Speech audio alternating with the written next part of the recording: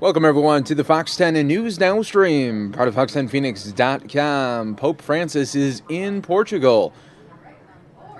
He will be making 2 Portuguese shepherd children saints this week, crowning a belief that started with reported visions of the Madonna 100 years ago, which have turned the shrine of Fatima into one of the most famous in Christianity. Up to 1 million people are expected to attend the canonization mass on Saturday at the Shrine for the Children, who the Vatican believe received messages from the Madonna that have become known as the 3 secrets.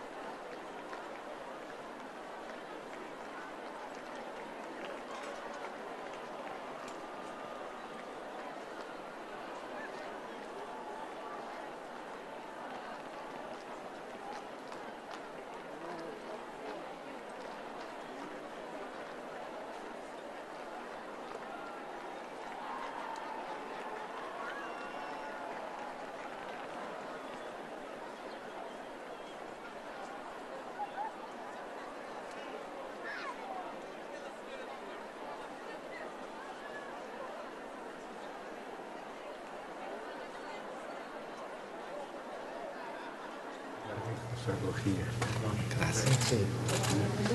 Muito conselho em Portugal. Muito. Vamos, se for. Muito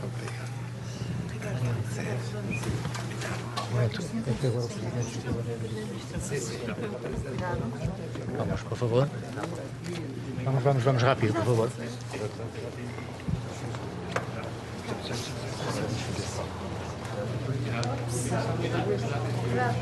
Já não quero receber a vida.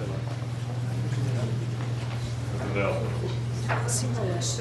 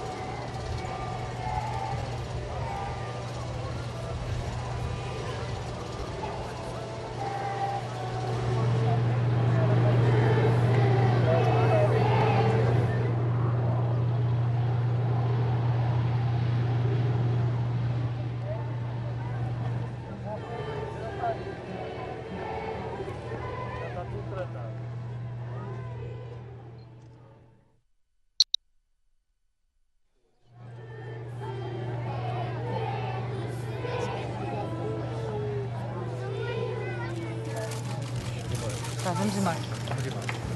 Para trás, cuidado, cuidado, cuidado.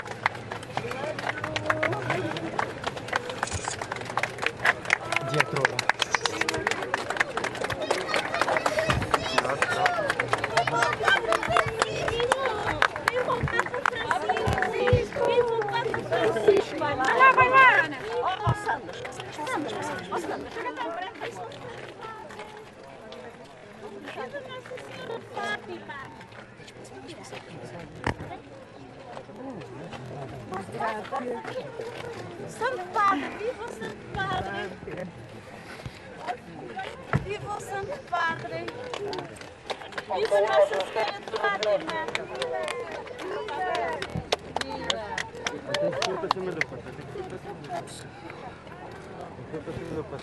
Anda mais rápido, mais rápido, mais rápido, mais rápido.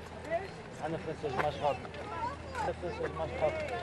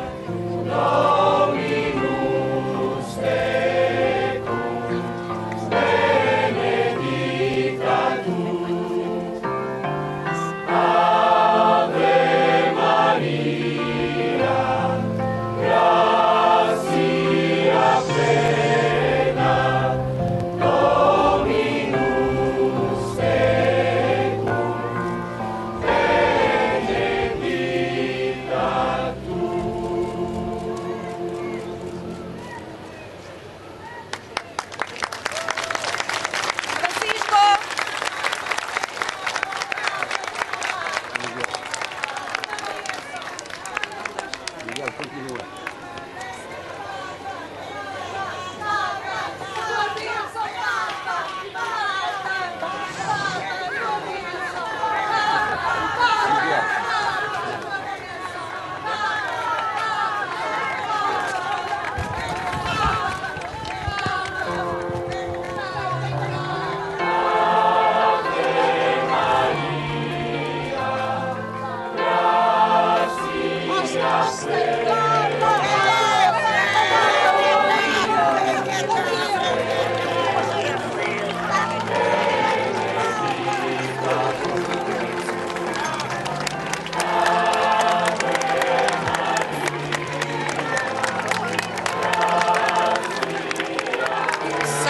Que emoção, estou tão emocionada.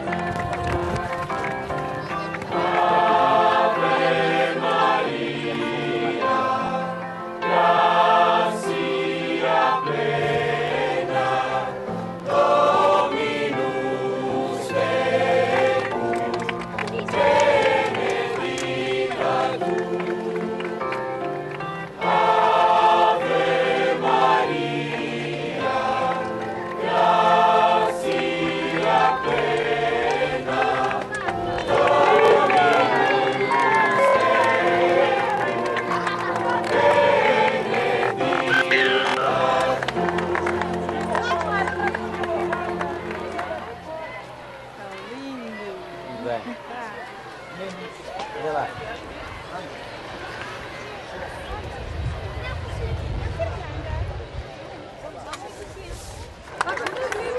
Vou deixar passar, vou ter que deixar passar.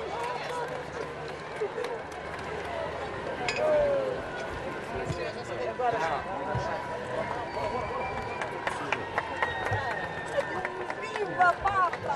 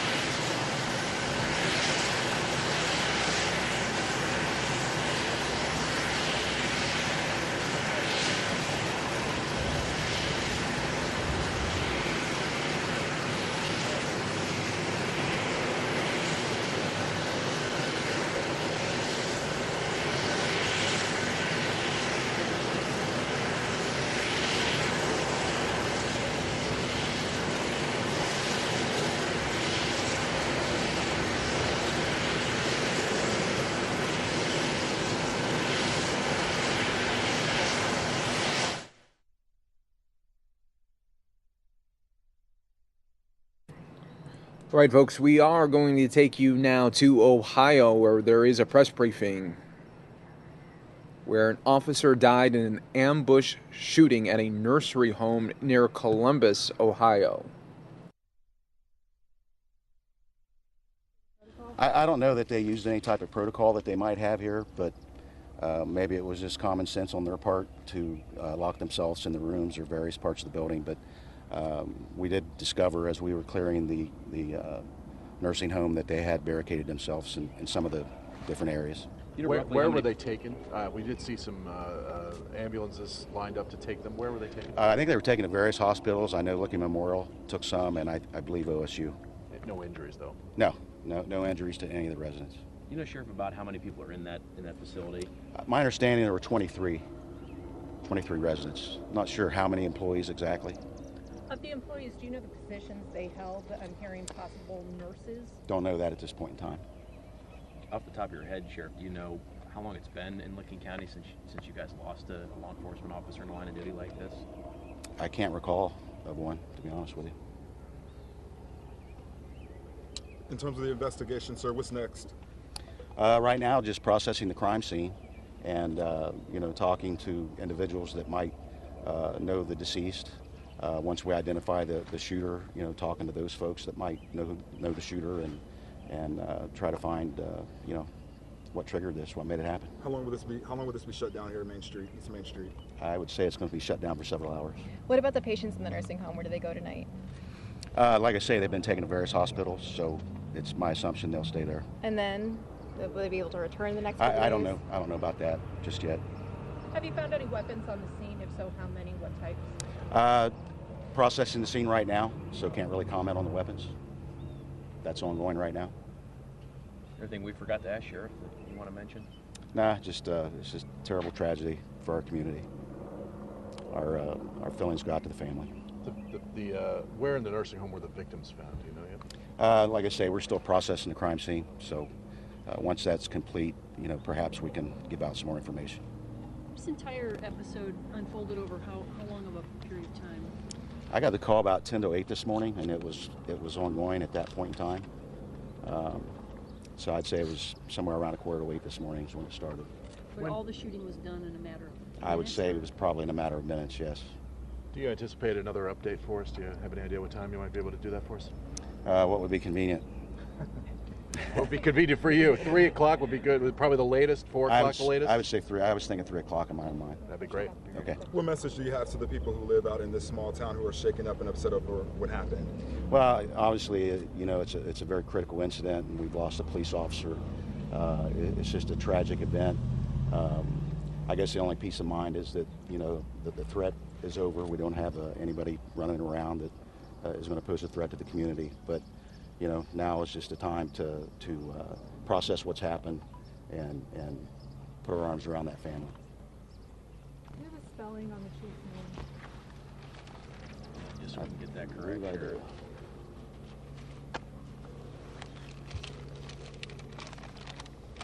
Stephen Eric. He may go by Eric. Disario. 36. 36. So Stephen with PH or with V? I got it as Stephen. It's Steven. Eric with a K-S-C at the end? E-R-I-C. And then Disario. Correct. I'm sorry, D-I-S. Disario. The S capitalized? And the first name again, S-T-E. I don't know that. It was just written on here. And Sheriff, can you tell us how many calls did you mention 911? Who called? And you said it was a disturbance. Did they mention a gunman? The initial call, I believe, was that someone had observed a man in the street with a firearm. So he never walked inside the nursing home? Or he did after that? Who? The man in the street. He eventually did, yes. And that's 4 confirmed fatalities? Correct. So officer, shooter, and then 2 others. And were they employees? We believe they're employees, yes. Sheriff, just to clarify, the shooting involving the chief, was that in the front or the back? It was to the rear. It was in the rear. Rear alley, yes. Okay. We're on the back side of the building? Yes. A 36-year-old man. Total of 4. I'm so sorry, man. Dude. Yeah, it's a bad day. Bad day. Desario, Stephen Eric Desario. 3 weeks. Oh, yeah. All right, guys. 3 o'clock. All right there. So getting an update on just the horrible situation there in Kirksville, Ohio. That's near Columbus, where a gunman fatally ambushed a police officer in central Ohio. A large police presence still in that area. You're watching the Fox 10 News Now stream, part of fox10phoenix.com. We'll try to give you guys updates throughout the day. It looks like they'll be doing another press conference about 3 o'clock Eastern. We'll see if we could get that there for you. All right, moving on to other news. Coming up in just a little bit, everyone. Sean Spicer, yeah, he is back, and he is going to be doing the press briefing today. It's scheduled for 1 p.m. Eastern. We'll have it right here on the Fox 10 and News Now stream. But coming up next, we are going to show you Illinois representatives addressing the situation with the firing of the former FBI Director James Comey. Take a look at what they had to say. Illinois Democratic delegation thought that we should speak with one voice, and we certainly are speaking with one voice. Representative Jan Schakowsky had a prior appointment, but she is on her way. She will join the press conference momentarily. And Congresswoman Sherry Bustos is traveling, and she has a representative here, and she also has a written statement that we will be circulating. And Congressman Foster is here in spirit, and our friend Congressman Lipinski has declined to meet with to stand with us on this. But we certainly know where his head is, and his heart, I presume, is in the same place. But joining me today is Congressman Danny K. Davis, Congressman Brad Snyder, Congressman Mike Quigley, and as we indicated, Congressman Schakowsky is on her way. We are fully aware that a few moments ago,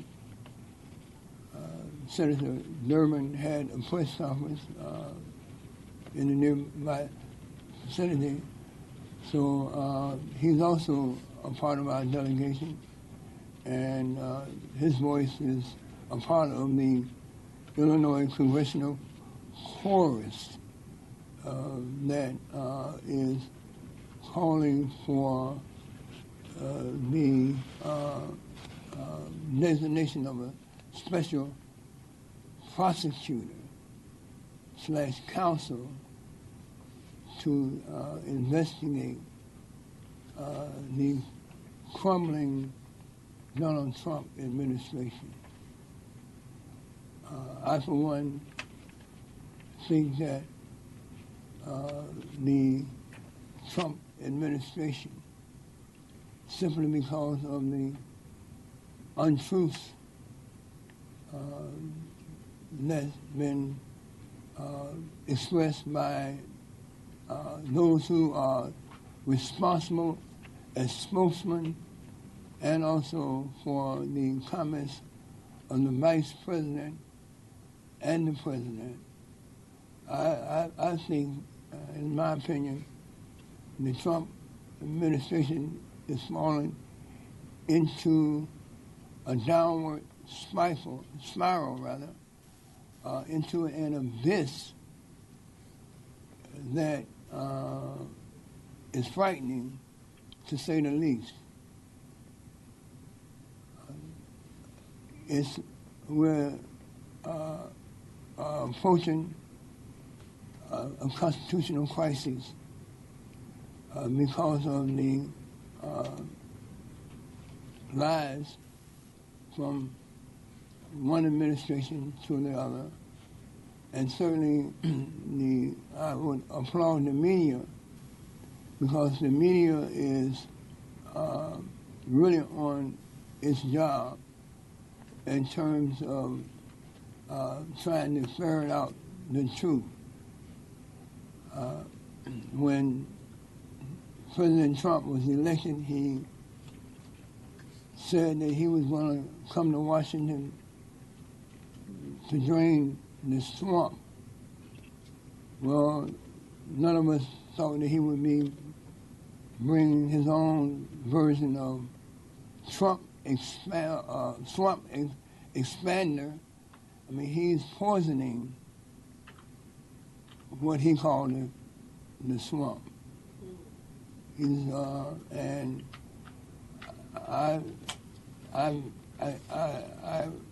I'm horrified at the possibility of what will be the effect of a snowball rolling down the hill, gathering everything in its way.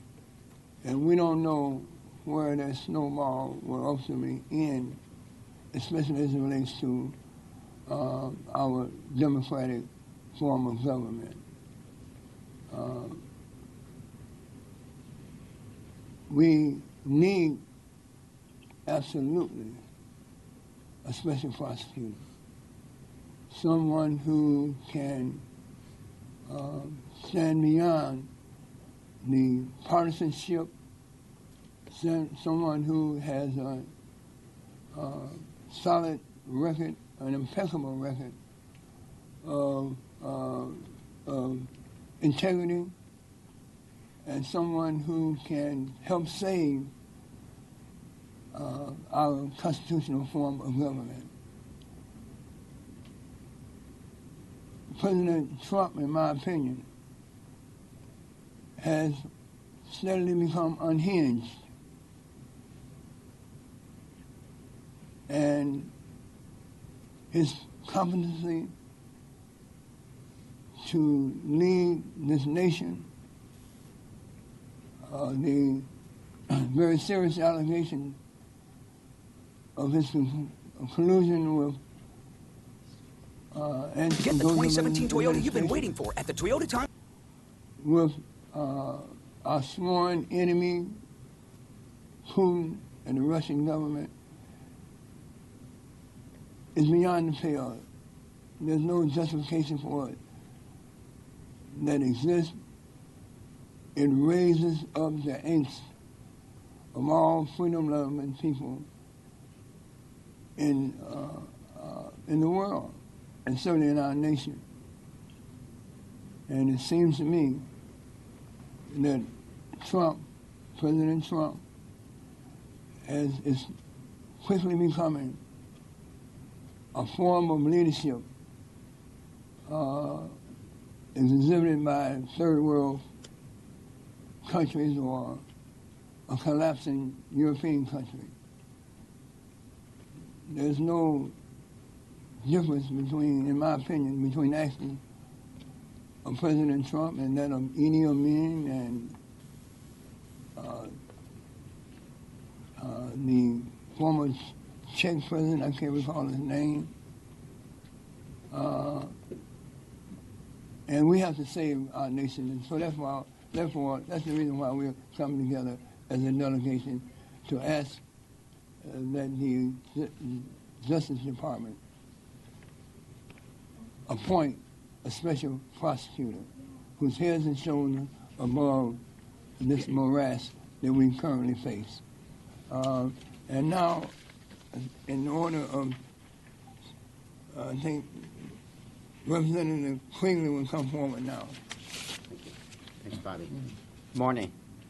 Morning. Let me put this in perspective. I've been on the House Select Committee on Intelligence for 2.5 years and have been involved in this investigation since its inception.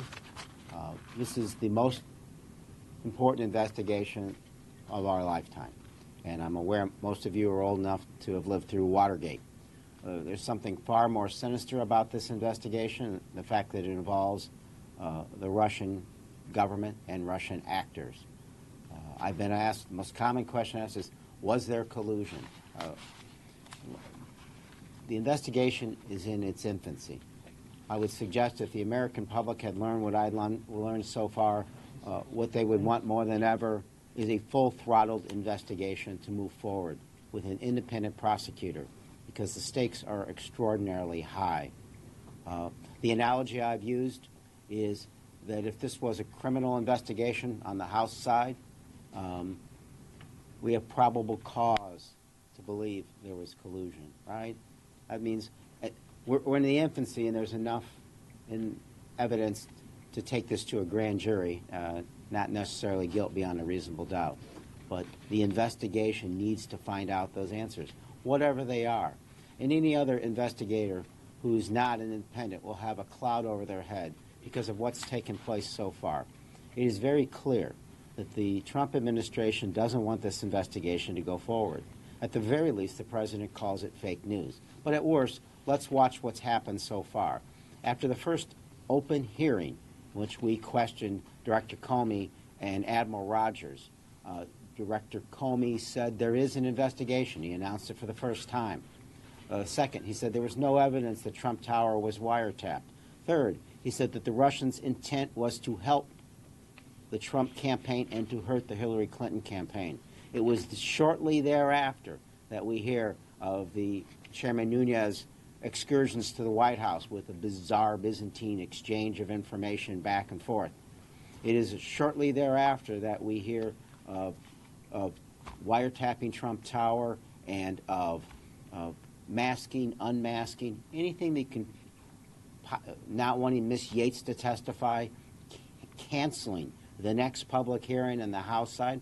It's very clear that they didn't want this to go forward. So the second public hearing, which took place on the Senate side, we heard definitive analysis of the fact that the Trump White House had 18 days' notice of warning about General Flynn and his susceptibility of being blackmailed and his contacts with the Russian ambassador. And as important as any of this was the announcement that Director Comey had asked for additional resources to complete this investigation. So he can't fire Yates anymore. There's no one left there to fire, so he goes back to the FBI director. And the rhetoric we hear at first is that the acting Attorney General was the one who consulted, and also Mr. Sessions was consulted. And that went on for 2 days. And then yesterday we hear that President Trump said, well, I made that decision to fire on my own. And he also referenced the fact that he met with the FBI director and asked for his loyalty. Sum and substance of all this, folks, is the President of the United States does not get it. He does not understand the FBI director doesn't necessarily work for him. And you shouldn't and couldn't and shouldn't be able to fire the person investigating you. So it's extraordinarily clear at this point in time, this is not what the White House wants, and this investigation has to go forward. The only way it's going to go forward with any meaningful ability on the criminal side is for there to be an independent prosecutor and, frankly, an independent commission to go forward. Our House Select Committee will go forward. The Senate Select Committee will go forward. There's a DOD investigation of General Flynn. And sadly, the final point, I guess, is that there is a need for investigations on how the Trump White House is responding to this investigation. Clearly the Nunes excursion, and now how Director Comey was fired. So in short, oh, what a tangled web we weave. It's our job to sort this out. The next speaker. Councilman Davis. Thank you very much, and I'm Representative Danny Davis, and I believe that our country is experiencing a crisis in confidence of our government, a crisis in leadership of our country. And so I'm here with a number of my colleagues from the Illinois delegation who are Democrats, and you will hear from all of them. And we're here in response to President Trump's firing of the FBI director and to reiterate my demand for an independent commission to investigate the possible collusion of President Trump and or his campaign with Russian interference in our elections. We don't stand alone. As a matter of fact, we stand with many other Democrats throughout America and many other civic, social, political organizations who believe in justice, who believe in democracy. We stand with the NAACP, Legal Defense Fund. We stand with the Educational Defense Fund, the American Civil Liberties Union, the Lawyers Committee for Civil Rights under Law, and the Brennan Center for Justice, and restate our demand for the appointment of a special prosecutor or a special commission to investigate without interference from the White House. The fact of the matter is, there have been so many revelations, so many cross-actions, so many uncertainties about information that we are receiving, that I'm afraid that many of our citizens have lost and are continuing to lose confidence in our government. And what makes democracy work is the fact that citizens believe and citizens are engaged, and citizens believe that those elected at the highest level of government are going to be transparent, are going to be honest, and are going to tell them the truth. You walk down the street of Chicago or any place else and ask people their feelings about this, and they express uncertainty. Do they have confidence in the president? Do they have confidence that the right information is going to be provided? Do they have confidence that no, there was no Russian interference or attempt to interfere with a free and open election in a democratic environment in our country? I'm afraid that they would answer no to all of that, uncertain to the rest, and only independent investigators, independent prosecutors, and independent commission will ferret out the truth. And now, Representative Brad Snyder. Thank you, Bobby. I want to thank you for calling us together for this press conference at this extraordinarily important moment. I want to thank my colleagues for joining and standing together. As has already been said, we stand not just here united, but united as a party in calling for an independent investigation into what is clearly a Russian attempt to interfere in our election, what is increasingly becoming apparent, an administrative effort to halt that or block that investigation. Every day we have more questions, and it's time for Congress to stand up on both sides of the aisle, and I call on my Republican colleagues to join us, to have an independent investigation so that the American people, as Congressman Davis said, can have confidence that we will follow the facts to wherever they lead us, and that the outcome of those facts will be reflective of our entire republic and not one party or another. President Trump's abrupt decision to fire FBI Director James Comey is extraordinarily troubling. It's troubling as it comes amid the ongoing investigation. It's troubling with the timing. It's troubling with the revelations yesterday that the president asked Director Comey for a pledge of loyalty, a fealty. This is not the way our democracy works or what we expect. We need to have this investigation. We need to have additional information about the process through through which the president is making the decisions, whether it is to fire the acting attorney general, whether it is to fire the director of the FBI. The American people deserve to know the truth of these serious charges, and as a member of the Judiciary Committee, I'm personally committed to protecting the integrity and the independence of our top law enforcement agencies and the investigations.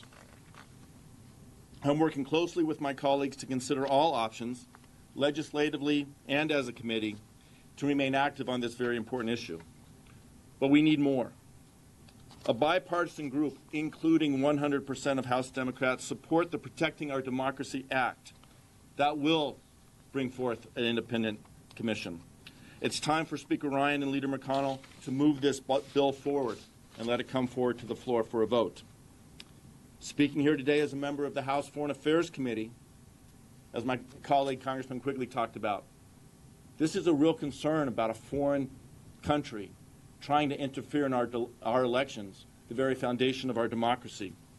Their efforts to influence our elections were a flagrant attack on our democracy and have to be investigated to the fullest extent possible to make sure that they cannot do so again. The recent attempts to smear a candidate in the French election, we were able to literally watch as Russian hackers tried to capture information from the campaign. And we were able, because of the knowledge, to stop that. There have to be consequences for Russia's illicit actions, but we have to fully understand that, and that's why this commission is so important. This issue is beyond partisanship. The American people deserve the truth to know about Russia's efforts to influence our elections. They deserve the truth to understand what this administration is doing. And the only way to do that, the only way to preserve the public's confidence and to get to the bottom of what we are seeing at this moment in history is by having a truly independent investigation and an independent commission. Thank you. And now I turn to my colleague, Jan Schakowsky. Thank you. I want to thank Bobby Rush for bringing us all together, and I do hope there is at some point where we're standing with the entire Illinois delegation, Republicans and Democrats, to call for a special counsel and to get to the bottom of this. Our democracy is under threat. We know already from intelligence reports that Russia interfered in the 2016 election to help Donald Trump. That's already been shown. Americans deserve the truth about what exactly happened and what collusion occurred, if any, between Trump's associates and Russia. President Trump and his administration have repeatedly tried to undermine any investigation that would give the American people the information that they deserve.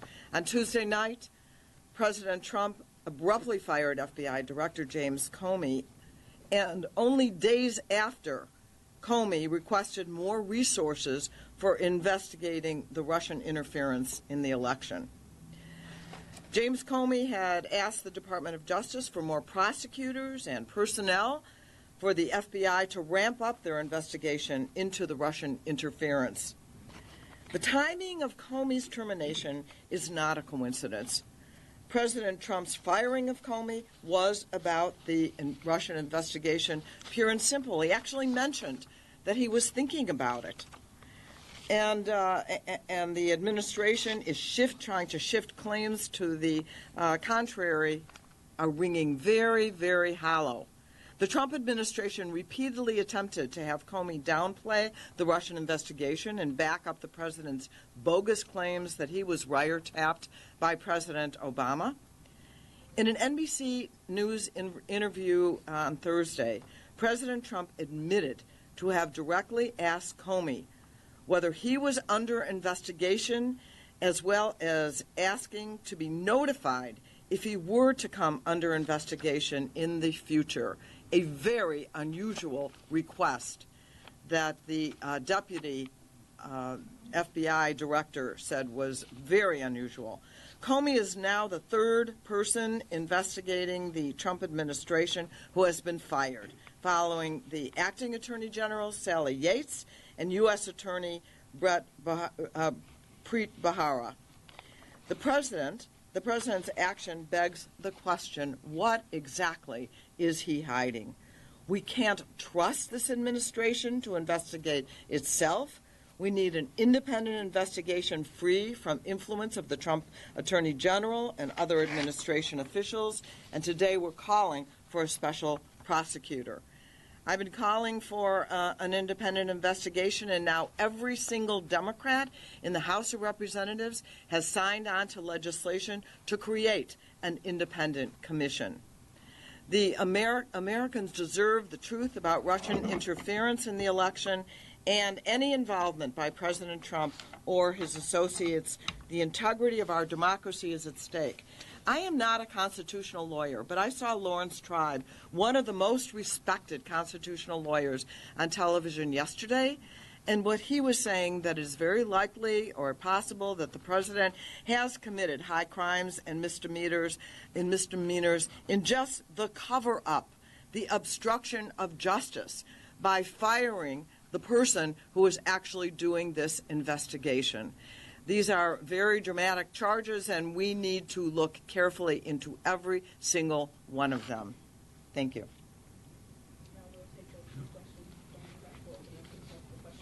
Would any or all of you like to respond to the White House argument that Hillary would have fired Comey too? And you all asked for Comey to be fired after all of that. Well, at this point in time, I think that's, I hate to say this to a bunch of press people, but that's old news. The current actions of the administration, the president, the constantly evolving conflicts in the portrayals of what happened among the Trump administration really just speak to the fact that they can't be trusted. And so the lack of trust that the American people have as it relates to the Trump administration,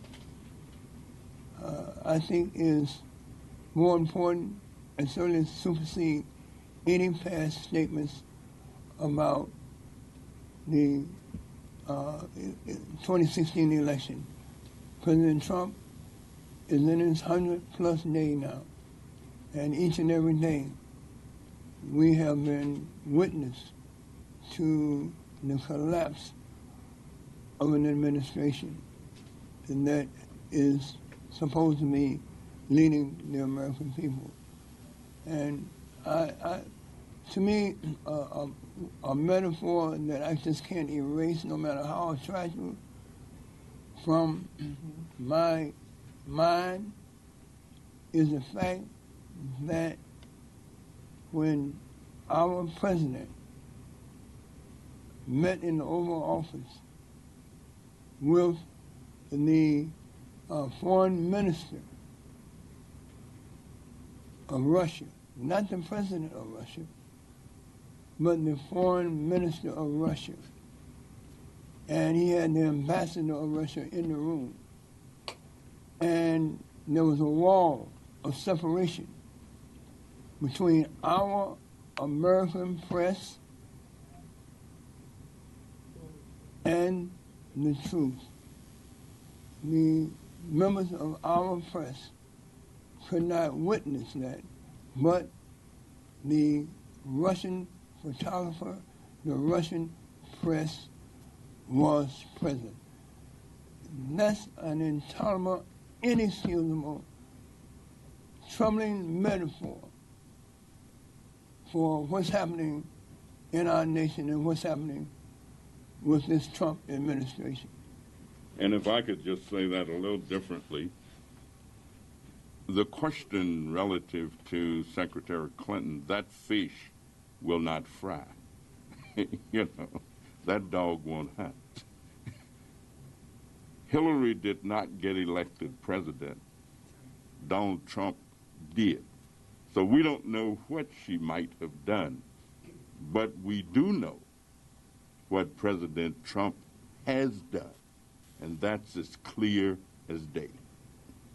Look, let me just say that the FBI director's actions revolving the Hillary Clinton emails was a grotesque error in judgment. let's just rewind the tape and understand the timing, though. Candidate Trump openly asked the Russians to hack into Mrs. Clinton's emails and praised WikiLeaks. His administration, his campaign is now under investigation for collusion on all those matters. For this administration to now suggest that, he handled this poorly, it's one of the reasons to get rid of him, is redefines cynicism. So for those of us who thought his judgment was in error but did not call for his being fired, I believe a 10-year term is a 10-year term for a reason with an FBI director. I have one sentence. There would be a certain kind of poetic justice if it were FBI Director James Comey who brought down President Trump. And I just want to add to that, to the remarks of Democrats were critical. I was critical of Comey's actions. And I think the spokespeople for the president tried to tap into that and say, we fired Director Comey because of a memo from the Deputy Attorney General. But the facts, the president belied the facts yesterday in his interview and said he fired Inspector Comey because he was thinking about the Russia investigation. Director Comey had gone from weekly briefings to daily briefings because the pace of this investigation is picking up. And it's, I believe, fair or safe to assume that as it picks up, it moves closer to the campaign and certainly closer to this administration.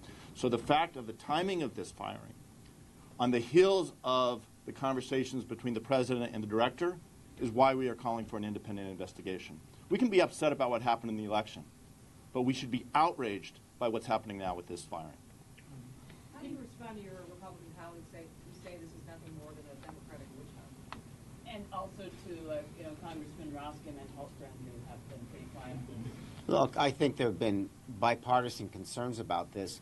This investigation on the House and Senate side has 4 purposes, and they've been signed on to by every member of both committees. So clearly the House and Senate believe there's something to investigate on this matter, again, on a bipartisan basis. What did the Russians do? What about the leaks? Was there collusion, and how do we prevent this from happening again? So just remember, we're not just talking about whether there was collusion. The fact is that Putin has hacked into our utility systems. You can imagine in our lifetime that there would have been a Republican that they would have tried to hurt running for president of the United States in an attempt to help a Democrat. So it's hard for me to imagine that Republicans and Democrats, as citizens of the United States, wouldn't be aware of the fact that this is just as easily could have happened to their party. A special prosecutor would have to be appointed by the Attorney General or by an act of Congress. So, how confident or how do you expect to get support for this to actually happen? Well, I think that I'm going to try to address both questions. And because they really, the solution or the answer to that question rests really in the House of Representatives with one person, and that's Paul Ryan.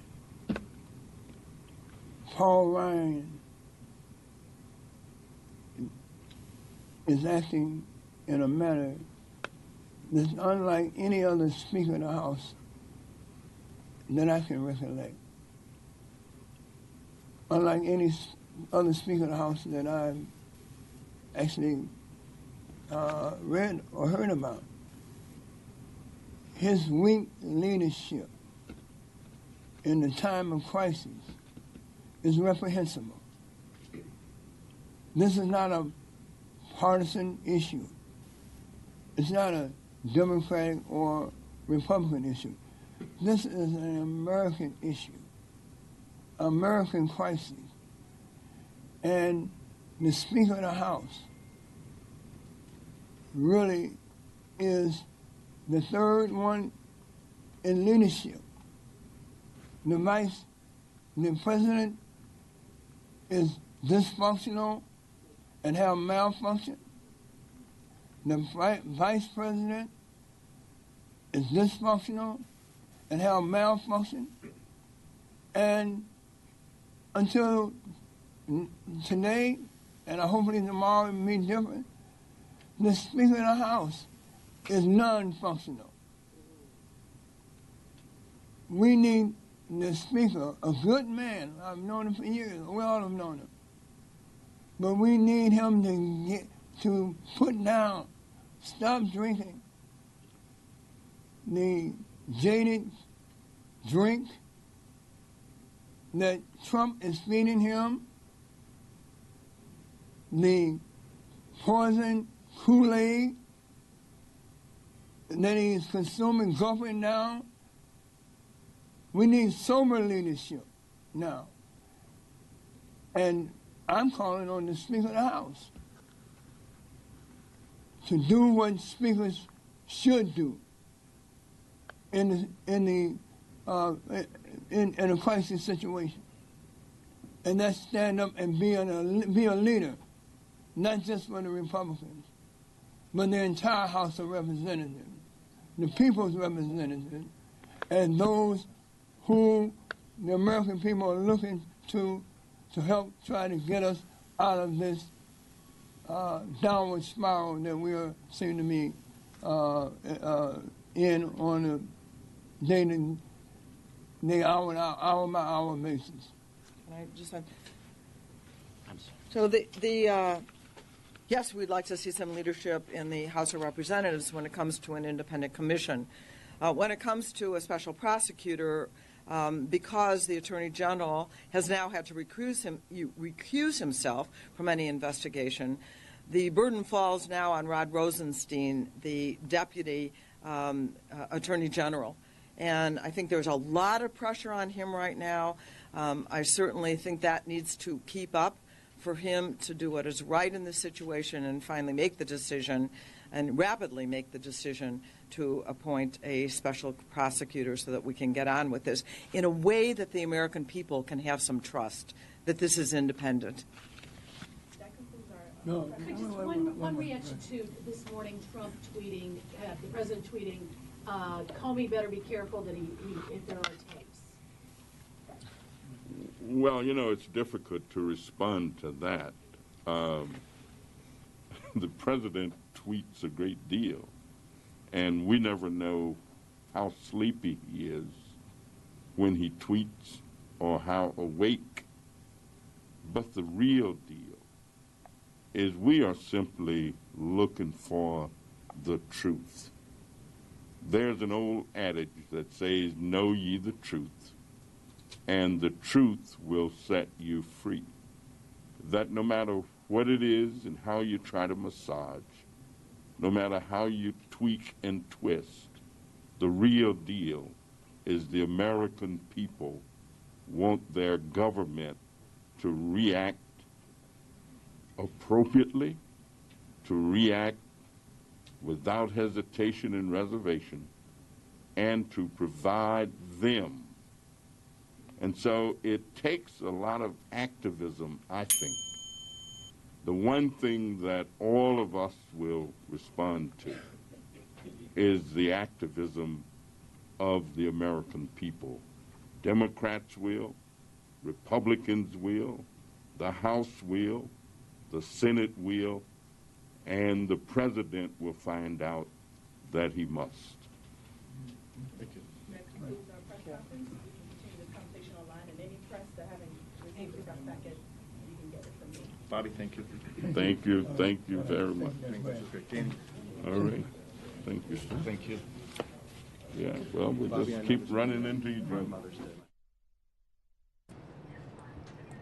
All right, folks, welcome to the Fox 10 News Now stream. It is now 1 o'clock Eastern, 10 o'clock right here in Arizona. We are just minutes away from Sean Spicer. He will be back today at the podium to do his daily White House press briefing.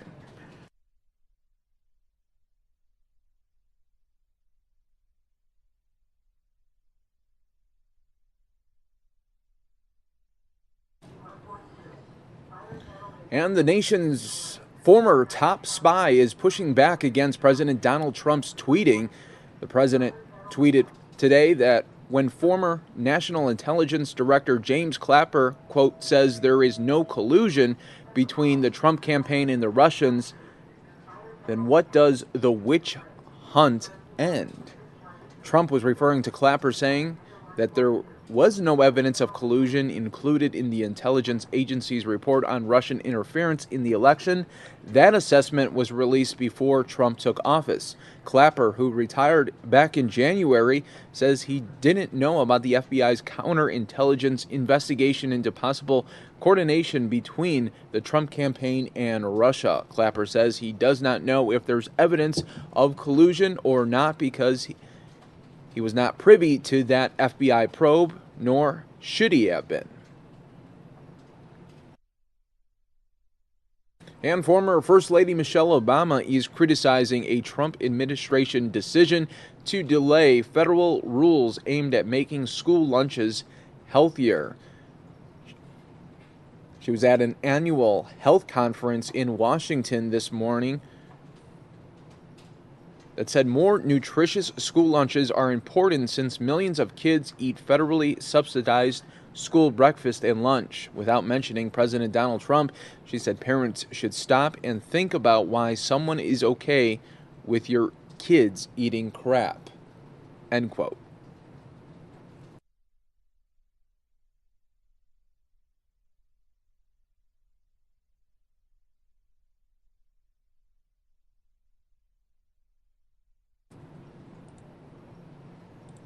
And just an update to a story that we had for you earlier here on the Fox 10 and News Now stream. That the gunman fatally shot an Ohio police chief and 2 nursing home employees. The suspect also found dead. So 4 people total there in that nursing home massacre in Ohio, in central Ohio, near Columbus.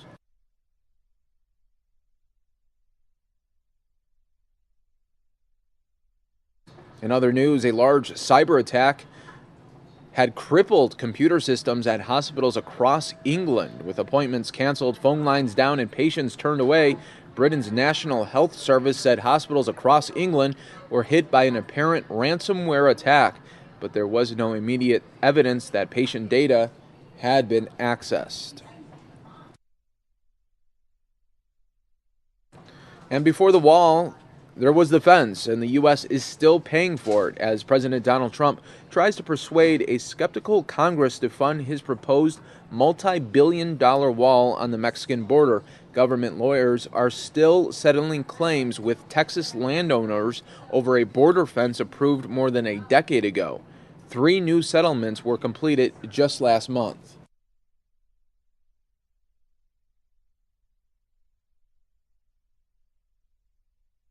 And former Attorney General Eric Holder is calling his successor's return to pursuing the most serious charges possible against most suspects, quote, dumb on crime. Holder says Jeff Sessions' policy would be financially ruinous for the Justice Department by shifting money to incarceration rather than prevention and investigation of crimes. Sessions calls his policy smart on crime. It reverses Holder's initiative to ease overcrowding in the nation's prisons.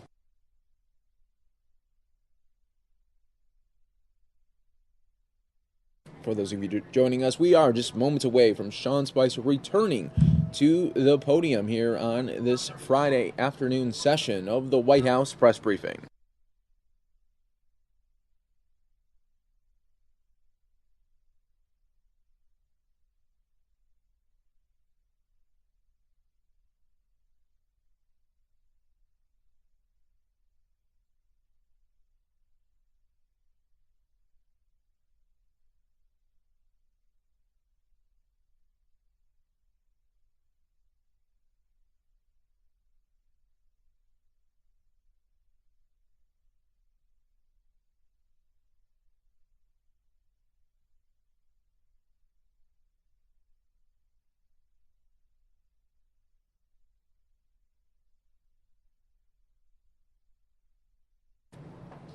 In other news across the country, an 18-year-old Vermont student has pleaded not guilty to making repeated death threats to students and staff at his school, causing 3 lockdowns and a cancellation of classes.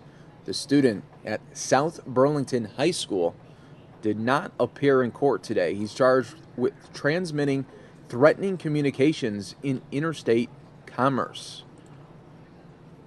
The Burlington Free Press reports he's accused of emailing a murder list on April 20th, targeting 11 students and 5 staff members. Other threats were received by email, telephone, and on Facebook. The very latest in that nursing home massacre. A gunman fatally shot the police chief of an Ohio village and 2 nursing home employees today, and the suspected gunman was also found dead, the sheriff said.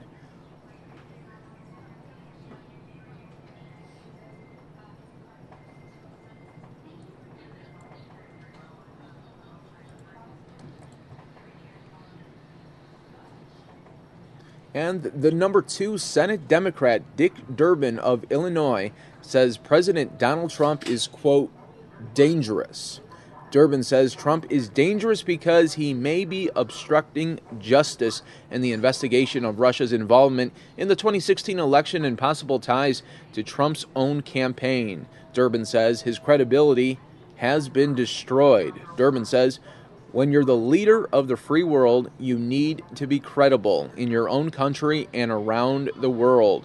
The Illinois Democrat says Trump has lost credibility given his firing of FBI Director James Comey and a constantly shifting explanation for why it happened.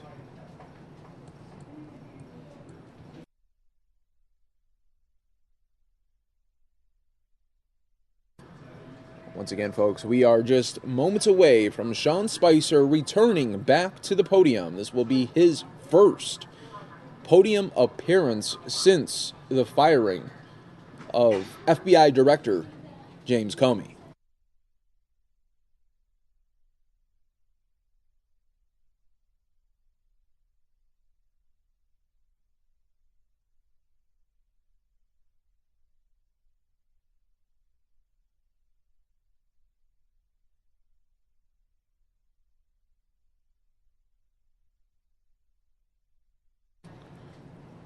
And the White House is opening its in-house movie theater to public tours for the very first time. A statement from the White House today said that at the direction of First Lady Melania Trump, the self-guided tour of the East Wing will now include a stop in the movie theater. The East Terrace Cloakroom was converted into a movie theater back in July of 1942 during the Franklin D. Roosevelt administration. And you're taking a live look here at the briefing room where it is standing room only.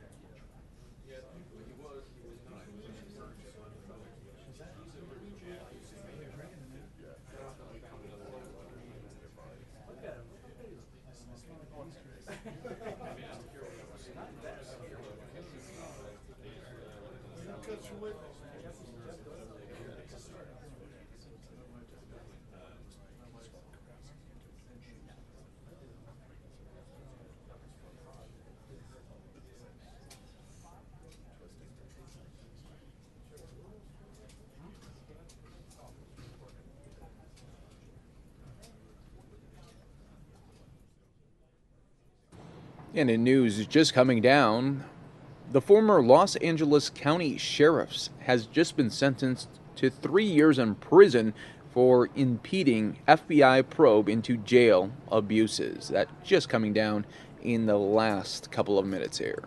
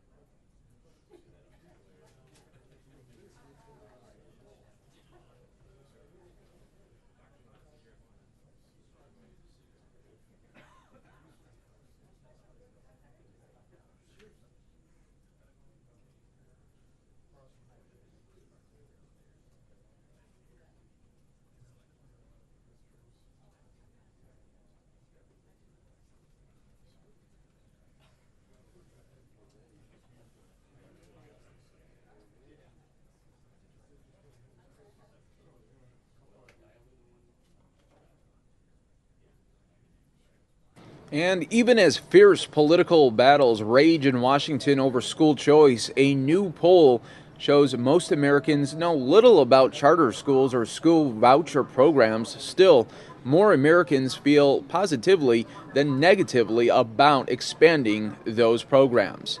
Charter schools are funded by taxpayer money but operate independently of school districts. Vouchers are publicly funded scholarships given to low-income families to help cover tuition in private schools. According to the poll by the Associated Press, 58% of Americans say they know little or nothing at all about charter schools, and 66% report the same about voucher programs.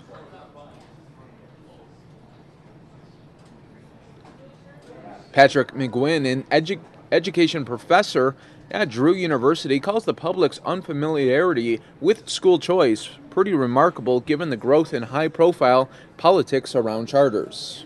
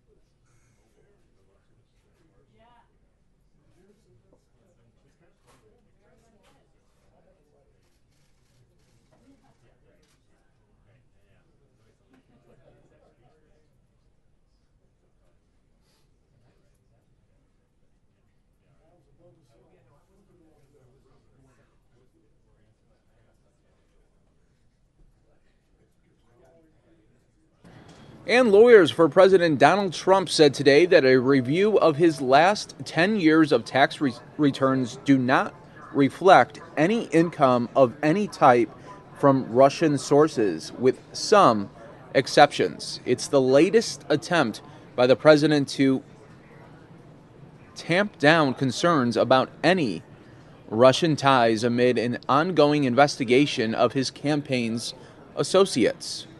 The attorneys did not release copies of Trump's tax returns, so the Associated Press cannot independently verify their conclusions. Their review also notably takes into account only Trump's returns from the past 10 years, leaving open questions about whether there were financial dealings with Russia in earlier years. In a letter released to the AP, the attorneys said there is no equity investment by Russians in entities controlled by Trump or debt owned by Trump to Russian lenders, but it did not reflect some exceptions, including income from the 2013 Miss Universe pageant that was held in Moscow and a property sold to a Russian billionaire in 2008 for $95 million.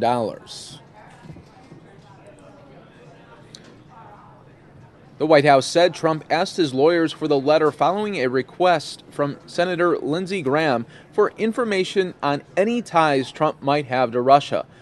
Graham leads one of the congressional committees investigating Russia's interference in last year's election. The letter came amid an active FBI probe into the Trump 2016 campaign's possible ties to Russia's election meddling and days after Trump's stunning firing of FBI Director James Comey.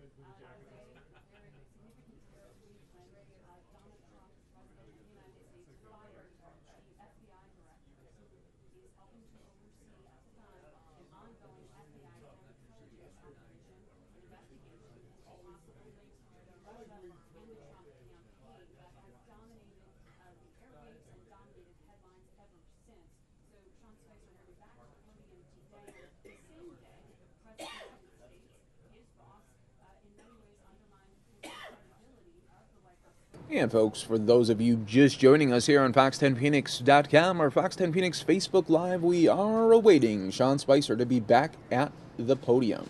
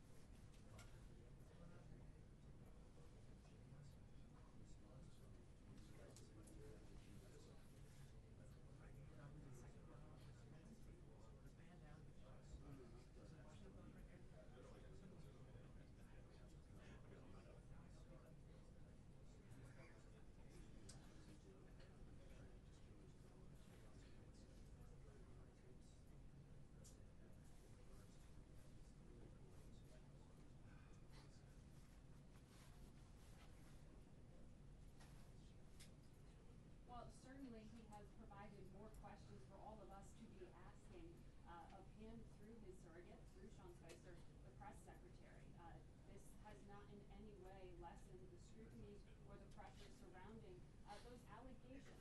And they remain allegations because this is an ongoing FBI investigation surrounding Russia and his campaign. This, in many ways, raised the temperature. It did not in any way slow any of the questioning around it. And so that we expect to hear more questions about today, as Nancy just laid out for you, those questions that we now have about whether there are actual recordings here being made in the White House of the President of the United States speaking to the then FBI director.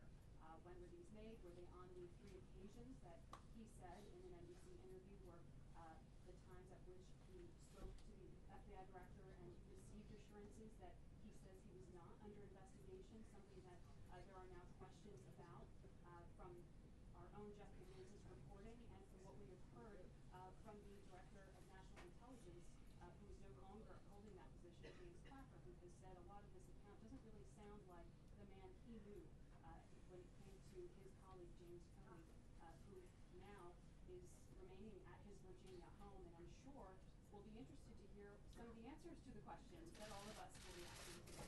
And here we go. Feel free to finish stuff. Wow, got a full house today. Good afternoon. It's good to be back with you. Apparently I was a little missed. We're 1 week out from the president's first foreign trip, so I wanted to make sure as we prepare for that trip that I bring up our National Security Advisor, General McMaster, to give you a preview of what the team has been doing to prepare for the president's trip. Our goal is to kind of start that process now, and then next week bring the general back and give you a more detailed update as to what the president's going to be doing in each of the areas and some of the highlights from the trip. We'll obviously additionally have background briefings for you as well to give the team that's going to be traveling from the press corps some logistical updates. So without further ado, General McMaster. Will you take questions after him, Sean? Yes, Jeff, I will be glad to take your question. In fact, if you'd like, you get to go first today. Hey, thank you, Sean. Good afternoon and happy Mother's Day weekend, everybody. As you all know, in exactly 1 week, the President will embark on his first trip abroad since taking office. Today, I'd like to explain the President's objectives for his visits to the Middle East and to Europe, and also preview a bit of the schedule. The trip has 3 core purposes. First, to reaffirm America's global leadership. Second, to continue building key relationships with world leaders. And third, to broadcast a message of unity to America's friends and to the faithful of three of the world's greatest religions. The President prioritizes building strong relationships, as you see here, every day with world leaders as a way to strengthen our alliances. And he's been successful. You can see that in his diplomacy with a range of leaders, from Prime Minister May to President Xi. President Trump understands that America first does not mean America alone. To the contrary, prioritizing American interests means strengthening alliances and partnerships that help us extend our influence and improve the security of the American people. This trip is truly historic. No president has ever visited the homelands and holy sites of the Jewish, Christian, and Muslim faiths all on one trip. And what President Trump is seeking is to unite peoples of all faiths around a common vision of peace, progress, and prosperity. He will bring a message of tolerance and of hope to billions, including to millions of Americans who profess these faiths. The President will focus on what unites us. The President's trip will begin in Saudi Arabia, home to the 2 holiest sites in Islam. He will encourage our Arab and Muslim partners to take bold, new steps to promote peace and to confront those from ISIS to Al-Qaeda to Iran to the Assad regime who perpetuate chaos and violence that has inflicted so much suffering throughout the Muslim world and beyond. He will lead the first steps toward a stronger, more capable, and more robust security partnership with our Gulf, Arab, and Muslim partners. And he will develop a strong, respectful message that the United States and the entire civilized world expects our Muslim allies to take a strong stand against radical Islamist ideology, an ideology that uses a perverted interpretation of religion to justify crimes against all humanity. He will call for Muslim leaders to promote a peaceful vision of Islam. The president will then travel to Israel. With President Rivlin and Prime Minister Netanyahu, he will reaffirm America's unshakable bond to the Jewish state. With President Abbas, he will express his desire for dignity and self-determination for the Palestinians. And to leaders and peoples alike across the entire trip, he will demonstrate his hopes for just and lasting peace. In Rome, the president will be honored to accept an audience with Pope Francis. He looks forward to paying his respects and to discussing religious freedom, ways to combat religious persecution, human trafficking, and cooperating on humanitarian missions across the globe. He will also pay his respects to the Italian people by meeting with President Mattarella, the head of state and one of America's most important treaty allies and trading partners. He'll also see again Prime Minister Gentiloni, who is hosting the G7 conference in Sicily. From Rome, the president will continue to Brussels for the NATO leaders meeting. There he will reaffirm America's commitment to the alliance, while stressing the need for members to pay their fair share, to shoulder responsibility, to share burdens, and for the institution to continue on the path of strengthening the alliance. President Trump will end his trip in Sicily for the G7 meeting in Taormina, where he will promote American economic leadership and also address unfair trade practices. He will remind our friends and partners that we are eager to explore further ways to address threats to our mutual security, from North Korea to Afghanistan to the broader Middle East.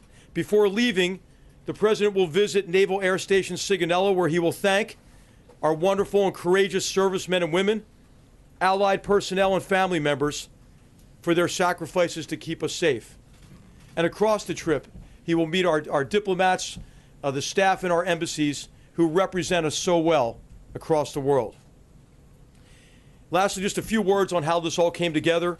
The impetus for this trip came from the president himself, and he has been fully engaged from the beginning, setting objectives, overseeing the planning. The president is receiving regular briefings from his cabinet and from our senior staff here on the national security side and on the economic side as well.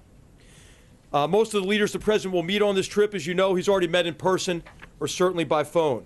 These relationships are off to a very strong start, and the trip is an opportunity to broaden and deepen those relationships. The administration continues to be in close contact and consultation with Congress, and we're drawing on the expertise across the Senate and the House in preparation for the trip as well. And finally, this really is a team effort. The White House and National Security Council staffs, the National Economic Council, continue to work closely with our Departments of State, Treasury, Defense, and others to fulfill the President's objectives and ensure smooth execution. On behalf of the President, I express the whole administration's thanks for all the hard work it takes to organize a trip of this scope and of this importance. So the President of all of us are looking forward to the journey. And with that, I'll take a couple of questions. Defer to Sean. Gentleman, Master, how was this president viewed among our Arab allies, Saudi Arabia, UAE, and others, compared to his predecessor? Well, I'll just say the president's leadership has been welcomed enthusiastically. There was a perception that America had largely disengaged from the Middle East in particular, and that disengagement coincided with this humanitarian and political catastrophe in the region. And so now there's a broad recognition among all of our partners in the region that American leadership is necessary to help address this catastrophe and to begin to move the region toward the peace, security, and stability that the people there so deserve. And so what you're seeing, I think, is a galvanizing effect of the president's leadership in bringing those leaders together across the region and bringing them together for a positive agenda, right? Who's against ending this catastrophe? Who's against confronting these terrorists who are the enemies of all civilized people, confronting Iran, who's participating in this cycle of violence, and to bring prosperity, peace to the region and the people who so richly deserve it. Thanks. Somebody who is crucial, obviously, in the intelligence community, somebody who's leading the National Security Council. So I have to ask you, this week in particular, there have been a lot of reports, including from our network, that intelligence officials are extremely concerned about how James Comey was fired. Do you believe that that threatens national security right now? Well, I told Sean that I would pass all those questions to him, and he'll be happy to answer that after this. After this, but what I'd like to do is focus on the trip, and I'll come back next week with more details of the trip as well. Thanks, John. You said the president the impetus for the trip came from the president himself. Was it the president himself who decided to begin this trip in Saudi Arabia, the birthplace of Islam? And is there symbolic significance to that? And how many of our Muslim allies, how many Muslim majority countries will be represented at the meetings in Saudi Arabia? Yes. Well, this is the president's initiative to begin the trip in the Middle East. Hosted by King Salman and the Kingdom of Saudi Arabia. And the king is going to bring together partners from across the region to meet with the president. So the answer to your question is, and I can answer in more detail next week, because it's still coming in, some of the final attendees. But he'll meet with a broad range of leaders in the Middle East. Of course, most of whom he's met already here, or by phone certainly. And we have the Crown Prince Mohammed bin Zayed is coming, for example, on Monday as well. Steve. Sean, General McMaster, at the beginning of this very long week, we were hearing speculation that the president was considering thousands more troops for Afghanistan. When he goes to Brussels on Thursday of next week, what is the message to the NATO partners with respect to their commitment in this long fight? Yeah. Well, the key is that all of us have to be committed, right, to achieving our fundamental objectives in Afghanistan. I mean, Americans know really better than anybody, because the mass murder against our own country on September 11, 2001 originated with the terrorist safe haven and support base in Afghanistan. Recently, we have been engaged against ISIS or in ISIS Khorasan in Afghanistan with highly successful operations there that you'll hear more about in a press conference at the Department of Defense here in the near future. But what has happened in Afghanistan is the Afghan army is taking the brunt of the fight against these transnational terrorists and the Taliban. And so we're working with our allies to figure out what more we can do to have a more effective strategy in Afghanistan. What are options we can bring to the president to be more effective in meeting our objectives in Afghanistan? And what more can we ask our allies to do, which we're asking them now? So this is going to be really consistent with the president's guidance to us. Has the president decided that there should be thousands more troops? The president has not made a decision yet on a course of action. What we have done, which is what we have done in many cases on the North Korea problem set, for example, is we've consulted broadly across our government and with allies. The president wants to hear from our allies as well.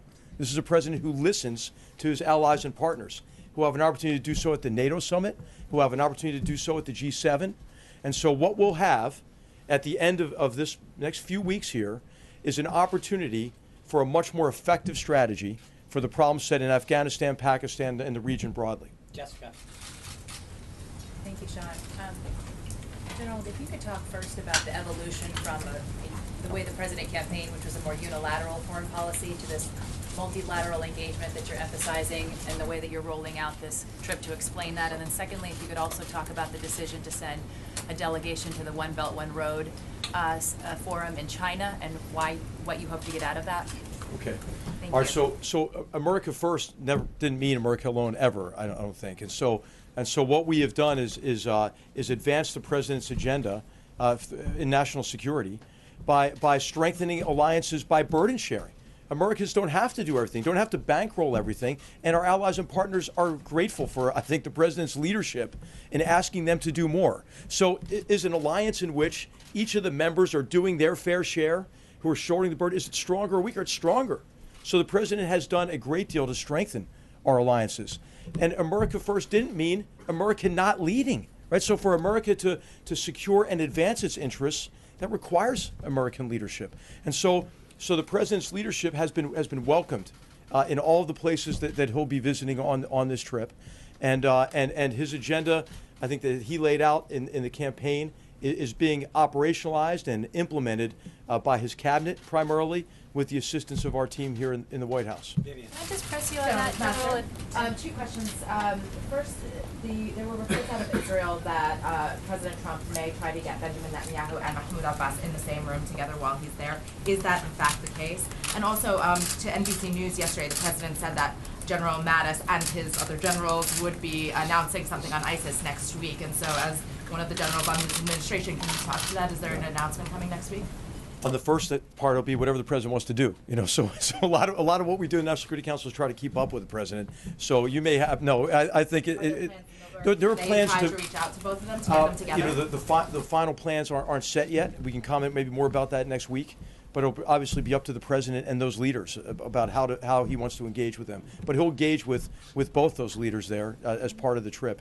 In terms of the campaign against transnational terrorist organizations and ISIS in particular, the president has asked us to do everything we can to defeat ISIS, and in particular to ensure that we defeat ISIS in this, the so-called caliphate in the terrain that they're endeavoring to hold on to in Syria, Iraq, Afghanistan, and other areas. And what the president has also told us is he doesn't want to telegraph what he's doing tactically, day to day. He wants the Department of Defense and our military commanders to be able to execute those campaigns consistent with his guidance, the policy, and the strategy that he's approved. And so what next week will do will be an opportunity for our military leadership to lay out how they are executing the president's guidance, the progress they've made in the campaign, and what remains to be done. And so that's really the emphasis of the press conference next week. Thank you, General. Can we hear about Russia and the agreements that were made this week with Russia's top diplomat? I mean, you're going to the region to speak with Arab allies. How are you going to explain agreements you've made with Russia, allied with Iran, in Syria, a place that the president has said is now a priority for him? I would characterize the engagements with Russian leadership by our Secretary of State, the brief meeting that the president had with Foreign Minister Lavrov, the phone conversations that we've had with Russian leadership as engagements, not decisions or specific approaches. I think what the president has made clear is that he will confront Russian disruptive behavior, such as its support for the murderous Assad regime in Syria, and its enabling of Iran and its very destructive policy and strategy that it's executing across the Middle East, what it's done and continued to do in Ukraine. He'll confront that disruptive behavior, but the president's looking for areas of cooperation. There are a lot of very significant security problem sets across the world. All of them would get easier, right? If Russia were to come to the conclusion that it could best advance its interests through cooperating with the United States and others to resolve those conflicts rather than perpetuate them. But are they party to those conflicts and causing them in Syria? I mean, the president said at the end of his meeting with Lavrov that it was really good, that there was, he spoke in very positive terms that there was progress made. Are you saying there were no agreements? The president spoke in positive, affirmative, strong terms in his engagements with Russian leaders. Thank you very much. Just follow on my question. One more. I'll take one more. John, back.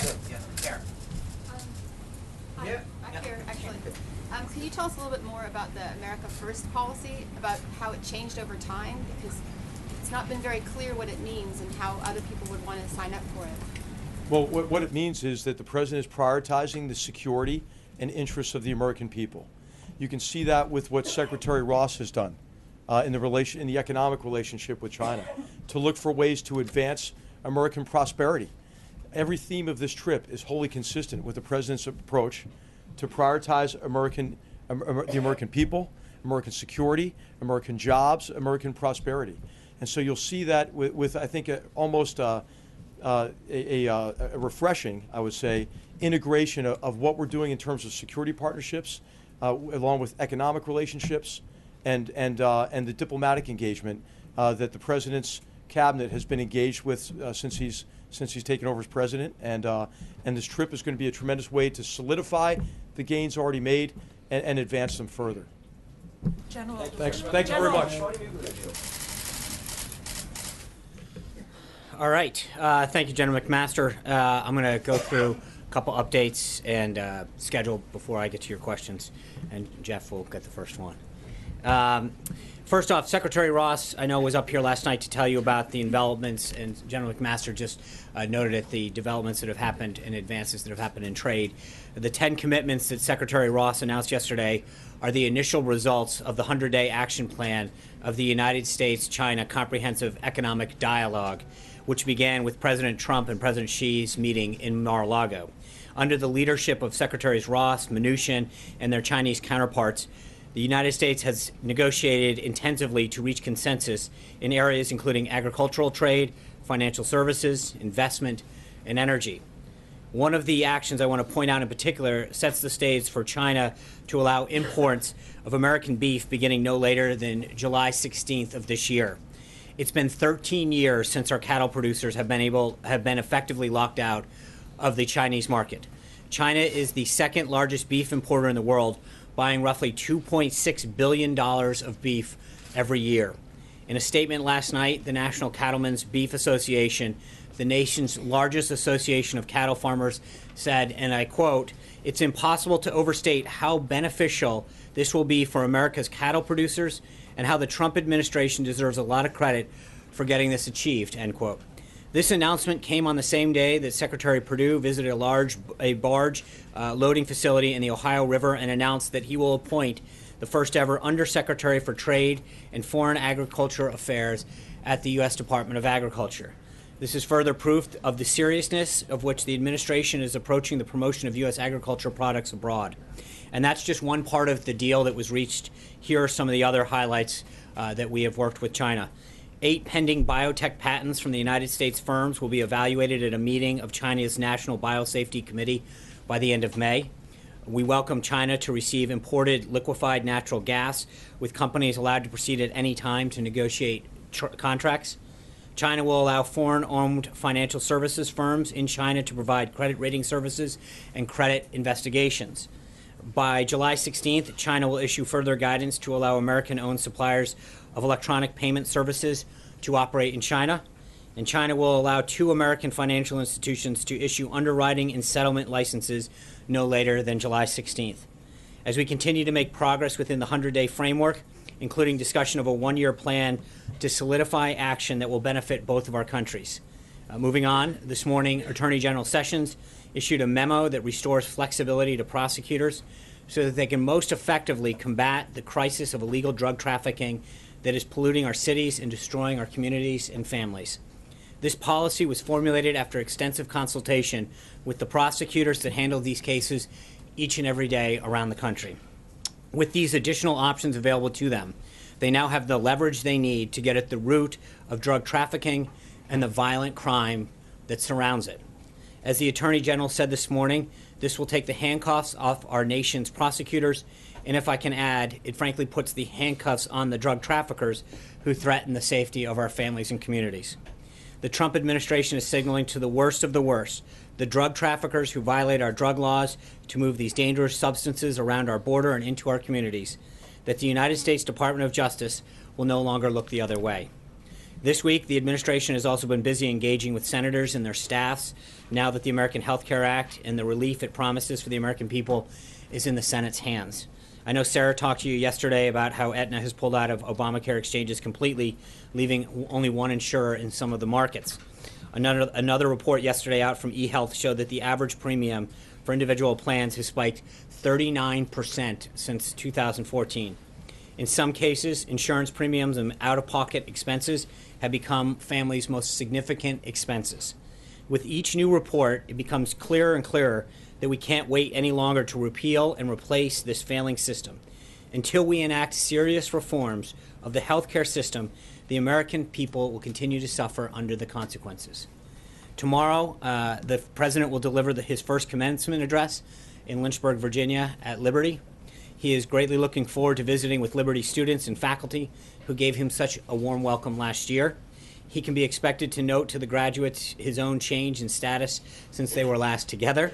As many of you know, Liberty is the largest Christian school in the nation and has in recent years made many remarkable strides forward in its academic, extracurricular, and athletic endeavors. Besides taking note of these achievements, The President will be congratulating the graduates on their accomplishments and encouraging them to be a force for good in the world by standing up for their values that liberty has taught them. He will be offering congratulations, thanks, and praise and encouragement on a day of optimism and new beginnings for the graduates as well as the nation. In terms of the rundown for next week, the President has a very packed schedule before we depart on his first foreign trip. On Monday, he's hosting the Crown Prince of the United Arab Emirates. On Tuesday, he'll welcome the President of Turkey. On Wednesday, the President will travel to New London, Connecticut to deliver the commencement address at the United States Coast Guard Academy. On Thursday, the President of Colombia will be at the White House for an official visit. And on Friday, we set off on the trip, with the first stop being Saudi Arabia. And finally, in honor of Mother's Day, this afternoon, the First Lady will host a reception in honor of military mothers in the residence, followed by a performance by the Army Chorus and Marine Band. The White House will issue a Mother's Day proclamation later as well. Beyond all of the activity here, this is the official reminder to everyone to get your flowers and cards before it's too late. And with that, Jeff Mason. Thank you for that reminder, Sean. You're welcome. Moving on to the news of the week, really, and the day, did President Trump record his conversations with former FBI Director Comey? I assume you're referring to the tweet, and I've talked to the President. The President has nothing further to add on that. Why did he say that? Why did he tweet that? What should we interpret from that? As I mentioned, the President has nothing further to add on that. Are there recording devices in the Oval Office or in the residence? As I've said for the third time, there is nothing further to add on that. Does he think it's appropriate to threaten someone like Mr. Comey not to speak? I don't think that's not a threat. He's simply stated a fact. The tweet speaks for itself. I'm moving on. John. If I could quote another one of the President's tweets this morning, he said, quote, "Russia must be laughing up their sleeves watching as the U.S. tears itself apart over a Democrat excuse for losing the election." What did the President mean by that? How specifically is the U.S. tearing itself apart over all of this? I think the President's comments about the Russia and collusion have been very clear with respect to some of the charges that have been made. He's been very clear that it's one thing that he believes that the notion that there's collusion is a hoax. It's been reaffirmed by several people, including Senator Grassley and others who have spoken to him, and that he wants to make sure that he's focused every day on doing what's best for the American people. I understand all that, but you've said that many times, but how is the U.S. tearing itself apart? Well, I think obviously this has been a subject that comes up over and over again when it's been very clearly stated on multiple occasions that there's no collusion that occurred, and yet this narrative continues to be perpetuated. Do you think this is what the Russians wanted all along in interfering with the election? I don't. I have no idea. But what I'm just telling you is I think we've made it clear at this podium several times, and I think the President made it clear that what his feelings are on this.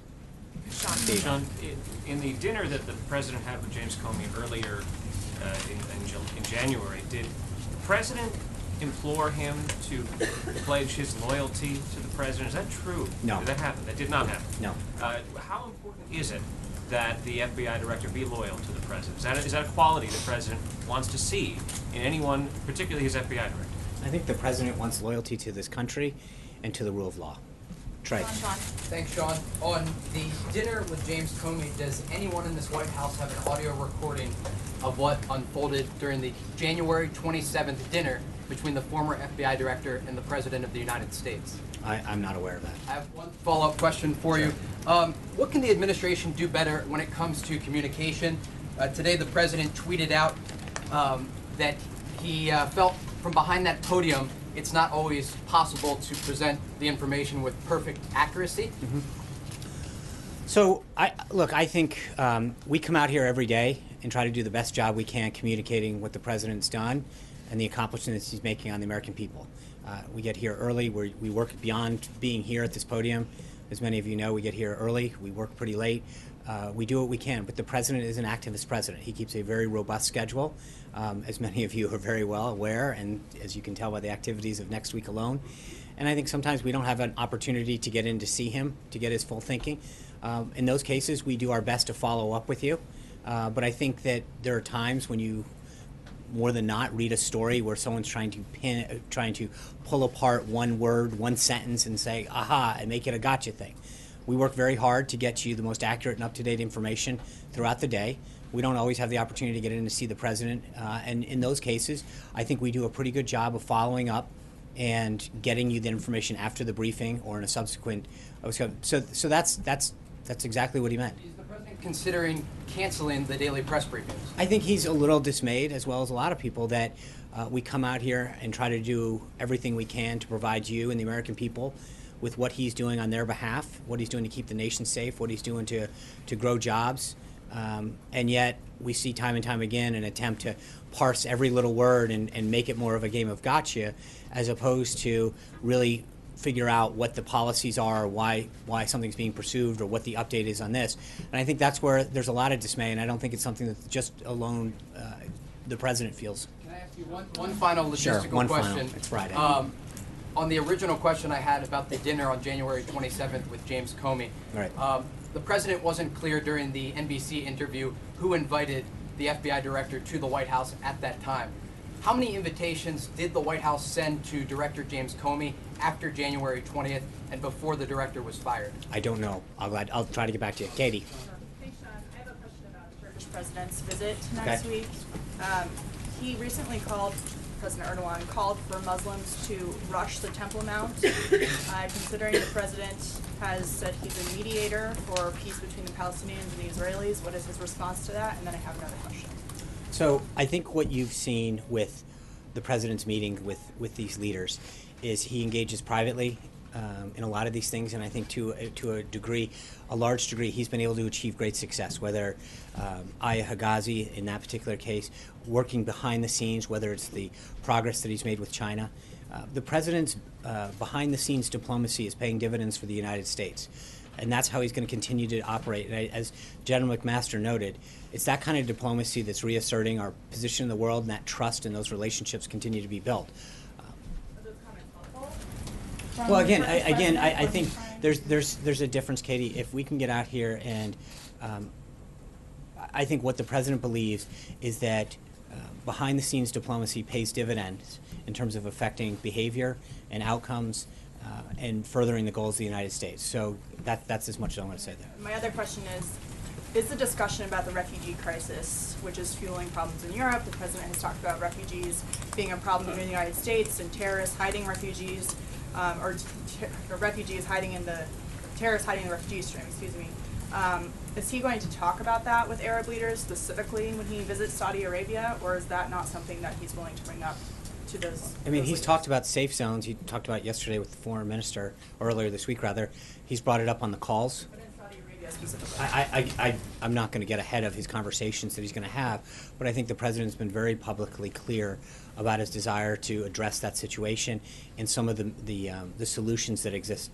But he's in a lot of the readouts we've had that as part of it because he believes that has to be part of a solution. John. Thanks a lot, Sean. In that interview that the president conducted yesterday with NBC, he indicated and confirmed that on 3 separate occasions he asked the director of the FBI and received assurances from the FBI that he was not under investigation by the FBI. Why was the president seemingly so consumed by this that he would ask that question on 3 separate occasions?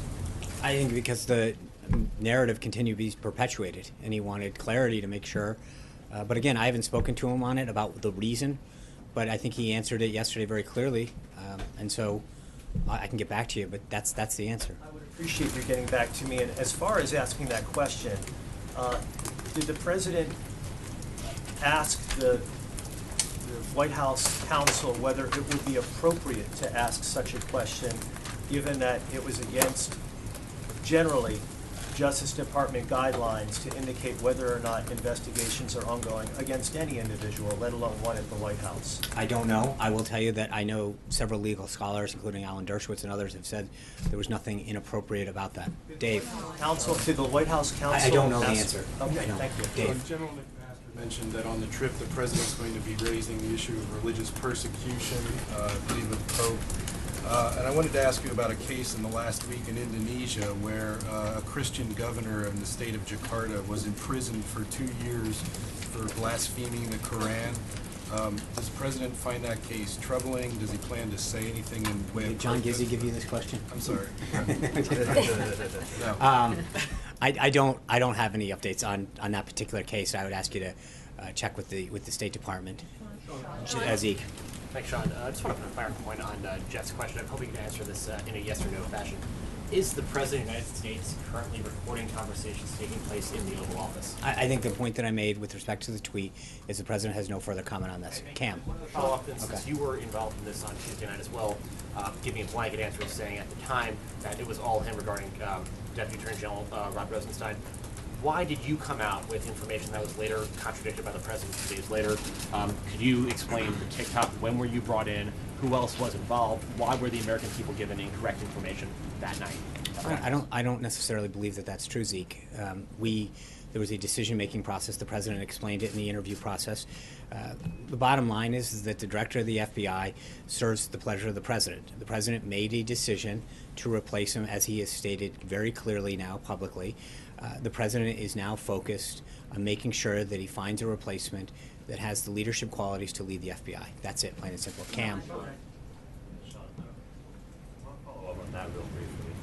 What you said Tuesday doesn't match what the President was laying out yesterday in his interview. Can you walk through why the discrepancy in terms of whose decision this was? Well, it's always the President's decision. That's it, final. Did he take the... Like, as I mentioned to Zeke, this is ultimately the President's, always going to be the President's decision. Everyone who serves at the pleasure of the President, it's ultimately going to be his decision to hire someone, to fire someone. He made a decision, in part based on the recommendation, and he's now focused on making sure that we have a replacement at the FBI to instill the proper leadership they need. Blake. About the way forward as it relates to who the President might nominate to be the FBI Director. Where does that process stand right now? How many people have been interviewed? Does the President hope to wrap this up before he goes overseas? On the timing, I think as soon as he finds a candidate that fits the qualities that he feels are necessary to lead the FBI, that's the timeline on that. I know that the Department of Justice has begun to create that list, and I believe they're going to, if they haven't already, are going to be starting the process of interviewing people either today or through the weekend. But I mean, the President obviously wants to make sure that we've got the right person, and that process is being headed by the Department of Justice. The other day about how somebody, not necessarily being political in that role, if somebody has been a member of Congress, past or present, does that count as an automatic disqualifier as somebody who is? I've not asked the President, but I don't believe that he has stated any sort of in and out. The Department of Justice is screening candidates, and I'm sure that as they feel as though they've got a list of finalists, they'll share that with the President, and he'll make a decision. And lastly, does the President still have confidence? The other day, someone asked, does the President have confidence in Andrew McCabe? After the testimony on Capitol Hill the other day, is that still the case? He is the acting director at this moment. I've not asked him about the deputy.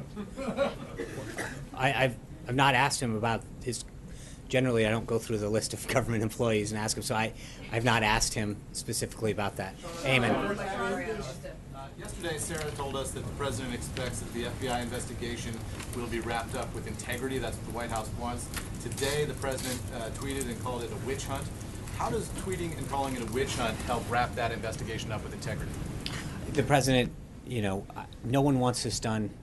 He wants to know very clearly, there's two pieces of this, right, which is what was Russia's involvement. And the President is obviously very concerned about any entity's attempts to influence the United States election. And that's one investigation. I think the second, this false narrative that we continue to fight every day that has been debunked by intelligence individuals, members of Congress who've been briefed over and over again, that's where I think he's growingly concerned, as well as a number of American people who are growingly concerned that there is this perpetuated false narrative out there. That's I think, the nut of this. You talked to a former FBI official today who said that the President's tweet, the implicit threat to former FBI Director James Comey, indicates that the President, in his words, is simply out of control. I'd like to get you to respond to that. Is he? That's frankly offensive. John. Thank you, Sean. Two questions about the FBI director selection process. You said the names are coming from the Justice Department right now. Mm-hmm. Is the President consulting with Democratic congressional leaders as well, or Republican congressional leaders on this? Or is he just getting names out of DOJ? That's a good question. I know that he was obviously he's going to take input from them. I don't know what specific conversations he's had, so I'd be glad to check on who he's spoken to or maybe speaking to. Anita. I had a I'm sorry, I forgot you too. follow-up question. I got confused that Dave stole one. Now, I know that you said you're not disqualifying anyone on this. You also know there has been considerable mention in the last 24 hours of former House Intelligence Committee Chairman Mike Rogers as the new FBI director. Does the president have a meeting planned this weekend with Congressman Rogers? I'm not aware of anything of that nature on his schedule. But we'll obviously, as you know, I mean, we'll put out, if there's a meeting, we'll put it out for you. Right now, there's nothing that I'm aware of on the schedule, but generally we put out the next day schedule later in the evening, and we will do that as well. Kristen. You already called on I'm sorry. I'm sorry. Getting a little. I had a couple questions about the president's remarks to NBC about General Flynn. He said that it wasn't an emergency, or he didn't think it was an emergency, and that's why the firing dismissal didn't happen right away. So I had a couple questions about that. Why didn't he think it was an emergency? And was it because of the messenger? Was it because information came from Sally Yates, who you called an opponent, I think a political opponent of the president? Or is it because Don McGahn downplayed the situation? Can you explain what he meant by that? And I had a follow-up. I can't specifically say what he meant by that, but what I can tell you is, I mean, again, look at the timeline that happened. We went over this the other day, and this has been asked and answered multiple times. The former acting attorney general came and said, I want to give you a heads up on something. Don McGahn, the counsel's office, informed the president. They asked for the documents or materials that she had referred to. It took, I forgot now, 5 or 6 days to get those. They reviewed them, and he was asked to resign shortly thereafter. But I think that there is a difference. There wasn't a review process. That was the review process in this case. As the president noted yesterday during his interview, he had been thinking about this for a long time. The Justice Department had done a review. But again, I'm not really sure in both cases. So then, since you just No, you just asked me. You just asked me what's justice, though. Is that what you're talking about? No, what I'm saying is you're asking why it wasn't an emergency. I think, but it's not a question of his emergency. He took the time to do due process. Someone comes to you with an allegation. I think everyone deserves due process to make sure that allegation, someone coming in and giving you a heads up, we did exactly what was necessary, and the president made the right decision, and he continues to stand by it. Okay, so then two follow-ups. One, why, I'm still unclear, and you've mentioned this several times, why did it take so long for the White House to get those documents? I don't know. I think we've. The White House asking you couldn't go get the documents? That's not. Making it sound that is rather, with all due respect, it's not how it works. They're the ones who possess the documents. They had them in their possession. I believe they asked for them, and it took a while. Is it because she was fired, though, in between? No. I think part of it is just there's some of these things don't happen as easily in terms of where they're stored. I don't know the answer, but I think that in the course of action, if you look at the intervening days, that's a question that you should ask the Department of Justice. Okay, and I sort of had a follow-up. I'm sure. Just explain to us then a little bit when you compare these two situations with General Flynn and Director Comey. The memo came one day, and he was fired that day. That was the review process, and General Flynn was 18 days. No, that's a huge difference. Why was one so fast when one was 18 days? Well, I think first of all, they both had a review. They both came, and the president looked at the information and the reviews and made a decision. Ultimately, as I mentioned, that's his job. He's the decider. He felt as though he had the information necessary in both cases to act, and he did. Vivian. Sean, in the tweet about Director Comey, he said the president says that he better be careful before he goes leaking to the press. Yesterday on NBC News, the president called him a showboat and a grandstander. Does the White House acknowledge that Director Comey has a First Amendment right to speak to the press if he so chooses to set the record straight about any of this, instead of just leaking? It may not be leaking. It may just be his First Amendment right to speak to the press. Well, everyone in this country has a First Amendment right. I think the difference, and you've heard the president echo this multiple times, is that sharing information that's not meant to be or is not authorized to be in the public domain in terms of the classification of it is concerning. And I think the president's been very clear over and over again of his concern with respect to information that gets put in the public domain that's not meant to be. But I don't think that those are. Everyone in this country has every right to speak their mind and express themselves in accordance with the Constitution.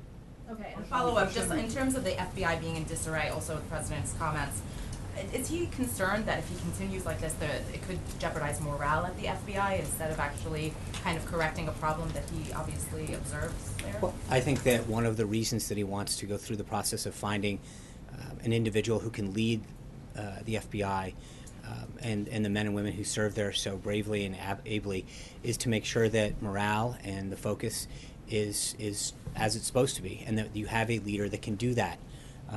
And you know, as you mentioned, it's the crown jewel of law enforcement.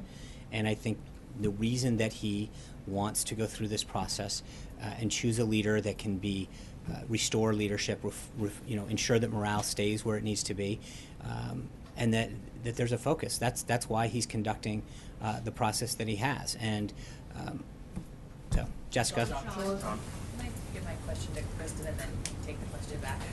What's that? You called on her first, so I just wanted to give her the question that you promised her before, and then I'll pick up from there. I'll your question. Thank you. I just want to. Like I want to ask currency exchange you. back there with questions. I want to ask you.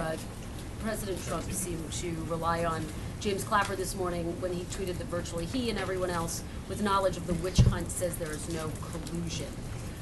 James Clapper himself today told Andrea Mitchell, I don't know if there was collusion or not. I don't know if there's evidence of collusion or not, nor should I. On March 5th on Meet the Press, when he was asked a similar question, he said, not to my knowledge. So can you describe the discrepancy and explain it?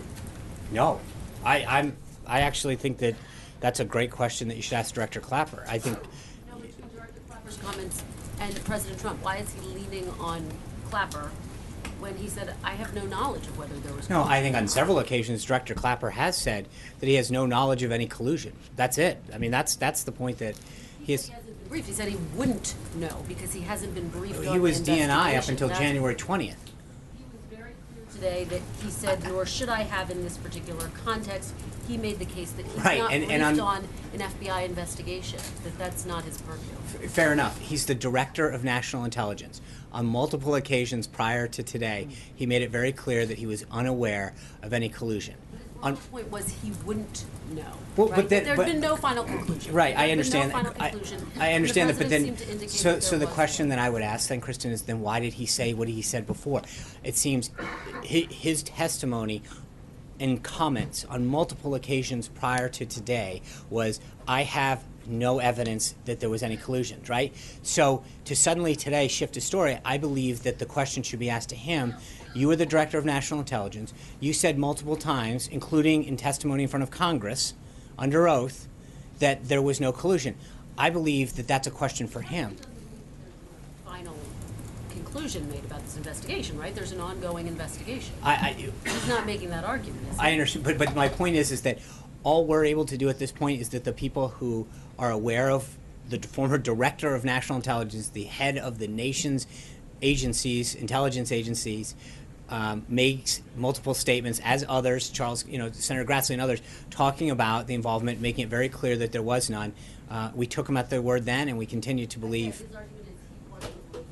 But I want to Well, move then on to that, just again, one I other think that, question. but the question, Kristen, before you move on, is then why did he make the statements that he did when he did?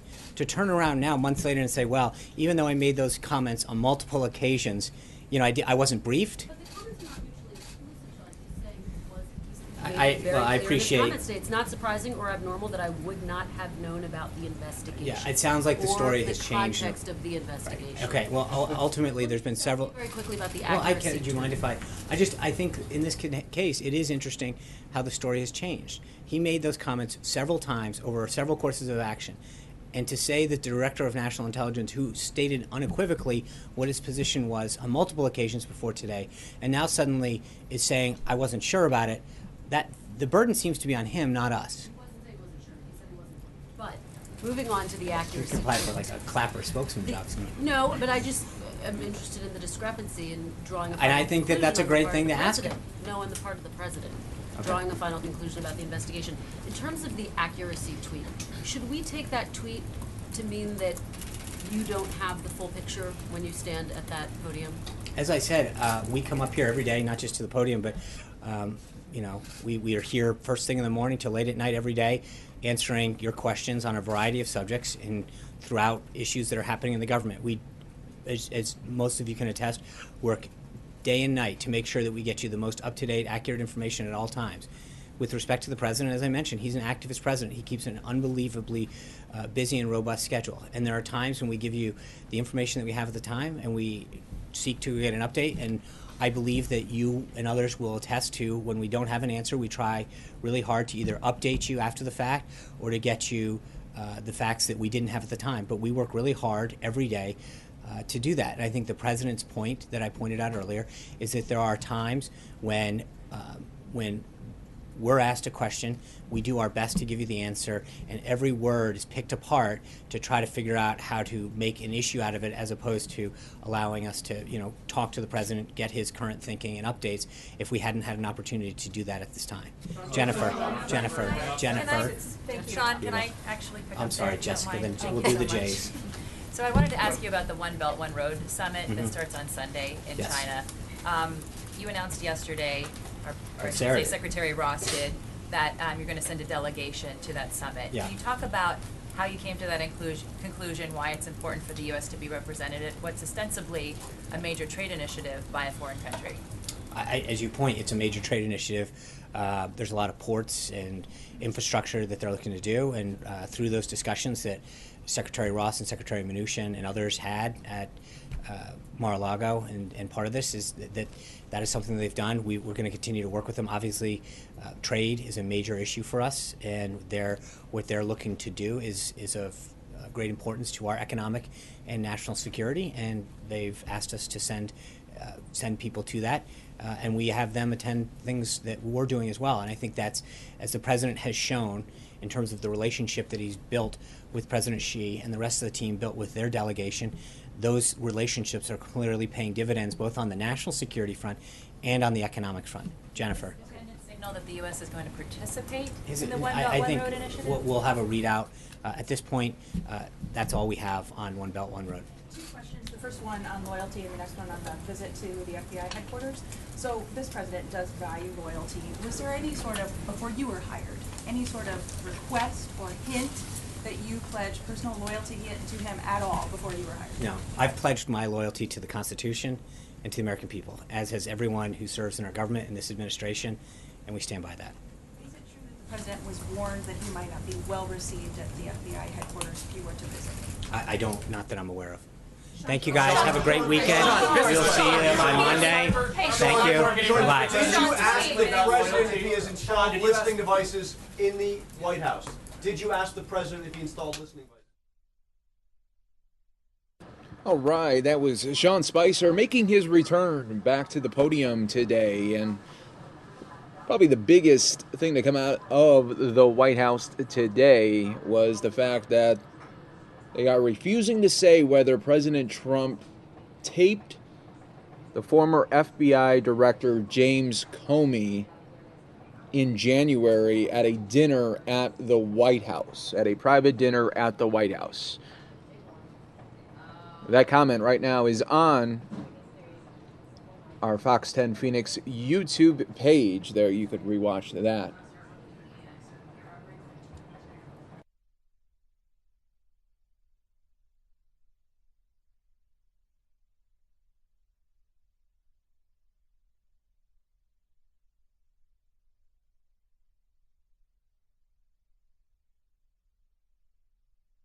All right, everybody, coming up next here on the Fox 10 and News Now stream, we're going to show you former First Lady Michelle Obama delivering a keynote statement at the Partnership for a Healthier America 2017.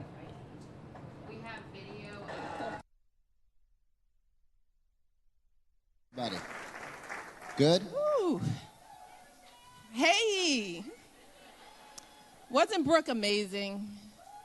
So great. She was a little itty-bitty person when she first showed up at the White House, and now she's a young lady. Yeah, the kids that first planted, they're like going to college. I know. We did a reunion for the last garden dedication, and we had some of the kids who planted the original garden, and they were on their way to college.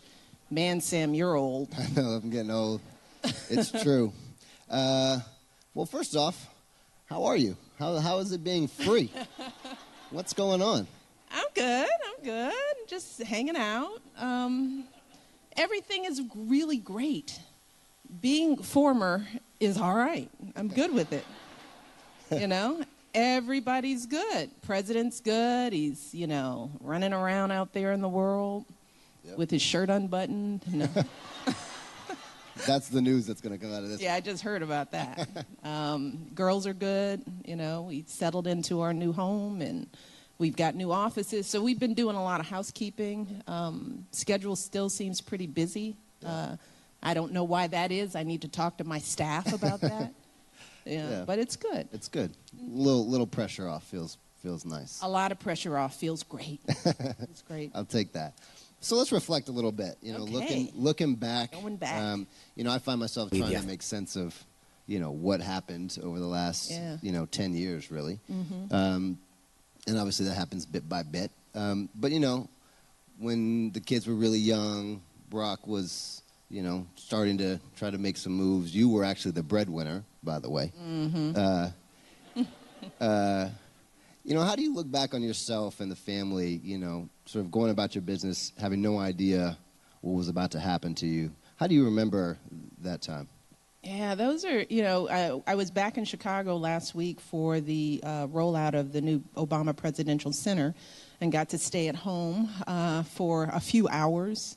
And in that kitchen where it all began, because Sam was helping us out at that time, because I was doing a lot of traveling. I was holding down a full-time job. Kids were little. I was campaigning as well as working. My husband wasn't around. So I was in a position that many working families, parents find themselves in, where I was trying to feed my kids healthy, not necessarily doing that successfully.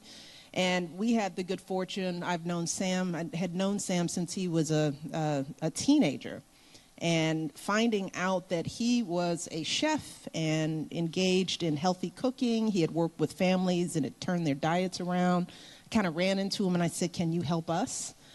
So having you come into our lives at a very hectic moment and just helping us kind of clean out our way of being, you know, getting rid of the sugary snacks and taking the kids to farmers markets. I remember as we were going through the cleaning out process and getting rid of processed foods, and of course the kids were sadly looking at the refrigerator as fun thing after fun thing was chucked into the garbage. One of the things Malia said was that, can I keep the boxed macaroni and cheese? She's like, please, please, Sam, don't throw that out. She really tried to draw the line at the mac and cheese. So, Sam, you said, well, the rule is that we can keep real food. So if you can show me how to turn this block of cheese into this powdery substance, that is your boxed macaroni and cheese, then we can keep it. That poor little thing, because that was at the time when they were even too big to stand up at the stove without a step stool. He got her a step stool, a little apron, a little bitty knife, and a block of cheese, and she sat there for a good hour trying to macerate that cheese into powder. She put it in the oven. She tried to dry it. She tried to dry it. It was very sweet. It was so sad. Then she was like, "You win," and just sort of slunk out of the kitchen. Right. But the point that you made was that we can still have mac and cheese. It's just got to be real cheese, real milk, real pasta, real food. But those early times, that was the beginning of the thought process of how do we begin to provide the kind of information that parents need about how to feed and keep their children healthy. Because I struggled with it until you came into the picture. I didn't even realize that I was having a problem with it. So those early days were important, and watching how the girls opened up to this new process. You know, they weren't the problems. The kids weren't the problems. It was the parents. It was us changing our habits. That was the thing we had to overcome. They started driving it. At a certain point, they were like putting their foot down, like, no, Mom. No, hey, Sam, what's with that? Right? They'd start leading the way, and I think we've seen that time and time again. We saw it in the garden. We see it in kids like Brooke. You know, who have turned their houses around, their lifestyles around because they've gotten the bug, they've gotten the information. So those early days were precious, very precious. So we took that, you know, after, you know, we would dream and then kind of chuckle at ourselves with, you know, our big visions, and then, man, it's like, well, this isn't going to happen, is it? Right? And But we got in, and the first thing we did was plant that garden. Yeah, and, yeah. You know, what was your expectations of that? Did it, you know, when going in, and then what actually happened? Yeah. How do you think about the garden? Where does that hold in your? Well, that was, you know, I mean, it seemed like a simple concept because but when we really started to do it, when we found out, first of all, that the National Park Services would let us dig up the White House, right? Which was a thing. Well, the South Lawn, which was a thing we didn't know. It was just an idea. But when all the answers were yes, the soil was of good quality, you know, everyone was excited about it. Then I remember when we first started digging everything out, I looked at Sam, I said, dude, this better work, you know, because it's like, what if nothing grows, you know? Now we've launched this big thing. There was nothing certain about that idea. Nothing. But it all started from that place of kind of seeing this thing through the eyes of kids, that so many kids don't know where their food comes from because they're living in cities and they're living in communities where maybe they don't even see a vegetable. They don't even have access to a grocery store, let alone to watch the process of something they put into the ground turn into life and then something that they can consume. It was a very simple but powerful concept. And to do it in the backyard of the most famous and important and iconic house in the country seemed like a powerful beginning. And we always had the vision that this would be something that would engage kids, that they would help us plant, that they would come and harvest, that they would eat the food, that they would get access to the people's house, that they would come to see the White House as just another cool place that they get to go to all the time. So the relationships that we developed with Bancroft schools and Tubman schools, 2 area schools that always came, they just became like, they were so confident in their access to the White House, you know?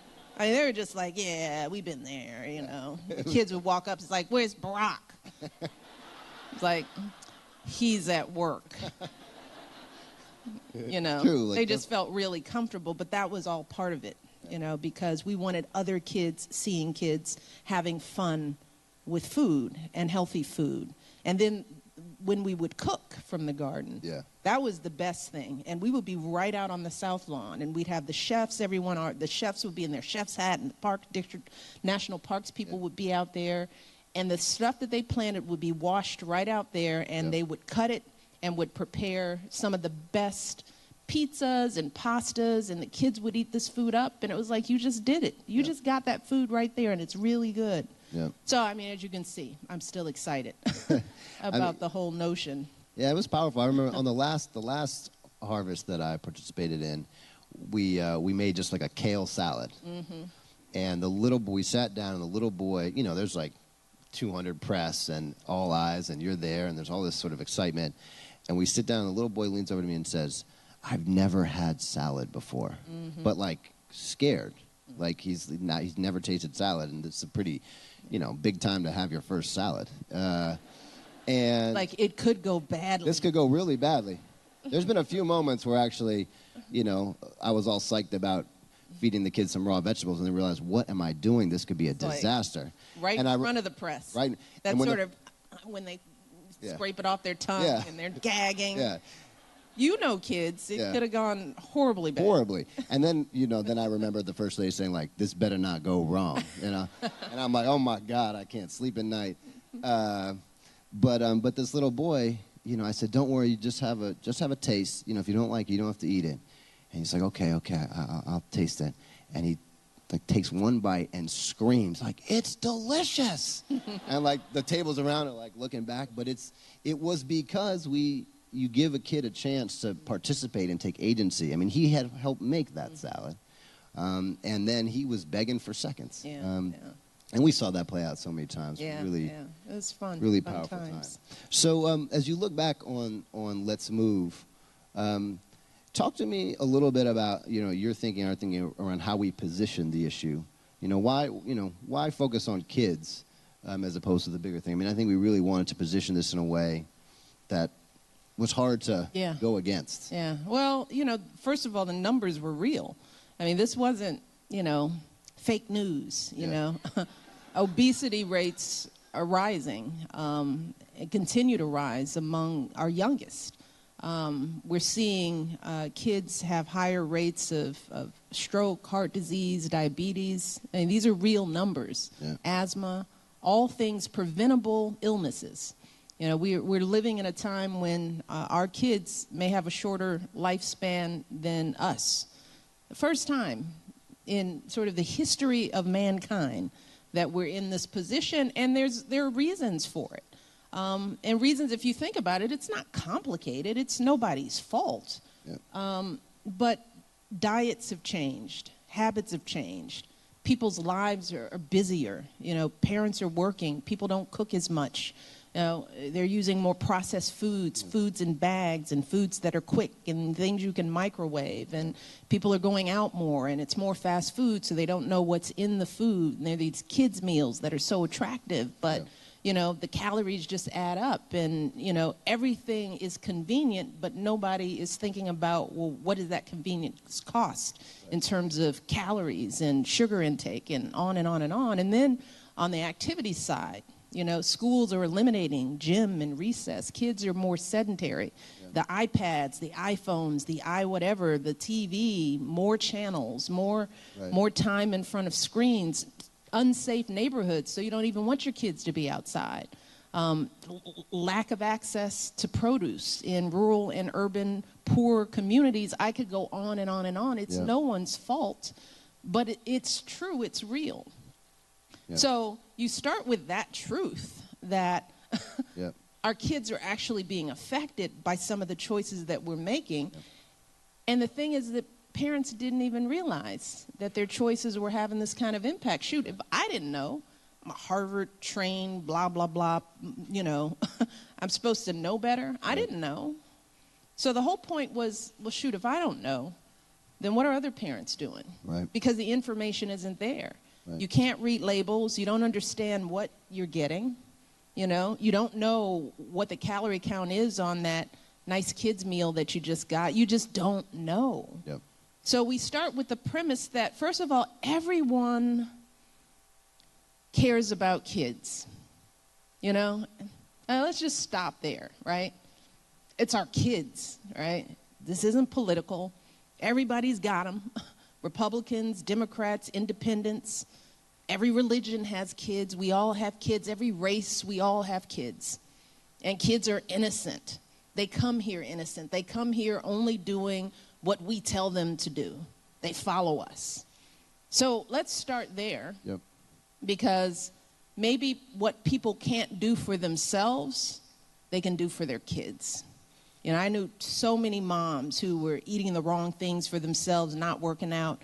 But if they knew their kids were being impacted, they would change everything with a bad doctor's visit, with a cautionary, you know, you're moving into diabetes territory for your child. That wakes parents up in ways that they won't do it for themselves. Yeah.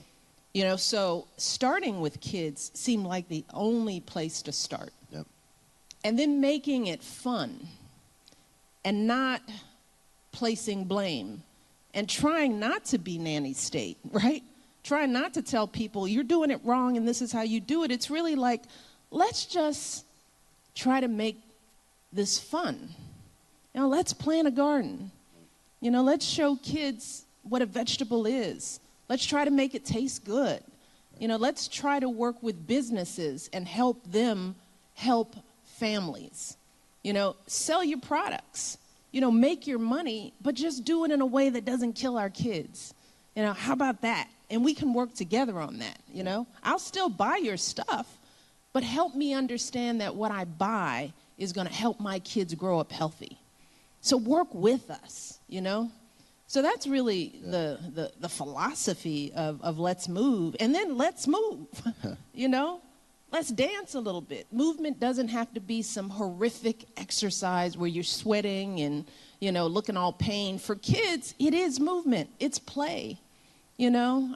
And if we think about how much play has been cut out of the lives of our kids, not because the parents want it, but because of budget cuts and decisions that have to be made, well, let's get our kids moving again. Let's get them doing the things that they were born to do.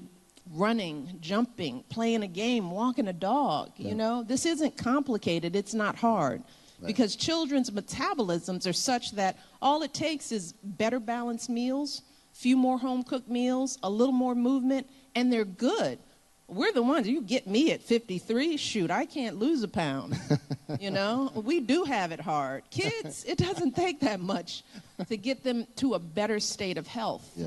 So keeping it simple, fun, not too complicated, not placing blame, and building partnerships rather than pointing fingers was really all at the core of Let's Move. Yeah, you really always made us focus on, you have to meet people where they are, go to where they are, not just keep asking everybody to come to us, and speak in a language that people understand. Right, that's why with Drink Up, we didn't say stop drinking sodas, we said drink more water. Right. Because the thought was that if you're filling up on water, you just won't have room for the other stuff. So, you know, well, that's what the evidence says, and that's a really important. By the way, that's what the research said, and you know, it is a message crafted to bring positivity, which is what sells. If you look at how people market products, they don't say like, "Don't drink their product, drink my product." They say, "Drink this product and be happy, open happiness, be full of love." And that emotional connection is how people make decisions. And so trying, you know, part of the thing is really trying to bring that kind of insight into how we talk about health, and we do it in a way that we know is going to work. I think the other thing you always stressed to us was we have to make this easier for people. Right now, we keep telling everybody, you got to live healthier, things aren't going right, all this, you know, dire statistics, and yet then we leave folks to just that's on their own to try to figure it out. That's why the school lunch program was so important and continues to be important. Because here's the thing, we already know there are millions of kids who get most of their calories at school. They're getting breakfast and lunch. So maybe you're good because you've got a chef at home and you're cooking and you're sending these healthy brown bag lunches. So again, maybe you're good. But then what about the millions of kids who are relying every day for every calorie, every healthy calorie for that school lunch? Let's think about them for just a minute. So even if you're one of those kids and you're one of those parents, and because of your circumstance, you rely on those meals, even if you're trying to do the right thing at home, if you send them to school and everything you're doing is being undermined at breakfast and lunch, it makes it harder. So as you say, well, let's make it easier for parents who are trying to do the right things. And how about we not let kids completely guide everything? You know, how about we start there? How about we stop asking kids how they feel about their food? Because kids, my kids included, if they could eat pizza and French fries every day with ice cream on top and a soda, they would think they were happy until they got sick, right? So that to me is one of the most ridiculous things that we talk about in this movement is like the kids aren't happy. Well, you know what? Kids don't like math either. You know? So what are we going to do? Stop teaching math? You know, we're going to cut history out because there are kids who are bored with history? Look, we are the adults in the room. You know? They look to us. So let's just stop with that. All right? I'm good if kids are mad at me, okay? My kids are mad at me at home all the time. And I'm like, I'm not your friend. I'm your mother. So you don't have to like me, but I'm helping you be a better, healthier person. So let's lead like adults. So the school lunch program is critical to help make things easier for families, not to undermine the work that they're doing. I went off there for a second. I'm sorry. That's why we're here. I digressed. You can do that as much as you want. So school lunch is obviously a big, you know, part of the legacy of your work at the White House. What are some of the other things that stand out to you? What are you most proud of your time? Let me actually, of your time with Let's Move. And if you want to expand that to your time as First Lady, you know, feel free.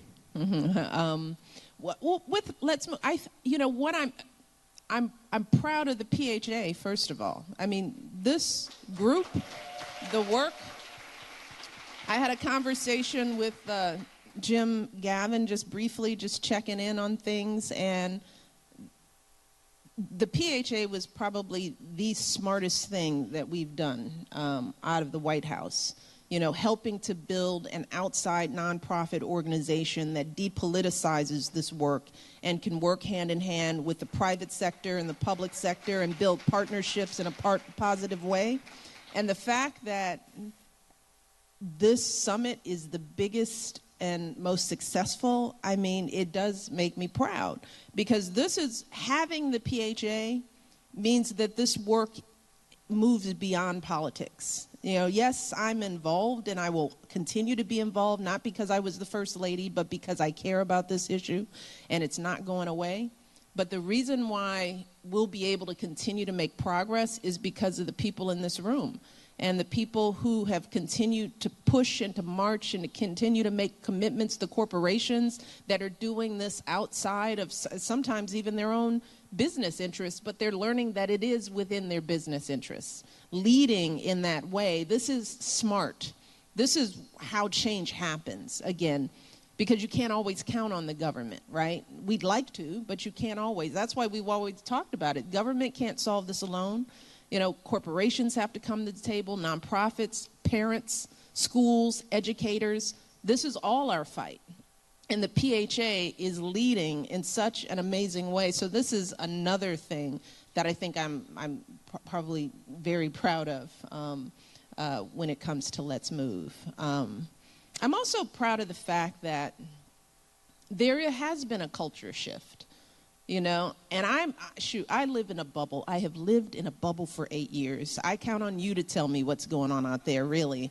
And I'm trying to get back out there, but from what I can tell, things have changed in the last 8 years. You know, the products in our stores, even how things are placed. I can tell in the commercials and how people market food differently. That's why the companies are responding, because consumers, you all, the parents, have started changing your behaviors. And one of the things we said at the outset is that if you change, the market will follow you, you know?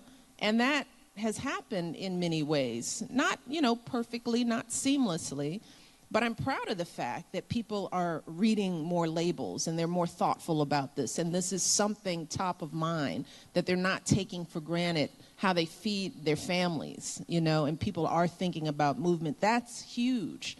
That's where change really happens. And that, you know, I can't take credit for that. I think Let's Move has been a potential catalyst, but a lot of that are regular folks, you know, folks in this room and folks outside who are hearing these messages, and they're making the necessary changes. And I think that that's amazing. I'm going to just have to say that you've been the single biggest force on public health that people who've been working on this for a long time have ever had, and your leadership has led to transformative impact. So I respectfully disagree. Yeah.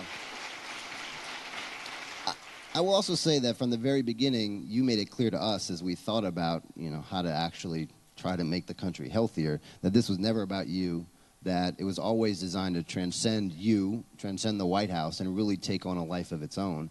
And we structured it like that. And it's been pretty powerful to see people just taking up the call and all kinds. I mean, everywhere you go, there's somebody who started some class somewhere. They're doing some project in a church. They're going to walking clubs. It's been pretty remarkable. It's just everywhere. And not just here in the United States, but internationally. When I was First Lady, anytime I would meet a spouse of the leader of another country, this would be the first thing that they would want to talk about. And they would, you know, compare what they were doing, what the schools were doing in their countries versus what we were doing here. So this is something that I think the United States can say we've been leading on for quite some time, and I think we should continue to be a leader in this area. I think that we'll look back on this in generations to come, and we'll be grateful that we stopped this trend, that we started now, so that the kids born today are thinking about these issues completely differently. And you can change things in a generation. I mean, we got in this mess in a generation. Because if you think about it, I've always talked about it, we didn't grow up this way. I know I didn't, and we were poor folks, right? But you always had a vegetable. I had a grandmother that would serve peas with hamburgers, which was like, no, Grandma. It's hamburgers and French fries, not hamburgers and peas. But she would have peas in a salad, I mean, my mother grew up with Victory Gardens. That's where they got their fresh produce. My father talked about the vegetable truck that would drive around the neighborhood. I mean, vegetables were some of the cheapest, easiest foods to prepare. Greens and beans. We were eating healthy, and people were moving, and you didn't go out to dinner. I mean, my grandmother thought it was crazy to eat out, right? So we grew up differently. So this wasn't how it, this isn't inevitable.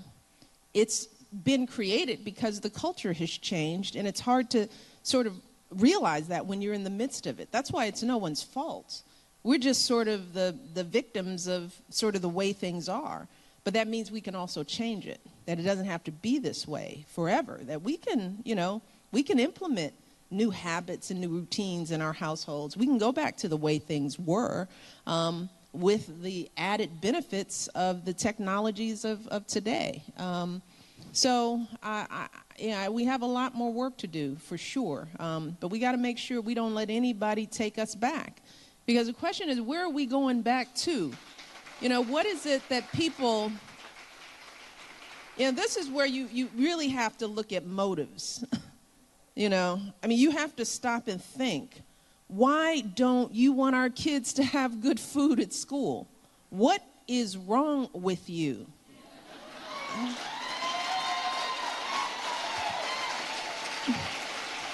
And why is that a partisan issue?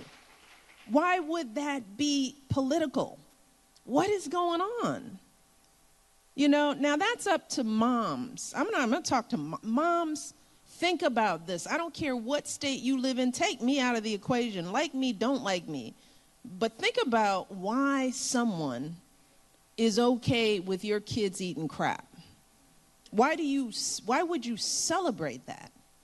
Why would you sit idly and be okay with that? Because here's the secret. If somebody is doing that, they don't care about your kid. And we need to demand everyone to care deeply about our kids. That's all we have. So we should be driving this. And every elected official on this planet should understand, don't play with our children. Don't do it. So, we've already seen them try to ensure that there's tons of salt, there's less whole grains, okay? The core of our work is intact, but it just doesn't make any sense. Delay on menu labeling, so we don't have basic information to make choices in restaurants. You should know what you're eating. But, think about that. Stop there, think about that. You shouldn't know what you're eating. You're okay with that? Do you know people who are okay with that? I mean, I just find myself just thinking now, this isn't my fight. This is where you got to look yourselves in the eye. We have to look our neighbors in the eye and kind of go, what is going on? Because this just isn't that complicated, Just tell me what's in my food. Why is that a problem? So you have to ask yourself what's going on, because I don't get it. I don't understand it. And I think the question, but for us is, there's now talk of delaying the nutrition facts panel, which is just another simple information so families can make better choices. Keep families ignorant. Yeah. That's all I'm hearing. Right. You don't need to know what's in your food. You can't handle that, Mom. Yeah. Just buy this, be quiet, spend your money. You buy this, don't ask us about what's in your food. How does that feel? Yeah. How does that feel? This is information that you should know. We shouldn't change a label to make it clearer and easy for you to just break down what you're buying. So consumers out there, I don't care where you're from, what your party is. I would be highly insulted by that thought. You want to talk about nanny state and government intervention? Well, yeah. You just buy the food and be quiet. Yeah. You don't need to know what's in it. That's essentially what a move like this is saying to you, Mom. Yeah. And I think the question for us is, do they hear from us? You know, do leadership knows that people are listening, they're paying attention, that people are engaged? They think you don't care. Yeah. You know, because what they hear from are the people who don't want their kids to eat whatever they want to eat. Well, they hear from companies too who don't want to tell you how much sugar's in the product, how many. Well, and why is that? Companies is this the companies? Why don't you want to tell people what they're eating? They're probably going to still buy it. You know, just help us out. That's all you want. Help us, companies. Help us be good parents. Help us do the right thing. Just help us. That's all. And we've seen some incredible leadership by some, and it's time for those companies, I think, to step up and do what they know is right, make sure we're continuing to make progress, and make sure that people know who's fighting against this. And I think it's going to be up to us to both vote politically and to vote with our wallets if we're actually going to be able to make the progress, preserve the progress that has been made. Yeah, I want to support companies who want to help me as a mother. That's who I want to put my dollars behind. You know, I don't want to tell you what to make. I just want you to help me understand how you do it, what you're doing. What is this doing to my kid? What is this doing to me? What is it doing to my family? Is it helping? Is it making it harder for us? Just let us know. But that's where we have the power. We still, you buy what you buy, and they will. All right, folks, we are going to take you now to some tape playback of the First Lady at the White House. Oh, I want you to know you are among that community today, and we are all so proud to be part of it with you. I also want to say thank you for all that you do, for your selflessness and for your own sacrifice on behalf of our country. Let today's celebration with this community of strong and selfless moms be a first step in building relationships and in your knowing that my husband and I, along with the Vice President and Mrs. Pence, and everyone here at the White House, hold you close in our hearts and thoughts each and every day. In honor of our bravest, we have the United States Army Corps and members of the Marine Band performing for us today. Enjoy it, they are incredible.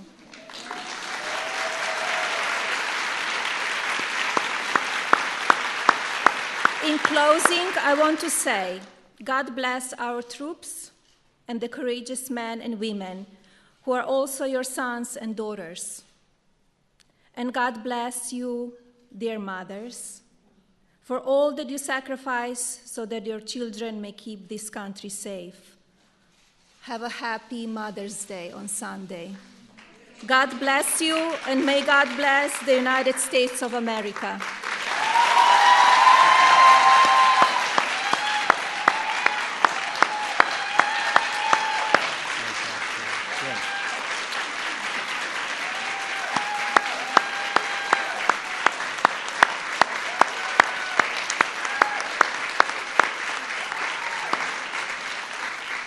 We love you all. Have a great time at the White House. And Sunday is coming up. All Sundays are special, but this Sunday is very special. So have a great day. Thank you. Thank you, everybody.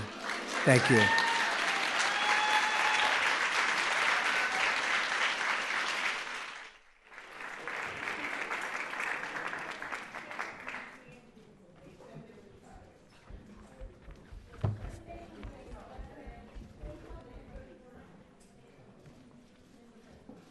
We did catch the tail end of that. We're going to see if they are going to play that back for us one more time so we could probably see the event in its entirety. This is a White House playback.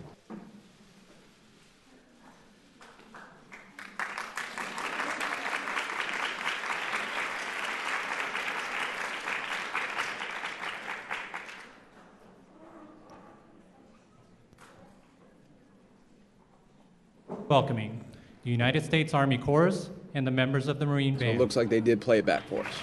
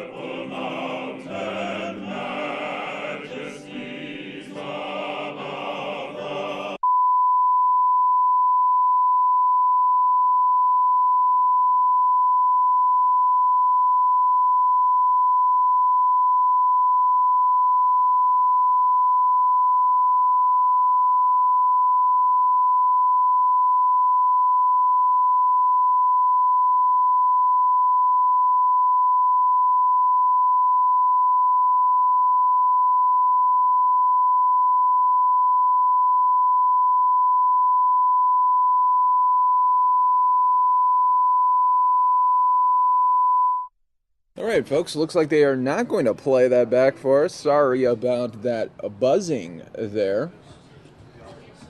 We do have an event coming up in just a little bit. At the top of the hour, we're going to hear from officials there in Ohio. They are going to be updating us on the situation there in Ohio with that nursing home massacre that happened earlier this morning. We'll take you there as soon as that event starts up.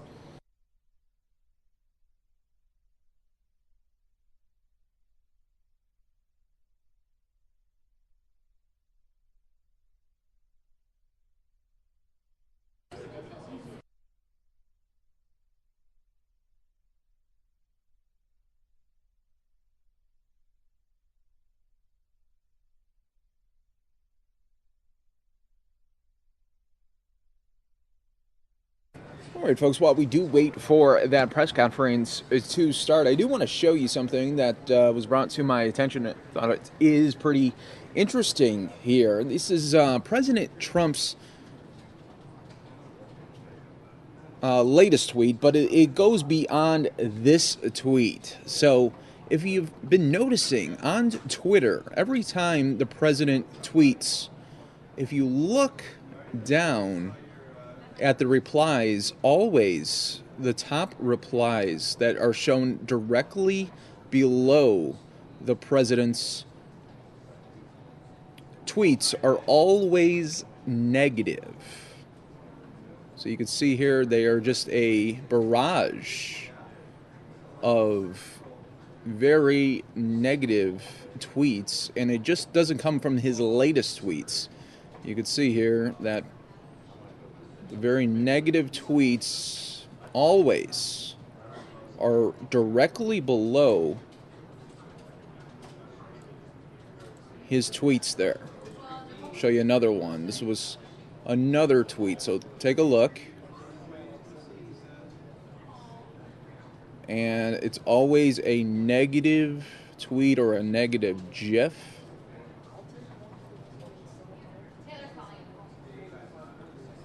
And this happens all the time. So I somebody brought this to my attention the other day, and I thought it was pretty interesting to, I don't know how that is working, if Twitter is prioritizing that, or, because here's another tweet. James Comey better hope that there are no tapes of our conversations before he starts leaking to the press. And then always immediately right below is a barrage of negative tweets that we always see. So I don't know how those are prioritized. And it doesn't seem like they are always the most popular. I could see if it is a most popular reply that it would be at the top. But you're seeing things here that 215 retweets, 4,000 likes. It's not massive compared to others. And it just keeps going. Always the negative tweets follow. So interesting there. Something to think about as well. Let me know what you think there in the comment section. You're watching the Fox 10 News Now stream, part of fox10phoenix.com.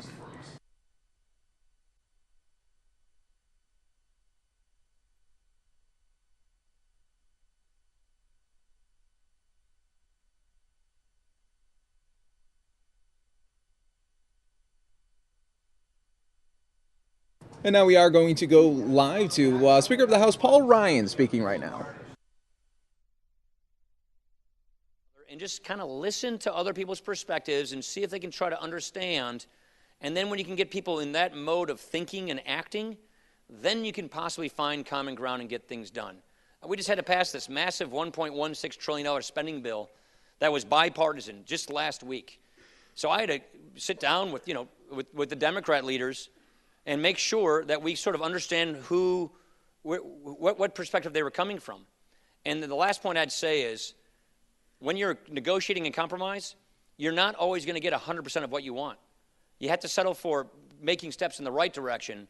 So you've ever heard the phrase, don't let the perfect be the enemy of the good? Well, that deals with legislation, that deals with life. It means make sure that you try and compromise and advance your principles and goals as far as you can, but you have to acknowledge that other people have to do the same thing too. And so where can you both agree that what's happening is a good thing? You'll find that probably 2/3 of what we do in Congress this year is going to be bipartisan.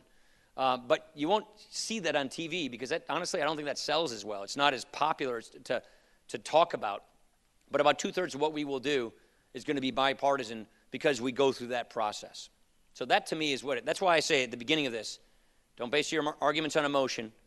Don't cast aspersions on another person. Be civil. You have 2 ears and 1 mouth. Try to use it in that proportion.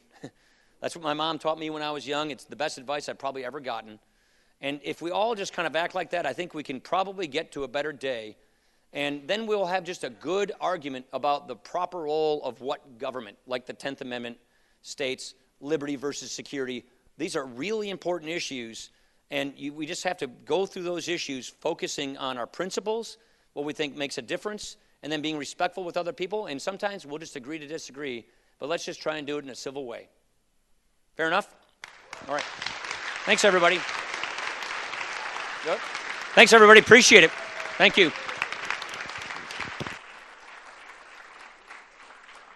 Once again, we thank Speaker of the House, Paul Ryan, for taking time out of his busy schedule to be with us today. Students, thank you for the great questions. At this time, all classes can return to their 7th hour classrooms. Thank you very much.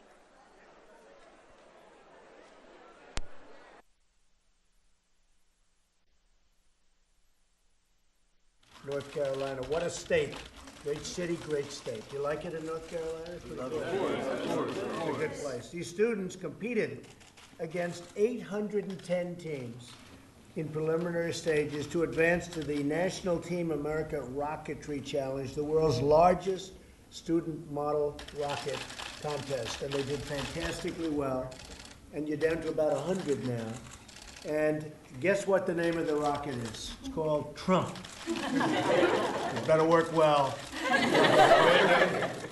And to qualify, the Trump needed to soar to an altitude of 775 feet with a flight duration of 41 to 43 seconds. How long did it stay up? How long was the duration? It was 7:70. That's good. Yeah, that's good. And return without breaking so much as an eggshell. That means it's going to land soft, right? Yes, sir. And the Trump will compete tomorrow against 100 other teams in Northern Virginia. So I just want to congratulate you. That's a fantastic achievement, really. You all want to be scientists or something, or what? Huh? Engineer. Good. I also might add they were sponsored by the Aerospace Industries Association and the National Association of Rocketry. And that's a great group of people, and they spend a lot of money on a lot of good things, so you have to be very happy. But that looks like a mean machine you did right there. So I want to wish you a lot of luck. Anybody have anything? How did you come up with the name Trump? Does anybody have an idea? Simply because it conquers all. Oh. They're never going to put that on television. That's really nice. Well, I wish you a lot of luck. I'll be watching. And do the best. And I'll make you do. If you win, come on back and we'll celebrate, okay? Thank you very much, everybody. Thank you. Thank you very much. Thanks. This is great. Love you. Thank you, President. Oh, very nice. Thank you. Yeah, it was wonderful.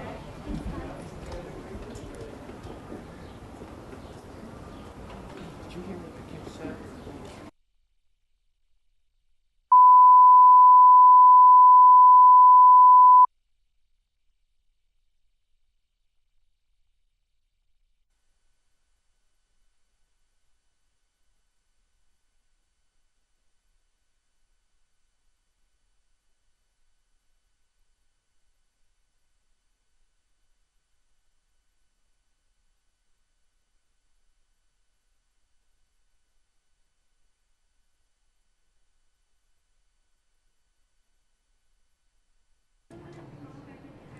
All right, folks, we are going to go live now. We are back out here in Arizona where there is some breaking news. There is a police situation in the area of 54th Street and Galveston. We're trying to get the latest details here for you on the Fox 10 and News Now stream.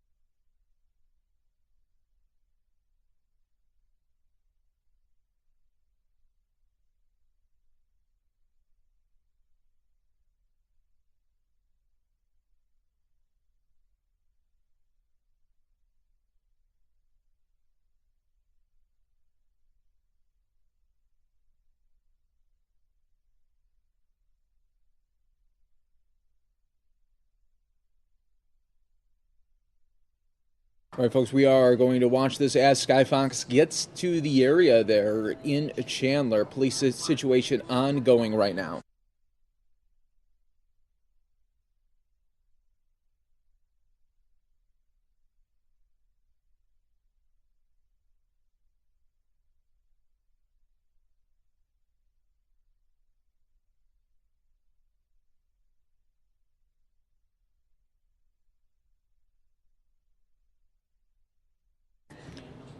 And welcome everyone to the Fox 10 News Now stream. For those of you just joining us here on Fox 10 Phoenix Facebook Live, Skyfox is headed to a police situation. We are working to get you guys the very latest details with this breaking news alert near 54th Street in Galveston in Chandler.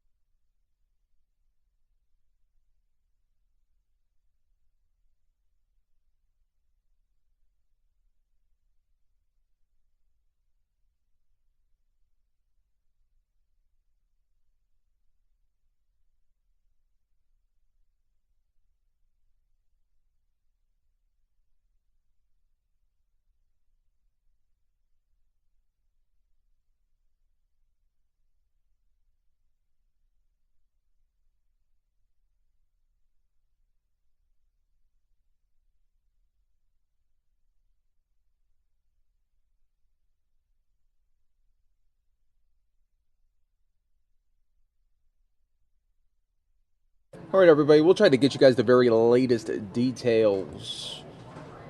What is going on here once Skyfox...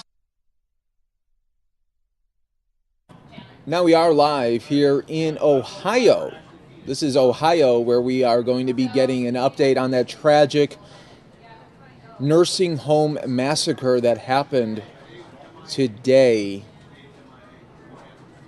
The situation there in Chandler and Phoenix, we're being told not to broadcast at this time.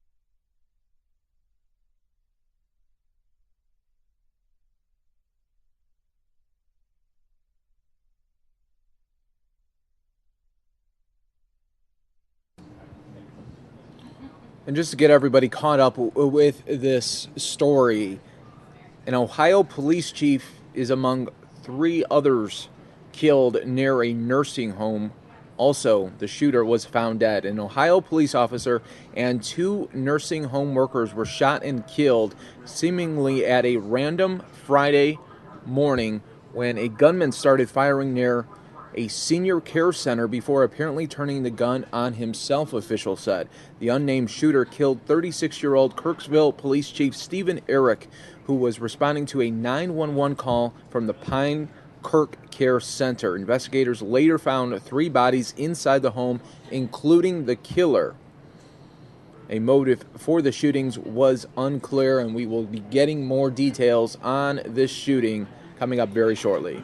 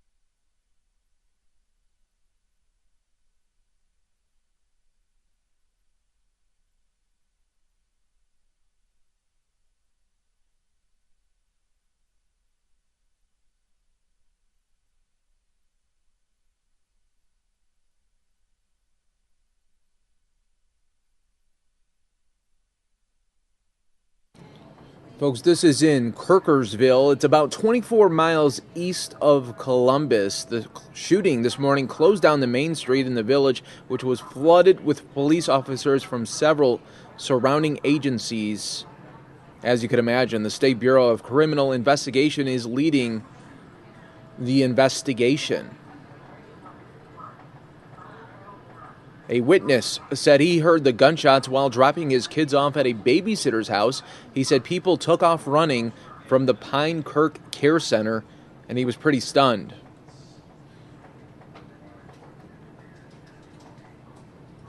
The last radio transmission from the fallen officer informed dispatchers that he had the gunman in his sights. When backup units arrived, they found his body in the street. The fallen officer had 6 children and another baby on the way. Very devastating news out there in Ohio today.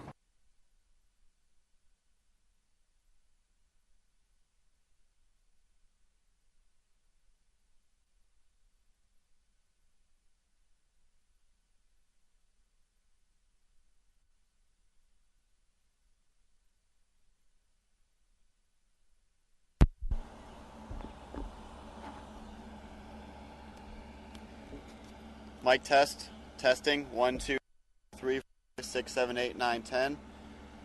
Mic test, white balance, 1, 2, 3, 4, 5, 6, 7, 8, 9, 10.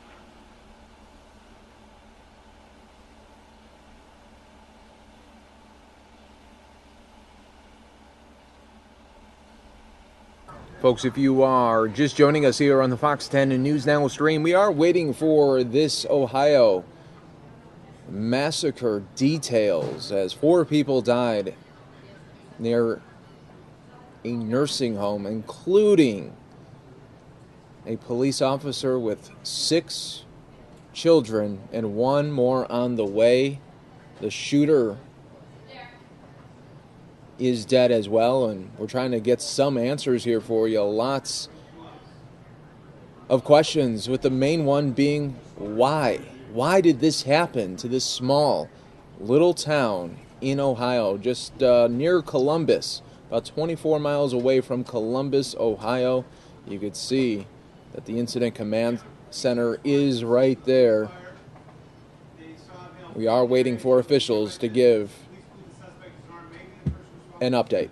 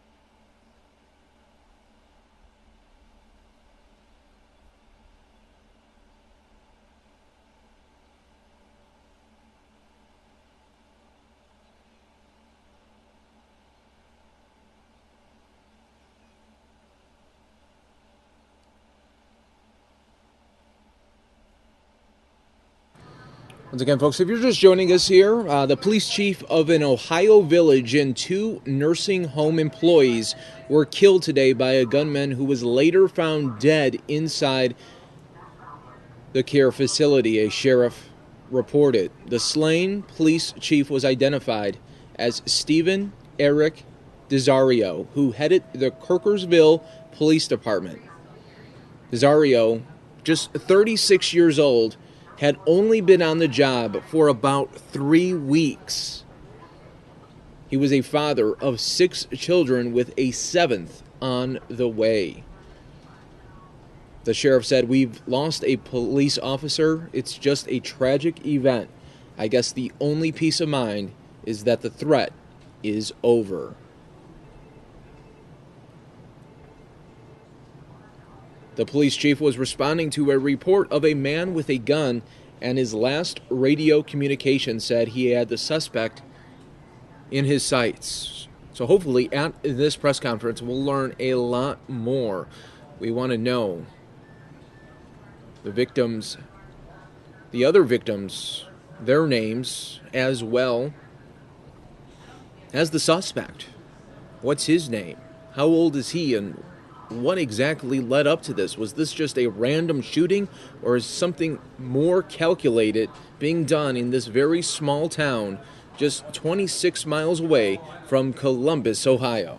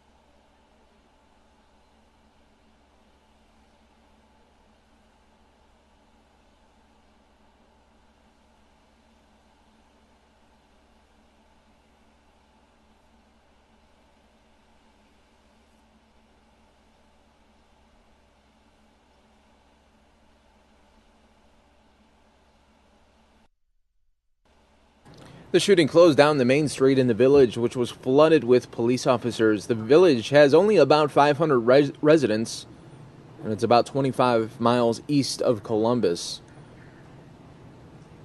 A Kirkersville resident said, "This is a really small town and everybody knows everybody." Pine Kirk, the facility that was shot up, is licensed for 24 patients and had 23 as of May 3rd, according to the Ohio Department of Health records. A message was left with the center. And Governor John Kasich expressed his condolences in a tweet saying, "Join me in praying for his family, friends, and colleagues, and for the others injured in this tragedy," the governor tweeted.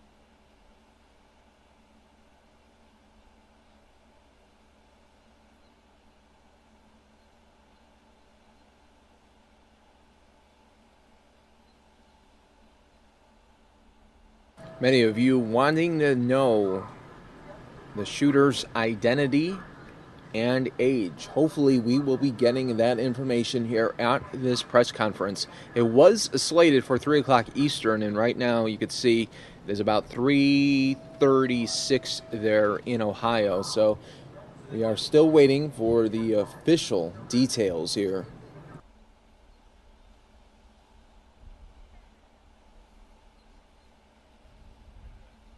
And according to some media reports, it's apparent that the suspect turned the gun on himself.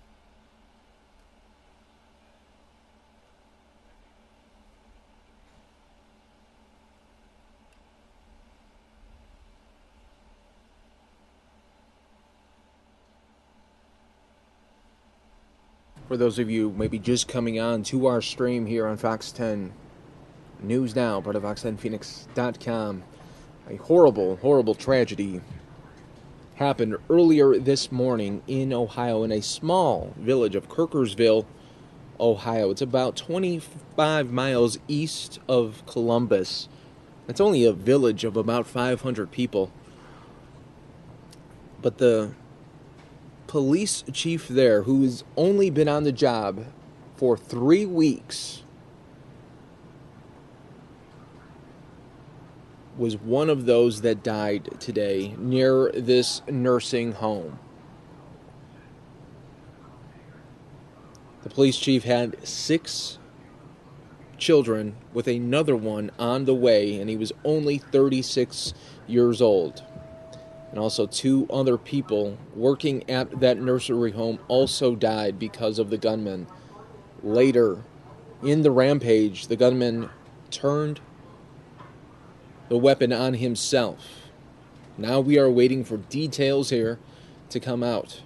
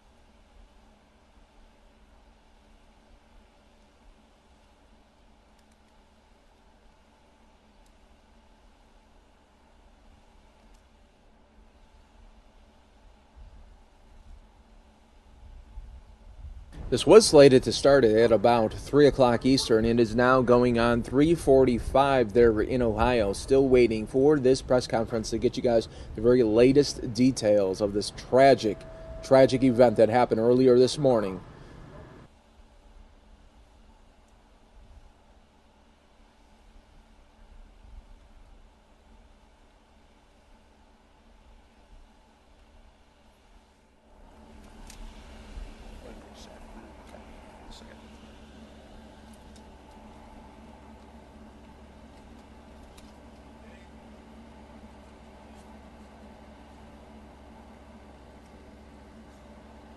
Y'all set?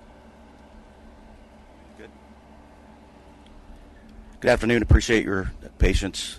I just want to thank Attorney General Mike DeWine and his staff for coming out today and taking the lead on this investigation. It's a very difficult day for law enforcement in Licking County, but the General is here. We've been briefed by his investigators, and he's here to answer questions, if possible, relative to what we have so far. General?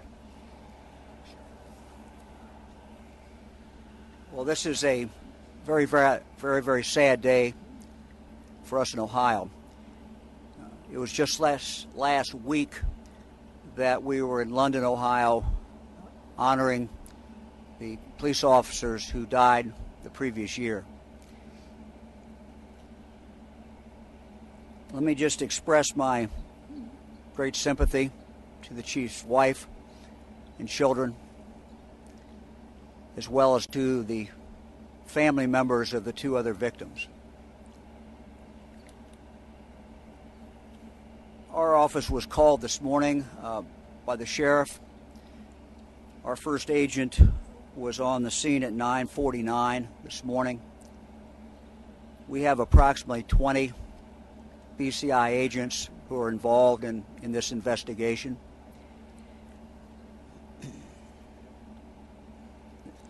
I would anticipate that the crime scene that you see behind us will be, that crime scene investigation will be going on for some time.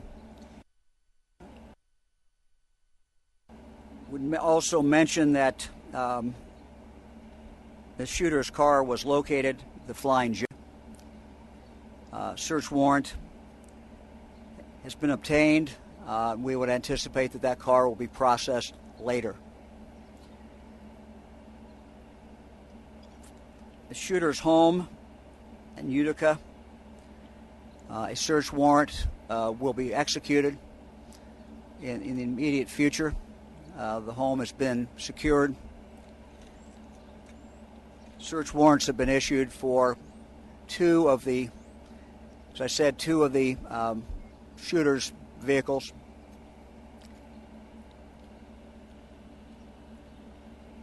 One other piece of information: when the shooter got close to the nursing home, he apparently was in a very small woods back there and actually took two passersby as hostage. It was in that vicinity, very close to that the chief of police was in fact shot and was killed. So we will continue to update you as the investigation proceeds. The release of the names of the other two victims will be released, of course, by the county coroner. Thank you.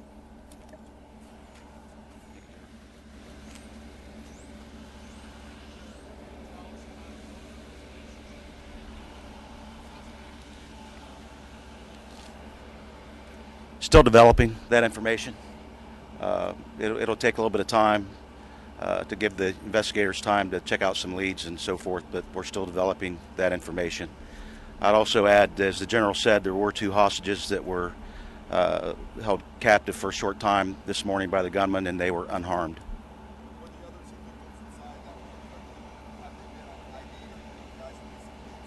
That would be the coroner's office doing that once they finish their investigation.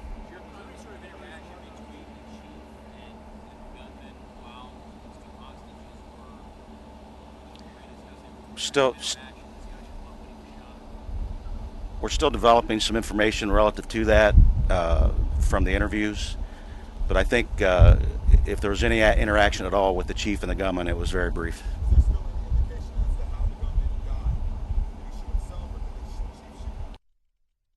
Part of the coroner's investigation that will tell us that information.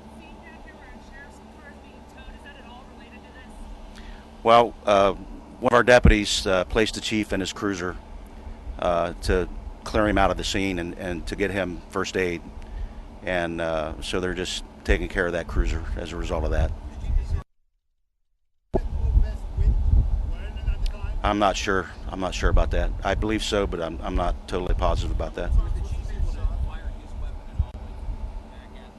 Don't know that yet. Don't know that. We'll figure that out. I don't know that either. That would be the coroner would determine that.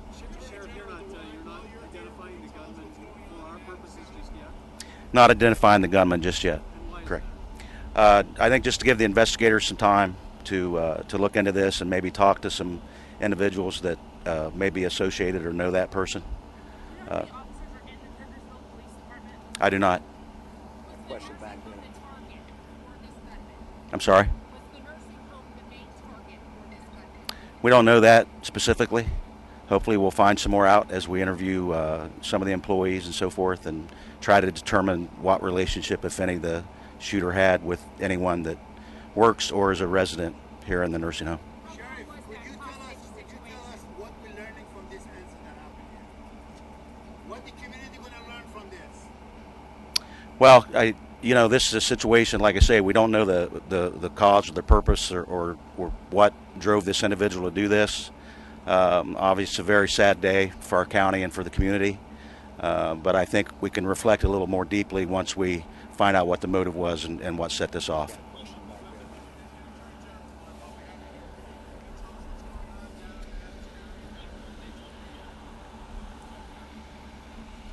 Well, there is a joint investigation going on between the Adams County Sheriff's Department, the Pike County Sheriff's Department, and BCI.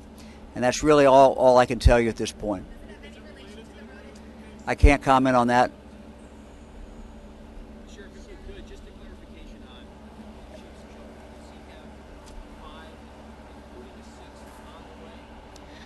I'm not quite sure about that. We've got some officers that have been with the family, and I haven't had the opportunity to speak with them, so I believe it may be 5 or 6 with one on the way, but I'm not sure of the exact number. Do you know the kind of gun the gunman had? Are we talking pistol, shotgun? I don't know that any of that's been recovered from the scene yet.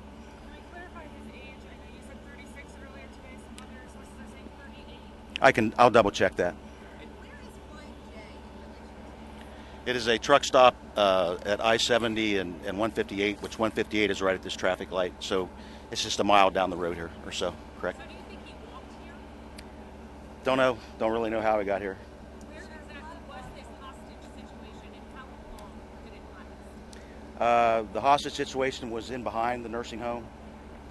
There's an alley. There's an alley back there. There's a very small little wooded area. So that's where that occurred. I haven't had an opportunity to review or look at the interviews yet to determine how long they were there. I don't know at this point.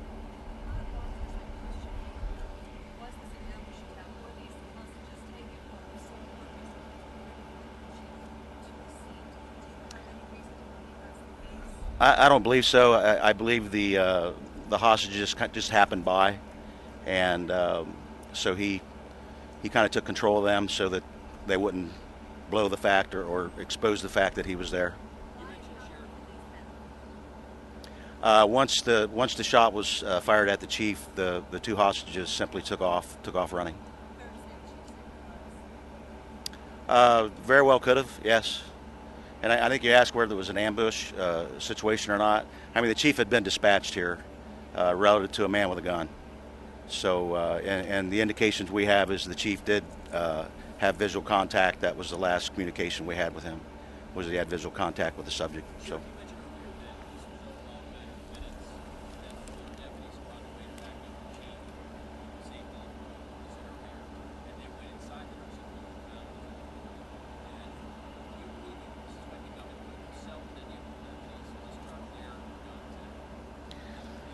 I don't believe there was any exchange of gunfire with law enforcement, and the manner of his death will be determined by the coroner. I'm sorry, I couldn't hear you. You're releasing that,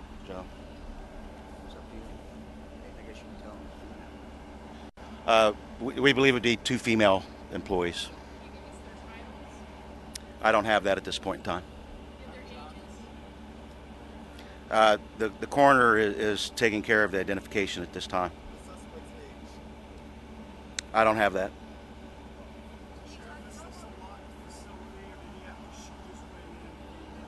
It is a secure facility.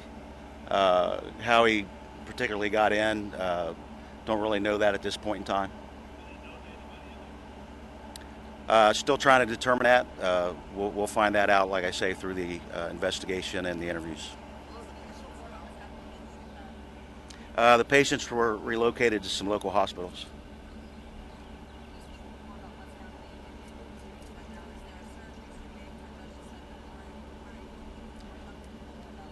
Well, we're just looking for some evidence and things of that nature at some locations that we were able to develop some information that we probably should take a look at.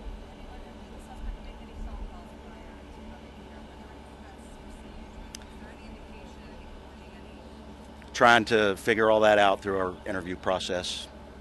And I'll leave it up to General. General, I don't know if you want to have another briefing at some point in time, or I think only if we get something. Right. Obviously, if the coroner gets to the point of releasing the names and so forth, we'll get that information out. Don't know when that's going to be. We get more information relative to the names and identification, we'll get that out to you.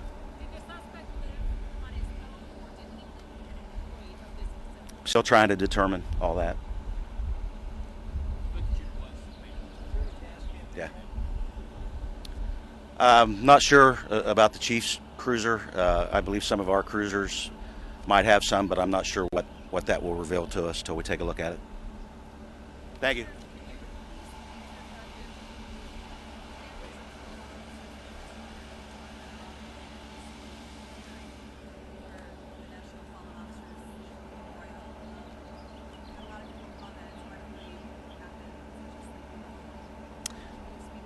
Yeah, I mean, we always look at Licking County as a pretty safe community, and we see these tragic events happen all over the country, and to have it hit close to home like this is just unbelievable. So, you know, it's something that we'll process and deal with.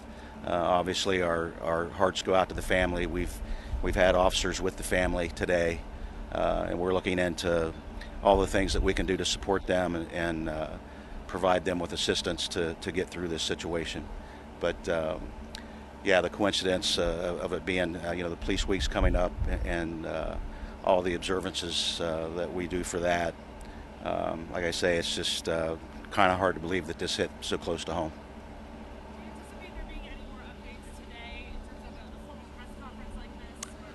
I don't know if we'll do a formal. Obviously, we're going to be here on the scene for quite a while.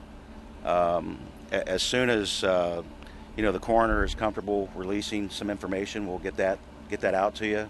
If I get a heads up as to how long that may be or when that may happen, I'll get that out to you as well.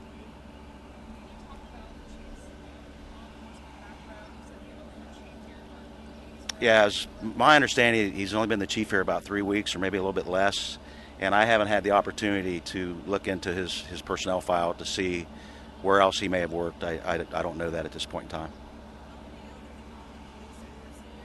I'm not sure of their numbers. Not sure of their numbers. I really not sure. Thank you.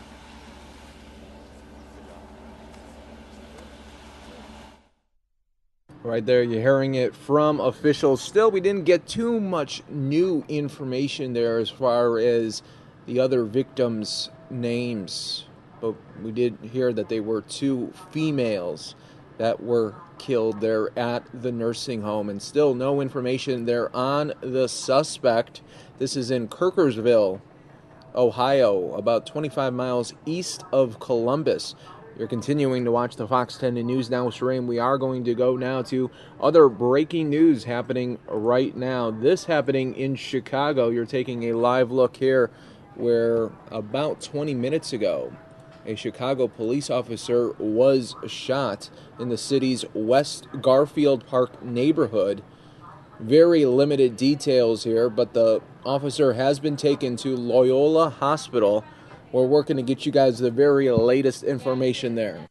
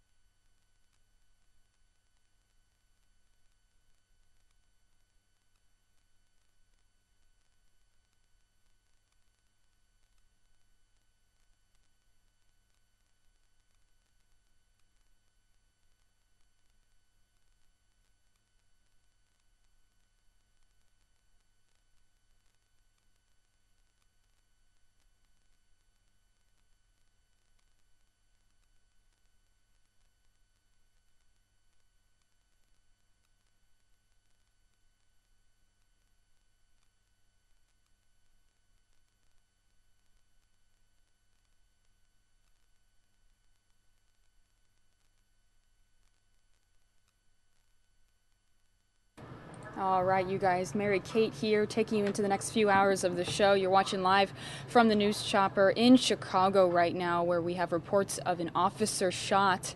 It happened near Garfield Park, and we are streaming this live here on the Fox News Now stream. A Chicago police officer has been shot in West Garfield Park and rushed to Loyola University Medical Center. A possible offender was also shot and taken to the hospital. This happened in the 4000 block of West Maypole. The Chicago Police Superintendent is also responding to the scene. We are working to get you guys more information about this. Stick with us here live on the Fox News Now stream.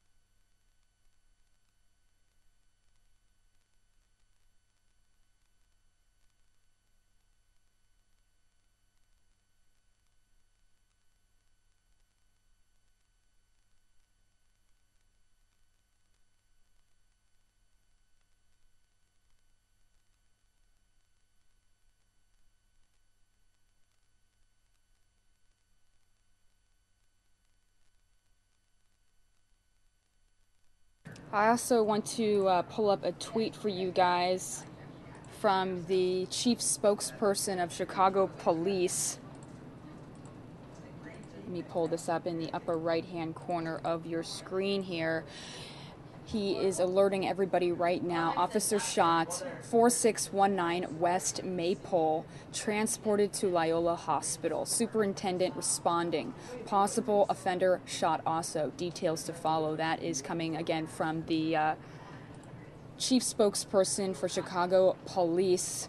And you can see all of the police officers there right now wearing bulletproof vests, staying on scene, trying to figure out what exactly happened between this police officer and this offender here in Chicago in the West Garfield Park area. Just in the middle of the day there, you know, a beautiful day in Chicago where this shooting happened. West Garfield Park, a very popular place for people to enjoy the weather, walk their dogs, and this shooting happened there. Again, that officer has been taken to the hospital. We are not aware of his injuries yet, but we'll keep you guys updated live here on the Fox News Now stream.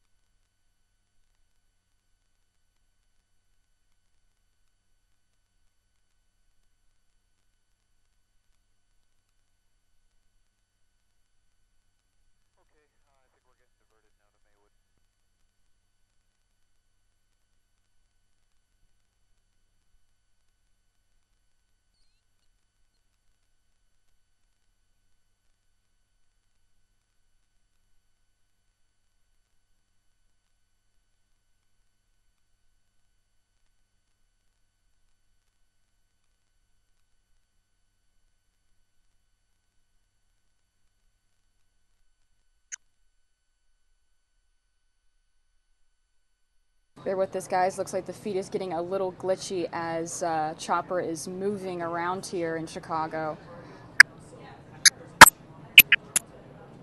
It does look like Chopper might be leaving the scene, but let's stick on this for a few more minutes, see if he's just moving to another location.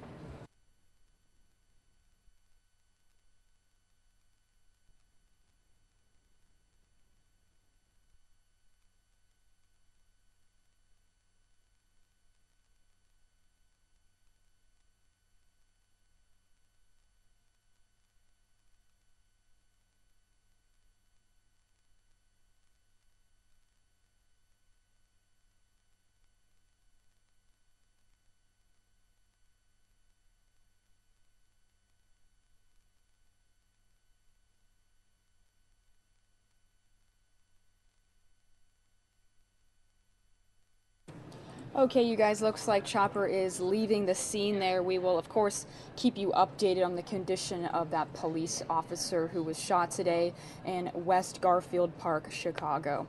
Moving on, though, to the next top story for you here in the show. Let me pull up the next live event that I have for you here.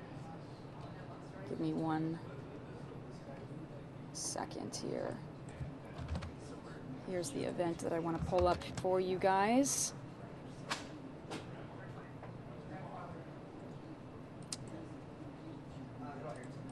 And happy Friday, everybody. Thanks for joining me.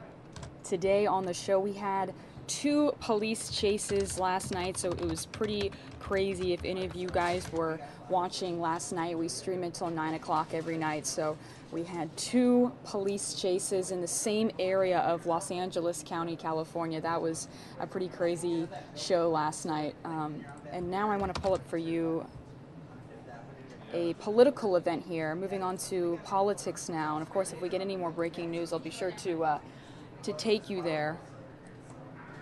I do want to pull this up, though, for you guys. This was U.S. Attorney General Jeff Sessions receiving an award in New York. Sessions also was expected to announce his new sentencing guidelines during this event here in New York. So let's see what happened at this event earlier today, everybody. Here we go. To put the interest of innocent citizens and officer safety ahead of political correctness and calculated re-election ploys. This is why we are so grateful to have an Attorney General who rejects such cynical behavior. We saw this most recently when the Attorney General took a stand against mayors and police chiefs who are endangering their citizens and police officers by keeping local law enforcement and their federal partners from collaborating to remove dangerous criminals from our communities. To be clear, however, this is simply a continuation of a lifelong commitment Attorney General Sessions has made to putting public safety ahead of parochial politics, political correctness, and special interests.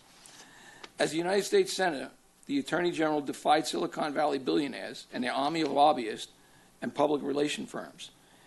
He stepped into the breach when they tried to enhance their brands and bottom lines by pushing legislation that would have impaired law enforcement's ability to detect and apprehend online predators and child pornographers by giving social media apps and email accounts greater privacy protection than a family's home. When we saw a spate of mass shootings, then Senator Sessions didn't just give speeches. He championed changes to the law to ensure officers around the country could get the training and equipment necessary to respond to active shooter incidents. He also encouraged changes to the Public Safety Officers Benefit Program to expedite assistance for the families of officers killed in the line of duty. And throughout his tenure in the United States Senate, as Attorney General of Alabama and as the U.S. Attorney for the Southern District of Alabama, Jeff Sessions has worked hard to cultivate strong, collaborative relationships across the federal law enforcement community. Such collaboration is more than critical than ever as our country faces unprecedented threats from international terrorist organizations and transnational criminal gangs like MS-13.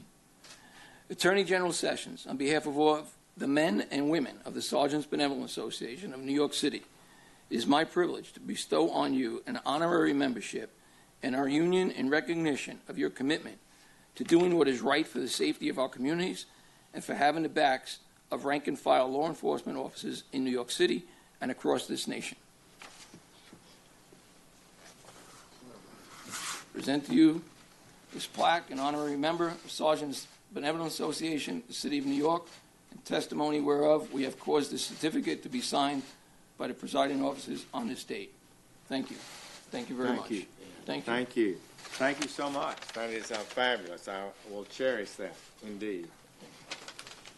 I want to thank all of you, your 13,000 members who walk the streets every day, who put their lives on the line, and the association that you have together. I respect that association and the work that you do to make your city better and safer. It's an honor for me, indeed, to be here, and I'm proud that the rank and file consider me a friend of the New York Police Department and all the other brave officers and law enforcement personnel around the country and in other departments. You know how much I respect you and the groundbreaking work the New York Police Department has done to reduce violence in your city. It is truly a national leading team. And I've long expressed my admiration for the successes you have achieved, Ed, you and your members. There's no doubt that the last few years have been tough ones for law enforcement in America. Morale among law enforcement officers has fallen. The fatal shootings of officers went up last year. Most Americans, however, know what I know. Our police are one of the institutions that enjoys the highest confidence of the American people. That's because they see you every day on their streets and in their neighborhoods, doing the duty that you've been given. You don't do this for recognition. You certainly don't do it for the money. You do it for lives saved and streets made safer, the bad guys brought to justice. You can choose this work. You choose this work to serve and protect us all and make our country safer and better. There is a sense of satisfaction indeed, I have always felt, from doing one's duty to see that justice is done. As we begin the National Police Week, I want to thank every law enforcement officer in America.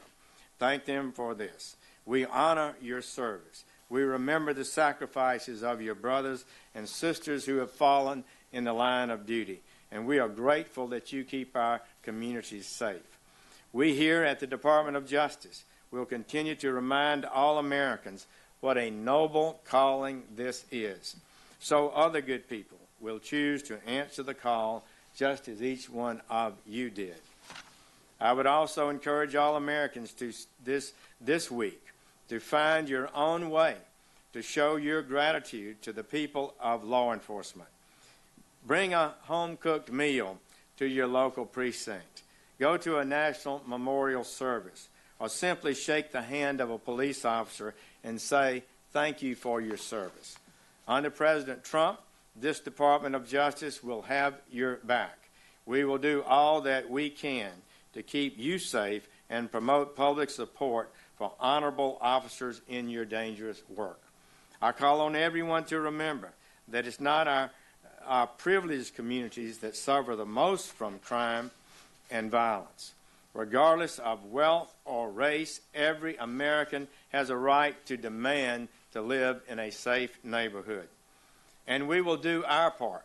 Today I am announcing that I sent a memo to each of our United States attorneys last night establishing a charging and sentencing policy for this Department of Justice. Our responsibility is to fulfill our role in a way that accords with law, advances public safety, and promotes respect for and consistency in our legal system and in the work that we all do. Charging and sentencing recommendations are bedrock responsibilities of any prosecutor. And I trust our prosecutors in the field to make good judgments. They deserve to be unhandcuffed and not micromanaged from Washington. Rather,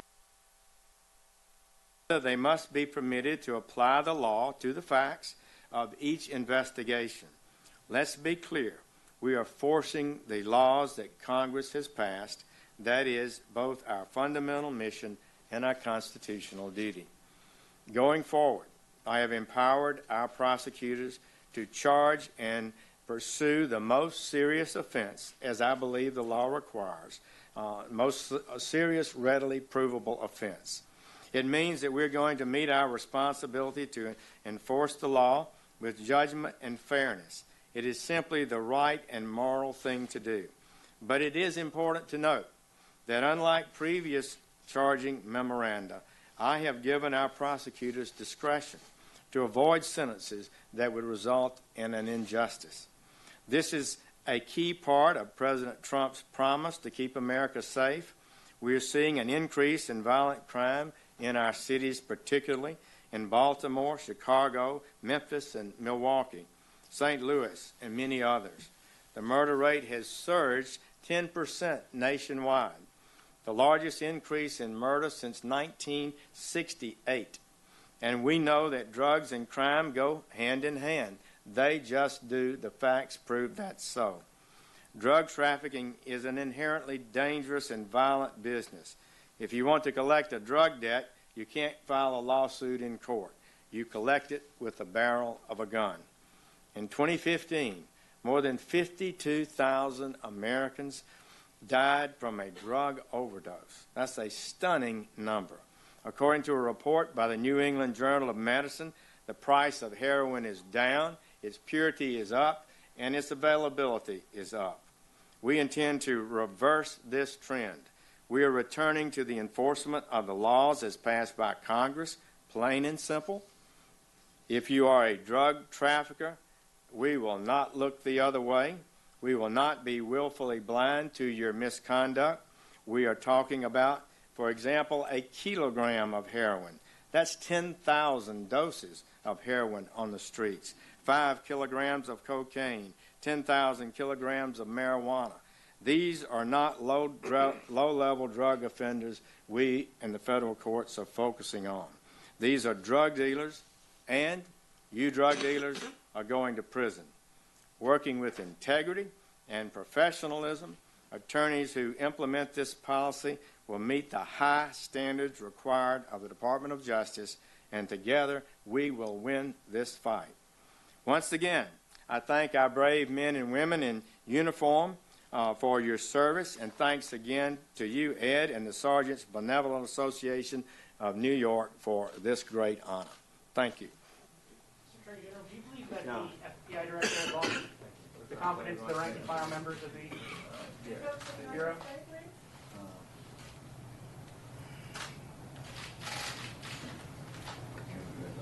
What's your message? Why didn't you accuse yourself? Okay, everybody, that was Attorney General Jeff Sessions receiving that award and discussing new sentencing and charging rules. Pulling up the next top story for you here in the show today. Thanks for joining us live here on the Fox News Now stream. I want to pull up this press conference for you here out of Florida, where the Attorney General Pam Bondi announces a crackdown on tech support scams in Florida and nationwide. So let's hear what these tech support scams are all about. Here we go. I'm so pleased to have Director Paul down from Washington, D.C. with me with the FTC. So pleased to have you here with us. And we've joined forces on a lot of issues and will continue to. And I think you've all heard me say that that's what makes Florida so different, how well we work with all of our federal partners throughout the country, and will continue to do that as well. This is really important because we all know technology is so important now in our lives. We can't do anything, go anywhere, see anything without having technology be a part of it. And, you know, rapid advancements have helped simplify our lives, of course, and keep us connected. Don't get me going on our children today with technology. But it's also made us more vulnerable to scammers. And the same technology they use to steal money from our citizens. So over the last several years, my office, we've been working with our great partners at the Federal Trade Commission to help stop tech support scams. And these scams, they use, I'd be shocked if anyone has not seen this yet. They use pop-up screens. And these pop-up screens come up on your computer, and you believe that your computer has been infected with malware or a virus. They're designed to scare, frighten consumers into buying unnecessary software and services. So since November 2014, we have filed 12 actions, my office, against tech support scam operations, and we lead the nation in shutting them down. Sadly, we lead the nation. I think probably we're one of the top states in complaints, but we're also, because we're so vocal about it, I think, and I think everywhere we go, we talk to people about reporting it and calling our office and calling our hotline and don't let it go, because if you let it go, someone else could be hurt, and you can always help someone else as well. And the team at the FTC, they're truly one of the best partners we can possibly have in fighting these types of tech scams. So I'd now like to introduce Tom Paul, and I want to personally thank him for coming back on with the FTC and truly helping our country, our consumers, and our good businesses. So thank you, Director Paul. Thank you very much. Good afternoon, everyone. Thank you, Attorney General Bondi, for hosting us here in Tampa and for being such a terrific partner with the FTC in our fight against tech support scams. For years, Attorney General Bondi and her office have been on the cutting edge of consumer protection issues, just like the ones we're going to talk about today. At the FTC, we're proud to have collaborated with her office frequently over the years in filing a series of cases involving consumer fraud. Under the leadership of our new acting chairman, Maureen Olhausen, the FTC intends to step up its fight against fraud. We hope Attorney General Bondi and her office will continue to be our highly valued allies in this fight. Today we're announcing Operation Tech Trap, a national and international sweep of actions involving tech support scams. These scams used to occur when a telemarketing cold call would come to consumers pitching tech support services, but now they commence with consumers receiving a pop-up message delivered to them directly on their computers. This technique makes these scams more insidious and, unfortunately, far more effective.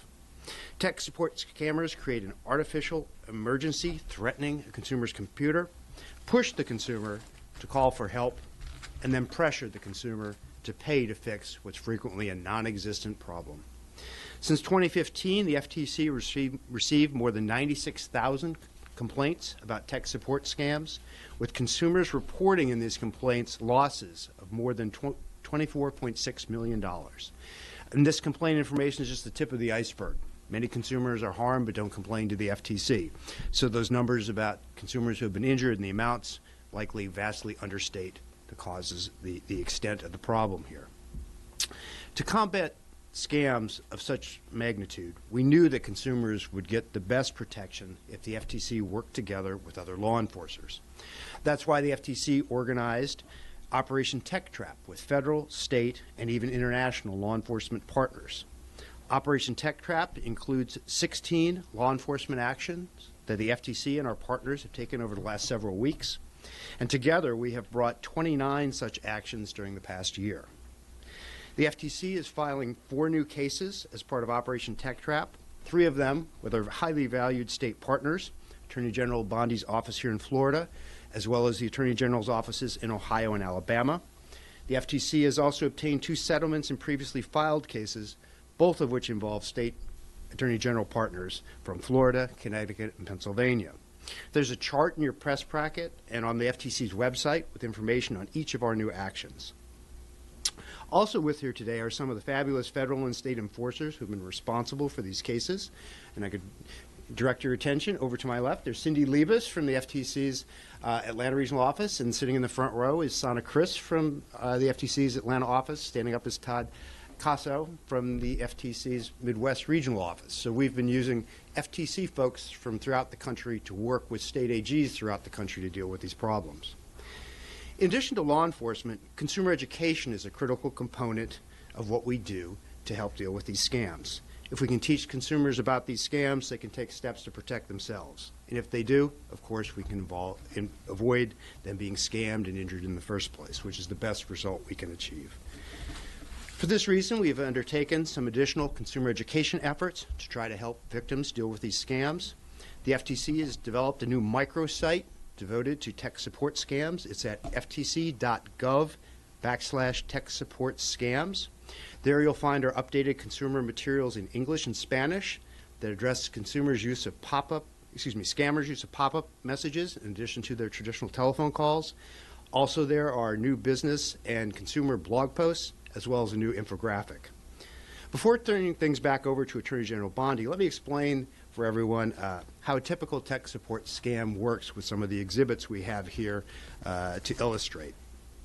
The typical tech support scam has 3 steps.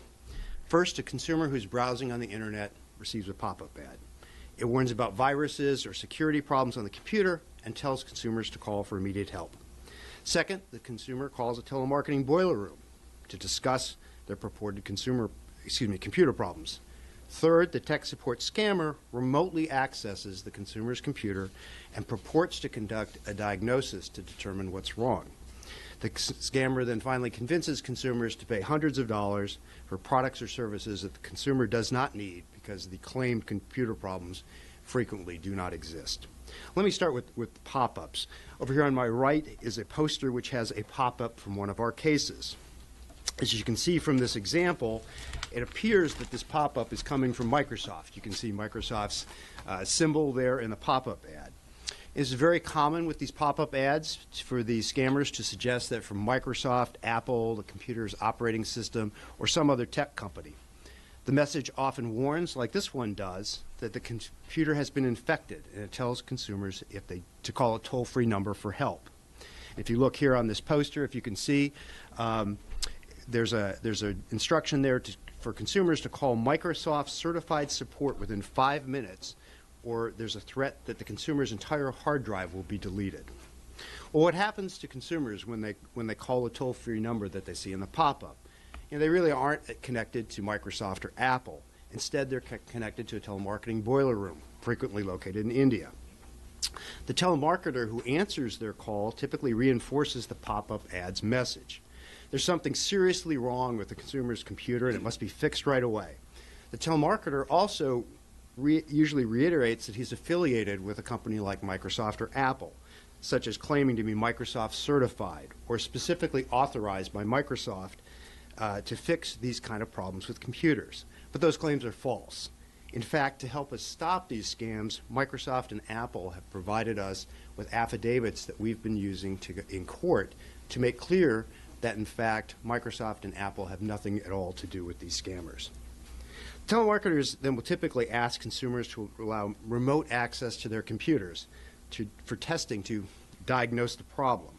And once a telemarketer gets that access, he's able to control the computer and pretend to be doing a diagnosis that purportedly and inevitably reveals grave problems that the telemarketer explains need to be fixed right away. You can kind of see this on the poster to my left here, which is an example of a diagnostic test that was done in response to an undercover call that an FTC investigator made to one of these scammers. The telemarketer claimed that this report that appeared showed evidence of a serious problem on the computer.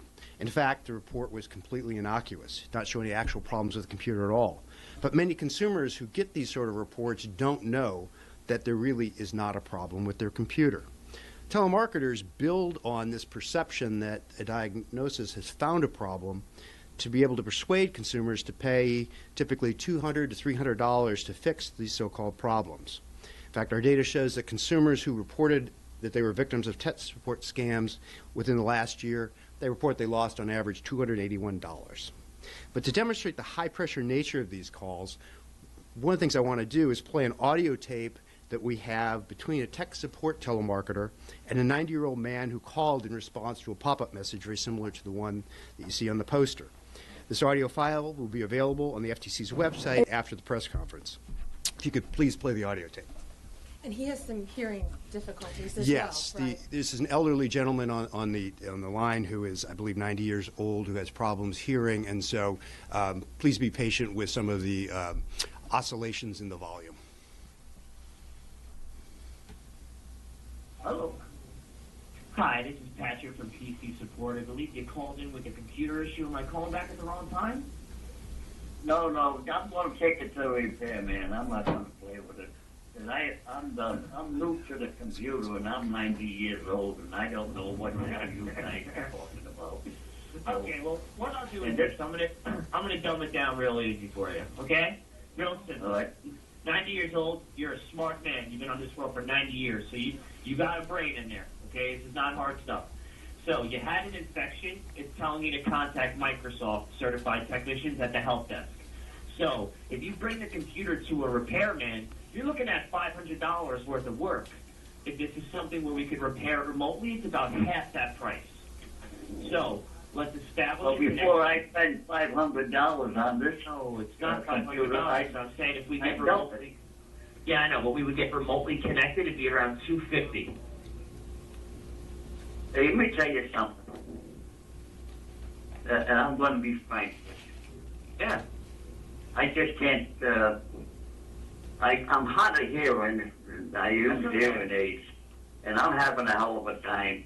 And I got a guy that's a computer expert. He basically does for a living. Unfortunately, I'll let him take it. He doesn't charge me. Sir, he won't even have the right tools to get this done. He's not a Microsoft certified technician. He will not be able to get this done.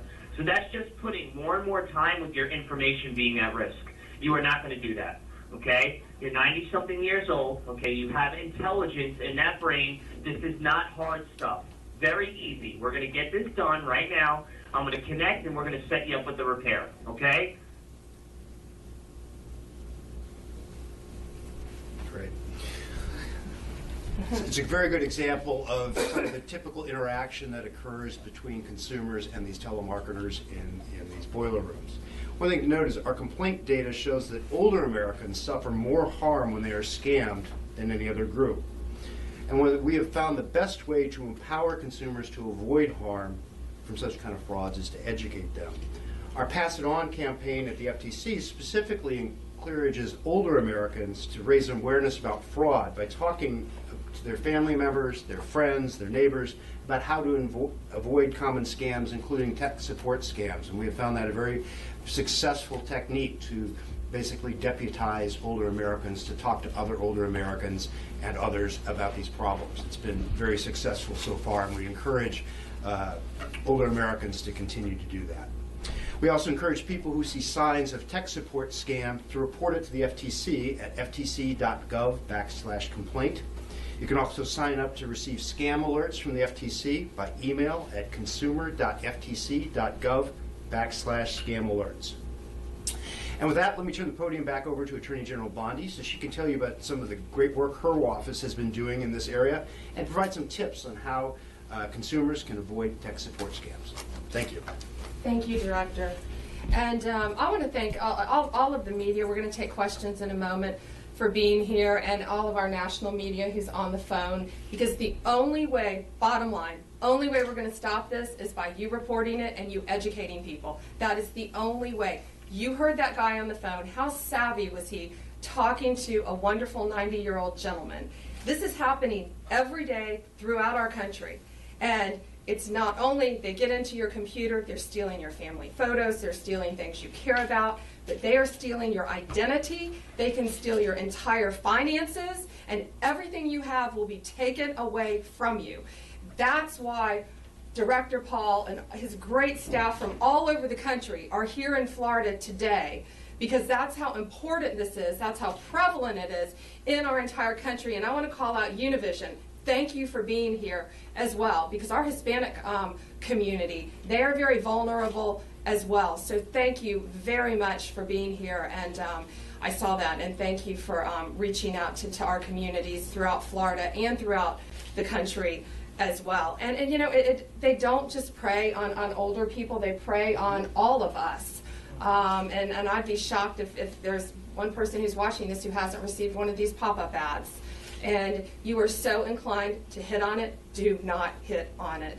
But these scams, they also damage consumers' confidence to use the internet every day for transactions that our economy depends on that. And so it's important that our consumers feel safe going online to pay bills, to make purchases, to send emails to friends and family. This violation of our consumers' trust is unacceptable. And all of us working together, that's the only way we're going to put a halt to this. We've had some great success in shutting down tech support scams, and I have Michelle Pardall with me here today, an Assistant Attorney General with me, and Vicki Butler, who is incredible, running my entire consumer protection unit. And thank you both and to all of your staff for what you do. Today, my office, we're announcing 3 new separate actions to stop multiple tech support scams. These scams involve similar tactics exploiting consumers' fears that we talked about, consumer viruses, malware, hackers, and other security threats to ultimately convince them to purchase software that they don't need, but also the ability to get into their computer and all of their personal information. And that's why it's so very important. Some of these scams left the consumers' computers inoperable and put all of their personal information at jeopardy. Each complaint seeks to freeze assets, access to the business's premises, and an appointment of a receiver. We're working hand in hand with the FTC, and again, I cannot thank you all enough on these cases for your continued support, not only here in Florida, but nationally. And again, they're going to target anyone, all ages, ethnicity. They're going after everyone to trick them into paying hundreds of dollars for bogus services and exploiting them and taking their identity. At this time, I would like to introduce Carolyn Aronson. She has experienced this type of scam firsthand, and Carolyn is here all the way from Tennessee, and you are very brave to come forward, and what a wonderful woman, and thank you for coming down and telling us your story. Come on up, Carolyn.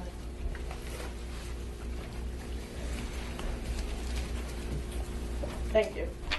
Well, as Pam said, I'm from a really small town in Middle Tennessee. And it was a couple of years ago, it was 2015 in November. And I'm a volunteer Medicare counselor, so this was right during open enrollment period, and I was very busy. But one day I decided to download Windows 10 because I heard it wasn't going to be available for free much longer. And I had some problems with my McAfee firewall on the computer. It kept going down, but I checked to make sure it was up before I actually started the downloading process, and everything was going along fine. All of a sudden, my computer just went nuts. I couldn't do anything with it. I couldn't shut it down. I couldn't move it over to email. Nothing was working right, and up popped this number for Help Desk National. Now, I'm rattled at this point. But I assumed that the help desk was related to Microsoft or Windows 10, so I called the number. And sure enough, here comes this slick guy. In fact, Patrick's voice sounded very familiar. And I was convinced to turn my computer over to them to fix it. The reason I did that was because, as I said, it was the middle of open enrollment, and I didn't want to have to leave my computer at Staples, which was like 30 miles away anyway, to get it fixed. And they convinced me that it wouldn't cost me as much to have them do it. So I said, okay. And I allowed them to remotely access my computer for the next 15 hours.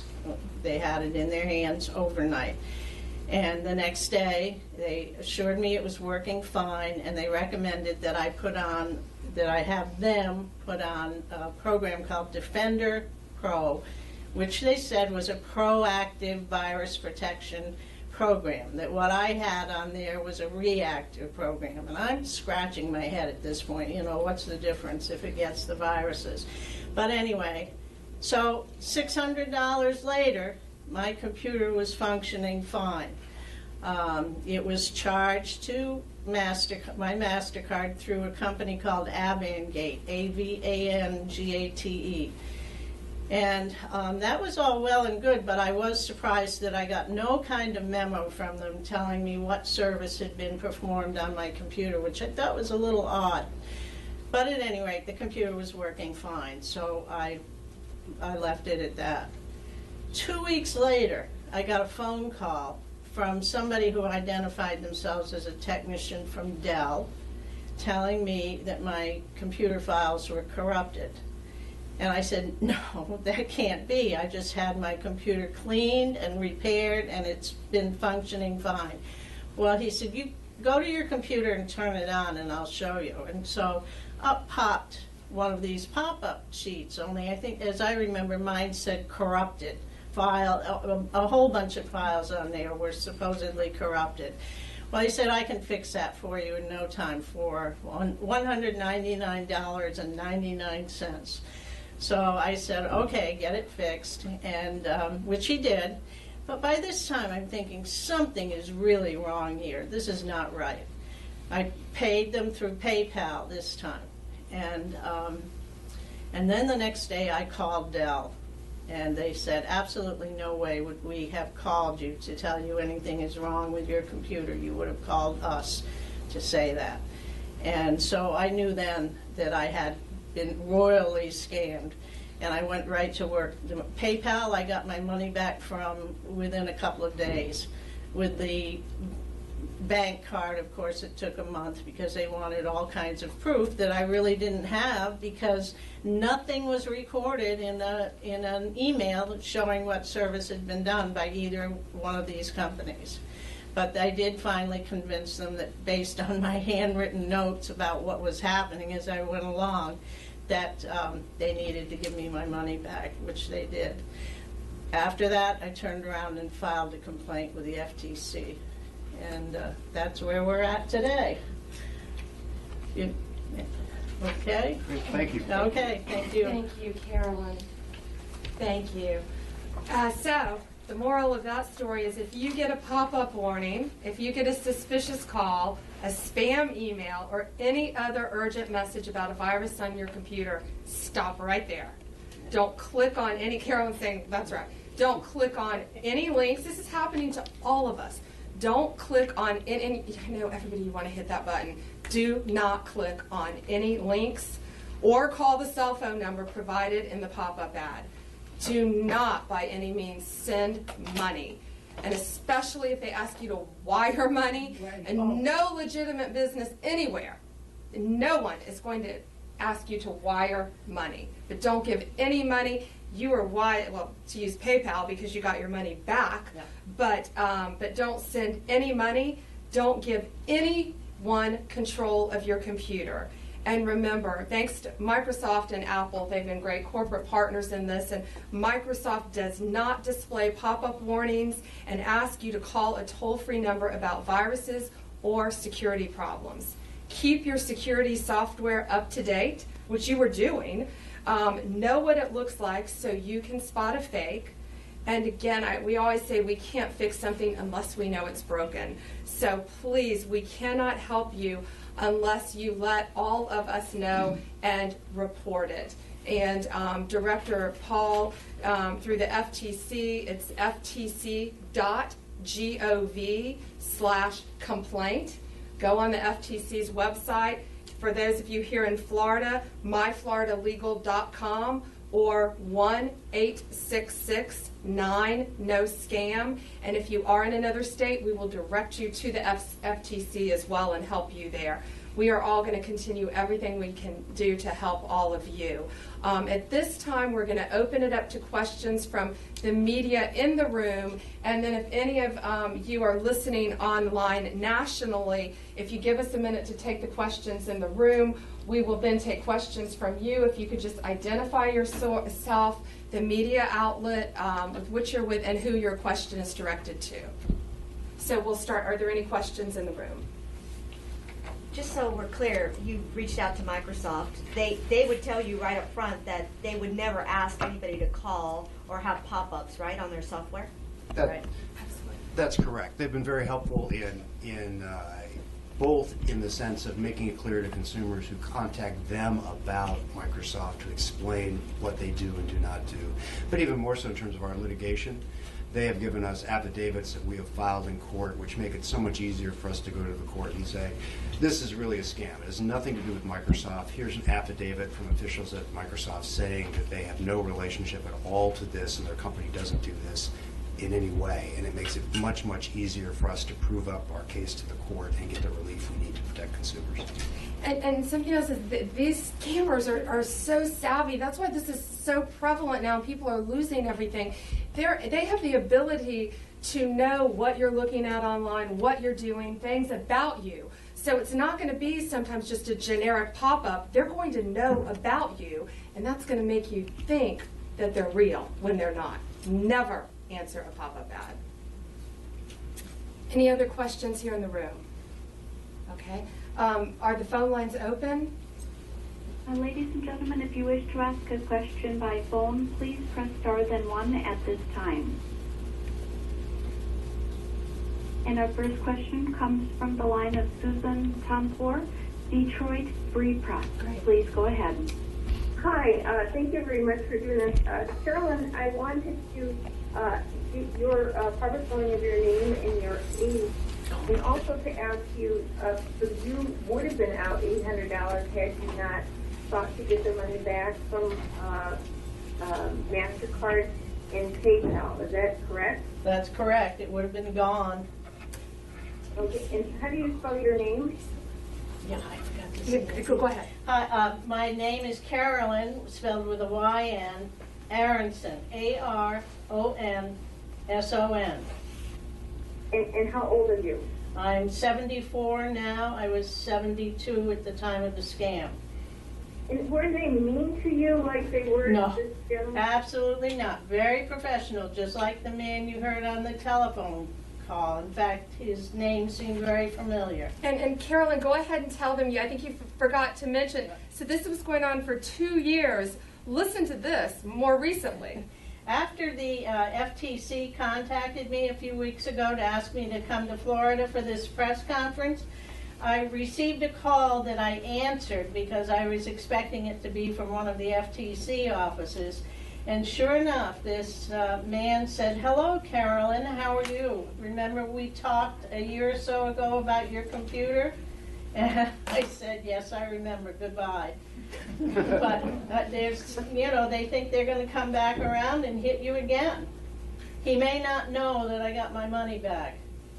Hi, this is Tom Paul. Just to elaborate on that, we at the FTC have recently brought a case against a company that was spoofing the FTC. Basically came up with a fake press release from the FTC announcing that the FTC had selected them to go back and repair the computers of people that have been harmed by tech support scams.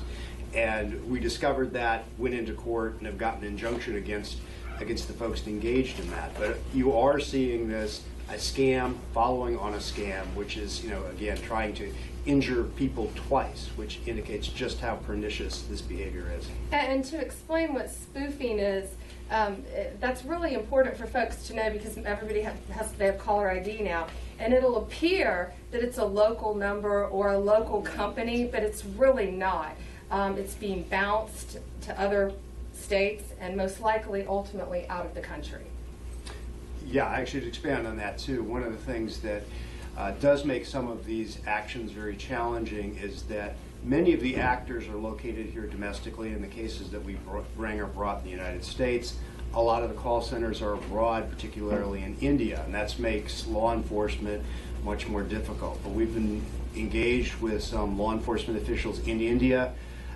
Within the last year, they've brought a couple of criminal cases against some of the folks who are located there.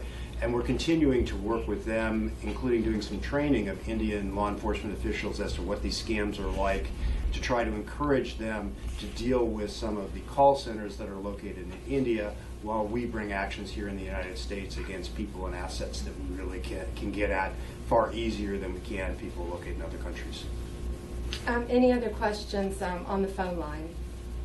Next, we'll go to the line of Diva Sarkar with Communications Daily. Please go ahead.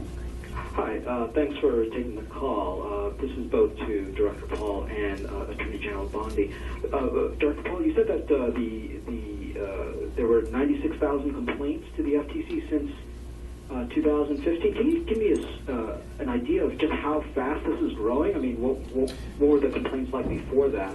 And then to second question to both of you is just, is this sort of like a gateway towards, I mean, if they get remote access and they steal their IDs basically, and do they use ransomware to hold hostage in a later date or something like that? Sure. Just trying to get the idea of how this all fits in. Let me give you a couple of thoughts to put what's going on in context. I mean, a lot of this had started a number of years ago, which was primarily cold calls that come out from telemarketers saying, "Hi, I'm from Microsoft. You've got a problem with your computer. Please buy services for me." The latest iteration has been to move to these pop-up ads or pop-up messages, which are far more effective in getting consumers' attention. There has been an increase in the number of complaints we have received. I believe we had a 13% increase in complaints from 2015 to 2016. So the number of complaints we are receiving is increasing, notwithstanding the fact that we in the Florida AG and many other law enforcers are taking action. We're engaging in consumer education, so we're very actively fighting these scams, but they still appear to be growing, and so we are committed to doing more to deal with them. But I think that our hope is that when we move forward, every time we bring these kind of cases, it increases the deterrent, and hopefully they will tail off. But what we have seen in the last couple of years is they haven't been increasing. They're increasing in some of their sophistication with using pop-up messages. Some of the scripts they're using are becoming far more slick, and that makes it more likely to mislead people, and as well as sometimes more difficult to prosecute. But we are going to remain vigilant in going after the people who commit these scams. And that was an excellent question, because yes, that's what they're doing. Once they get into your computer, that's why this is so important to all of us. And again, you're going to be smart enough, because you're listening to this, you're knowing that this isn't legitimate, and when you hang up on them, still report it to us, because you can help hundreds and hundreds of other people by reporting it to us. And yes, part of your question is, once they're in your computer, they can steal your entire identity. They have the potential to steal your entire life savings. And often it's very difficult to recover because they are out of the country. You ask about ransomware. We didn't want to confuse the two topics. We had talked about that this morning. This is about malware. These are the pure scams that are going on. There's also something separate that we've been dealing with involving lots of businesses, but especially physicians, where these horrible people go in and hold medical records hostage, and unless you pay their ransom. And now so many businesses and physicians' offices, they are actually having insurance just to cover ransomware. Mm-hmm. So that's something different, but that's something very real as well. But again, today what we're here to warn people about are, don't open any of these things on your computer, and please, please report it so you can help us help others. Yeah, I would just add that once, if you do get scammed, be sure that once you know what's happened, you go in and change all your passwords. That's really critical to avoid that kind of thing. I never lost anything. I was very lucky that way. I mean, that is an excellent point, because that's one of the challenges, is that in some ways, as bad as these scams are, they could have been worse, because when you turn over control of your computer to someone else, there's all sorts of sensitive information they can get access to, and they can cause you a lot more harms. A lot of what we've seen from these scammers so far is they're gaining access mainly to persuade you to buy services you don't need. And yet there's also the possibility, once they have access to your computer, they could do other things that could be far more harmful. And so definitely don't even let them in the first place is the best thing you can do. Don't grant them access. You know, it's the mistake that leads to a lot of other problems. And so definitely don't give them that opportunity. Any other questions on the phone? As a reminder, to ask a question, press star then 1. And next we'll go to the line of Augusto Orozco with Eagle Broadcasting. Please go ahead. My question is on the issue on computer security, and I think I heard that one of you said that it has to be kept updated. So there are instances when there are pop-ups that says your security has expired, and the question follows is, do you want it renewed? So how do people deal with it? Is that something legit, or? No, Augusto, thank you for the question. This is Pam Bondi. Any pop-up is a scam. Any pop-up is a scam. Any pop-up. Do not answer it. Do not reply to it. But please report that you received it. So the FTC and working with the various attorneys general can attempt to catch them. This is Tom Paul. The one other observation I would make is that if you ever have any questions, pick up the phone and call the company that is purporting to be contacting you. That's how many of the consumers that we have dealt with have found out that it's actually a scam. It's when they've called someone like Dell, like Carolyn had done, or they call Microsoft, or they call Apple and say, I'm getting this message, is this legitimate? And the companies will be able to tell you whether or not it came from them. And so if you have any doubts when you see it pop up as to who it's from, what it's about, pick up the phone and give them a call is a great way of finding out whether they're legitimate or not. And not the number on the pop-up. Not the number on the pop-up. I know what you meant, right. Yes. Thank you for that. Critical clarification. Yes. Go find your carrier, or go online separately and type in Microsoft and get their consumer contact information. Don't call the bogus number in the pop-up ad. Definitely don't do that. Questions? All right. Well, thank you very much for coming today. And again, all of you're helping so many people by spreading this important message, and that's how widespread it is. We desperately need your help to fight this. So thank you all very much, and have a wonderful weekend. Have a wonderful weekend. Our days all run together. Thank you. Thank you. And thank you to all of you on the phone. Bye-bye. Thank you, everybody. All right, you guys. Well, that was Attorney General Pam Bondi in Florida discussing tech scams there in Florida and nationwide. So we are going to move on now to the next top story here in the show. But yeah, you guys never trust those pop-up ads. They're never good. Never call those phony numbers. So many people are being scammed, not just in Florida, but nationwide. From these tech support people. So good stuff to know. Thanks for joining me today live here on the Fox News Now stream. I'm your host, Mary Kate. I'll be taking you to the next few hours of the show here, you guys, and then Mike Page is coming up next. But we will be streaming until 9 o'clock tonight, so any sort of breaking news, this is where you want to be. We will be streaming it. So if you come in and out of the show, but you see something going on or you hear something happening in the news, definitely tune in here on Fox News Now, because we will always have that footage live. We have Fox cameras all across the United States that we're able to plug in here and show you guys unedited raw footage, and that's kind of the cool thing about our show. So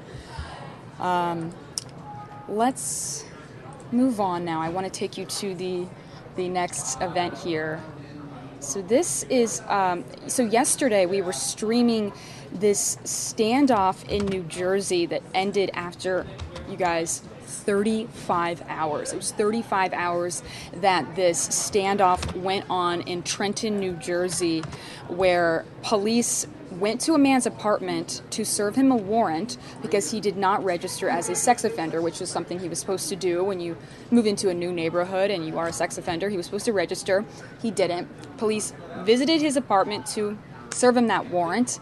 That's when gunshots went off, and this standoff went on for 35 hours. And one man in the neighborhood who heard the shots was trying to crawl away on the ground to safety and was sadly shot and killed during this standoff. So very sad news about that. But we were wondering yesterday, what exactly was going on with this man? Why did he hold police for 35 hours? And what's going on with the victim's family who was shot there at the scene? So we have all of those details right now at this press conference So let's hear what they have to say about it. Here we go.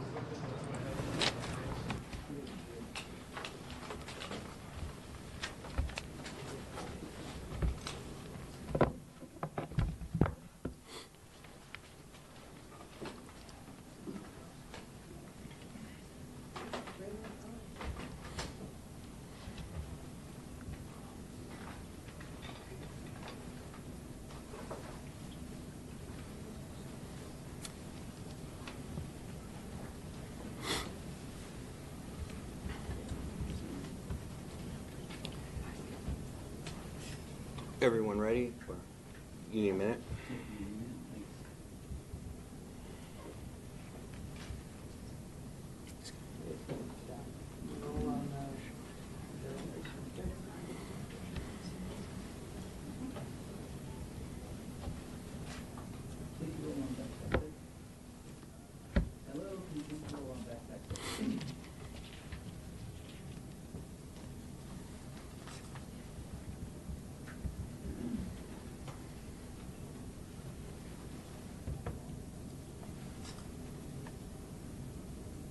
Yes. Sorry, we're not used to people starting on time. It's a new day. Good afternoon, everyone, and thank you for coming this afternoon as we provide you with the final update on the Trenton barricade incident that took place over the past few days. Joining with me today are the Mayor of the City of Trenton, Eric Jackson, Ellie Honig, the Director of the New Jersey Division of Criminal Justice, Mercer County Sheriff Jack Kemmler, Captain Ed Gonzalez and Lieutenant Steve Varner of the Trenton Police Department. From my office, Chief Eldon Harris, Captains Gene Naylor and Lieutenant James Francis of our Homicide Task Force. Also joining us are Jeff Flynn from the New Jersey State Police, Councilman Duncan Harrison, along with my First Assistant Prosecutor, Doris Gallucci, Stephanie Katz, who's our Deputy First Assistant, Executive Assistant Prosecutor, Amy Devaney. At this point, we're going to turn this over to Captain Gonzalez to provide you with a timeline for everything that occurred during the incident, and then each of the individuals will have something to say. Captain?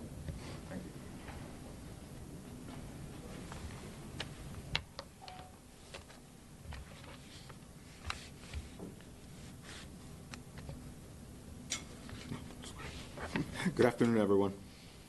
I'm Captain Edmiro Gonzalez, Jr. I am the Chief of Staff to the Trenton Police Department. I'm here on behalf of Police Director Ernest Perry, who is currently participating in the Police Unity Tour and unavailable to attend. On Wednesday morning at approximately 6:20, law enforcement officers assigned to the United States Marshals New York, New Jersey Regional Fugitive Task Force were attempting to serve an arrest warrant on Talib Reese in the 300 block of Center Street. After gaining entry into the residence, the task force officers came under fire by Reese. During the assault by Reese, a local resident, Robert Powell Jr., was struck by gunfire and died at the scene. 3 Mercer County Sheriff's officers assigned to the task force all sustained injuries while taking gunfire directed by Reese. Trenton police officers responded to the scene and set up a perimeter to contain the situation. Several local, state, and federal agencies deployed manpower and resources to assist in what became more than a 33-hour standoff. Fortunately, the incident ended peacefully with Reese's surrender to the New Jersey State Police Special Operations personnel. On behalf of Police Director Perry, I would like to thank the New Jersey State Police for their continued professional support and assistance, which played a major role in bringing this incident to a successful and peaceful conclusion. I would also like to recognize and thank for their assistance the United States Marshals, the Mercer County Prosecutor's Office, the State of New Jersey Office of the Attorney General, the Mercer County Sheriff's Officers, Signal 22, the Trenton Fire Department, Trenton Emergency Management Services, the Pennsylvania State Police, Federal Bureau of Investigation, Red Cross, Public Service, Electric and Gas, and members of the Trenton Police Chaplaincy Program. Additionally, I would like to thank all those agencies that offered resources to assist, including but not limited to the ATF, the DEA, and the Lawrence Police Department. I would be remiss if I didn't thank the community and all those who were displaced from their homes during this incident for their cooperation, patience, and understanding during this situation. Finally, I would like to thank our mayor, Mayor Eric E. Jackson, for being on the forefront of this event, providing his leadership, personal assistance, and offering of any and all of the city services required to bring this incident to a successful conclusion. Thank you.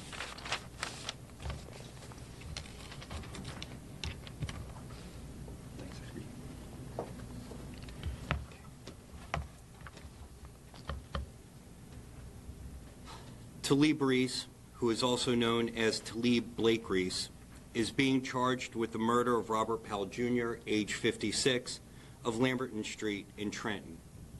Mr. Reese is also being charged with 5 counts of attempted murder, 5 counts of aggravated assault with the intent to cause serious bodily injury, the unlawful possession of a weapon, and 5 counts of the possession of a weapon for an unlawful purpose.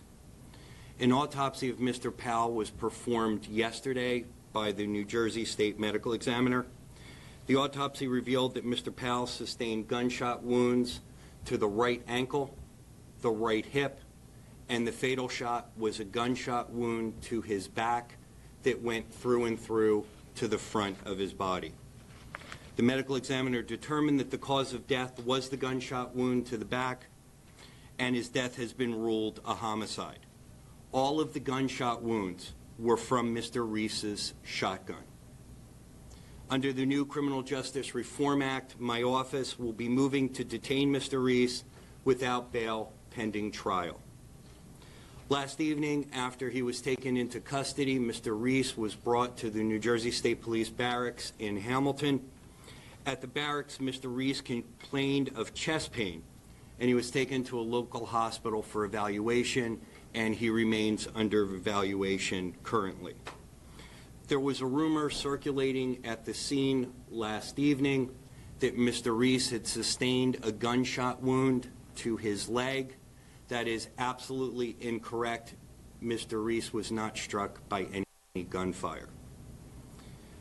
At this point, I'd like to take a moment just to speak about the victim, Robert Powell Jr. Mr. Powell was a husband, he was a father, and he was a soon-to-be grandfather. He loved to read, but above all, he loved his wife of nearly 30 years, Antoinette.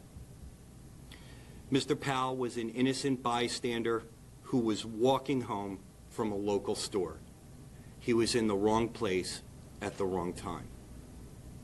I had the opportunity to speak with Mrs. Powell yesterday, and my office is currently working with her to provide any services or assistance that she and her family may need.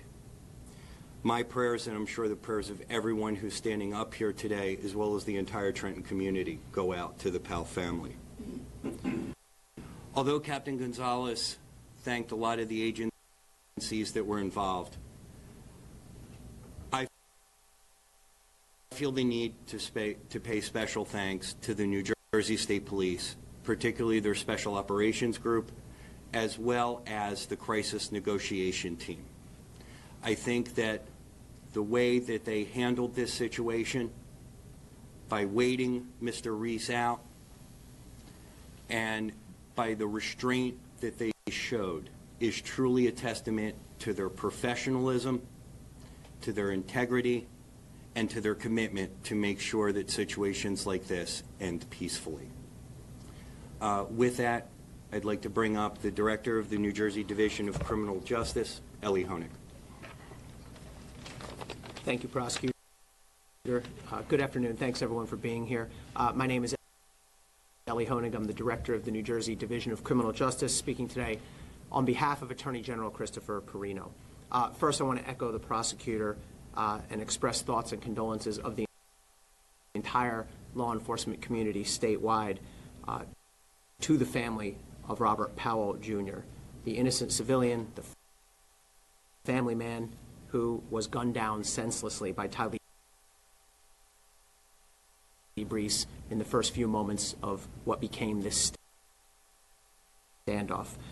I want to assure the family and the public that we in law enforcement, through the Mercer County Prosecutor's Office, will do everything we can to seek justice in our courts for the murder of Mr. Powell. Second, I want to express gratitude and admiration for the many police officers who responded to this scene. This is what happens when police work smart and work together. What you saw here is police officers from many jurisdictions, federal, state, local, across the boundary, New Jersey and Pennsylvania, who exercise force when necessary, but tempered with remarkable restraint and with respect for the good people who live in this neighborhood. We hear a lot about community policing, and that is a vital concept. Well, this is what it truly means to protect the community. These officers stood in the line of fire, literally, and they managed to bring a potentially lethal situation to a nonviolent end. So my gratitude to the brave men and women who serve this city. Sure. At this point, we'll have a few words from the sheriff. Thank you, Director. Good afternoon, everyone. My name is Jack Kemmler. I am the Mercer County Sheriff. First and foremost, on behalf of the Mercer County Sheriff's Office, our very deepest condolences go out to the family of Mr. Robert Powell, the innocent bystander who was fatally shot at the scene. As a community, we are diminished when someone is essentially killed by violent gunfire when they were simply walking down the street. Second, I would like to point out that if it was not for the grace of God, the injuries sustained by the 3 Mercer County Sheriff officers would have easily been fatal. It takes a certain amount of bravery to maintain your position and defend yourself when you're under direct fire like that. And these men are commended for their actions. Again, let's not forget that just a foot or so away from them, an innocent bystander was killed. I visited all 3 officers today at that day at the hospital, and I spoke with each of them this morning, and they're recovering nicely at home and spending a lot of time that was needed with their families. Nonetheless, our thoughts and prayers go out to their families and their loved ones. Throughout the entire situation, the Mercer County Sheriff's Office upheld its long-standing relationships with federal, state, and local law enforcement agencies. As you witnessed, our fugitive unit maintains a strong working relationship with the U.S. Marshals Task Force, the Mercer County Prosecutor's Office, the New Jersey State Police, and of course our sheriff's officers work hand in hand with the Trenton Police Department on a daily basis, and we're always pleased to be there for them.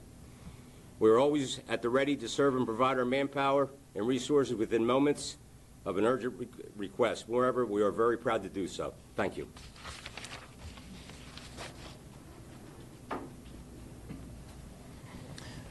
As you heard, law enforcement from throughout New Jersey as well as Pennsylvania came together to make sure that there was a peaceful resolution to this incident. But frankly, we couldn't have done our jobs if it weren't for the civilian leadership of the city of Trenton, and in particular, Mayor Eric Jackson. And at this point, I'd like to introduce Mayor Eric Jackson to give you an update on the status of the families who were displaced from their home during this situation. Mayor. Thank you, Angela. Good afternoon. First, I'd like to give, on behalf of the city of Trenton and me personally, to the Powell family, our condolences. I had the opportunity to speak to one of the daughters just a few minutes ago to wish them well and to give my condolences and my extended prayers and resources to that family as well. Before I talk about the residents in the affected area, I do want to say I am so pleased by the work that has been done by the law enforcement community. When we talk about partnerships and we talk about a collaborative approach, what we witnessed and what I saw firsthand was expertise, professionalism, and a willingness to let the situation dictate what should happen. And these law enforcement officers at the highest level exhibited a high level of professionalism and most of all patience to get the outcome that we all sought, the most peaceful outcome possible, a surrender by this gentleman. So my hat is off to the total law enforcement community for an outstanding job exhibited here in Trenton. There are still a few families that are not able to get access, complete access into their homes. We're asking them to be patient, probably through the latter part of this afternoon while some additional investigations continue. We want to assure you that the resources that have been provided at the South Broad Senior Center will continue to be open to you. Meals and restroom facilities will continue to be made available. We've served during this event in excess of 600 meals. We'll continue to do that through the balance of today until our residents are totally able to go back into their homes and stay in their homes. We will not leave the scene. We will stay committed to work with the residents of that community to make sure resources are there. Even afterwards, we'll provide some wraparound social services care for those that would need counseling to deal with this horrific scenario that just took place. Again, our hearts and prayers go out to the Powell family, and with a heart of gratitude, we say to our law enforcement community, thank you for a job well done. We have time to take some questions if anybody has any. You Yes. mentioned that Mr. Powell died from 3 shotgun wounds, one to the back, the lethal one. Do we know if there was any return fire? Because in the community there was discussion of who was responsible. Was there any return fire at this point, do we know, from law enforcement? Based on all of the reporting so far from the New Jersey medical examiner, the sole source of the wounds to Mr. Powell were from Mr. Reese's shotgun. How about the officers themselves? They were return fire at any point during any time in the initial confrontation? Yes, initially, but it was inside the home. So they shot back at Reese inside the home before the outside incident occurred. That's the basis of the preliminary investigation at this point. Brian? Yeah. Buckshot was used? Yes. Through and through? Yes. Did you recover the shotgun inside the house? Yeah. I believe we did. Any other weapons? Not sure. At this point, everything's still under investigation. The walkthrough just happened this morning, and Major Crimes is back there as we speak, doing some additional work. How many times during the night there was a lot of popping sounds? You know, we were told it was tear gas, other things. How many times did he actually fire during the standoff, or roughly, or do you suspect that he fired while the standoff was an actual standoff? Yeah, that's still ongoing as part of the investigation, and that'll get released at a later date. The officers that were injured, were they injured by gunfire or something else? Sure. Yes. Yeah, it was by gunfire. Or by gunfire. Fragments. Yeah. What was the communication like, and what do you think brought the resolve to him coming out? There were a variety of means that were used by the crisis negotiation team. Particularly, there was direct communication via cell phone. There was communication between walls from the adjoining house, as well as through the use of the bullhorn that was on some of the apparatus brought in by the New Jersey State Police. I think the reality is that at some point, Mr. Reese saw that this was an unwinnable situation. He did call the Trenton Police Department radio room and said that he was coming out. And when he did that, he was immediately taken into custody. Did his mother speak to him right before that? Not that I am aware of. Although she did speak to him during points of the standoff. One more question about the charges. These guys were on a federal task force, correct, the marshals? Is there any discussion or thought to charging them federally? Does the federal government have any interest in this? I spoke with our supervisory special agent in charge, Bill Highland, from the FBI office out of Hamilton. The U.S. Attorney's Office has been advised of the situation, and they will be looking at this matter further. Well, the machine that was brought up, I believe it's called a rope. Yes. That was borrowed from Pennsylvania State Police. I understand that our state police may be getting one. And could you talk about the role that you're not hearing that? Okay. That's from a source. But anyway, I was told it was a game changer and the state was trying to get one. Could you talk about the use of that and what that was and the idea that this may have been a game changer? Because we saw it come out shortly after he surrendered. Sure. I am very hesitant to speak about that because that is part of the tactical deployments used by the New Jersey State Police. But for anyone who had a chance to take a look at the Rook, it's a very impressive piece of machinery, and cars were cleared out of that area at that point, and that's when he surrendered. So I'll leave you to your conclusions.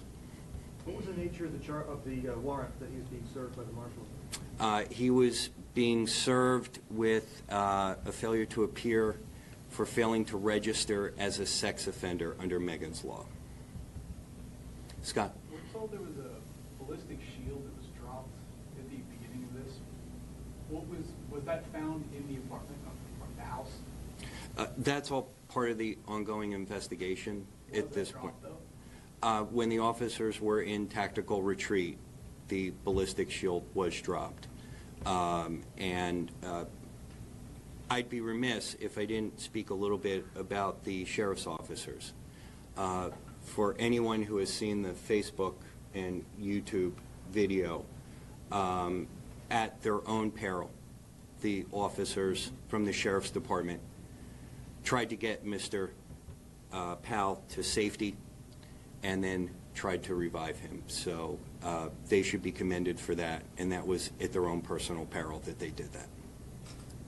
Looking at video, it seemed that within minutes there was a point where they couldn't get to him, and then they pulled him behind some cars and things like that. I mean, could you talk about the effort to try and save him in that mode? I know it was extremely difficult to get him medical attention. It's often said that police officers as well as firefighters are the ones who run into danger when something happens while everybody else is running out. So you saw the officers regroup, they went back in, and they dragged Mr. Powell out. So there was 5 counts of the attempted murder. Were there just 5 on that team, or were there others in the area? 1 count for each officer that was in the area. So 3 were from the sheriff's. Who were the other 2? Like just agency? 1 individual was from my office, and I believe the other was from the state parole. One more question. Some people also criticize, why was he so close to the action? Why was he not kept back as the raid was happening? Could you speak to how that may have happened? That is all part of the ongoing investigation, but it appears that as he was walking, the officers did try to get him down, and as you may have noticed on the video, he was actually crawling behind the cars at that point. So I think he was going to the officers as a means of safety. And he was struck after that? In the back. Okay. Thank you, everybody. We appreciate you coming. Thanks.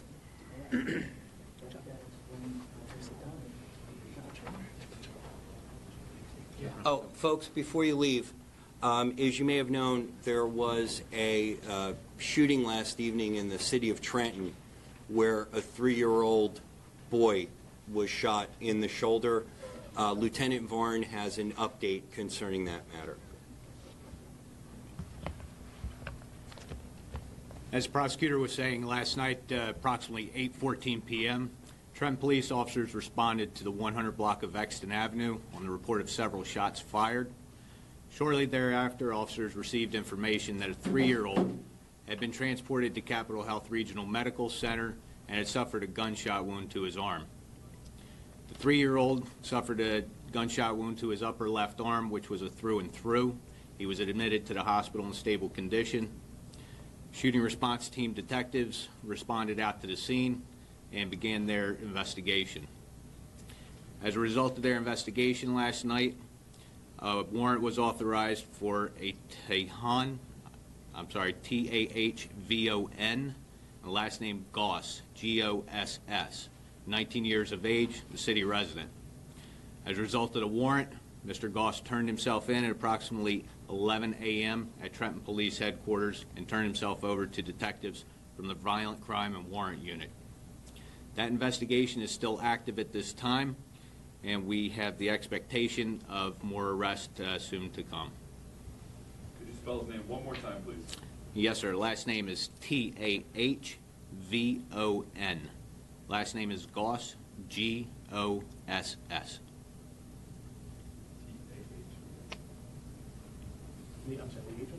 He is 19 years of age.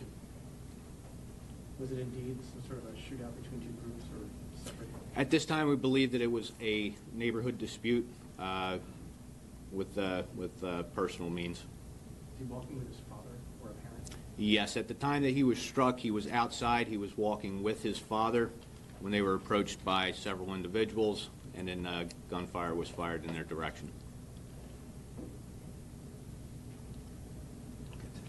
Thank you, everyone.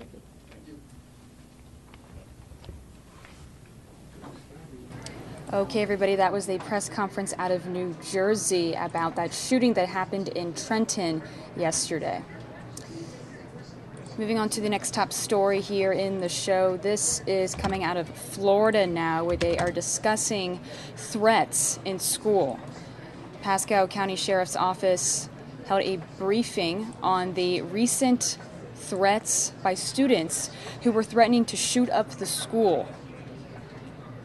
Let's pull this up for you guys. And then also during this press conference, the sheriff there is going to update us on a kidnapping that happened there as well. So let's hear what they have to say about these school threats.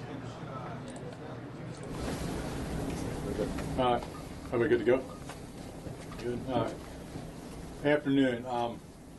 We're going to talk about two cases today, or several cases, but the one thing I want to make sure is that things come across that words have meaning, actions have meaning. And it doesn't matter what excuses come up afterwards.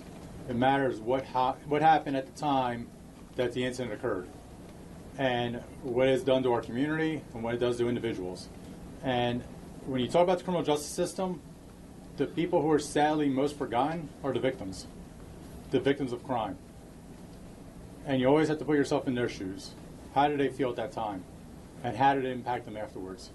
So we're going to start with this video, and what I ask you to do is put yourself in the shoes of this 9-year-old little girl.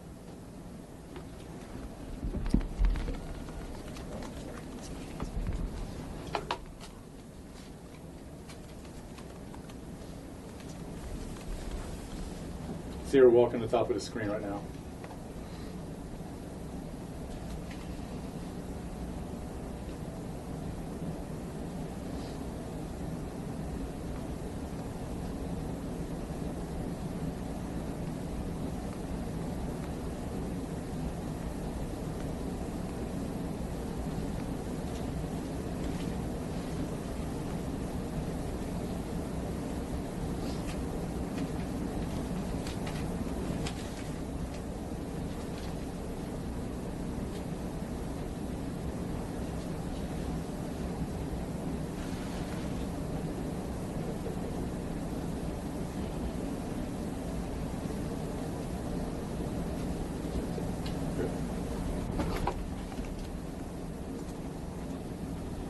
I'm going to play it back because I think when you talk about it, it's a 9-year-old little girl, typical little girl walking up from school. She, not care. However, she sees across the street, she sees two individuals. They're looking at her, they're staring. She's starting to get a little nervous. As she starts, you see her cut through these bushes because these boys, these teens, start coming towards her. She cuts through. They cross the street. They were staring at her. They cross the street. You see her go between the bushes, and you see her take off running. Now you see these two individuals. He's coming across the street. He's actually videotaping it. He goes into a full-out sprint towards that girl. Picture that. That's your little girl. That's your daughter. That's your sister. Scared to death because a typical walking home from school, you have two individuals across the street who are staring at her. She doesn't know who they are. They stared at her. She kind of goes, oh my gosh, I got to get out of this situation. Her heart starts pounding. She gets upset. She turns the corner and says, I'm going to cut through these bushes. Hopefully they leave me alone. She's probably praying to herself, dear God, I hope they leave me alone. She turns the corner. One starts coming at her full speed as she's starting to dart across the grass in between these bushes, in between the houses, and the other one's videotaping it. That doesn't make you a little upset? You're not putting yourself in the shoes of that victim. You're not thinking about what that little girl went through. So, I had these scripted notes. It doesn't really matter. What happened was that little girl from there, she runs to a neighbor's house, as we talked about the other day. At the neighbor's house, she thought she was going to be rescued. She thought, oh my gosh, I know who this neighbor is. I'm going to get to that house. And at that point, I'm going to get inside. It's going to be safe. It's like, little kids are used to playing tag. I'm going to be on base and everything. The world's going to be fine. This girl wasn't playing tag. She was in fear for her life. She was in fear. These two individuals were going to do something to her. She has no idea. They're strangers. She gets to that house. Nobody answers. She's scared. She runs, makes it to her own house. She sets off the alarm, notifies her mom. Her mom notifies law enforcement. We get sent out there. You talk about a smart little girl. This girl, she's brave. She's smart. but at the same time, never forget what it went through. That little girl, for the rest of her life, this is going to stick with her. You think she's going to be able to go home the next couple of days, a couple of weeks of school that are left, and walk the same way and everything's going to be fine? No. You think next year this is going to stick in her mind? And no matter what I tell you what's going to be coming up next and what these people who are involved say about it, it doesn't matter what they say now.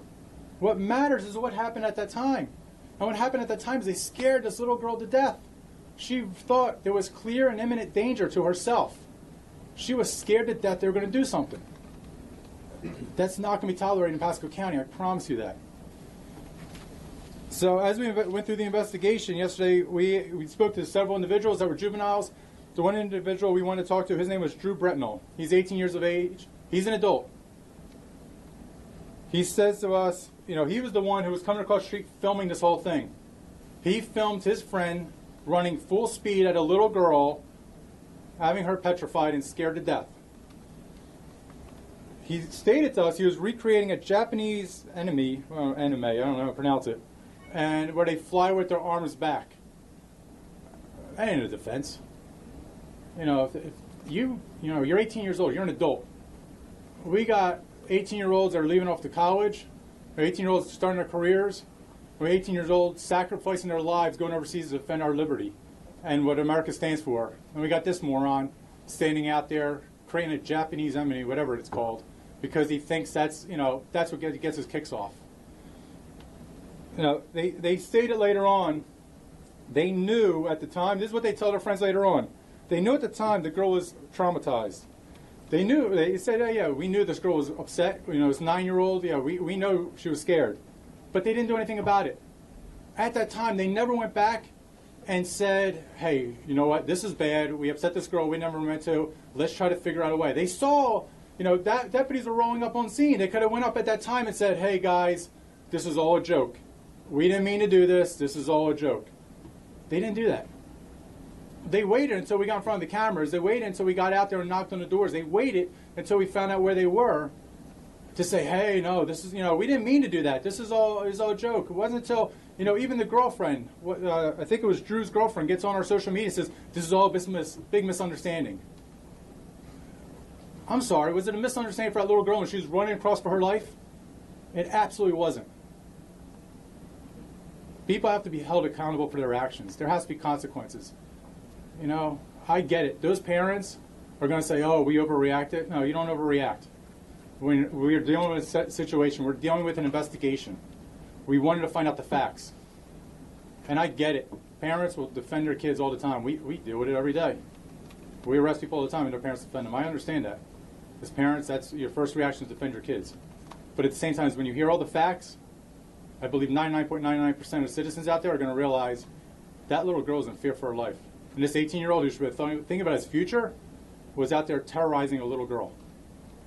And that's what people should be thinking about. So right now, I appreciate it. We are working with our Assistant State Attorney, Crystal Bruzzo. He's doing an outstanding job for us. He's presenting a warrant for first-degree misdemeanor of assault for Drew Bretnell. And when you look at why first-degree misdemeanor, he created a well-founded fear. The victim had a well-founded fear that harm was imminent. See that little girl run across the street not knowing who's chasing her? I can tell you that fear was there. For the juvenile right now, they're working on filing information to present to the judge to get a pickup order. So those will be going through today and tomorrow.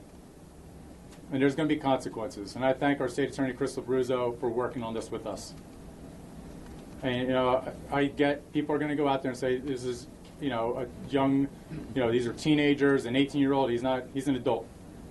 You got people sleeping in the sand in Iraq and Afghanistan who are putting their lives on the line. You got this one out here terrorizing a little girl. It's not going to be tolerated here. So that's where we are on that case right now. I can tell you, we're still going to have extra patrols out there, unmarked units riding around, because as I get into the next story too, you're going to start hearing things that, you know, words have meaning, and it really comes down to parents and what they think, and it also has to be concerned for our children out there. So before we get into the next one, is there any questions I can answer on this? You said you're working with the state attorney right now to get those charges yes. against Yeah. The first one, the first he's getting the first degree. He's working, going to present to the judge for the warrant for the first degree misdemeanor on Drew Bretnell. Are you working on charges for the juveniles as well? The one juvenile, yes, we are. And unfortunately, with the juveniles, it's a little longer of a process, so they're working with the judges to get information to file on that. Are you pursuing the same charge? Yes. What is the range of consequences for that first degree misdemeanor? Are you aware of what that might entail? No, I mean, misdemeanor is less than a year in jail, but at the same time, it's going to be something with the state attorney. They're going to have to work out with the judges and go through the system. Have you seen the video that he was shooting? I never saw his video. The investigators probably have a hold of it. Sheriff, you sound angry. Yeah. We've obviously talked with you a lot about a lot of different things, but I can hear in your voice that you're angry about this. Yeah, I'm angry. It's disturbing. I mean, I think anybody who sees this, anybody who, as a parent, grandparent, have nieces, nephews, if you just care about people. I mean, that's the thing. Unfortunately, society, you're going to see it in other things that we're going to talk about today. People are they're failing to care about other people. They're failing to care about how their actions affect other people. So you have an adult. He's 18 years old. He's an 18-year-old adult, and he thought this is going to be something funny to tape his buddy, chasing a little 9-year-old girl across the street. I mean, anybody who has little kids or cares about little kids, it is disturbing. And that's why it's not going to be tolerated. Rest of the sheriff's office, we're not going to just turn around, it was just a prank. Because you know what? What if this prank went a little bit further? You have to pursue and make sure that there's consequences, because you have to send a loud message out there. It's not going to be tolerated. I asked about the video because were they taunting her in it? They were yelling at her? You see the video that he has, which some of you, the video, which I'm sure some of you have seen, it's been out. He's shared it with people. We have a copy of that from his cell phone. It basically has a similar version, but it's a different perspective. As you can see, when he's walking in the back holding his phone, he's actually videotaping. So you have the angle of him just running towards her. And when you watch that video, it's pretty much the same thing. She's run off, and he's filming, and the 17-year-old is running after her in that lean forward position that references that game that they had mentioned. But you could hear there's volume on that, there's sound, so you could hear that they think it's funny, that they're laughing, and they think it's funny that they've just scared the hell out of this little girl. Do you hear her saying anything? No, you can't hear her. She's just running away.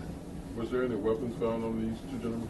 No, they didn't have any weapons on them when we found them, but obviously that was well after the incident. The initial press release said that they were attempting to coax her to get into the car when they went back by her house. Is that still the case, or is some different information? There is the story that the victim described to us, and she was a very, very smart, very forthcoming little girl. She was terrified from this incident. She described it to us well. I know a lot of you saw the composite. We had a sketch artist come out that night and do a composite with her. She did a great job with the composite, and we were able to validate and verify and corroborate everything she said through neighbors and video for the first part of it, but there is no evidence to substantiate the second part of the crime where they drove by in a vehicle. So we don't know if, due to her state of mind, somebody else drove by and said something, because she had been running and banging on the neighbor's door for help. So we don't know if maybe somebody else came by and she was in such a state of fear that she imagined it. I don't believe that she intentionally made up any part of the story, but we were not able to verify that the second part of the incident occurred. And based on the second part of the incident and the video from the subjects involved and the statements from them, we did believe at that point in time that this was not an actual act where they were trying to abduct her. However, they clearly did actions. They're speaking now to us when they talk to us and when they talk to the media. Oh, this is just a big misunderstanding. It was just a joke, like big deal. And one of them was even saying, oh, now I'm having people bother me on Facebook, like he's the victim, poor him. But the bottom line is, even if they weren't attempting to abduct her, those were actions that they intentionally did that made that 9-year-old think they were trying to abduct her. And to me, that's not funny. Like you said, the sheriff seemed angry about it. The fear, if you had spoken to that child like my investigators did, the terror on her thinking that she was going to be abducted, there's nothing funny about that. Nothing funny at all. Sheriff, do you, I guess speaking to that neighborhood, you said that you're going to continue the patrols in that gated community and in that area, if I understand you correctly. But as far as any kind of specific remaining threat, you're not still necessarily looking for anyone? Can you talk to the people in that No, I mean, there's no threat out there right now. A lot of times just having a cruiser go through the neighborhood is comforting. It's kind of like a safety blanket. You know, people like seeing cruisers around. And, you know, just for the fact that, you know, this little girl, for her to see a cruiser, it's worth setting it by her house a couple times so she sees it. If it's one little girl that we make feel better because two morons acted the way they did and may have changed their life, so be it. We'll have them go by. We'll have cruisers go through. Because we can't forget about the victim, and especially when you're talking about a 9-year-old little girl who is just doing what any 9-year-old walking home. You know, it's, angry, that's an understatement. If I probably portrayed my anger a little bit, there's a lot more inside that hasn't come out. When I spoke to him yesterday, he was under the impression that he'd been completely cleared from this. It sounds like he got some misinformation or just... He's a delusional adult. He's an absolute delusional adult. He's delusional in the fact that he thought this was funny. He's delusional in the fact that he thought there wasn't going to be consequences. Maybe he'll have a little scared straight when he walks inside the Pasco Sheriff's Office jail. Can we get the rank and name spelling of Lieutenant Yeah. Lieutenant Charles Troy, T-R-O-Y. Detective or lieutenant? I'm a lieutenant of the Major Crime Section for the Pasco Sheriff's Office. All right. Second thing, we're bringing Assistant Superintendent Ray Guide up here with me, and I can tell you, our schools have been phenomenal partners. Superintendent Browning, everybody with the school district has been. Our partnership is incredible. It keeps getting better every day, and the reason why it keeps having to get better is, unfortunately, we're dealing with a problem that seems to be growing again, and we have to make sure the public's aware of this. In the last 5 business days, we arrested 3 individuals for making false claims about going to the school to shoot it up. There's 2 right now, and more individuals that we're looking to investigate.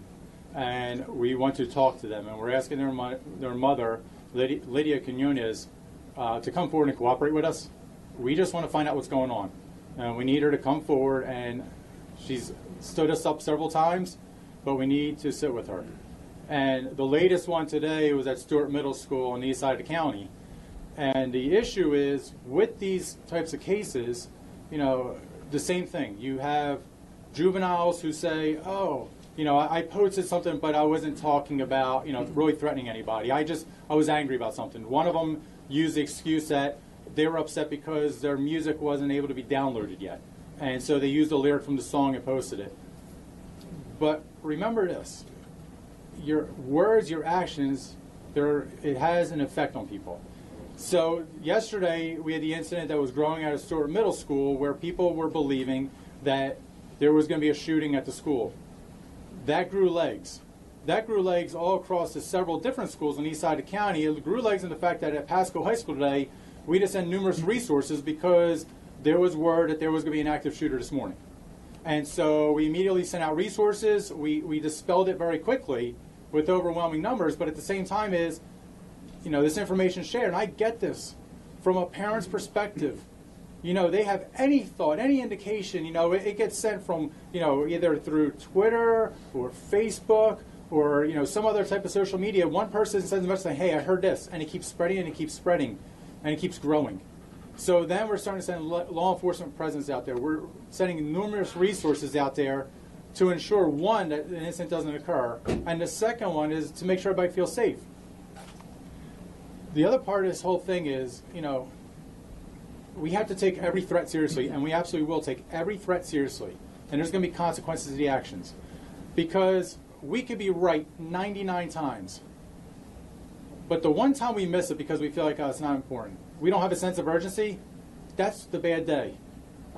And in Arkansas, in Jonesboro, Arkansas, several years back in the 90s, a 12-year-old and a 13 or 14-year-old, had a school shooting. So don't tell me kids can't do this. And unfortunately, it keeps growing. So we're partnering with the schools. We want to make sure that parents have that conversation with kids. We want to make sure that, teens, young adults, even if you're in the school and you're speaking to one another saying, hey, I'm interested, let's set up a shooting. And that was a case that we had. We made an arrest where there was an individual talking to other kids saying he was trying to recruit them for the last day of school to have a school shooting. Your words have meaning, and there's consequences. So what we're trying to do is spread the word out there for parents, for teens, for juveniles to understand the Pasco Sheriff's Office working with the Pasco School District. We will ensure that these schools are safe. To the parents, we're going to do everything possible, but we need your help. Talk to your kids. Tell them this isn't a joke. It's serious, and lives are going to be changed because we're going to ensure that there's justice served, and we're going to make sure every school is going to be safe. Just a couple comments. The issue that the sheriff talked about earlier with the young girl fearing that she was going to be abducted, that issue is very much related to this case. And it's related because people want to feel that they can be safe in their communities. They can be safe in their neighborhood, and they can be safe in their schools. Their schools are part of their community. And when incidents like this occur, people are afraid to send their kids to school. We have a school with 900 kids, and we have 390 kids that aren't there today. We have a whole bunch of kids that aren't taking their algebra EOC because they're not there today. We have lots of moms that sit in long pickup lines in our schools, and they live 2 and 3 blocks away from the school building because they fear that something might happen to their kids on the way home from school. So these are social issues that are not unique to Pasco County. They're national issues that are affecting our kids, and they're seriously disrupting our neighborhoods and our school system. Can you walk through each threat? What are the situations? Thank you. I was going to say, I have several sheets of a lot of threats. And it's we joke and say there's a lot. It's sad. I go through some where we made the arrest. April 27th, 2 students attempted to recruit several other students to shoot up the school with them. We arrested 2 individuals on that one. There was another one, Ridgewood High School. Student posted on Facebook that he was going to shoot up the school. Anclote High School. Student sent messages to another student not to come to school. We have, RB Stewart Middle School today. Wesley Chapel High School. Student left a note in the bathroom saying they were shooting up the school tomorrow and to consider yourself warned. And I know right now you're going to, these are all, we deal with these all day. And this is what we're going to school. And so I know there are going to be parents that are going to call you all now and say, I had no idea this happened. If you knew how much we have to deal with this, parents would probably be petrified to send all their kids to school. So we have to every day go through the threats, find out what threats are, we feel are being not credible, but every threat we take seriously. Every threat we go through. And the lists go on, and that's why, as this list keeps growing, we had, there has to be a point where we remind everybody. This law went into effect about shooting up schools October 1st. Unfortunately, people forget. They have short memory. But what doesn't have short memory is the fact that the schools, the sheriff's office working together, we're going to enforce the law. And there will be consequences to these individuals that are making these threats. And so the parents out there know, you may not know of everything that is happening at every school at every moment of the day. Know that we're working together to partner. And everything that's important, the information we partner together, we'll get it out to you. Because it's critical that are aware, but at the same time is we can't have you petrified and scared to death of every little thing that comes through. Deputy Superintendent, I wanted to ask you a quick question. Sure. You said 390 students out of 900? Approximately. Is that Stewart? Stewart Middle. Okay. Yes. How much of a distraction in the school day is this for you guys? I mean, it's an incredible distraction. We have the sheriff's office on our campus, so they're visible there. That's a good thing, but also it's a bad thing because the kids in the school and the community, when they see the sheriff's office there, they're worried because they're wondering what's going to happen. Ingress and egress from the school is controlled. Student movement throughout the building is controlled. We've been on controlled campus all day. So it's a disruption from the moment they get there till the moment they leave. And you have to think about the disruption that occurs for the kids that are still there, and how much work a teacher can actually get done in a classroom when about half of the kids are actually there. And some of those kids are probably thinking this is a prank, I'm not worried about it. But some of those kids are very anxious about this issue and they're upset about it. Some of those kids may have pre-existing conditions that make them prone to being anxious about things like this. Kids who worry about things. I'm sure people in this room have kids, and all those kids are very different about how they react to situations like this. So it's incredibly disrupting at the school level, but it's also disruptive at the administrative level because we wind up focusing and taking our energy to deal with this case. We're lucky to have the Pasco Sheriff's Department helping us because they really rally. I mean, the messages start going off at 3 o'clock in the morning.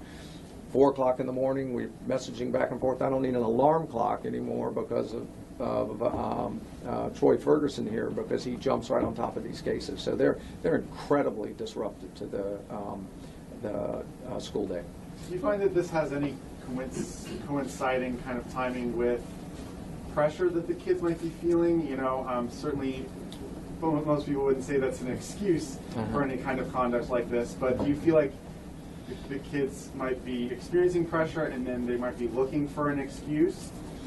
You know, my background is I'm a certified school psychologist, and so I would like to say that kids are doing the things they're doing on social media because they feel some kind of pressure, but I don't have an explanation for it. I don't think that's the case. I think that social media is being abused by both children and their parents and adults. And as an example, the pressure that they might be feeling at Raymond B. Stewart Middle School today is probably 60 kids are taking an EOC for algebra. The same algebra test that you took, that I took, where we were in school. So I don't think that kind of pressure is an excuse for disrupting the entire school day. Does this ramp up towards the end of the school year? It seems that way this school year, but I don't know that we've seen any.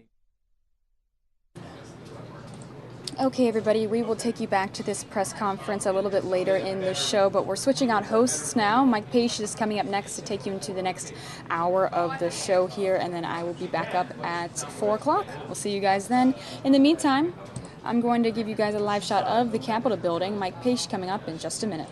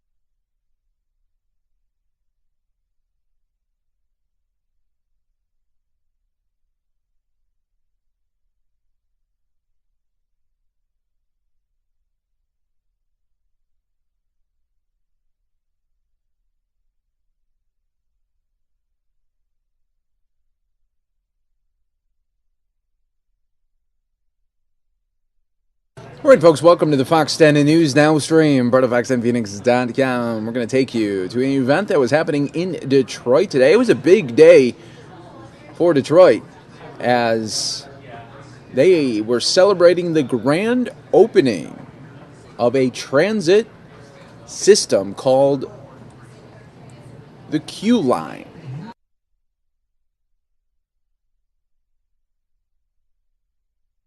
Some of us have been involved from the very beginning, and that includes several folks who are not here, but were instrumental in getting us over all of the different barricades that were in front of us, including people like Senator Carl Levin, Congressman John Dingell, along with former U.S. Transportation Secretaries Anthony Fox and Ray LaHood. In fact, it was Secretary LaHood who told us that the partnership behind Detroit's streetcar system was unprecedented in Detroit's history, in U.S. history, because never before had private companies and philanthropy come together to make a public transit system possible. I think that's a real credit for us, and it wouldn't have happened here either without leaders like Roger Penske, Rip Rapson, Dan Gilbert, amongst others, who took a real leap of faith with us 10 years ago and have scrambled to rescue us from all kinds of challenges and subsequent twists and turns over the 10 years since. Now, many of our supporters, donors, and partners took that same leap of faith with us, believing that we needed a functional transit system for the city's core, believing that development would follow, and believing we had a rare chance to create jobs and opportunity by including Detroiters in project design and construction. We have an incredibly strong board who have dedicated their time and expertise to assure that we have strong governance and leadership, and that we clearly represent the interests of donors, partners, and the many supporters who are listed on the board around us. I want to take just a second. A lot of the board members are here. If people could just stand up and wave and be acknowledged, I'd really appreciate it.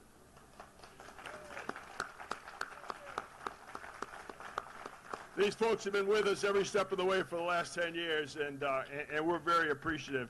Special call out to Daryl Burks, who had double duty as chaired the audit and the finance committee. That's a tough task, but Daryl's been there for us every step of the way as well. We wouldn't be here without lots of other friends and supporters, including Jerry Anderson and the team at DTE, the folks at MDOT, the FTA, the FTWA, and all of our construction partners.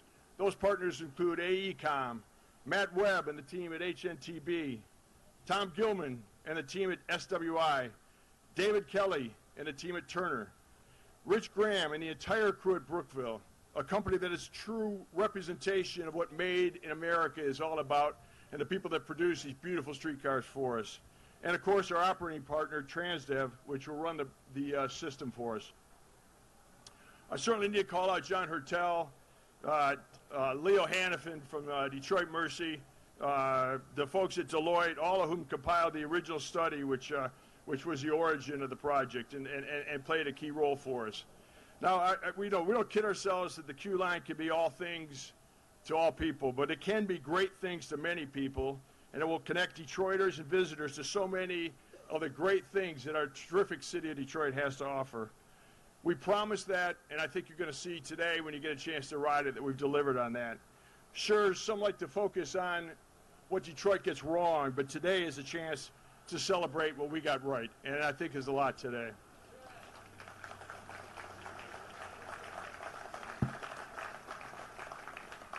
We know that we're just a small step in a larger regional transit plan. We still have detractors, including some of our friends here, that say that Q Line isn't enough, that it doesn't go far enough. And you know what?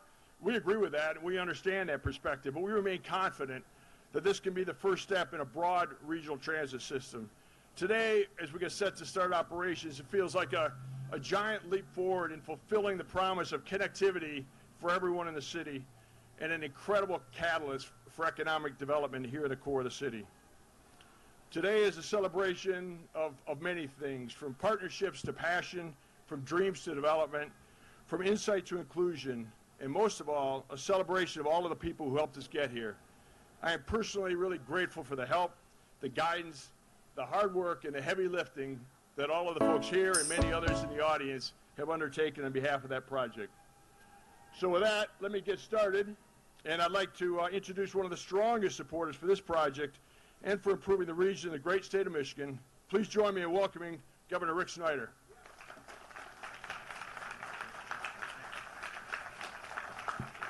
Well, good morning. This is a pure Michigan day. It's great to be with you today. Matt, thank you for your leadership on this project. It's been fabulous. We've got a lot of speakers. I'm going to give you 3 simple points I'd like to share with you. First of all, I want to say thank you to all the people that made this happen. This was truly a public-private partnership, reflecting the new spirit of Michigan, showing how we can all work together. If you step back and look at it, the private sector played a critical role. Roger Pinsky, Dan Gilbert led that charge in terms of bringing people together. The foundation community came to the table in terms of Rapson, Laura Trudeau, and the Kresge Foundation leading the charge there. The public sector came to the table with the city, county, state, and federal government all working together. And that doesn't happen every day, folks, but we're showing how it can really work together and happen. So thank you to all those participants for showing people can do great things when we work together. The second point is, this is fabulous, I believe, for the future of Detroit. For far too long, you'll hear about Midtown and downtown and the differences between the two. This is the glue that connects them. This is tremendous in terms of having the Q line bring downtown and Midtown together and making it seamless. You're going to see development come into this area, fill it up, so it's just going to be bigger and stronger than it ever was. And the third point is one that all of us can enjoy this. Not only as Michiganders, but people around the world will enjoy this. But I want to speak about the next generation. The next generation is looking for a different environment than many of us saw. They're looking for a place where you can live, work, and play, where the quality of life, livability is critical. And on their list is the ability to have transit, the ability to have mobility. And this is a demonstration at the core of that. So we need to use this as a role model for how we need to look at mobility in the broader setting and say this is an opportunity not only to be doing great things today, but to be at the forefront of where we need to be for the next generation and the generation after that to make sure we keep Detroit on the path to being the great city that it is. So thank you so much for the opportunity to share a few words. Let's enjoy the Q line. Thank you so much.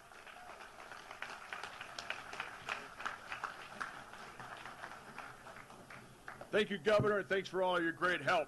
Now, a project like this requires lots of hand-holding over the course of the years, not only at the federal and state level that we're going to talk about, but certainly across municipalities and jurisdictions as well. One of our real champions on this project has been Wayne County Executive Warren Evans. I'd like to introduce Warren. Ask him up here, please.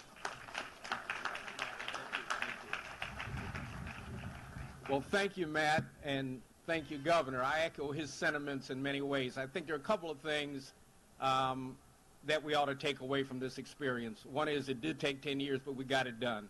Number two, there's never been the level of regional cooperation.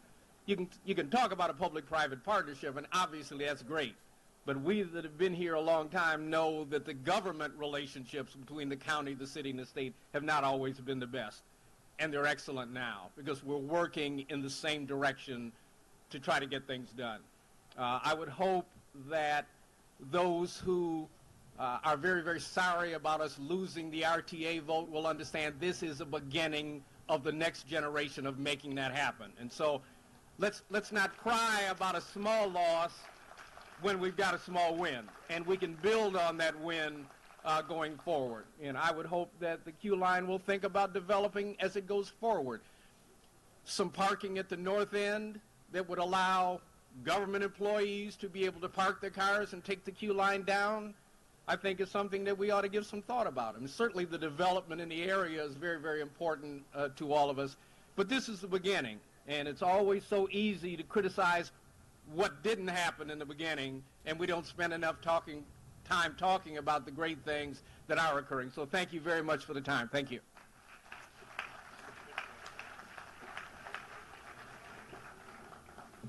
Thank you, Warren. And as the county executive mentioned, tremendous economic development taking place along this corridor. $7 billion worth of development just since 2013 with Illich's and with Dan Gilbert and all other things taking place. And it's been tremendous in that regard. Now, we've had great support from our elected leadership across the board, especially right here in our backyard. The entire team at the City of Detroit, including Ron Brundage and the team at DPW, Butch Hollowell and the legal team of the city, Dan Dirks and his team at DDOT, and Tom Lewan and his economic development team have provided helpful guidance, cleared the way with new ordinances, and have generally eased the challenges along the way. Please welcome the mayor of the city of Detroit, Mike Duggan, who has had our back in this project from the very beginning.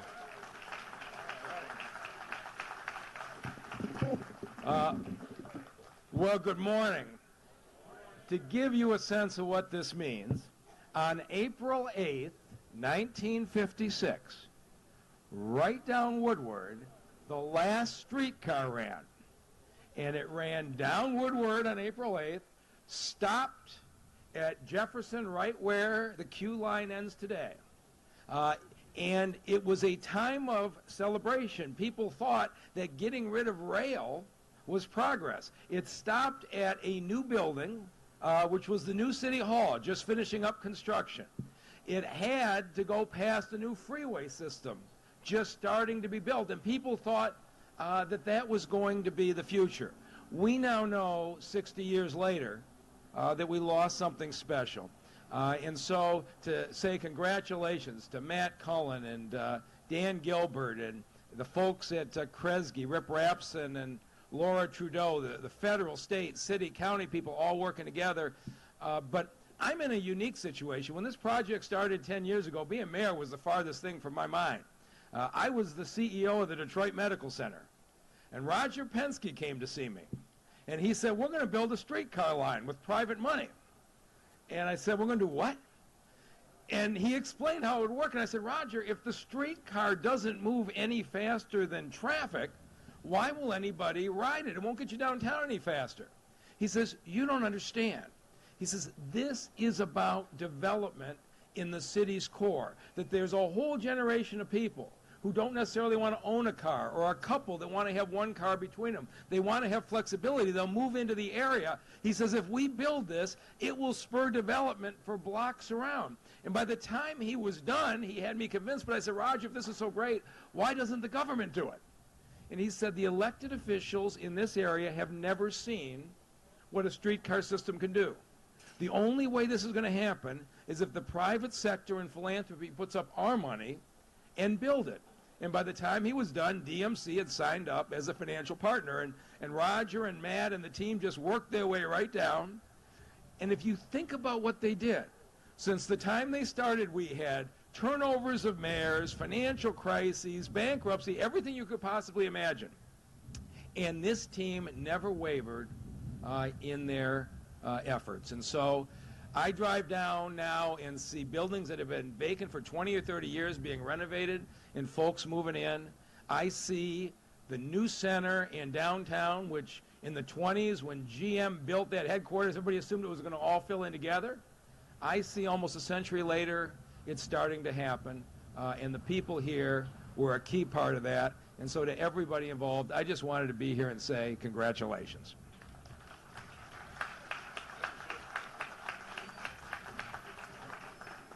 Thank you, Mr. Mayor, and thank you for all the great things you do for our city. It occurred to me as the mayor was speaking, he said that April 8th, 1956, the streetcars went away. It occurred to me I was born 3 days before that, so I hope it was coincidental. So I never had a ride, but I'm going to have one now, so it's terrific.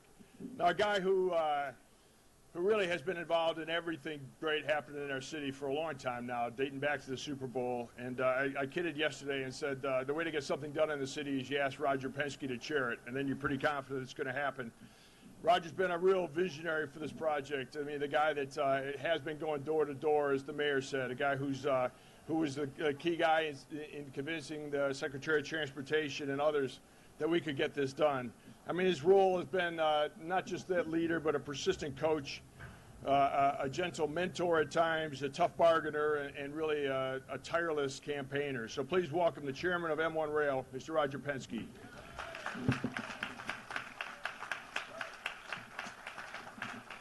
Thank you, Matt, and good morning, everyone. What a wonderful day, and certainly when you think about Detroit, and I just reflect on back in 2006 when we were painting buildings, and some of the buildings over here we actually boarded up the windows, and to see what's taken place here is a terrific partnership and certainly something that we won't forget. You know, when we think about business, we think about numbers, don't we? Let's think about 6.6 miles of track, $180 million spent on the highest technical rail system that we've had in this city for how many years? I think, Tim, 60 years since we've had that. $7 billion worth of investment over the last 10 years along this rail line. Think about that, $7 billion. And 221 projects which are in place today and will continue to grow. Talking to Eric Larson this morning, I mean, this is just the start. We're kicking this off. And guess what? 20,000 people have moved into the city of Detroit. Think about that. This is an amazing feat, and I think it's all about partnerships, and other cities in this country would love to follow what Detroit has done. But that doesn't tell the whole story. Let's think about the commitment we made as M1 Rail to the minority community from the standpoint of our workers, our contractors, and the people that manage this project. I want to take my hat off to them for what they've done, so important. As we said earlier, it was government, it was the city, it was the council, the city council, the mayor, everyone involved. It was truly a team effort from my perspective, and there's no question that we'll continue to work as that solid team going forward. And let me tell you a little story about Brookville. Brookville is a city not too far from Pittsburgh. And we were looking at who is going to build these cars. Could you buy them in Germany and Czechoslovakia or some other place in the world? And then we had the opportunity to meet the folks from Brookville. It was a small company in Pennsylvania. They built electric machinery for mining. They built refurb locomotives. And we had the chance, Matt and the team, we flew to Brookville along with Paul and the team to see could they build these cars, because we understood that they were going to build cars for Dallas. We decided to commit to them, and they've delivered on time, on budget. We think the #1 car here in the country. And guess what? More jobs in America. Today, every single city in this country today is calling Paul Childs to find out how's Brookville as a supplier. So to me, a great success from the standpoint of what we've done, not only here in Detroit, but also for the rest of the country, which I think is key as we go forward. More jobs in our country. But again, from my perspective, it's really the teamwork that came together. You know, certainly Paul Childs and Matt and Laura and all the people we've talked about today. And I remember when Dan Gilbert called me and Illich has called me, said, let's do something with the Tiger train. All of this has come together today, and we manifest this great opportunity for everyone here in our city. So things that people didn't think could get done in the city of Detroit, guess what? It got done, and we're just getting started. Thanks for your support.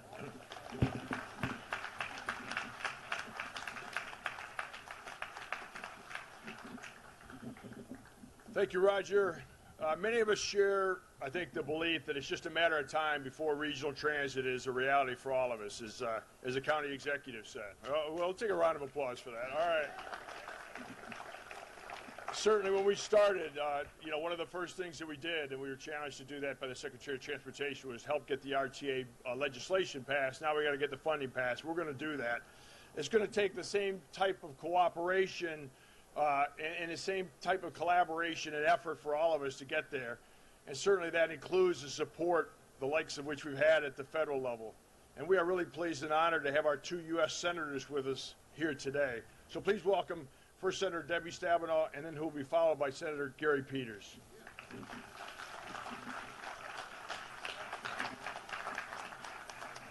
Well, good morning. This is what teamwork looks like. This is what teamwork looks like. And every person, it's incredible, the business leadership and foundations and at every level of government. This has been an incredibly exciting, at times frustrating effort, but it's done because of all of you and because of the leadership, financial commitment, and emotional commitment of the people on this stage and all of you. I want to, because I love history and the mayor was talking about history, I actually want to take us back a little farther on this road and just think about it for a second. In the 1700s, this corridor started as a foot trail. It was called the Saginaw Trail, so Native American tribes could travel another way besides the lake or the river. 1700s. 1800s. It was the first road built after the Great Detroit Fire. It was known as the Corduroy Road because it was made of logs and clay, and later a wooden plank road with a 1 cent per mile toll. And in 1909, the first mile of concrete road in our country, 1909, was paved right here. There's a lot of history on this road for Detroit, for Michigan, and our country. And now we are making it again. The Q line is going to make it easier for all of us, whether working in Detroit, living in Detroit, visiting Detroit. You can take a trip, you can park once, you can get to all of your destinations. Maybe you ride on your bike, your Detroit bike, your Shinola bike. You put it on the rail, and you go. And we know, we've heard about the economic development and the jobs. So I'm just pleased to be here as a partner. This has been 10 years. We've been talking about mass transit for even longer than that. And it took the incredible leadership of people on this stage and commitment to make it happen. I, too, want to just give a shout-out to Secretary Ray LaHood, who at the right time met with us, stood with us, believed in this project. Secretary Fox believing, agreeing with us, the $37 million in Tiger grants should be happening. And again, this is another great day in Detroit, and there's going to be a lot more.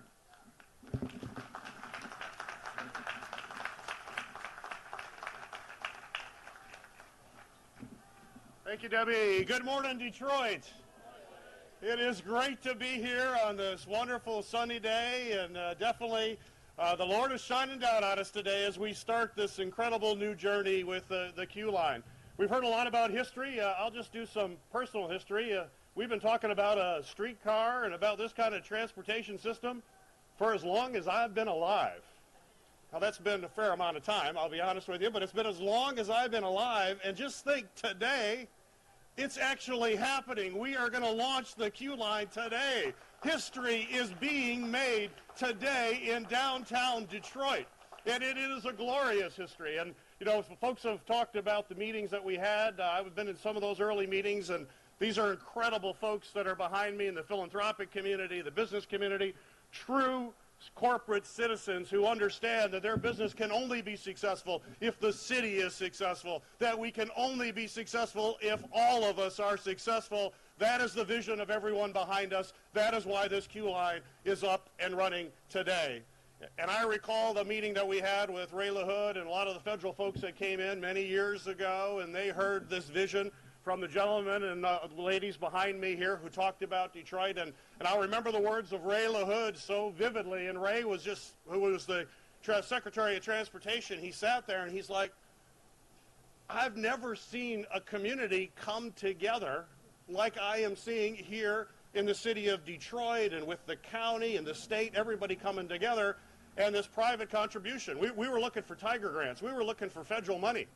But that federal money was following over $100 million of private and philanthropic investment, unheard of anywhere in the country. And I will tell you, the rest of the country took notice of that, and they said something special is happening in Detroit. We need to get behind it and invest it to make sure that that happened. And today we are seeing that something special. We are seeing it vividly when that streetcar runs up and down. Now, my final thought is that this journey is not over. This is not the end. This is the beginning of what will be comprehensive regional transit. We will commit ourselves today to making sure we have comprehensive regional transit. As I left home today, we drove down Woodward, started up around Pontiac and drove down Woodward, and I just said, oh my gosh, I can't wait till the Q line goes all the way to the city of Pontiac in Oakland County. That is where we are going to go, and today that journey starts right here in downtown Detroit. Thank you.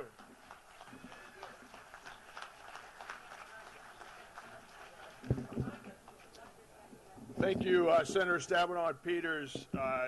We very much appreciate your support. I mean, we give a lot of credit appropriately to the Secretary of Transportation, Ray LaHood, but the reason that he had come in for that meeting was to tell us that the project wasn't going to move forward and they were going to redirect the Tiger grant in a different direction. And but for the involvement of our senators and a lot of other folks here on the dais, this project would have had a very different outcome. So thank you very much for everything that you've done. A round of applause would be well warranted.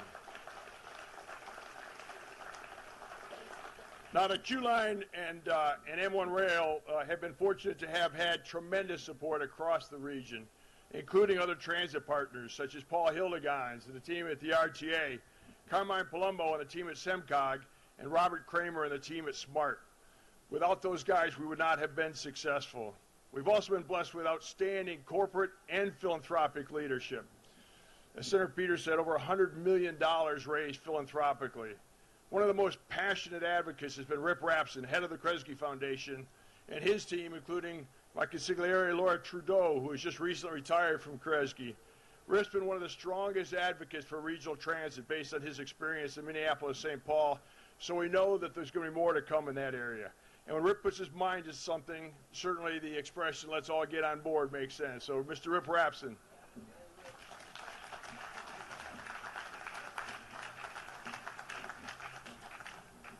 Good morning, everybody. You know, as I was watching this remarkable parade of folks come to the mic, I realized we really haven't properly said thank you to Matt Cullen.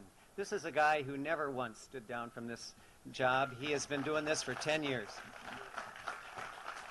It's amazing. And Laura has been mentioned more than anyone in the audience, but we put together sort of a secret ops operation at Kresge. We had a couple of people who were working under the radar and deployed them when we needed to deploy them. And I got to tell you that Laura Trudeau is one of the real silent heroes of this. You know, when we needed something tough done, Laura was the one who did it. So Laura, thank you. And her partner in crime was Jared Fleischer. Jared is someone we grabbed early on from Washington and became an indispensable asset as we sort of tried to navigate the federal landscape. So thanks, Jared.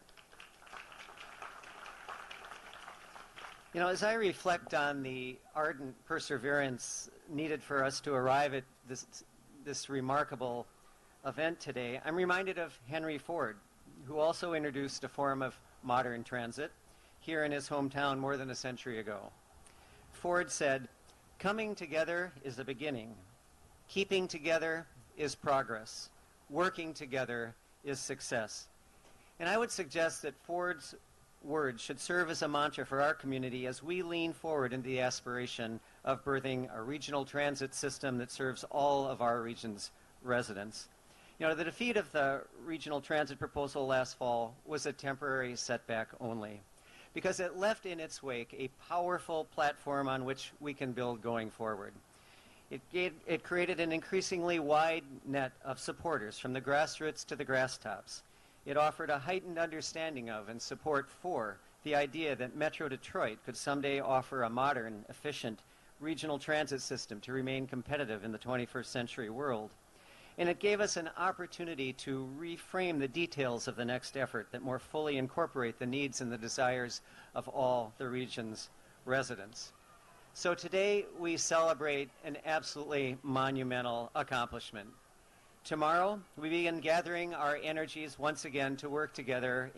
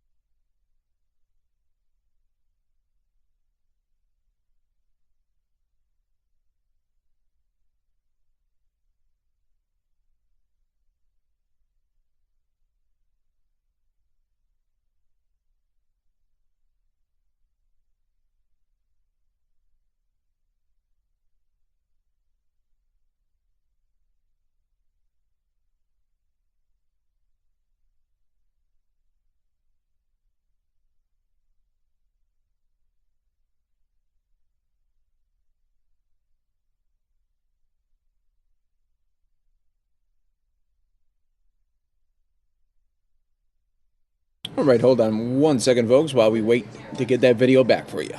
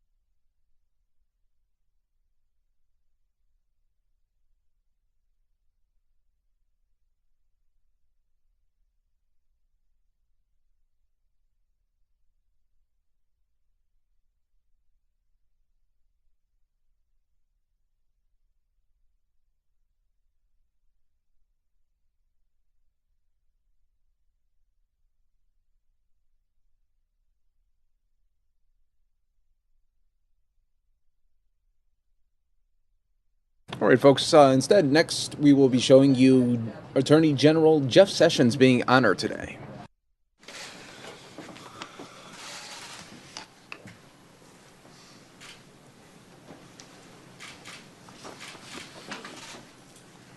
Good morning, everyone. My name is Ed Mullins. I'm president of Sergeants Benevolent Association. Attorney General Sessions, it is a distinct privilege for us to be here with you today. The Sergeants Benevolent Association of New York City is one of the oldest and largest independent law enforcement labor organizations in the nation. Formed in 1899, the SBA currently represents 13,000 active and retired sergeants in the NYPD. We are the 5th largest collective bargaining unit of police officers in the United States. The brave men and women we represent are the frontline leaders of America's largest municipal police department. They are called on every day to make tough decisions on the street, in real time, and under circumstances few in this room, at City Hall, or in the general public can comprehend. SBA members, like police officers everywhere, treat their oath to uphold the law and to protect and serve as a sacred pledge for which they are prepared to lay down their lives. During National Police Week, we will honor those from our ranks who have made the ultimate sacrifice. As we honor these heroes and their families, police officers recommit to doing all we can do to ensure that our brothers and sisters will not end up as names inscribed on the wall of remembrance. This is also a time to give thanks for the colleagues, citizens, and public officials who have our backs when things get tough and dangerous. Today, we are here to honor one of these public servants, Attorney General Jeff Sessions.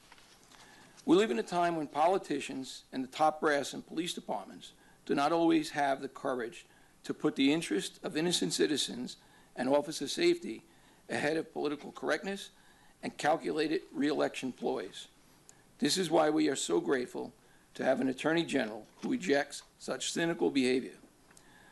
We saw this most recently when the Attorney General took a stand against mayors and police chiefs who are endangering their citizens and police officers by keeping local law enforcement and their federal partners from collaborating to remove dangerous criminals from our communities.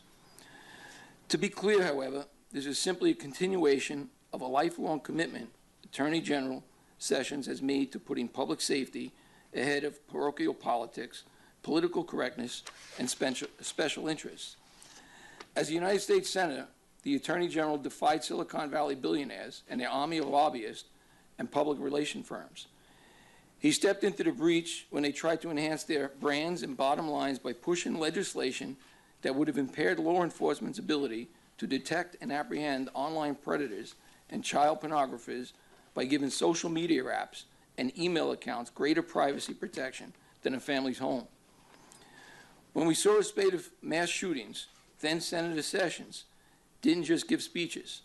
He championed changes to the law to ensure officers around the country could get the training and equipment necessary to respond to active shooter incidents. He also encouraged changes to the Public Safety Officers Benefit Program to expedite assistance for the families of officers killed in the line of duty. And throughout his tenure in the United States Senate, as Attorney General of Alabama and as the U.S. Attorney for the Southern District of Alabama, Jeff Sessions has worked hard to cultivate strong, collaborative relationships across the federal law enforcement community. Such collaboration is more than critical than ever as our country faces unprecedented threats from international terrorist organizations and transnational criminal gangs like MS-13. Attorney General Sessions, on behalf of all the men and women of the Sergeants Benevolent Association of New York City, it is my privilege to bestow on you an honorary membership in our union in recognition of your commitment to doing what is right for the safety of our communities and for having the backs of rank-and-file law enforcement officers in New York City and across this nation. Present to you this plaque, an honorary member of Sergeants Benevolent Association, the City of New York, and testimony whereof we have caused this certificate to be signed by the presiding officers on this date. Thank you. Thank you very much. You. Thank you. Thank you. Thank you so much. That is fabulous. I will cherish that, indeed. I want to thank all of you, your 13,000 members who walk the streets every day, who put their lives on the line, and the association that you have together. I respect that association and the work that you do to make your city better and safer. It's an honor for me, indeed, to be here, and I'm proud that the rank and file consider me a friend of the New York Police Department and all the other brave officers and law enforcement personnel around the country and in other departments. You know how much I respect you and the groundbreaking work the New York Police Department has done to reduce violence in your city. It is truly a national leading team. And I've long expressed my admiration for the successes you have achieved, Ed, you and your members. There's no doubt that the last few years have been tough ones for law enforcement in America. Morale among law enforcement officers has fallen. The fatal shootings of officers went up last year. Most Americans, however, know what I know. Our police are one of the institutions that enjoys the highest confidence of the American people. That's because they see you every day on their streets and in their neighborhoods, doing the duty that you've been given. You don't do this for recognition. You certainly don't do it for the money. You do it for lives saved and streets made safer, the bad guys brought to justice. You can choose this work. You choose this work to serve and protect us all and make our country safer and better. There is a sense of satisfaction indeed, I have always felt, from doing one's duty to see that justice is done. As we begin the National Police Week, I want to thank every law enforcement officer in America.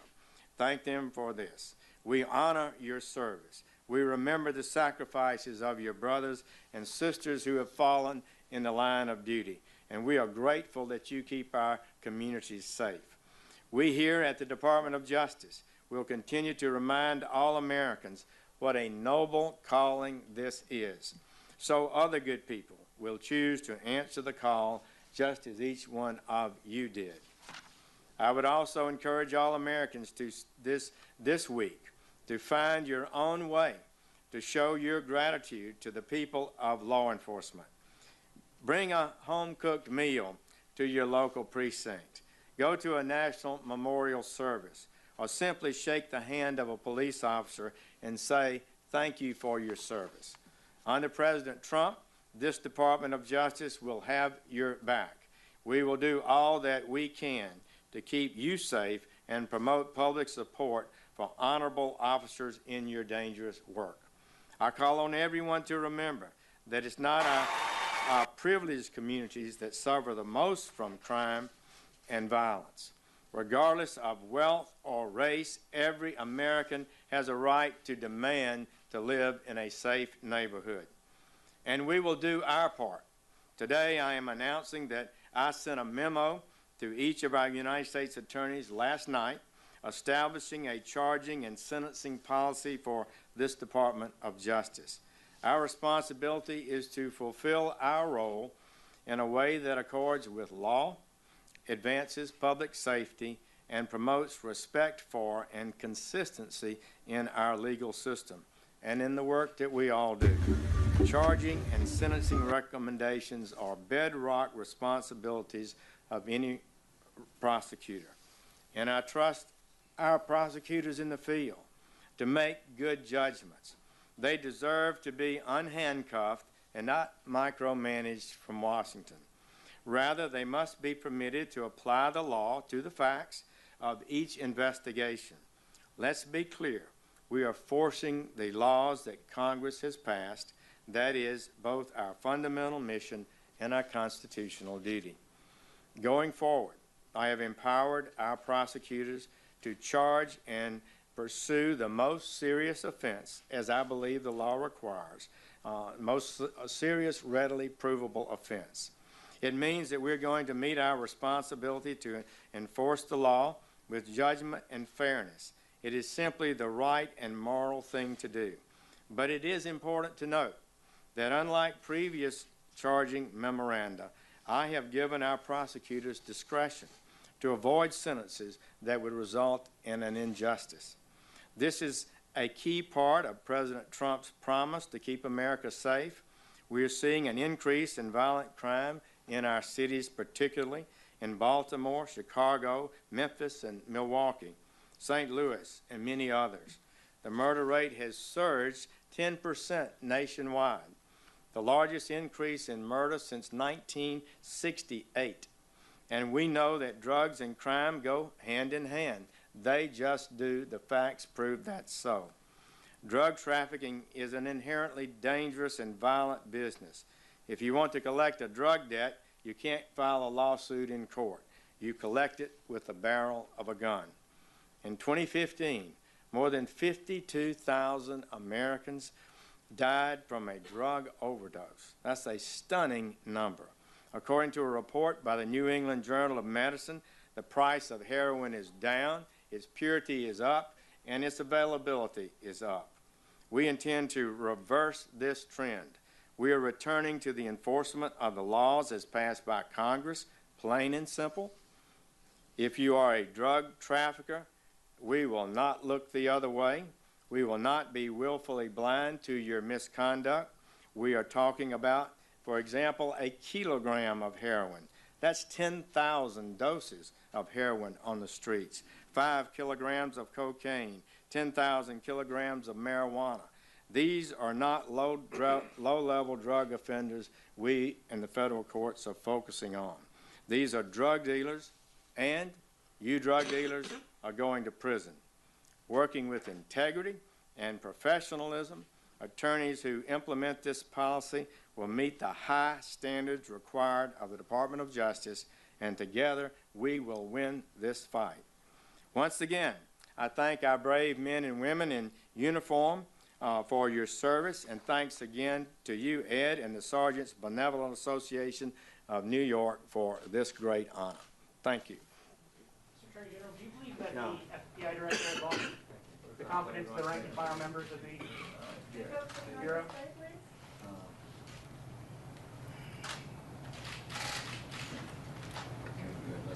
What's your message? Why didn't you recuse yourself on the decision over Mr. Comey? General Secretary, can you comment on the firing of the FBI director?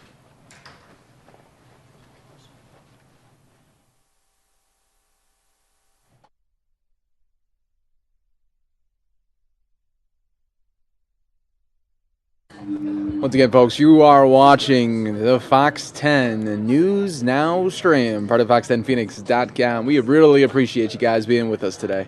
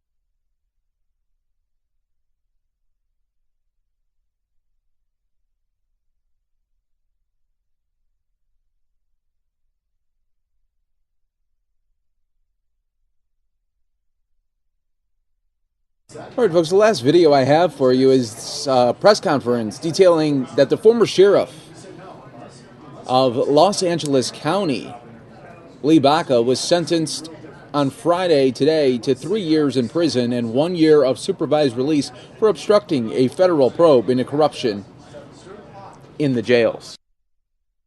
Do I walk where people do not come up to me and say, God bless you, and we are supporting you, and we hope that things work out well for you. So here we are. I would like to say that for me, it was an honor to serve the County of Los Angeles for over 48 years. And there are things about that process that I felt were important. And the core values do count. You know, there's a lot of folks that don't necessarily think core values matter, but I'm one that does. The judge recited them, but I'll recite them again. As a leader in Los Angeles County Sheriff's Department, I commit myself to honor and perform my duty with respect for the dignity of all people, the integrity to do what is right and fight what is wrong, the wisdom to apply common sense and fairness in all that I do, and the courage to stand against racism, sexism, anti-Semitism, homophobia, and bigotry in all its forms. Now that's in my head, and it's in my heart. So therefore, it was also an honor because the deputies had to remember those core values, or I didn't graduate them from the academy. And these are the unknown things that the public doesn't get to hear, because there's other things that, quite frankly, are causing us to have busy lives, and I understand that. But it is an honor for me to see and the performance of such wonderful people that are deputy sheriffs in the Los Angeles County Sheriff's Department. People that put their lives on the line without hesitation. And to them, I'm grateful for their willingness to sacrifice many, many hours without pay to continue to do their jobs. I would like to certainly thank my attorneys. You met one here, Nathan Hochman, and you've got Brianna, who's also quite remarkably strong. It takes remarkably strong women to do what sometimes the legal process requires. And I think that Nick, now, I think Nick ought to be in the movies, you know, because he's pretty. You know, I'm just kind of like lightening this up a little bit. And I therefore have been a blessed person, not just because I'm in the Sheriff's Department, have been in the Sheriff's Department. I'm not necessarily blessed with a lot of easy things to do, but I'm certainly blessed to be a human being that loves people unconditionally. And I've taken a lot of hits over the years, but there's no police chief in America that hasn't taken a lot of hits, because it's freedom of speech. And I'm a protector of freedom of speech, even if it's at my expense. Amen, brother. And so therefore, I simply thank all of you.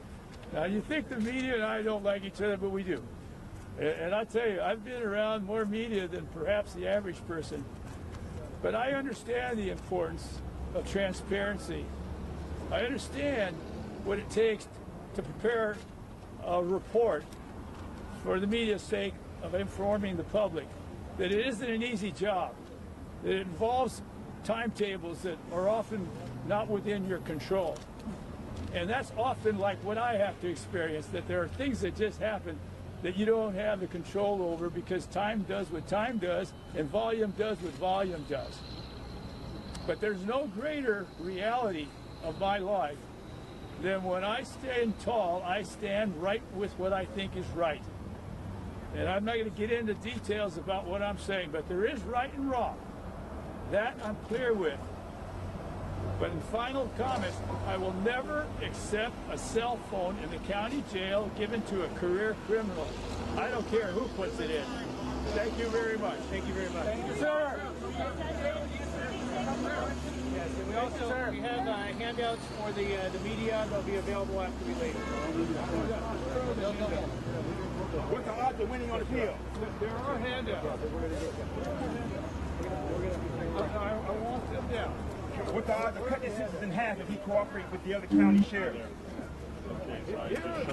All right, everybody, I am your host, Mike Pace. It's been a great day here with you on the Fox 10 and News Now stream for this Friday, TGIF. Congratulations to everybody for this upcoming weekend. Hope you have a lot of plans. Hope you keep it really safe as well. And I'll see you guys back here on Monday. We'll have a full show for you at full strength. Samuel will be back on Monday. Mary Kate's going to be coming up, and she's going to be with you all the way until midnight Eastern tonight. We'll be back with full strength on Monday, like I said, and I will see you guys all starting at 2 o'clock Eastern. Have a great day, everyone.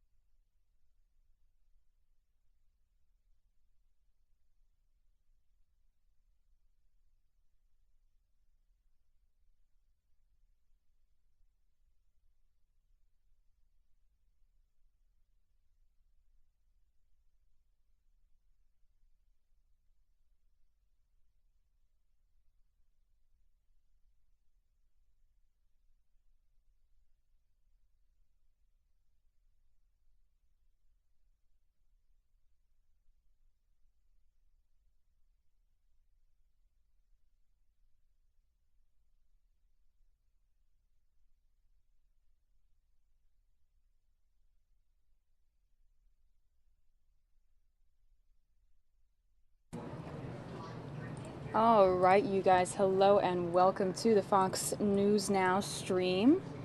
We are full of events today that I just want to take you to. I've got a couple already planned for you guys, a couple press conferences that aired earlier today, as well as any breaking news that comes through. We will be sure to stream it for you live here. So thanks for joining us and happy Friday. I do want to pull up for you this top story. Let me get this up for you really quickly here.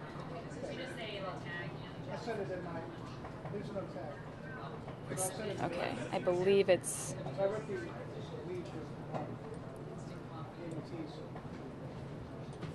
There we go. Okay, bear with me, guys. Here we're sort of producing the show as we are live here, so that's kind of the cool part about our show is we produce it in the moment, so you guys have all the information of what's going on right now. But this is a press conference coming out of Houston, Texas, where fire officials reveal new details about the deadly fire that killed 3 children in Montgomery County. So let's hear what they have to say about this deadly fire. Here we go. Any of the names are not being released till we can confirm that all the family have been notified. It is a large family, an extended family that covers a large area. We want to make sure that everybody's been notified. All right, good.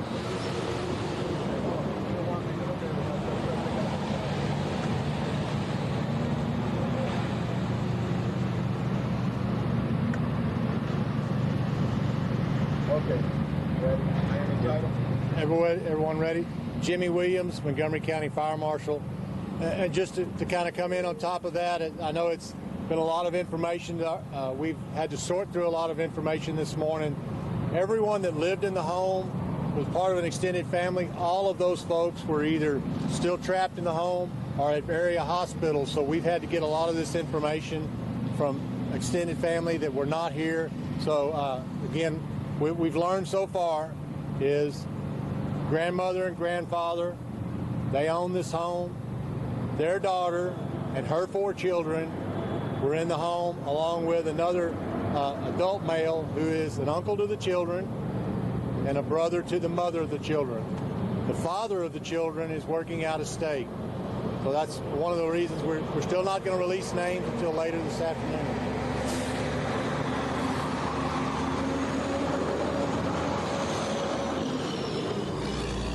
What we can tell you about the investigation so far is that all the initial indications were that the fire started on the 2nd floor of the home.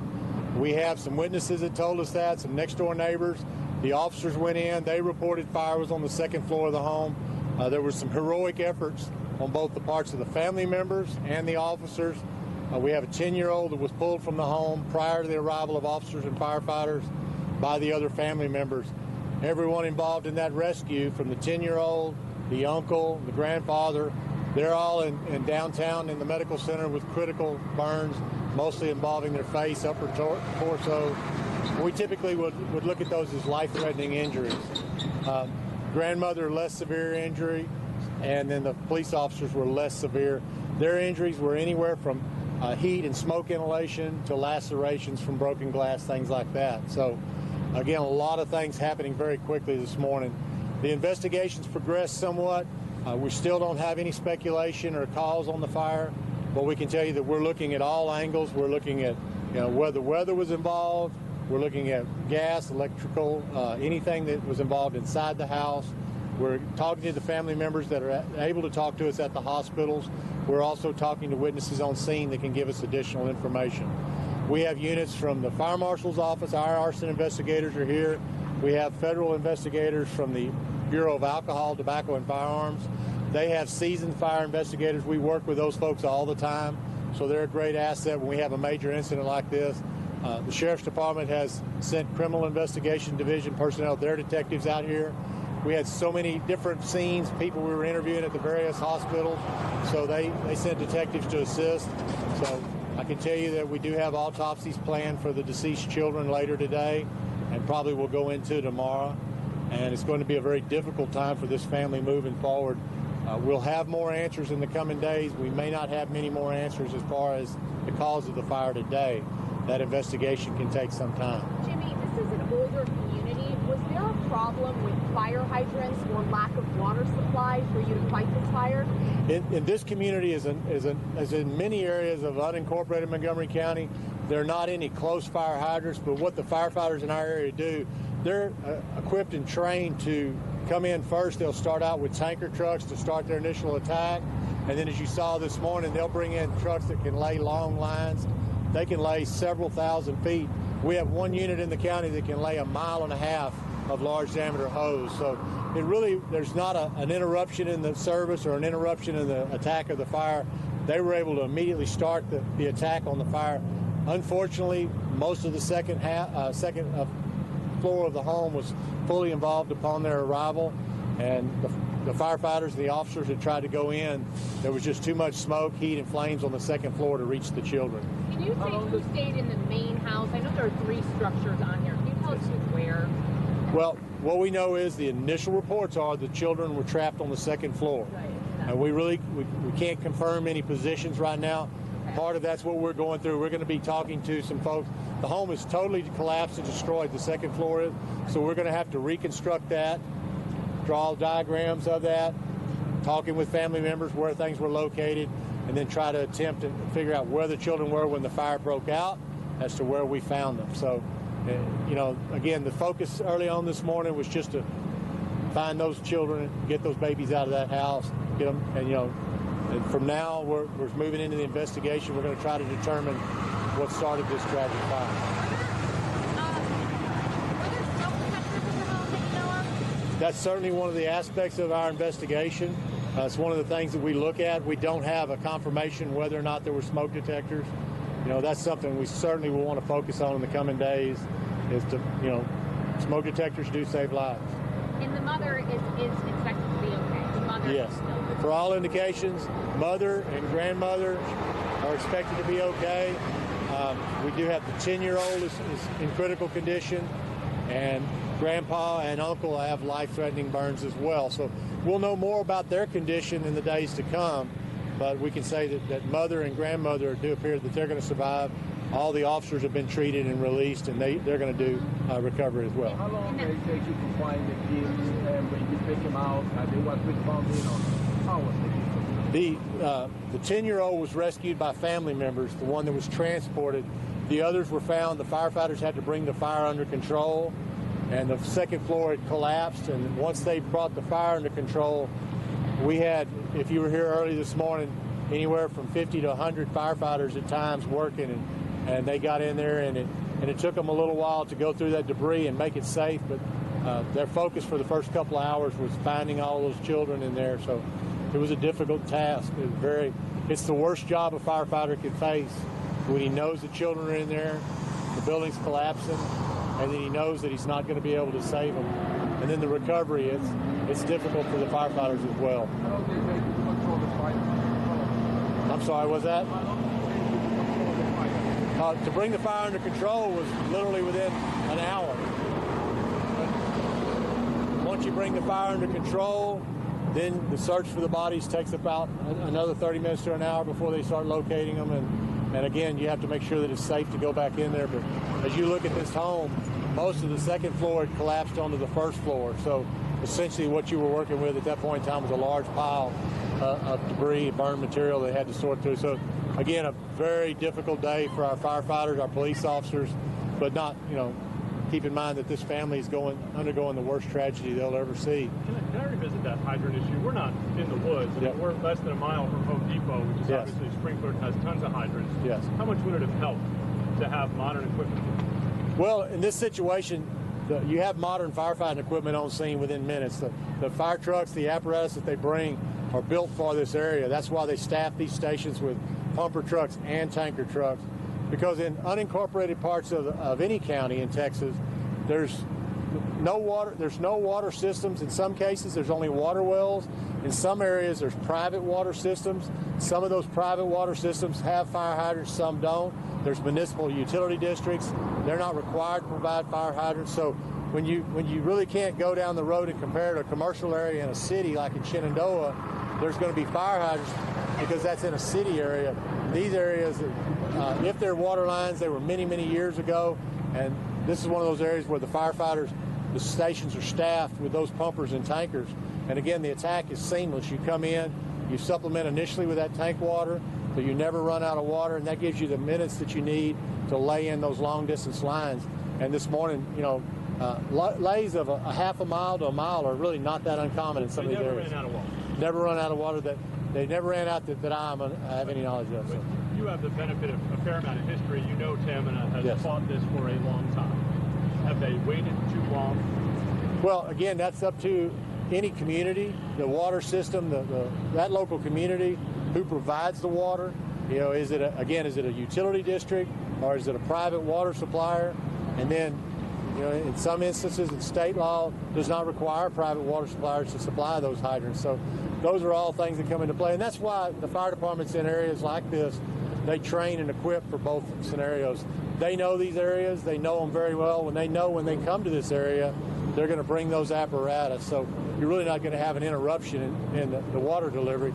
And what we saw this morning is, you know, by the time the first patrol car was on scene, which was just immediately after dispatch, we've got the whole second floor that's fully involved and starting to collapse. And, you know, really there's no difference had you had a fire hydrant sitting in the front yard at that point. The delayed discovery of the fire had a good hold on the structure. As it was being reported in 911, it's obvious from the amount of damage that it had a hold on the structure at that time. So, Any idea how long it burned before they called? No, that's part of our investigation, you know. And a lot's been made of older homes, when just the opposite is true nowadays. Many of our newer homes are built with lightweight construction. You probably heard us talk about that. They actually burn hotter, faster, and collapse faster than older homes. So an older home like this has more solid structural members than some of our newer housing that we see. So, you know, those are all factors that we're going to be looking at in our investigation in the days ahead. Any smoke detector inside the house? Do you know? We don't know that for sure, but that's going to be a focus early on. Is, you know, and our takeaway from this is we don't know yet that if smoke detectors were in this home, but when we think about it, each of us goes home at night. No one goes to bed and thinks there's going to be a fire in my house tonight. But the reality of it is when you go to bed tonight, there could be a fire in your home. And your only defense, in most cases, is working smoke detectors. So have a working smoke detector in every bedroom, every hallway, on the first floor, the second floor. And again, no one expects this to happen to them. But we're all in this. We've seen this before. It does happen to some of us. Williams, Williams. Montgomery County Fire Marshal. So knowing what you know already, you think those kids had a chance up on that second floor in that bedroom as hot as the fire was? Again, that's something we're going to we haven't had a chance to talk to and interview.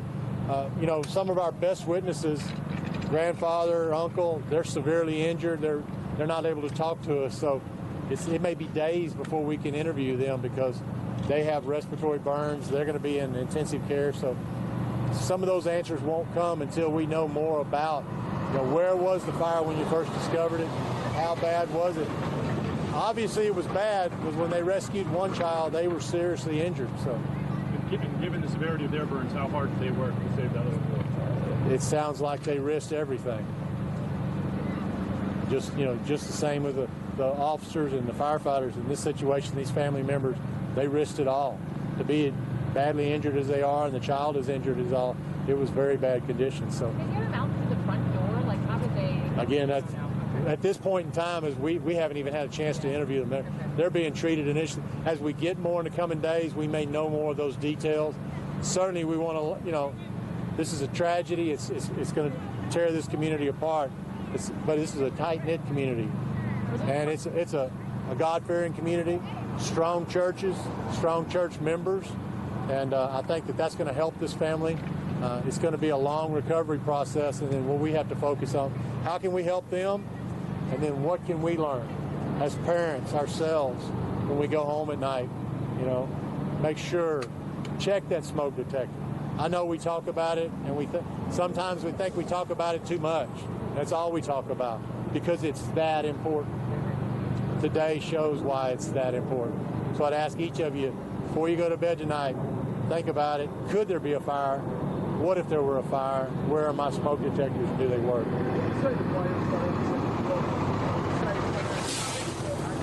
All right, everybody, that was the press conference on that fire in Montgomery County, Texas, that killed 3 people. Taking you on to the next top story here in the show. The United Nations held a press conference about their recent visit to Haiti. Let's hear what they have to say. In his capacity as the chair of the ad hoc advisory group on Haiti of ECOSOC, and he's here to brief you on the trip to Haiti the group recently took. Mr. Ambassador, you have the floor. So thank you very much. Thanks for being here. Thank you for having me. I had the privilege and the pleasure of being in Haiti for a visit on Monday, Tuesday, and Wednesday of this week with a group of 15 representatives from the advisory group. The group is composed of 17 member states. Out of the 17, 15 were present in the delegation, and most at the ambassadorial level. It just shows the interest of the international community in the recent development of Haiti and the future of Haiti. And we met with obviously the special representative of the Secretary General, and also Madame Honoré and our deputies, Mr. Ben Lamli and Madame Page. And then we met with 18 agencies of the UN. We also met with the representatives of the private sector, the Chamber of Commerce. We've met with, we went to Croix des Bouquets to have a really direct experience with an agricultural production in one of the plains. We went to another industrial conglomerate in Port-au-Prince, where we also saw some interesting development. And we had a meeting with the president of the La Chambre des Députés, a vice president of the Senate, and members of both houses of the deputy and senators.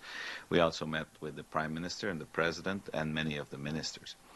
If I have, obviously we will present our report shortly, but if you ask me what are the 3 salient features, or the 3 main points that I would say at this point are that there's really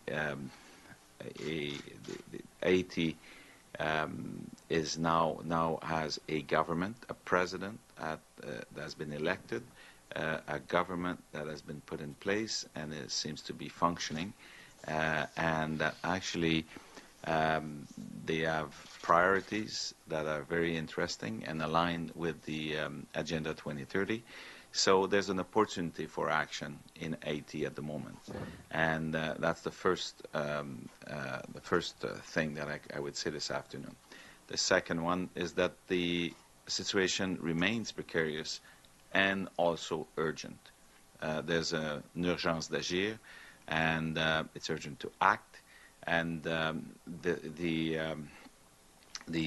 third point is that actually, if we move from more of a humanitarian focus to more of a development focus, the leadership of this, the coordination of this development belongs to the government of Haiti.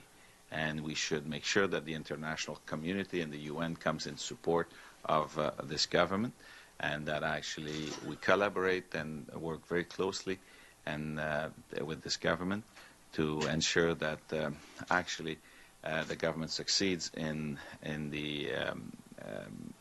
with some of the priorities that it has. For example, the priorities of the government on one hand are with respect to l'état de droit, public security, democratic rights, modernization of the states, and on the other hand, they have economic objectives that are very clear in terms of agriculture, tourism, infrastructure, and services. And if you just look at hear what I just said, a lot of it is aligned. All of it is aligned with the Agenda 2030 and with the SDGs.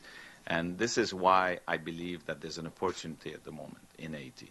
We have a new government that is credible and that has received the support of the people. And we have a plan by this government that is aligned with the Agenda 2030. And I think it's actually now there's an alignment of not all of the planets, but a lot of the planets. And I think we should. This is now the time is not to. The time is now for the international community to continue to be interested and support the development of Haiti. This is not a time to just go away from Haiti. This is a time, I think it is an opportunity to make a difference with the people of Haiti and its government. Thank you very much, sir. Melissa? Thank you very much. Merci beaucoup, Merci. Ambassador Blanchard, for coming here to speak to us today. I'd like to ask you, on your trip, you said that you met Madame Honoré. I would like to ask you about MINUSTA. We know that it's closing by October, and obviously it's leaving behind a controversial legacy, cholera, allegations of sexual abuse, as well as children in some cases. I'd like to ask you, what is your assessment of MINUSTA's legacy? Canada was heavily involved in the mission. And as a follow-up question, what is Canada doing to address paternity claims against peacekeepers? So I'll answer. I think the legacy of MINUSTA is overall positive. That's what I think it is. I think all of the observers, we didn't hear from one person in Haiti and all of that we've heard more concern about MINUSTA, the nature of the missions changing than actually criticism of MINUSTA. MINUSTA was there in a very difficult period and actually was able to achieve a lot. Everybody agrees that the country is more in a better situation now than it was 5 years ago. Also, everybody agrees that the country is more secure now than it was a few years ago. So it's not perfect. There's still some security issues. There's many issues with the institutions, still issues of corruption and the likes. But this is why MINUJUST now transitioning to a focus on the rule of law and governance and institutions is the right one for a future involvement of the UN. And what it will mean for the UN in many ways, I really believe we, as an institution, this is a very good example where we need to change now the focus of our action in Haiti to a certain extent. We keep some of the focus will need to remain as is, but also we need to add a bigger component of development, of economic and social development, but we need to work at it with the government of Haiti. As with respect to the situation of the sexual exploitation and abuse that you referred to, the government of Canada is taking this very seriously. It has actually been troubled by allegations and some findings, and we're doing everything we can to actually meet our obligations. And for example, we've appointed a focal point, as recommended by the Secretary General in the Ministry of Justice, to channel the request for assistance for the victims of sexual exploitation and acts. Can I have one follow-up? Sorry. Yeah. I would be remiss. I'm getting requests from back home. If I did not ask you about reports coming out this morning that Canada's announcement of its peacekeeping deployment may now be delayed until the fall. Et si je peux avoir une réponse en anglais et en français, j'apprécierais. Well, you know that the government of Canada is taking very seriously. It's the decision is a very important one to the how and where and what we will be doing in our contribution to the peacekeeping operations of the United Nations. It is a very important decision for our country. It is a very long-term decision, so we're doing everything we can to actually make sure that we make the right decisions and that we assess all of the facts needed to make that decision very carefully before we take it. Vous savez que ça me fait plaisir dans ma langue maternelle, encore. Alors, la décision de contribuer aux forces de maintien de la paix des Nations Unies est une décision importante pour le Canada et c'est une décision qui doit être prise de façon en ayant exploré toutes les avenues, tous les faits, en ayant fait les analyses nécessaires et c'est quelque chose qui prend du temps parce que c'est pas un engagement à court terme que cette participation aux forces des maintiens de la paix, c'est un engagement qui se fait pour de nombreuses années. Et c'est pour cette raison-là que le gouvernement doit prendre le temps qu'il faut pour analyser en profondeur chacune des alternatives qui s'offrent à nous. Carol, then Matthew, then Rob. Ambassador, I wanted to ask you about the cholera fund for Haiti. Canada has contributed to it, but very few countries have. Is the fund dead? Do you have any ideas how you can come up with $400 million? I mean, where is this initiative going? So I know that we'll have a report in a few weeks, I think, from the Secretary General and from the Deputy Secretary General on this issue. I know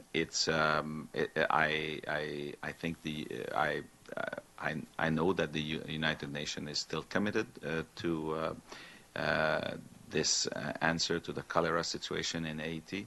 And Canada has been committed to it as well, and we believe as a country that the international community should fulfill its obligation with respect to its responsibility faced to the situation of cholera in Haiti. Canada has contributed since 2010. More than $50 million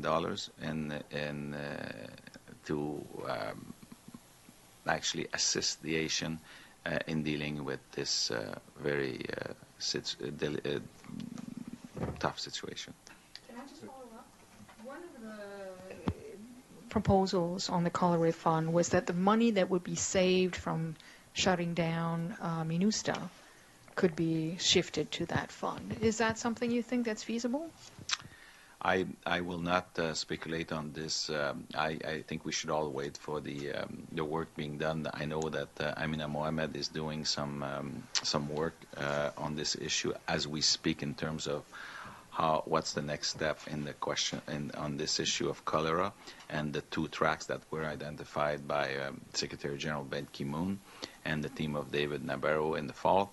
And I think before we speculate on this, I would like to wait for the report that will be submitted by Ms. Mohamed shortly. Matthew? Sure, thanks a lot. Matthew Lee, Inner City Press. On that topic, besides the attempts to raise funds, I wanted to ask you for Canada's view of whether you said should live up to its responsibility. It seems like for almost 6 years, the UN refused to acknowledge that its peacekeepers had inadvertently brought cholera, causing this. So I wanted to know, can you just say, what is the responsibility that you're referring to? In Canada's view, did the UN more likely than not bring cholera to Haiti, and was not admitting it one of the reasons that money wasn't able to be raised in those 6 years? Because the same issue exists as to Kosovo, where they're basically delaying a payment to people that got lead poisoning in a camp because they refused to acknowledge how they got lead poisoning in the UN camp. So I just wonder if you could address that. And secondarily, the role of the Dominican Republic, which is next door. Recently, the foreign minister of the Dominican Republic met with the Secretary General. We saw his readout. We didn't see the Secretary General's. What is the role of this country, this neighborly country, and where did you find out in terms of that during your visit? Thanks. So on the issue of cholera, if you look at Canada's contribution over the years of what we've been trying to do is actually trying to help the population affected, try to help the communities affected, make sure that actually when there was risk of outbursts of cholera that there could be mitigation, and that actually we are working on the sanitation and the water to ensure that infrastructure to ensure that actually we get the proper infrastructure to minimize the risk of future outbreaks of cholera. And this has been our approach all along, and we were there many years ago to actually assist with that. And when the request by the Secretary General was made in the fall, we answered present, and we said, here's what we want to do. We announced additional millions in January that were focused on that kind of approach. On the second question that you've raised, we didn't have any contact with a representative of the Dominican Republic while we were there. We've met with the Corps Consulaire in Port-au-Prince, and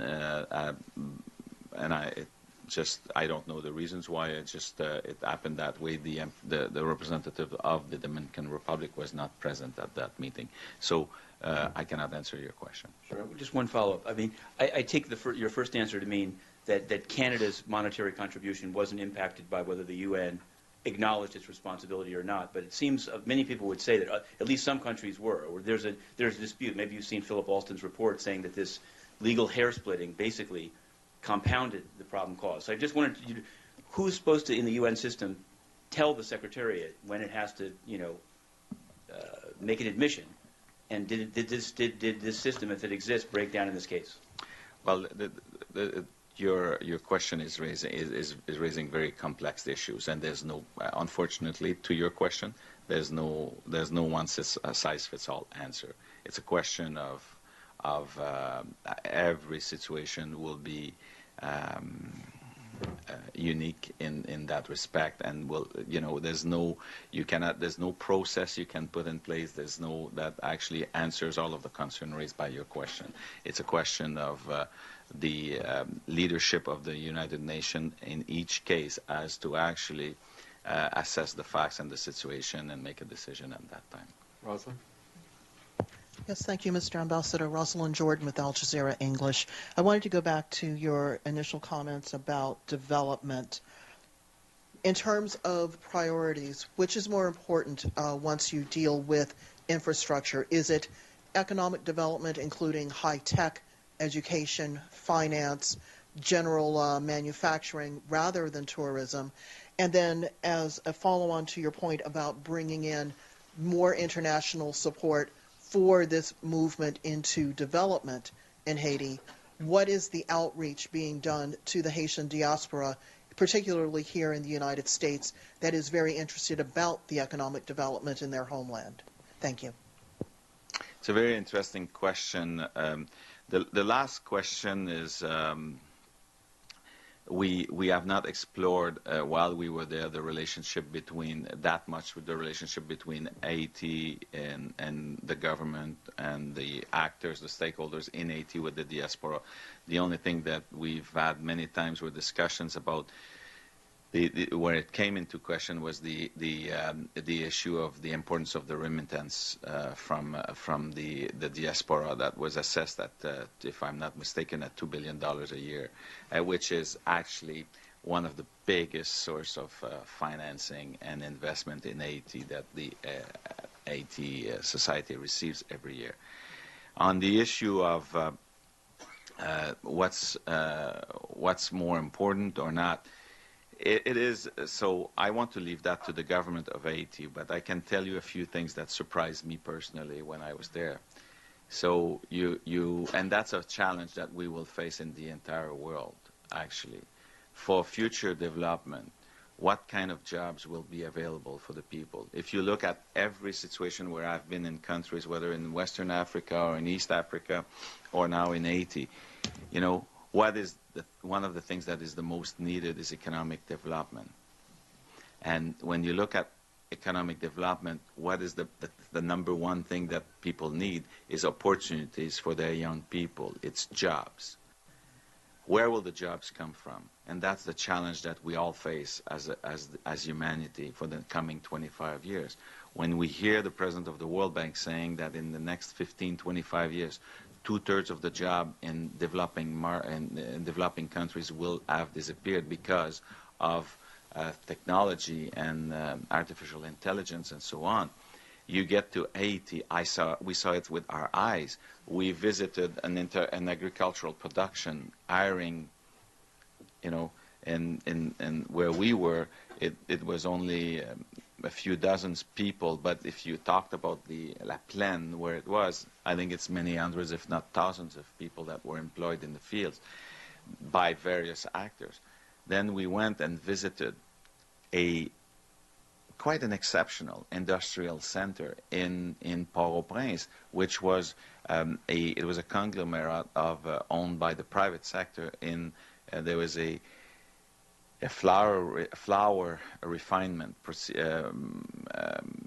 industrial plant attached to a pasta making plant, attached to a packaging business producer, attached to a plastic recycling business. So you had 4 kind of lines of activities in the same industrial center owned by the same family.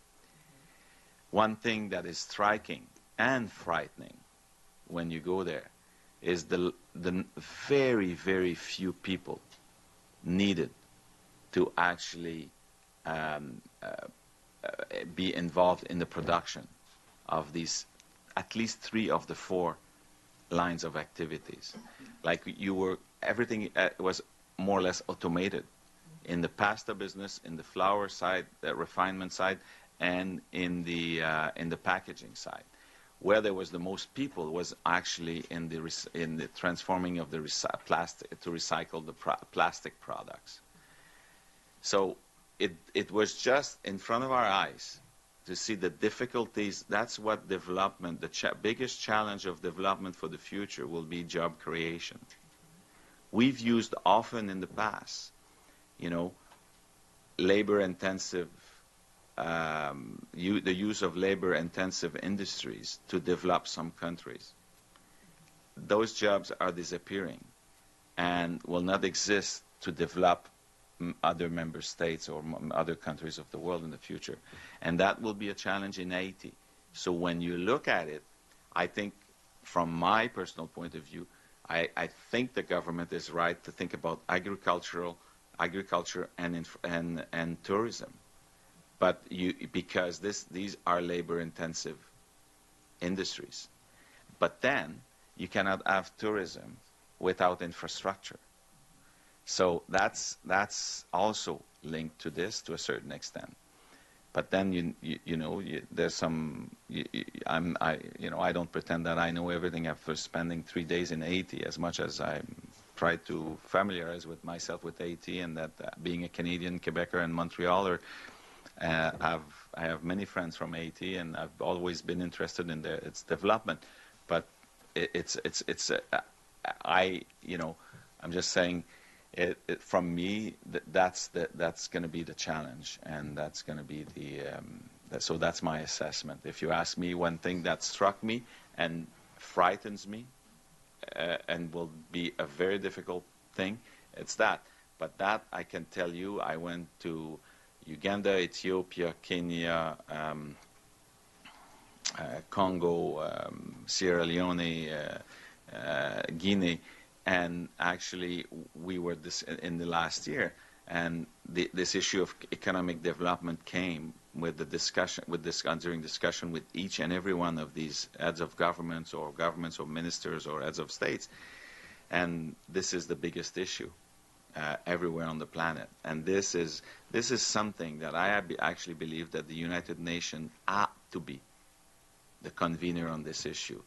It is, when people talk about reform of the UN, and when people talk about the relevancy of this institution for the future, this is one place where the UN ought to be relevant in that discussion in the world, and convene the entire world to think about that in a very inclusive way. Do you have a quick follow-up?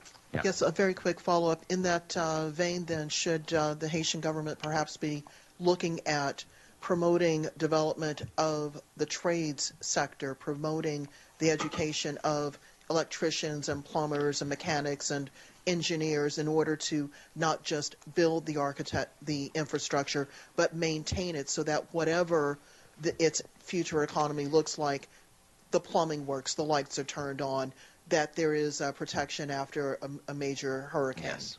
I mean, yes, this is one of the avenues, and that was raised by the president, actually, in the discussions with him. And but yes, of course it has to do. But yes, that's the answer. Sorry. In the back. Thank you, Stephen. Thank you, Honorable Ambassador. About 50,000 Haitian living in the United States, and just yesterday, ABC News reported, according to a top immigration official, that Haiti is stable enough for its citizens to no longer need protection from deportation. So what do you think? To no longer need protection? From deportation. Deportation, yeah. So what do you think after your visit? This is a story about the U.S. saying that, immigration authorities saying that the Haitians here no longer needed protection from deportation. Yes, it is. Because Haiti was stable enough. I will not comment on the internal affairs of the United States. Dulcie, then Carol, and then we'll hi. I wanted to go back to peacekeeping.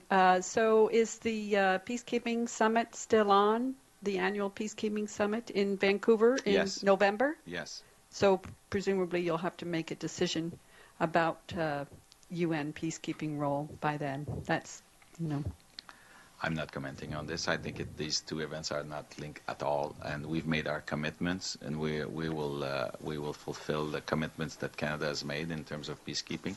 It's a question of when and how and all of that. The two aren't related, you're saying? The two topics of whether... Well, the topics are related. I'm just saying the two events. I'm just saying you're asking me, well, the peacekeeping summit will be held, and I'm telling you yes. I'm just saying you're trying to tie the announcement with the holding the summit in Canada. I'm just telling you that's your point of view, but I think they are two different things, very much so. So you may not have an announcement by the summit. We will take, I think the Prime Minister's been clear on this, we will take all the time that we need to actually make the right decision on this very important issue. When this is a very important commitment for Canada that will have a lot of long-term, it's a long-term commitment, and we need to take the time needed to make the right decision. Carol, and then we'll call it a day. That was actually my question also. I mean, do you not feel that if you're holding the peacekeeping summit, that there would be a measure of embarrassment for Canada if you're still not decided on what you're going to do on peacekeeping? As I said, I think the commitment, we've made a commitment. The announcement has been made, and it's a question of how we're going to do this, when we're going to do this, where we're going to be doing this. And I think everybody understands that this takes time, and that cannot be. It's not a decision that can be taken lightly. Great. Thank you very much. Merci beaucoup, Monsieur Ambassadeur. Thank you. Merci. Bonne journée tout le monde. Bon. All right, you guys, that was an update coming from the United Nations, taking you to one more event here from the United Nations. This is their daily briefing. Let me pull this up for you guys, just to get you caught up on everything going on in the world. The UN chief here calls for an end to tragedy in South Sudan. Let's hear what he has to say. He's on his way to China, where he will over the weekend speak at the Belt and Road Forum for International Cooperation. He wrapped up his work at the London Somalia Conference yesterday with a press briefing calling the conference an unmitigated success. And we will have the transcript of his remarks available and the transcripts are available online. Also, I have a senior appointment to announce. The Secretary General has made clear his intention to extend Stephen O'Brien of the United Kingdom in his capacity as Under Secretary General for Humanitarian Affairs and the head of the Office for the Coordination of Humanitarian Affairs and Emergency Relief Coordinator until the end of August 2017. This extension will enable Mr. O'Brien to conclude a number of initiatives and reforms he has been leading at OCHA. The Secretary General is grateful to Mr. O'Brien for his excellent work, dedication, and commitment to the United Nations and global humanitarian action. At the end of August, Mr. O'Brien will be succeeded by Mark Lowcock of the United Kingdom. Mr. Lowcock brings to the position more than 30 years of experience leading and managing responses to humanitarian crises around the globe and wider strategic leadership in the international development arena. He's currently the permanent secretary at the Department for International Development, a role he assumed in 2011, and we have more in detail on his biography upstairs. And on the margins of the London Conference on Somalia, the Secretary General also discussed the situation in South Sudan with a number of international stakeholders. In this respect, on the 10th and 11th of May, he met with the chairperson of the Intergovernmental Authority on Development, otherwise known as IGAD, the Prime Minister Desalegn of Ethiopia, President Museveni of Uganda, and the chairperson of the African Union Commission, Musa Faki Mahamat. In the course of these consultations, the Secretary General reiterated the United Nations' deep concern at the prevailing security and humanitarian situation in South Sudan, highlighting the untold suffering being inflicted on the civilian population. The Secretary General underlined the imperative of renewed regional and international efforts to bring to an end the unfolding strategy in that country, in particular through the immediate cessation of hostilities, unfettered humanitarian access to the millions of people in need of assistance, freedom of movement for the UN mission in South Sudan, and the promotion of credible and truly inclusive process involving all the opposition forces in line with the principles enshrined in the August 2015 agreement for the resolution of the conflict in South Sudan. The Secretary General is encouraged by the commitment of all his interlocutors to further enhance their efforts towards ending the violence tearing South Sudan apart, bearing also in mind the need to prevent further negative repercussions on regional security and stability. The UN looks forward to working closely with IGAD and the African Union in the period ahead to identify practical steps that would help arrest the current downward trend towards greater fragmentation of South Sudan, escalating violence and deepening hardship, and sustainably put the country back on track to peace and reconciliation.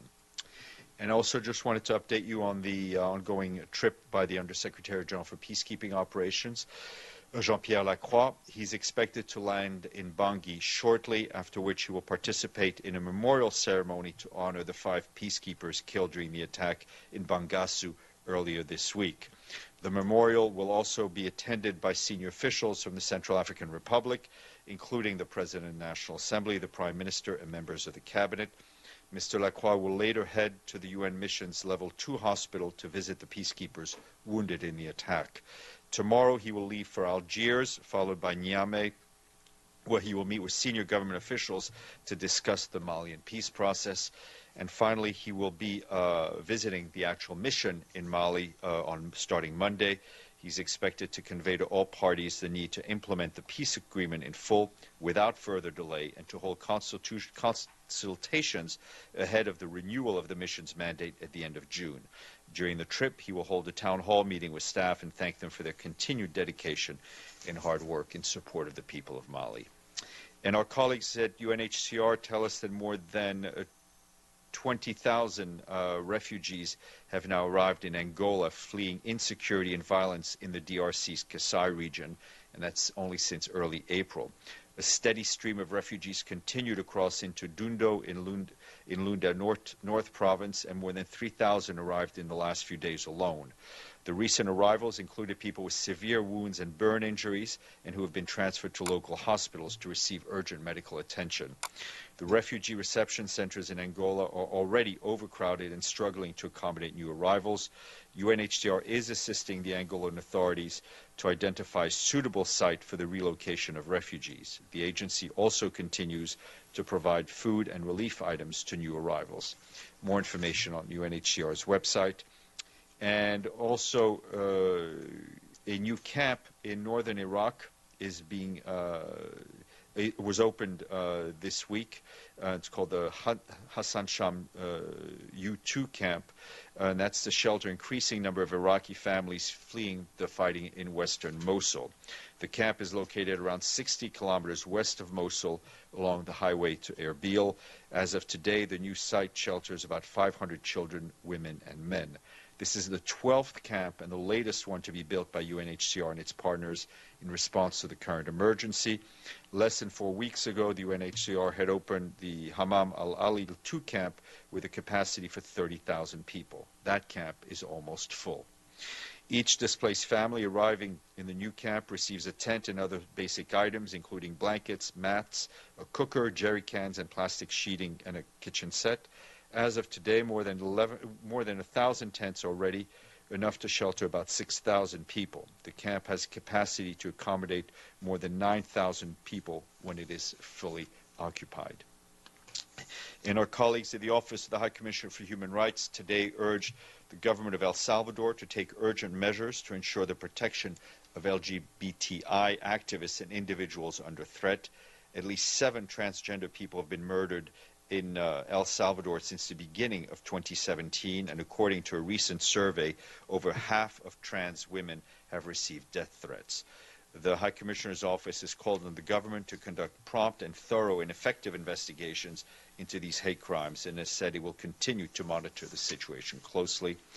And in Japan, today the ILO announced that it had a partnership with the Tokyo 2020 Organizing Committee to advance decent work through social responsible practices during the Olympic and Paralympic Games.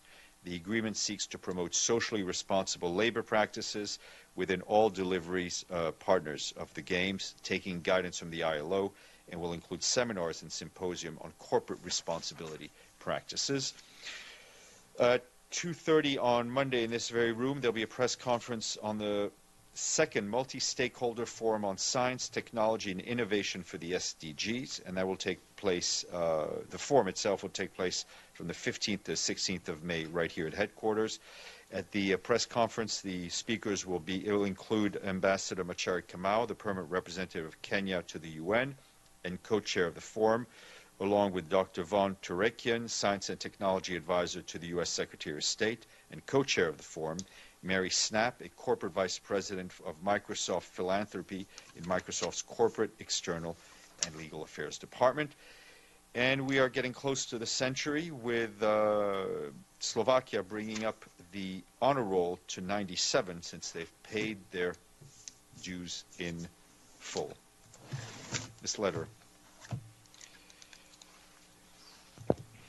Thank you, Stefan.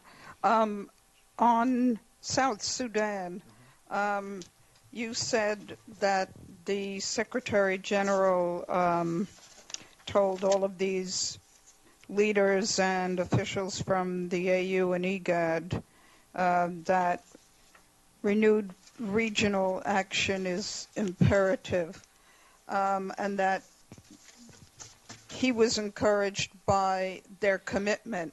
What specific actions would the Secretary General like to see the regional actors take?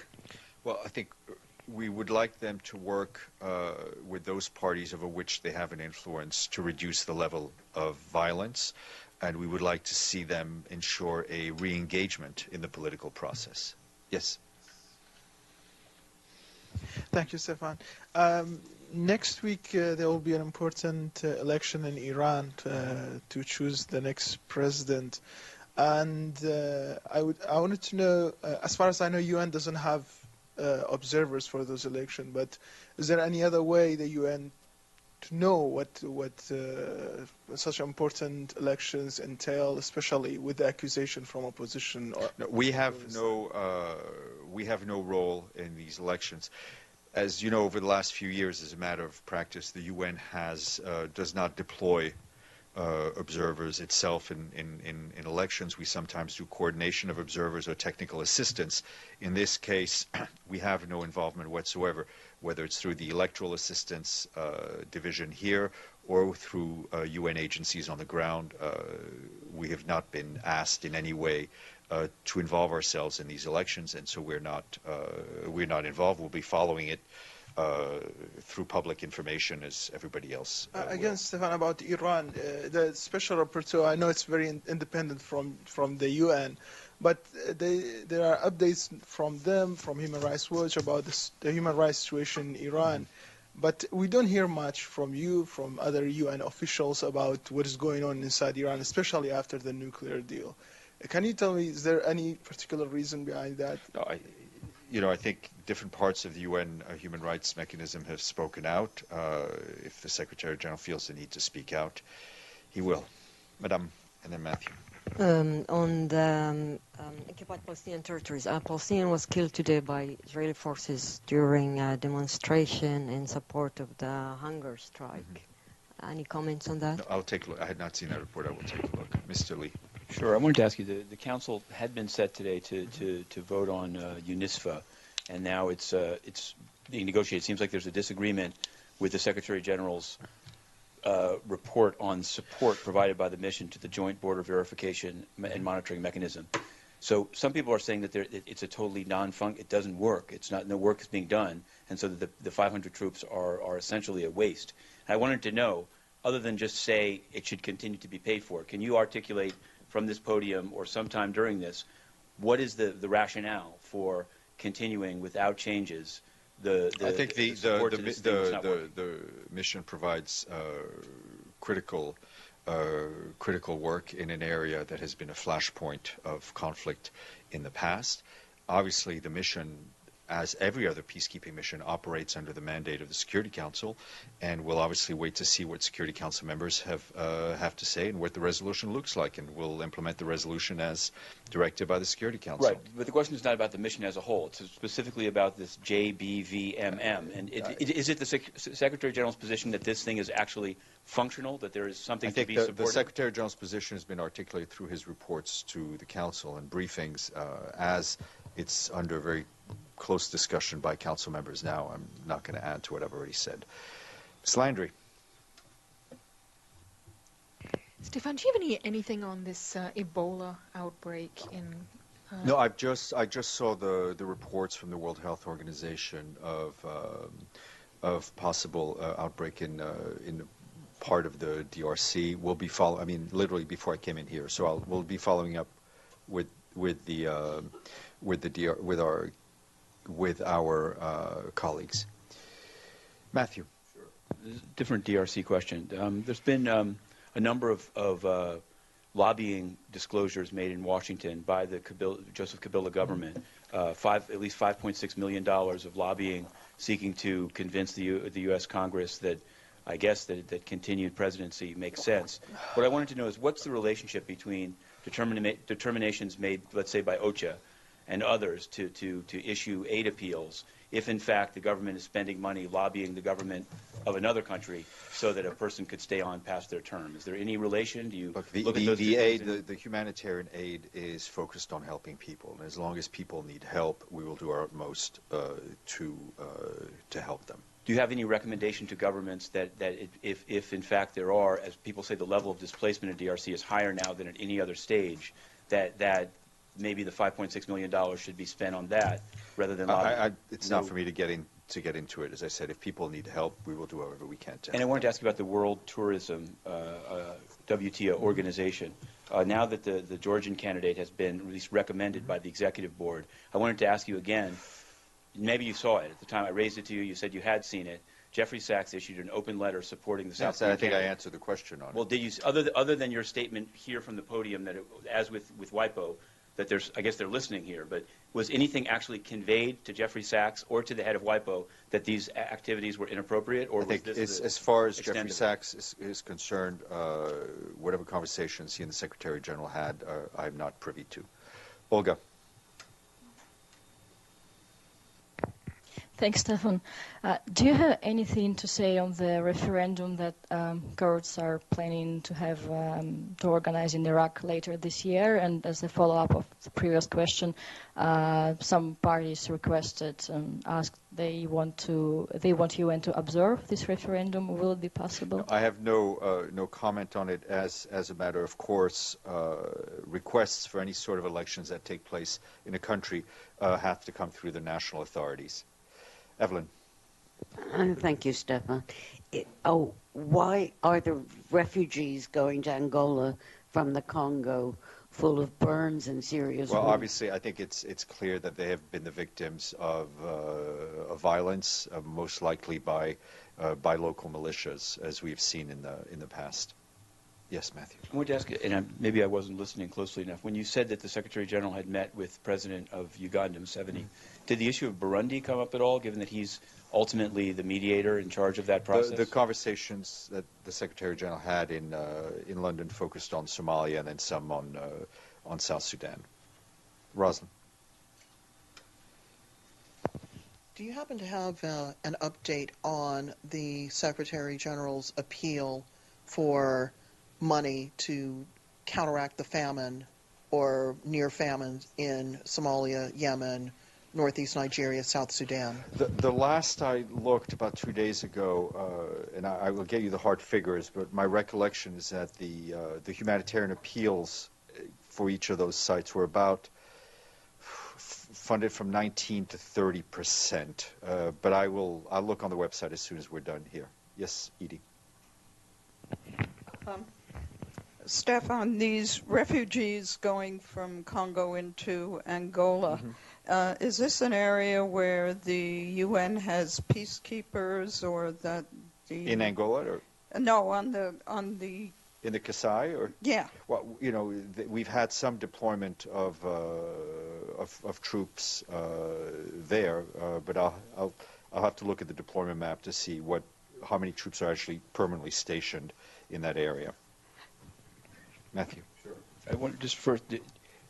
I'd asked you about Côte d'Ivoire before, about about Bouaké being subject to rebel, or not rebel, excuse me, mutineering soldiers firing in the air. Now they say Abidjan has been the subject of a rebellion that was supposedly negotiated away and now is back on. What's the mission doing? What does the UN think? My understanding is, I would say that obviously Côte d'Ivoire has made a lot of progress on the path to stability, national reconciliation, and social cohesion, which is one of the reasons that, as you know, the UN peacekeeping mission is closing at the end of June of this year. The UN, the mission encourages the Ivorian people to favor dialogue and general interest, to consolidate the gains achieved so far and pursue institutional reforms, in particular in the security sector. The substantive mandate of the mission ended April 30th, and the mission is clearly in liquidation phase and therefore does not any longer have the capacity to monitor. So as you will recall, over the years, we had troops there that were able to be deployed and doing monitor. Given the state of the mission now, as we get to the drawdown, we know most of the peacekeeping troops, if not, have all left, and we no longer have the capacity to monitor. Yes. Stefan, the operation to take control of Raqqa has started, and can you ask for specific information of the flow of refugees from those areas because of the intensification of the fight? Will do. Yeah, thank you. Matthew, and then we'll get our guest. Okay, and thanks for that, if asked. I just wanted to nail down this. You'd said for 2 days in a row that the video of the speech in London was going to go on the UN's website. I have seen that UNA UK has finally put it up, but It's on there. It's on the UNA UK website. Technical reason, we're trying to get the hard files, and we're having a little trouble. It's not a rights issue? No, it's not a rights issue. We'll get it as soon as we get it. Okay. Thank you.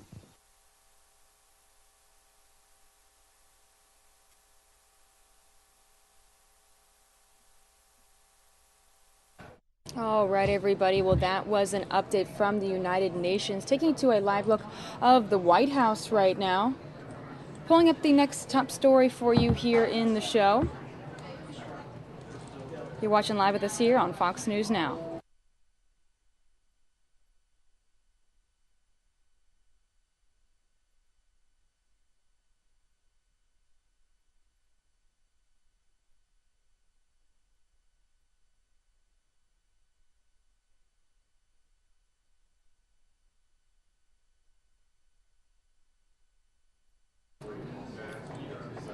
Moving on to this story here, a doctor came to the studio at our sister station at Fox Detroit to talk about how to detect skin cancer, whether or not to know if it's a freckle or if it's more than that. There's actually very specific ways to look at just a new freckle or a mole on your skin and know right away if that's cancerous. So let's hear what they have to say. Here we go.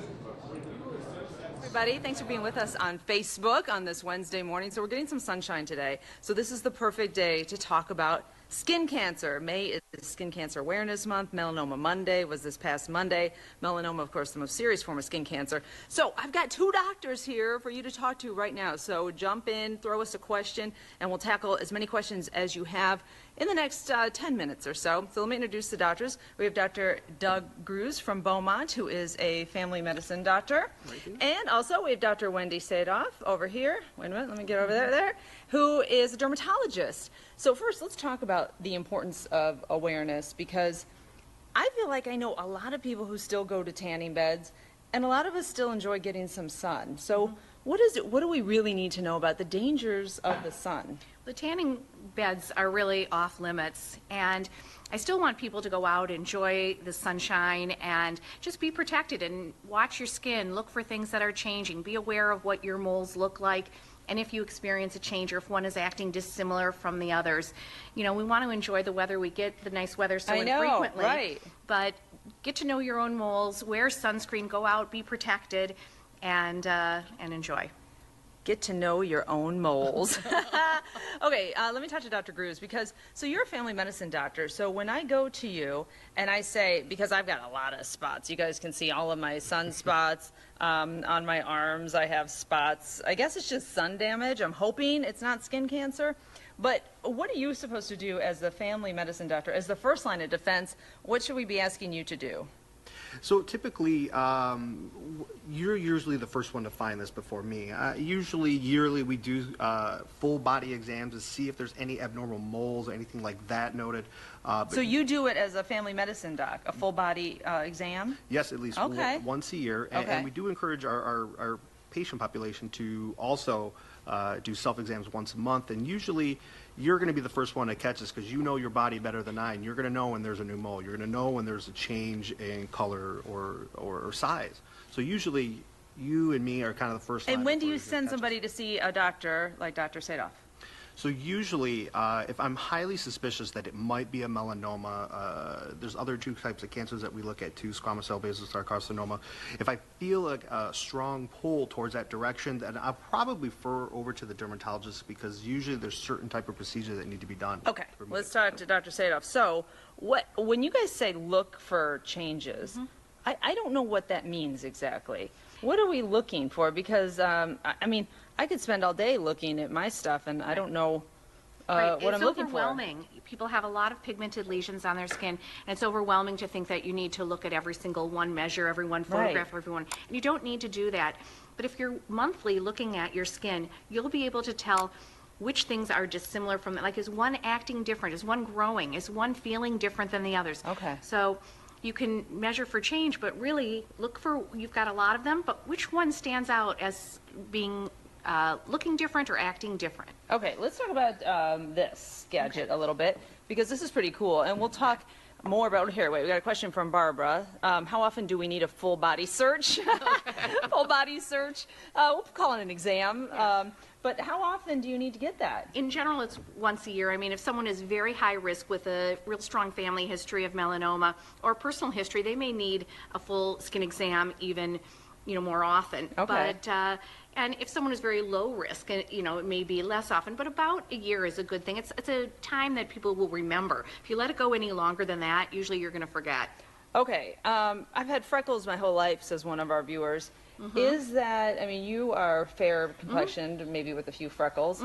Having freckles, does that put you at risk for skin cancer? Well, it usually means you're really light-skinned and you have had some sun exposure. So freckles are actually a sign, even though people say, oh, I was born with them. Most people are not born with freckles. It is the sun causing some reaction in your body to create this pigment in your skin to protect it against the ultraviolet rays. So it actually shows you have had sun and your body's reacting to that to try and protect the deeper layers, kind of put a block in front of it. I think the cutest thing, but I didn't realize. I thought either one of my kids has freckles and the other two don't.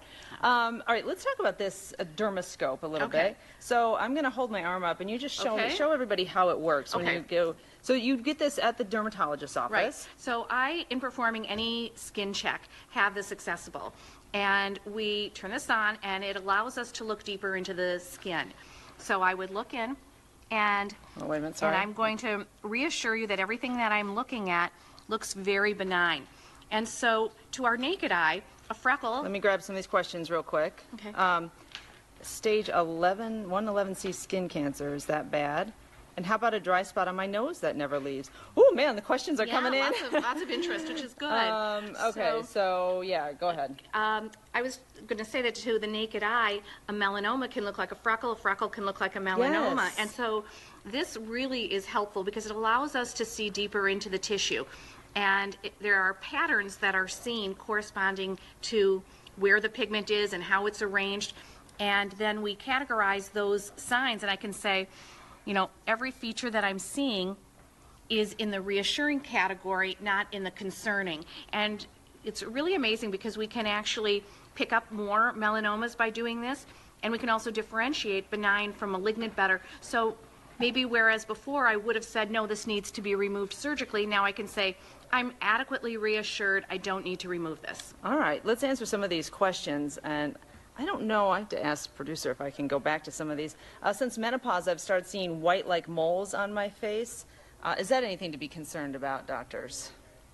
Well, depending on what it looks like, that could be just a hypopigmentation, meaning some of the pigment is gone. Because your skin changes as you age, obviously, other than just wrinkles. You start to see some age spots, skin tags, all that stuff, You're right? right, and sometimes age spots can present that way.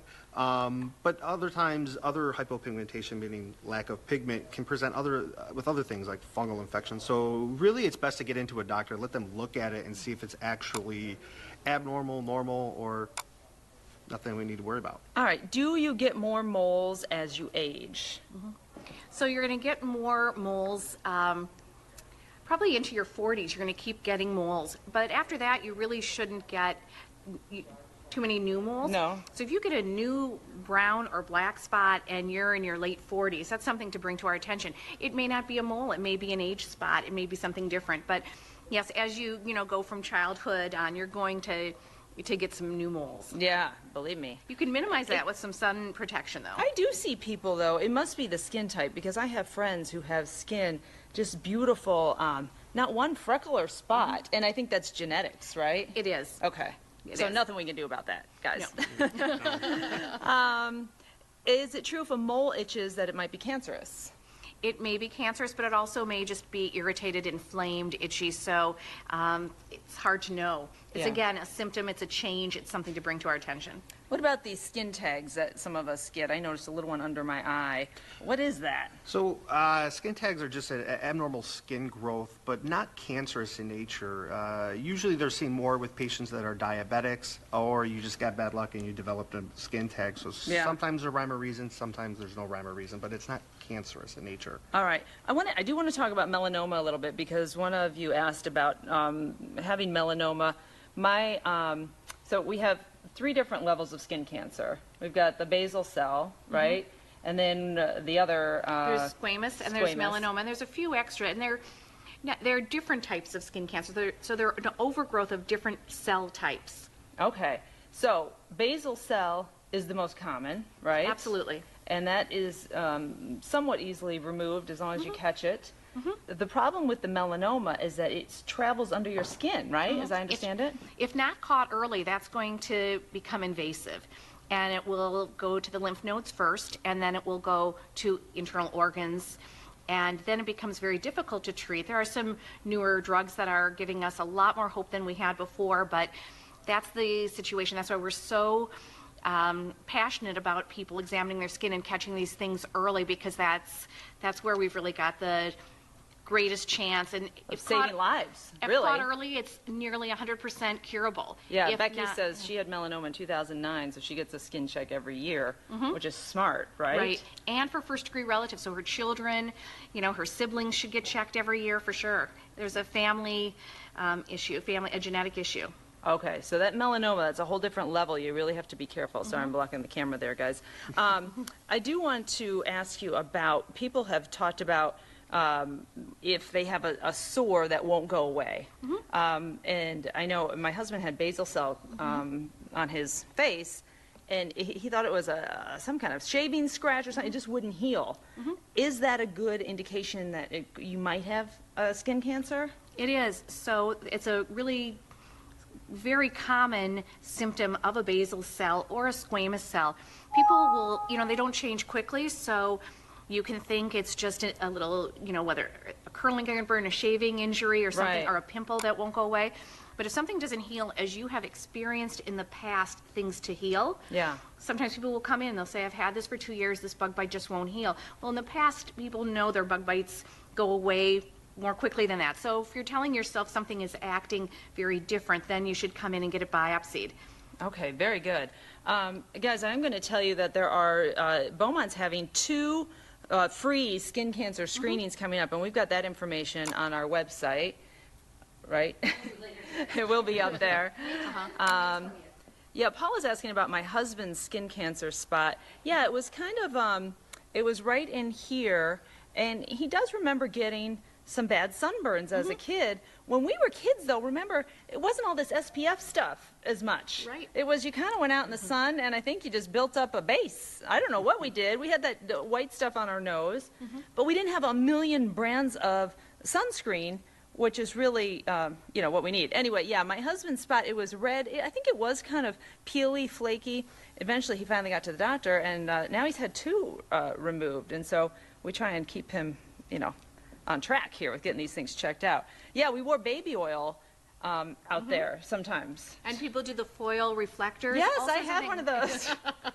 It's so dumb. So when it comes to, so with our, when you get the families in, how crazy do we have to be with the sunscreen and the SPF? What's the common recommendation? So the common recommendation right now is to grab an SPF that is at least 15 to 30 and above.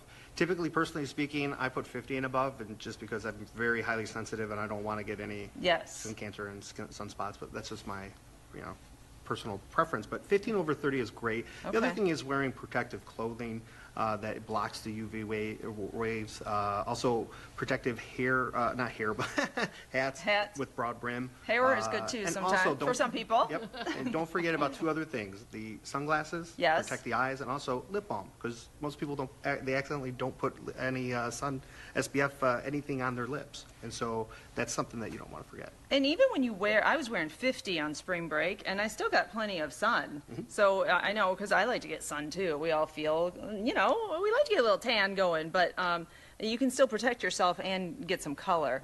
Okay, we'll do this question from Jewel. How often do skin cancer sites reoccur? Once you get it, are you more at risk?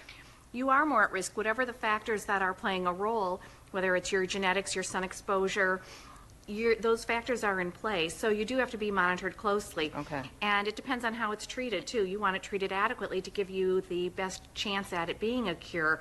But things do come back. You got to get it all out. Exactly. This is interesting. You guys, they talked about a vitamin supplement that you can take that's made from fern or something. Does that really work? It's, what is it called? HelioCare. Yeah, HelioCare. What's that do, doctor? HelioCare, the theory behind it is it prevents cell damage. So if you prevent cell damage, you can prevent skin cancer. I don't really know the statistics on it, how well it works. But and it's an over-the-counter supplement? Yes, okay. yes. If it works, it works. And I don't have a really good details on it, but when you're trying to prevent cancer, everything's on the table. All right, so as we wrap up our Facebook Live, thank you for all the great questions. We're going to continue on TV, and we'll answer more of these questions throughout the morning in our 8 o'clock segment and also in the 9. But I think the takeaway is protect yourself from our Michigan sun. Even we're getting a little bit of sun today, and it's cold out, coldish. I mean, it'll be high as 60 or so. The sun is still very powerful, though, right? Yes, the rays go through. It doesn't matter how cold it is. Even in the middle of the winter, I tell people to wear their sunblock every day. Have it be just part of their morning routine, like brushing their teeth. Otherwise, people find all sorts of reasons for not wearing it.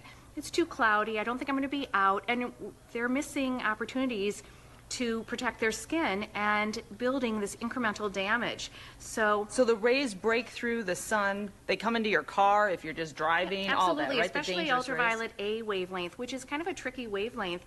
And sometimes the reason why people will end up with cumulative sun damage yet not burn all the time because they're not blocking that ultraviolet A wavelength of light that's coming through clouds and glass. And just one last thing. Be careful of the tanning beds because that's a different kind of risk. It's riskier than the sun, right? It is, I think, and especially, people under age 18 going to the tanning beds. It's a young age. Their skin is vulnerable. I'm really opposed to that. All right. So we will continue this conversation on TV. And thanks for being with us on Facebook Live, guys. It's been good. A lot of good information. Doctors, Dr. Cruz, thank you. Dr. Seda, thank you. And we'll see you on TV. And we'll pick up some of these questions there. All right, you guys, so that was the discussion on skin cancer from our sister station, Fox in Detroit. Pulling up the next top story for you here in the show. Let me change that lower third as well, so you guys know what we will be discussing here.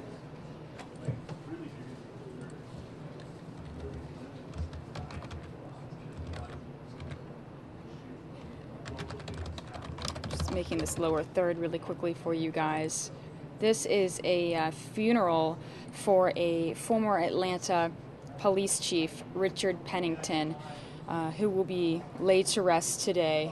He served in Atlanta from 2002 to 2010. So I just want to get this up and going for you guys here. This lower third. Okay, so let's take you to this funeral. Here we go.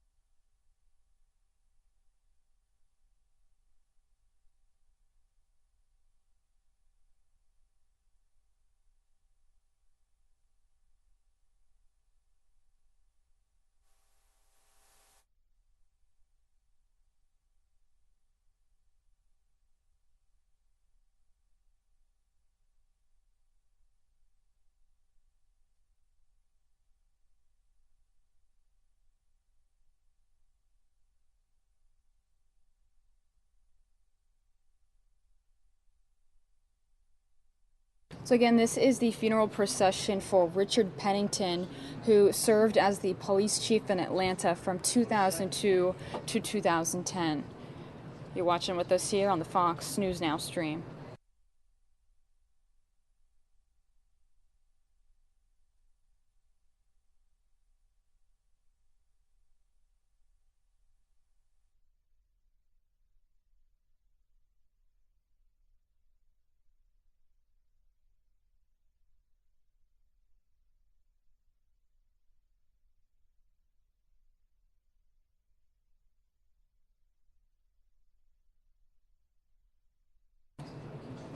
Just wanted to give you guys a look at this. It aired earlier today, and it's just to remember this Atlanta police chief, Richard Pennington. He was laid to rest today, and he served in the force from 2002 to 2010 in Atlanta. Moving on to the next top story here in the show. Different topic here. University of Houston commencement ceremony. Let's see how it went.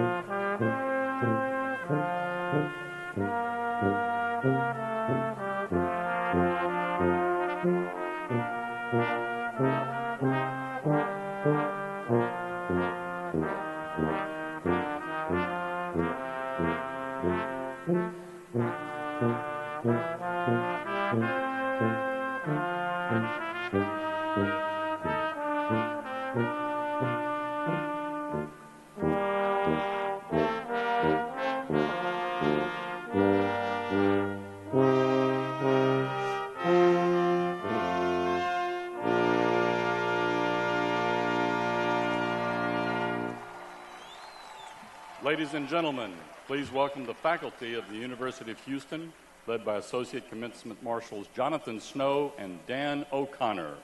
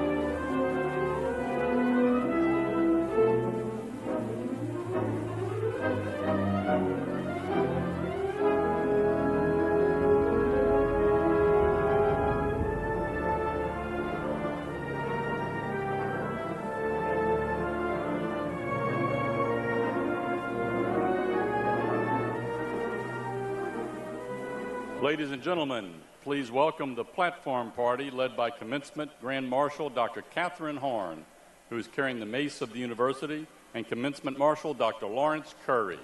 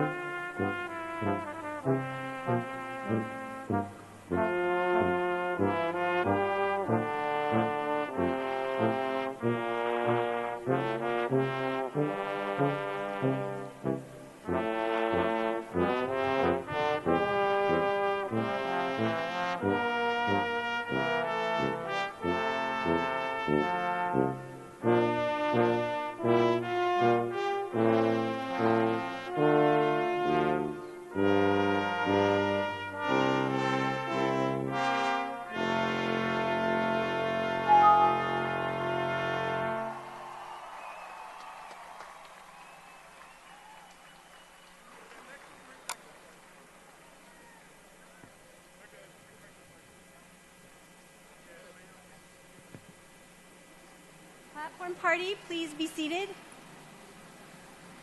Good morning.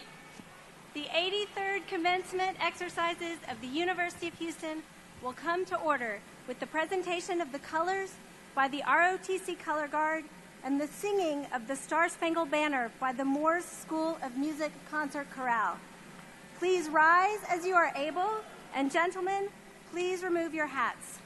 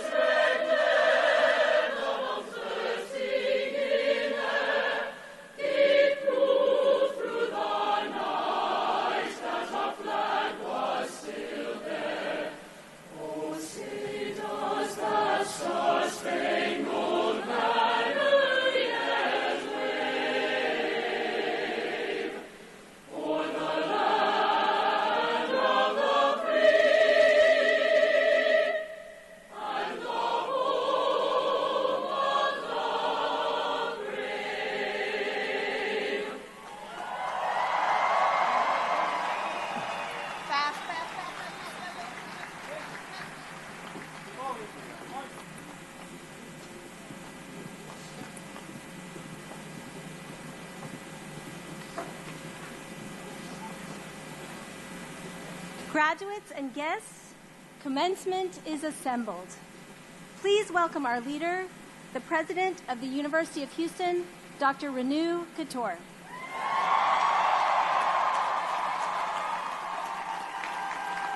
Please be seated.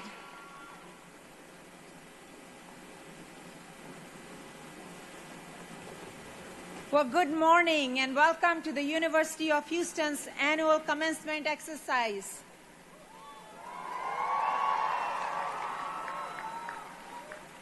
Please join me in a big round of applause for the musicians and singers from the Morse School of Music. Great job.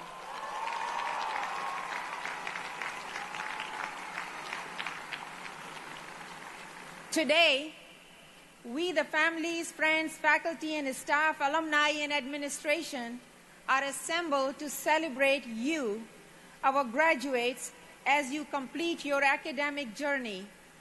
I would like to thank everyone who has taken the time to share this special moment with you. In all academic institutions, the most important role is played by the faculty, many of whom are here with us this morning. Please meet our Tier 1 faculty of the University of Houston. Faculty, on the stage, the field, and the stands, will you please rise?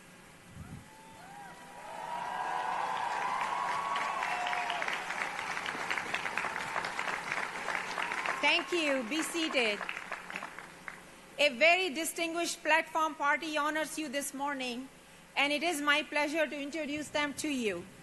With us today are two of our elected officials, the Honorable Sheila Jackson Lee, 18th Congressional District, the university's district. Please welcome Congresswoman Lee.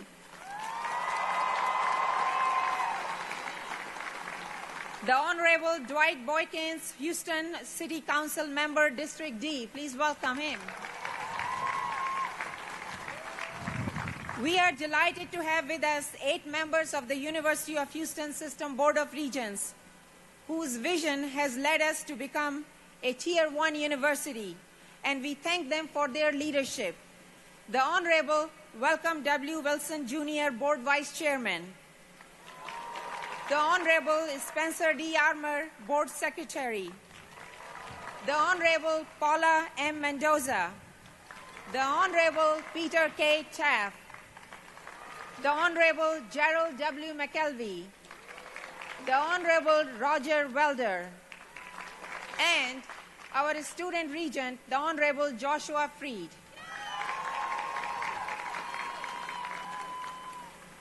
I also recognize our commencement speaker and candidate for the University of Houston honorary degree, Governor Arnold Schwarzenegger.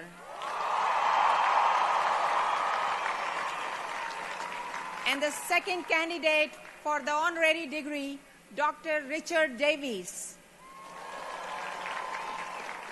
Among others, the recipient of the President's Medallion, Mr. Marvin Nathan, Grand Marshal, Dr. Kathy Horn, Commencement Marshal, Dr. Lawrence Curry. And if I may take a moment, Dr. Curry, who is your Commencement Marshal, has done over 100 commencement ceremonies, and today is his last one. So would you please show your thanks to Dr. Curry.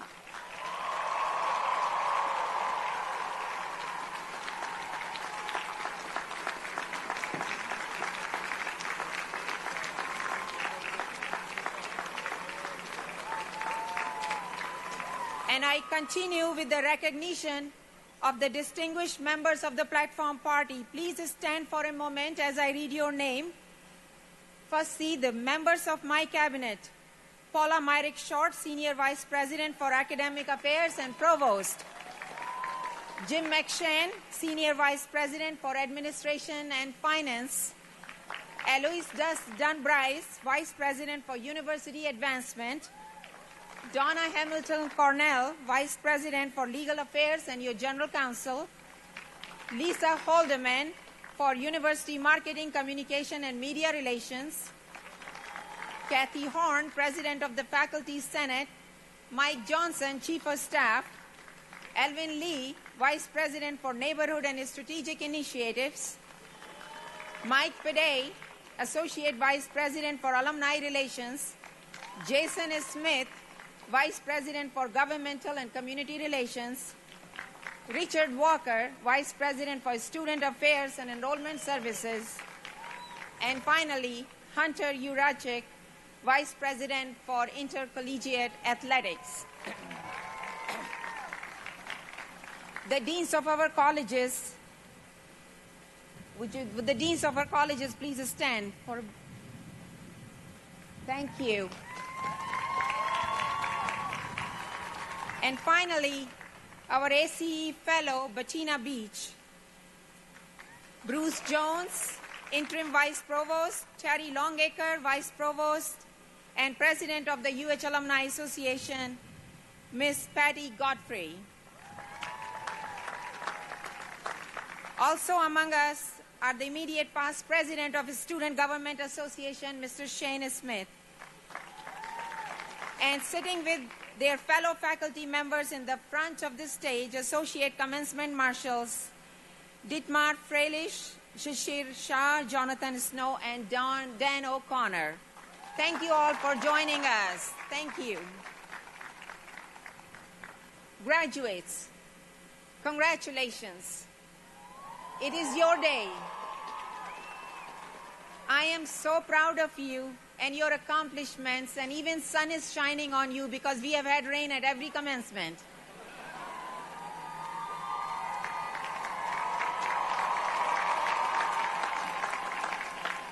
Today, you are graduating from a very special university, a university that you have transformed during your stay here, a university that is Tier 1, a university that is a member of the nation's highest honor society, Phi Beta Kappa, a university where students not just win, but they sweep national competitions, a university that has produced astronauts, U.S. cabinet members, U.S. senators, entrepreneurs, teachers, actors, singers, attorneys, scientists, and Olympic gold medalists.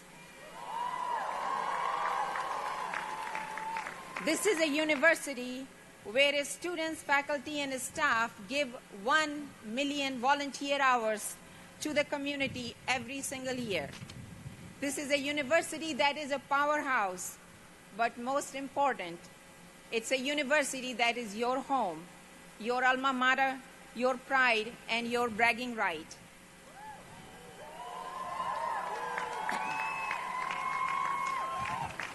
Two months ago, on March 7th, we celebrated the 90th anniversary of the university's founding.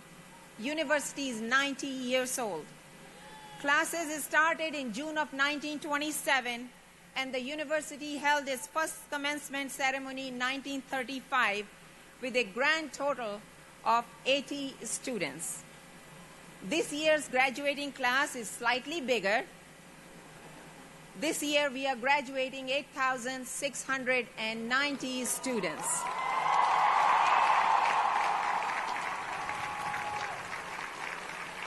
Our youngest graduate is Rashid Ayla, and Rashid was born and raised in Lagos, Nigeria. After graduating with a Bachelor of Science degree in geophysics, he plans on going for a master's degree, and he is only 19 years old.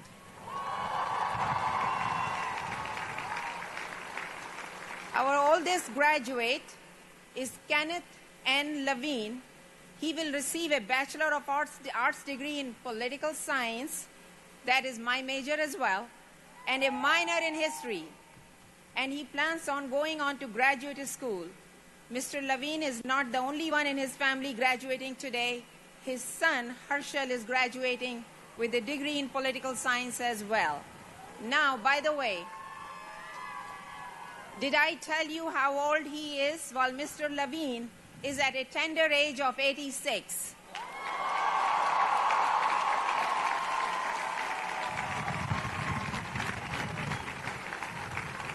All of you, like Rashid and Kenneth and Herschel, came here with a personal goal, and you have achieved this goal.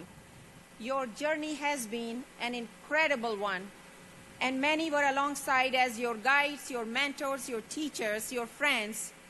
They doubled your joy when you were happy, and they lifted your spirits when you were down.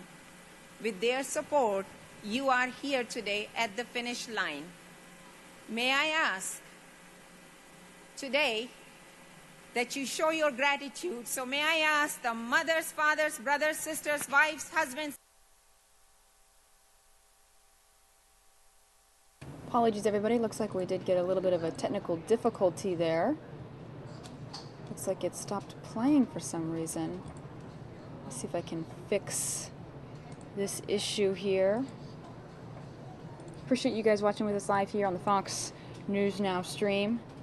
Okay, it looks like it ended abruptly. I'm going to try and see if I can find the commencement speech by Arnold Schwarzenegger at the Houston University of Houston, I should say, graduation. So let's, in the meantime, while I try to get that feed fixed, I will pull up the next top story for you here in the show. Let me get this up. I want to take you to this discussion. Kind of moving on to entertainment now. Latoya Luckett was on the Fox in LA station discussing her #1 album. Let's hear what she has to say. Here we go. Welcome to the Fox 11 Talk Now Social Lounge. I'm here with Latoya Luckett, and obviously we just heard some great news. Your album? #1! That's right, #1! Give her a big hand.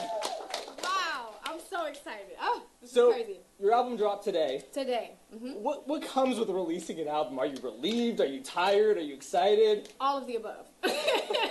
And you're nervous, you're just freaking out, but you know what?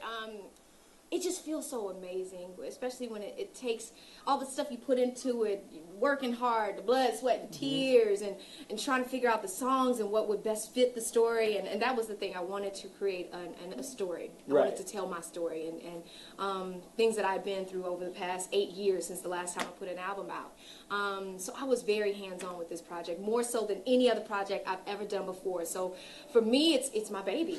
And to know, it's like seeing my baby graduate. If I had a child and was watching it graduate, I'm like, wow, look what we did. And that's how it feels. And I'm so overwhelmed from all the love I've been receiving from the album and from my fans. And I just, yeah, this is a lot.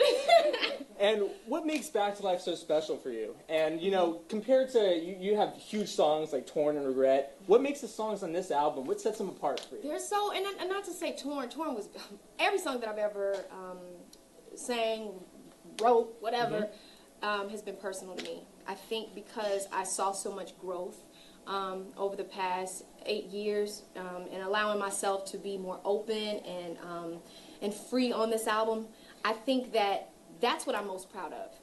That's why this album sticks out to me, because it wasn't a bunch of producers or A&Rs putting together tracks for me and saying this would fit you best. This was me saying this is what I want to say. This is how I want to sing it. You're kind of the boss of your own. I was the boss. So it's my own thing, and I think that's why this one is so important to me. And since you were the boss, what challenges were kind of coming with the challenge? Listen, this thing. Because it can't be easy to put out an album. What? Are you serious? Like, this is the definition of investing in yourself. And I'm talking about on all fronts, financially, time. Like, I was doing it all for a minute, even down to my mini-series that I created, the videos. It was my first time, actually coming up with an idea, a concept, and bringing it to an awesome director, Michael Vaughn, who I co-directed the video with, producing and writing, and then down to the editing room, like, there was so many challenges. There were so many times I just wanted to say, forget it. Like, I can't, but because of my fans, because of my family and my awesome friends, they kept encouraging me and pushing me to do it. It was hard trying to find a balance between, making the album and then I get pulled away to do TV shows and movies and stuff like that. That's not easy. That is not easy. And, yeah, I would encourage anyone who is trying to get into the entertainment business or anyone that's making an album, you need to, it's you. This is you. This is you telling your story.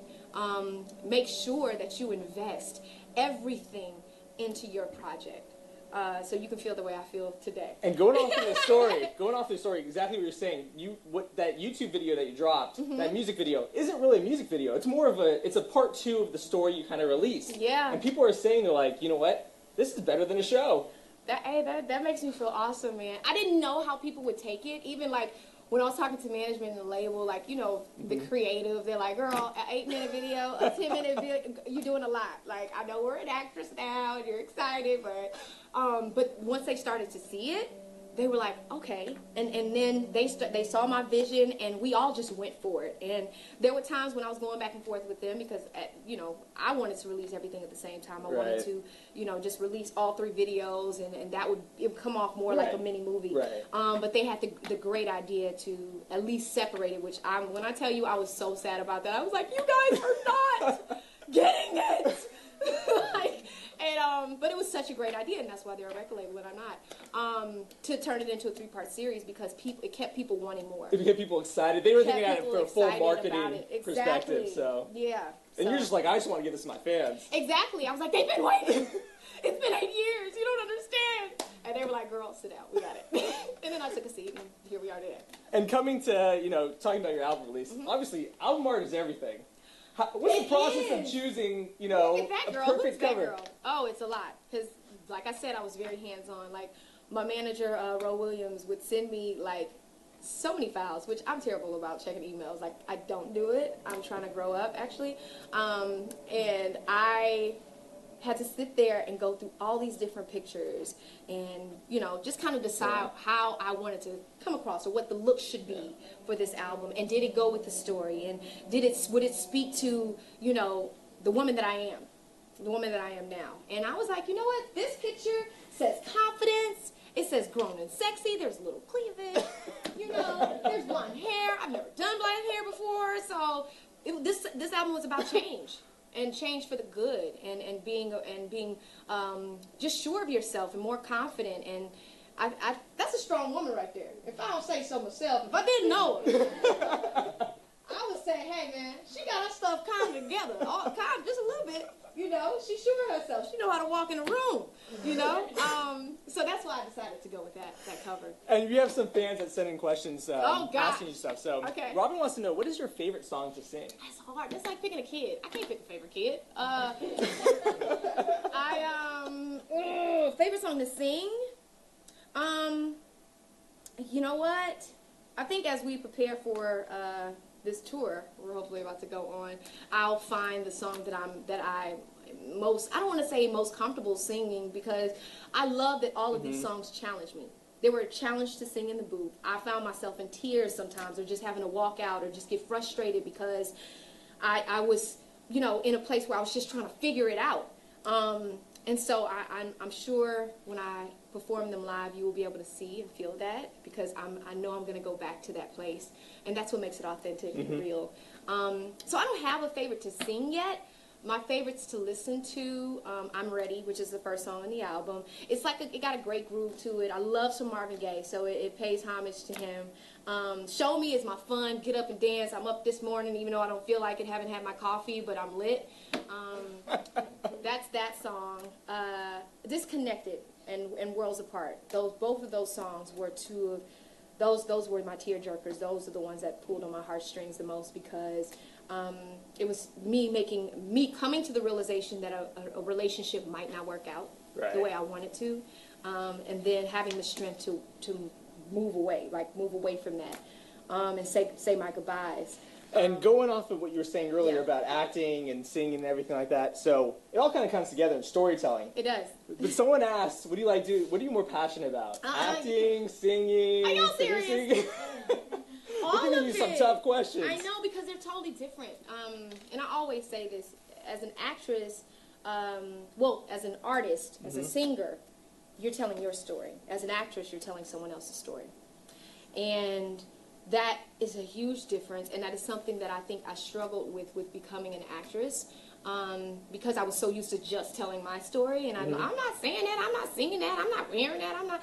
And you have to learn not to judge the character. That's the whole point in acting. To tell this person's story and be authentic and walk in their truth. And I think that's creating that separation was probably the hardest thing. But now I enjoy playing characters like I did on Rosewood, Tanya. Would I ever rob someone and just, you know, flush out their entire bank account? Latoya wouldn't. Absolutely not. But Tanya would. Would I ever be a mean, cold boss? Heck no. My employees love me. Come on. But Felicia was in Single Ladies. Yep. And I can't even talk about the character in Greenleaf yet, because it's, we're still putting it together. But I don't know if y'all gonna like her either, Rochelle. But those. But it gives you the opportunity to do things you wouldn't do. And it has it, and it's fun in that. Yeah. Because I get to go. Okay, I wouldn't, but they would, so I get to play a bad girl. Yeah. So let's go back to your album. It's out today. Can we get a taste of just some of the music? Well, my background singers are here. You know what? If you guys don't mind, if you could come on out. So if they wanna come on and bless Just a the quick little harmonizing. bless these people with a quick little whatever y'all want to do. I mean, we just finished Back to Life. We can do that again. You guys can come on, right? You want to harmonize? First of all, I love these three because they're awesome and we have so much fun when we're together and they have great energy and they're from Texas. Yeah. The great state of Texas where I'm from. So we're like a little family here. Yeah. Are y'all ready? You're ready. Y'all started off. Go ahead. Lately you don't get it, I can't get you off my mind. All right, everybody, that's the end of that interview there at our Fox station in Los Angeles.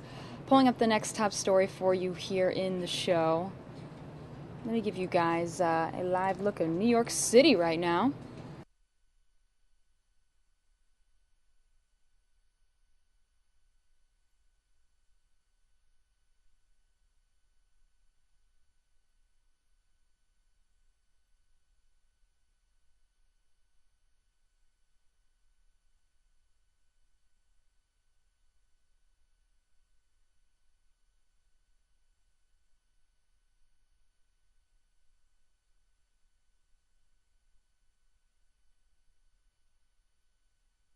In case you missed it,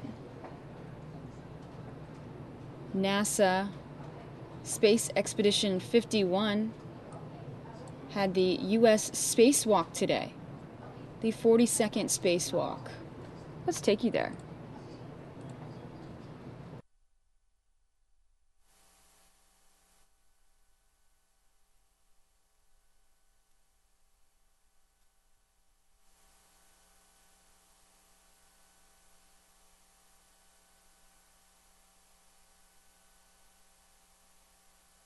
This is Mission Control Houston.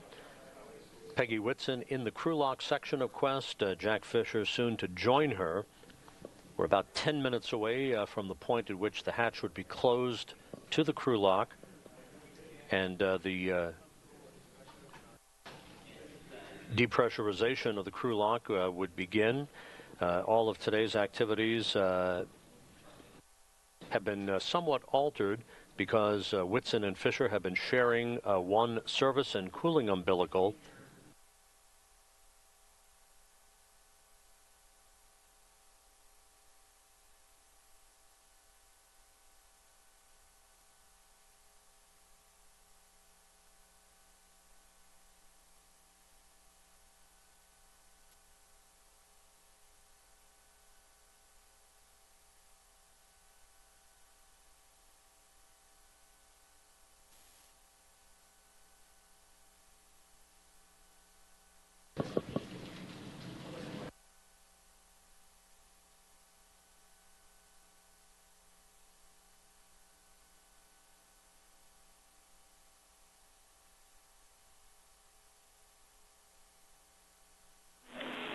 And Station Houston for the airlock for the crew. Just a big picture.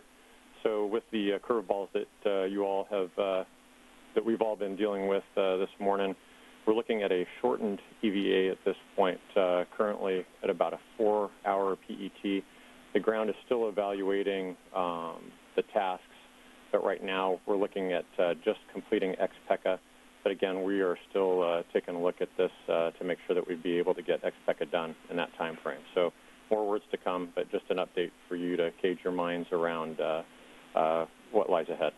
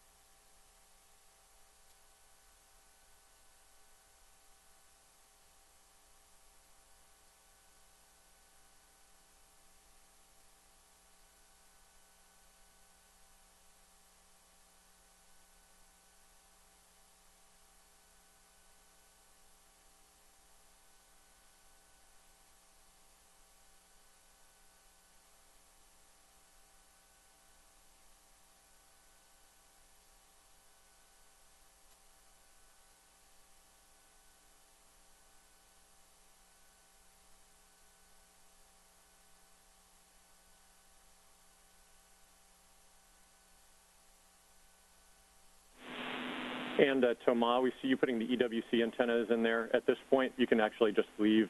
Do not put those in the crew lock. That'll give them more room.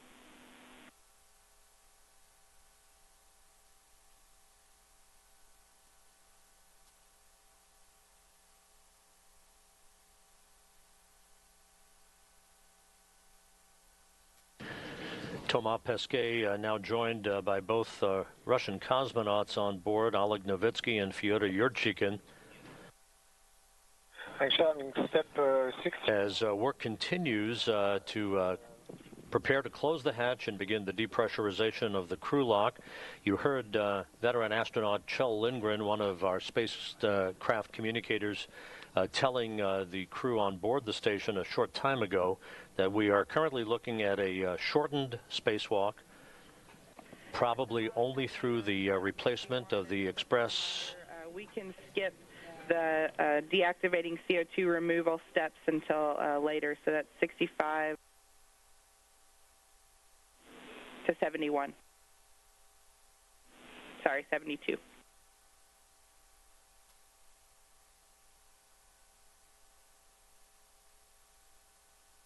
Copy.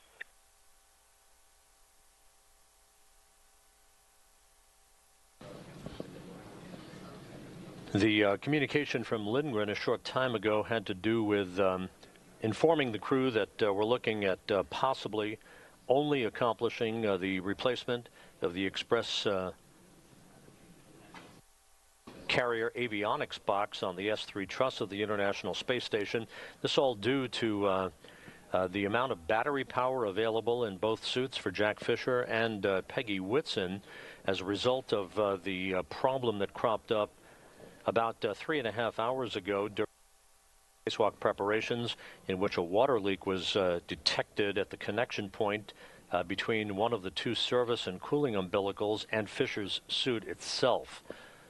As Pesquet begins the work to close the hatch between the equipment lock and the crew lock section of Quest, there is a discussion going on here in the flight control room between Flight Director Greg Whitney and ISS Program Operations and Integration Manager Kenny Todd, along with astronaut office personnel, about the next steps that would lead to the beginning of today's spacewalk.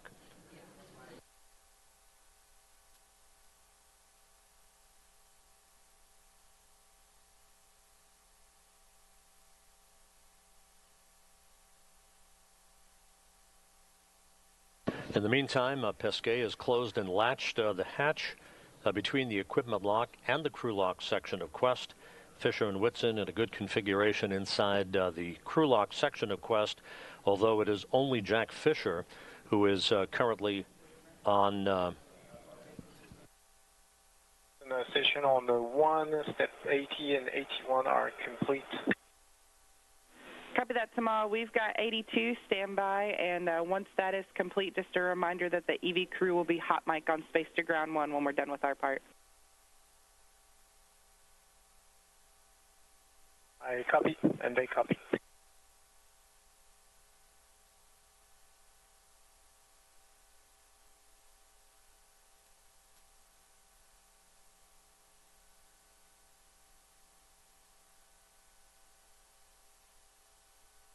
Again, at the moment, inside the crew lock, Jack Fisher is on the one available service and cooling umbilical. Whitson is on battery power. And this is the subject of the current discussion as to how much battery power will be available.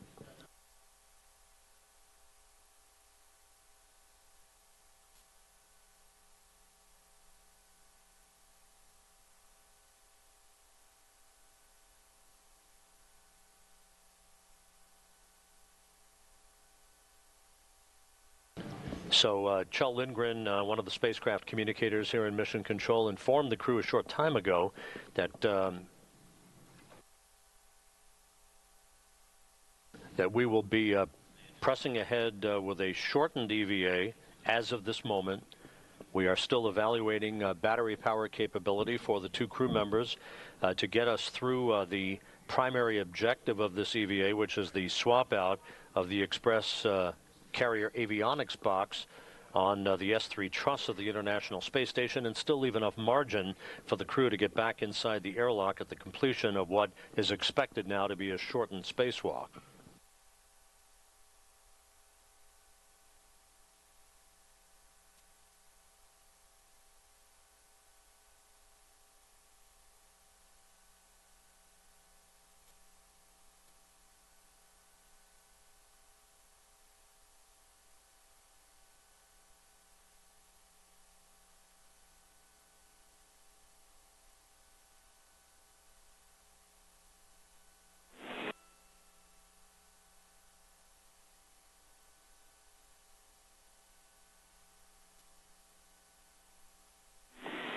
Station Houston, for the airlock, I can confirm we are complete through 82.4. You are go to pick up in 83. 83 is complete. And the 84 to fish on the UIA. Check the depressed pump power is off and the depressed pump enable LED is on. Depressed pump is off and enable LED is on. Houston, we're ready to go to the crew lock depress on the Q card.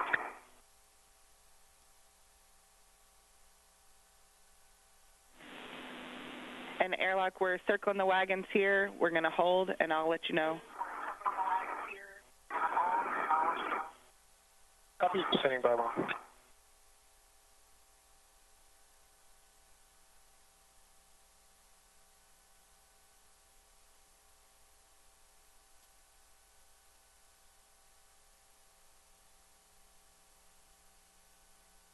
You had a cover for the SCU, is it down there? Yes, it is. Am I going to leave it down at this end? Yep. Probably have to just leave it initially, and then once we clear out that second. This is Mission Control Houston. After a continuing series of discussions, we're continuing to monitor the battery power and reserves for both of the spacewalkers, Whitson and Fisher. Meanwhile, the flight director for today's spacewalk, Greg Whitney, has polled the team here in Mission Control. We are go for crew lock depressurization.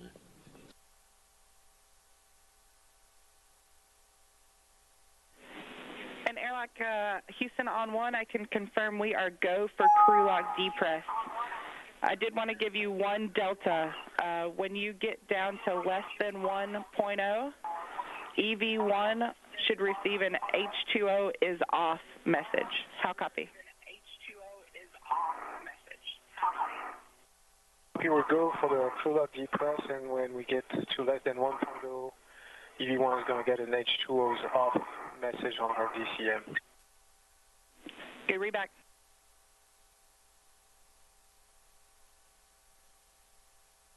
All right, Peggy 2 Fish, you ready for the depress? Ready. Ready. Your DCM, check your comm frequency is in low, your comm mode is in prime. So to recap, the team is go for airlock depress despite the loss of one service and cooling umbilical that has been shared over the course of the past few hours by Whitson and Fisher. At the moment, Jack Fisher is on the service and cooling umbilical in the crew lock section of Quest, just beyond the hatchway that you see Thomas Pesquet at as he discusses depressurization instructions with the two spacewalkers for today. Peggy Whitson is currently on battery power on her suit. The official start of this EVA under the flight rules with the loss of one SCU would call for the spacewalk to officially begin at the point at which the crew lock is at 1 PSI or 1 pound of pressure per square inch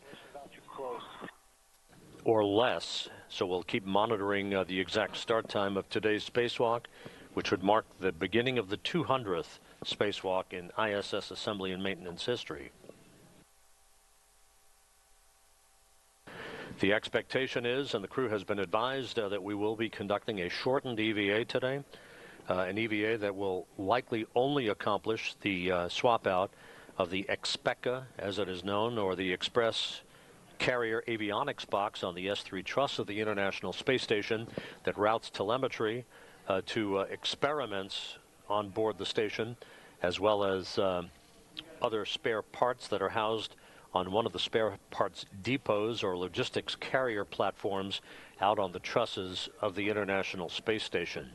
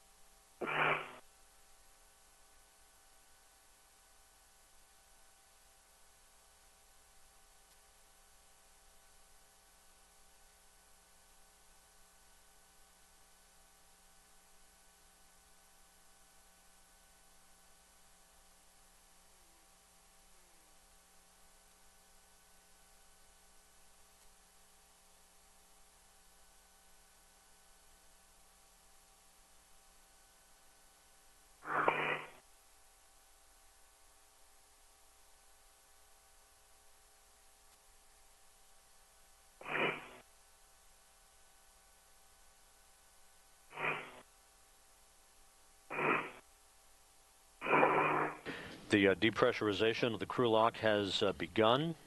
That underway about 2 minutes ago. We will depressurize first down to 5 pounds per square inch in the crew lock. We'll hold to enable the crew members to do suit checks, communications checks with mission control before they take the crew lock down to vacuum. And again, because only one of the 2 crew members, Jack Fisher, is on a service and cooling umbilical, with Peggy Whitson currently on battery power, the official start of the spacewalk will be marked at the point at which we are either at 1 psi or just below 1 psi, and we'll wait for the EVA console here in Mission Control to mark the official start time for today's spacewalk.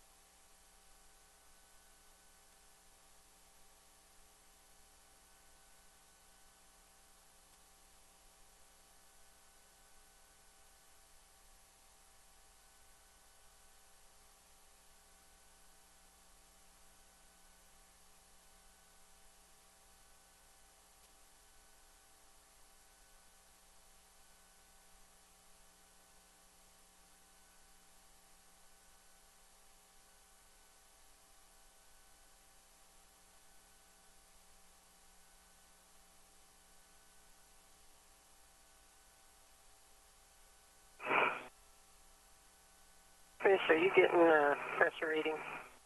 Yeah, we're going through 8-7. Yeah, my DCM's not cycling.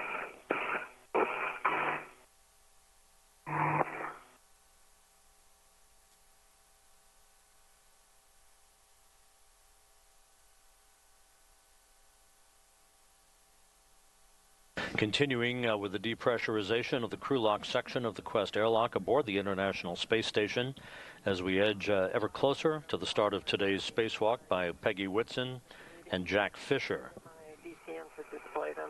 I'm going through it and statusing, and it's not cycling. I see O2 position IV, and it won't move. Okay, I copy, and you didn't lock it with a yes?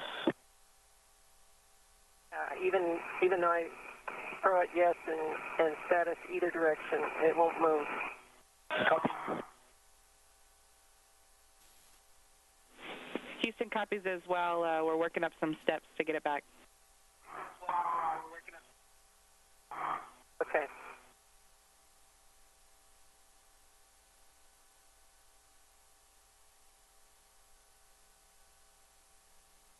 Airlock pressure is coming through 7.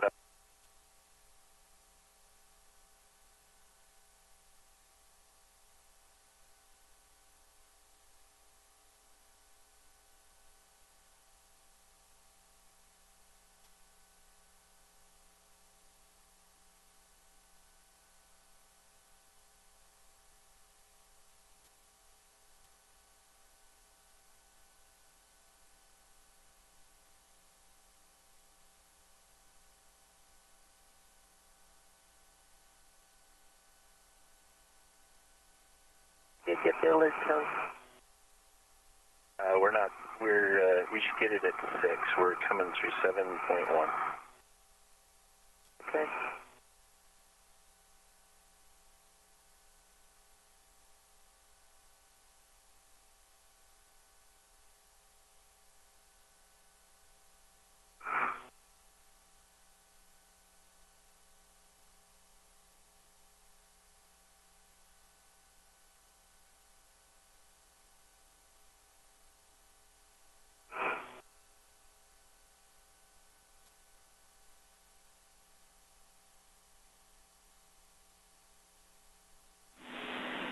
Airlock back with you on 1. To do a warm restart on Peggy's DCM, we'd like for you to pull up EVA systems procedure 2.105.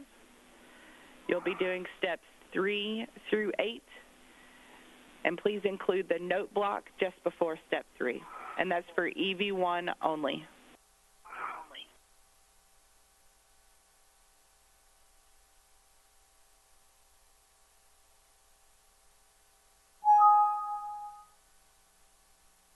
All right, Rebecca, I copy 2.305, correct? Correction, Tama, 2.105, titled Display Loss During Power Transfer. And I can walk you through it if you'd like. 136.0, Peggy. Yes, you can if you want. I have a procedure here. I didn't note the steps though, so maybe it's easier if you walk me through it if you don't mind.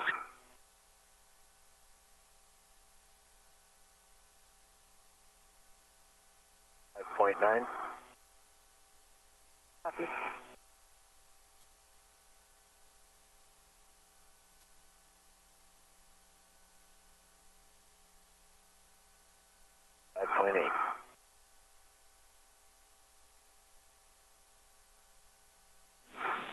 And Tama, we'll work this procedure at the 5 PSI hold. And you can review it before then and walk them through it, or I can do it. And I think we're 5.2 PSI 5.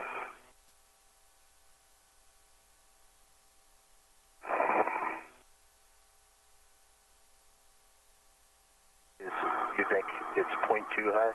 The crew lock continues to be depressurized almost at the 5 PSI mark. We will hold at that point, as is customary, to provide systems checks for the crew on board, communications checks.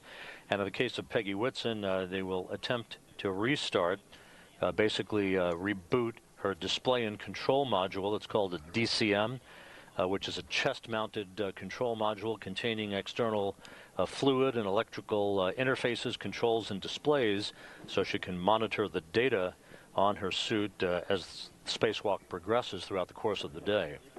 Manual isolation valve to closed. Closed.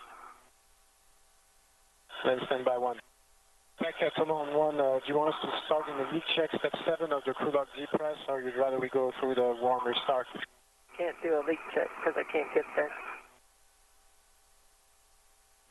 Warm restart first. Good. Sorry, yes, I talked over you, Rebecca. It's a good point from Peggy. She won't be able to do the leak check, so I'm ready to start the warm restart 2.105. That's a good readback, 2.105, and just to reiterate, steps 3 through 8. Steps 3 through 8. Copy. All right, Peggy is going to be on you. Steps 3 through 8. You will, so you get the picture first. We'll switch the fan off. power to SCU, which will effectively power down your suit, and then you'll wait 7 seconds, bring the power back to battery, and after a 5-second power restart is complete, take your fan to on. Did you copy? Okay, fan will go off, followed by power to bat or to SCU. Wait 5 seconds, then power back to bat. Wait 5 seconds, and then fan back on. Yeah, that's correct. Except the first, when you take your power to SU, power down the suit, you wait 7 seconds. 7 seconds. You got it quite right. So if you're ready, you can put that in order. First step, I reiterate, is to take your fan. This is Mission Control Houston. For those joining us on Facebook Live, we are inside the Quest airlock. You're looking at European Space Agency astronaut Thomas Pesquet, who's talking to the two spacewalkers behind that hatchway that is closed, separating Pesquet from Peggy Whitson and Jack Fisher, who are in the crew lock section of Quest. They're all suited up and ready to begin their spacewalk today. It will be an abbreviated spacewalk, just to complete the major objective earmarked for today, the replacement of an avionics box on the S3 truss that routes telemetry to experiments on board the station. The shortened spacewalk was determined after the loss of one of two service and cooling umbilicals earlier in the morning during spacewalk preparations, and the result in having Whitson and Fisher share one of the remaining service and cooling umbilicals, thus impacting the amount of battery power the two spacewalkers have available for the length of today's spacewalk. Your fan is back on, is that correct? That is correct. The fan is back on and the display is working. And your comm is functional. Peggy Whitson just rebooted a display and control module box, which is a chest-mounted control display on her spacesuit that had locked up a moment ago. So we shortly will be resuming the depressurization of the crew lock down to vacuum, currently standing at 5 pounds of pressure per square inch. We're ready to pick up in the leak check, step 7 of the depressed crew card.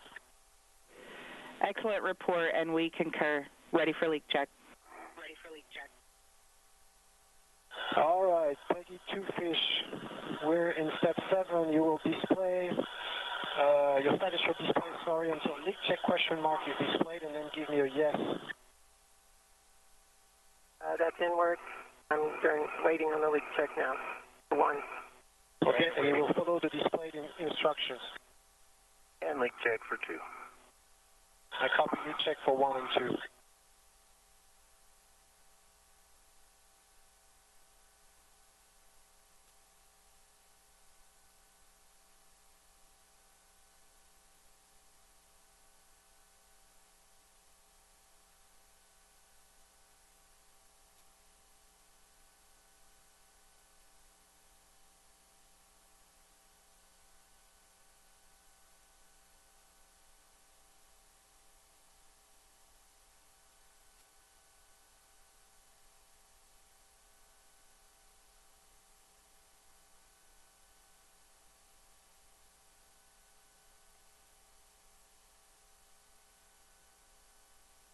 Leak check complete.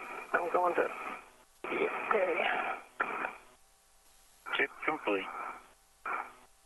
I copy leak check complete for EV1, leak check complete for EV2. Please let me know when you're in EVA.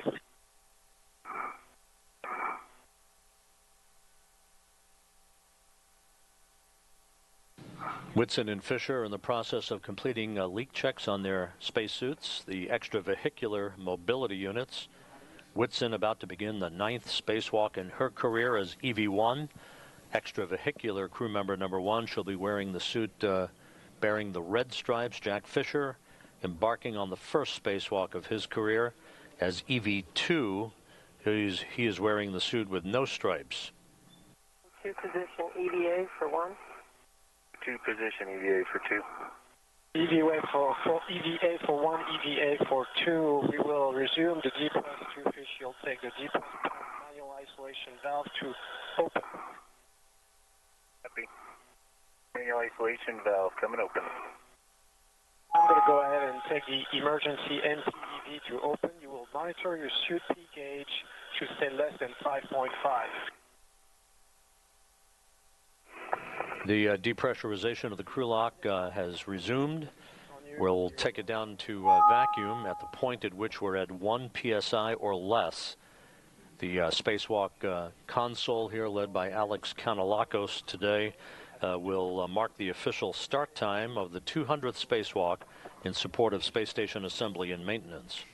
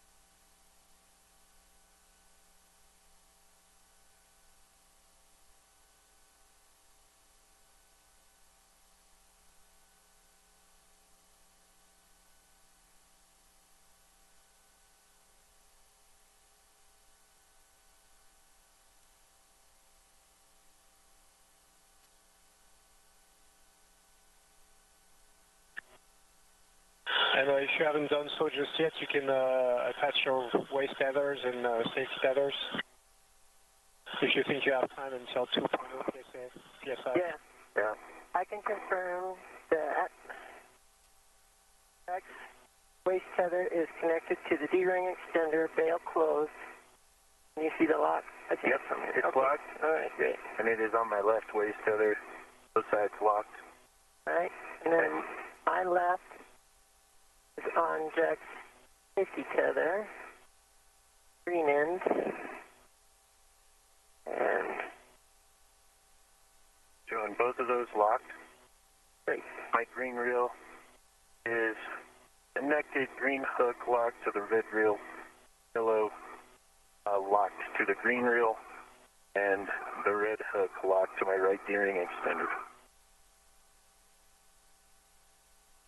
2.7.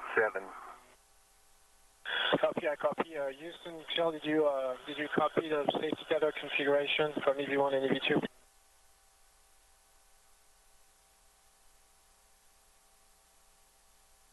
Right now we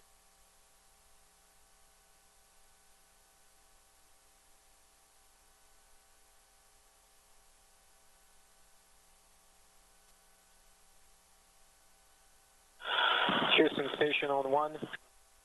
2.4. Copy. And Toma, we copy the good safety tether config on 2-fish. Need to check that both reels are unlocked. And then we need a safety tether config on Peggy still. All right. Copy, Peggy 2-fish. Did you copy, Michelle? Yes, we did. I did. A view of spacecraft communicator Kjell Lindgren, veteran spacewalker in his own right, as he walks the crew through the final minutes of pre-spacewalk preparations. The crew lock continues to be depressurized down to vacuum. We're going to have 2 elapsed times for the crew members today because one has been on battery power longer than the other. So we'll sort that out for you with the official start time for the history books, but Whitson and Fisher will have staggered elapsed times during today's spacewalk. Hello is on the other safety tether and locked, and the safety tethers both are unlocked, and green is on the red safety tether and unlocked.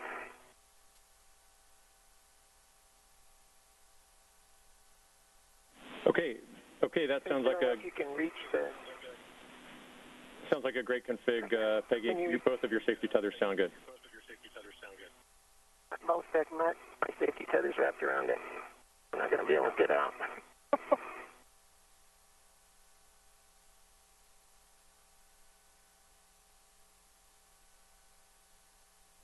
Thank you.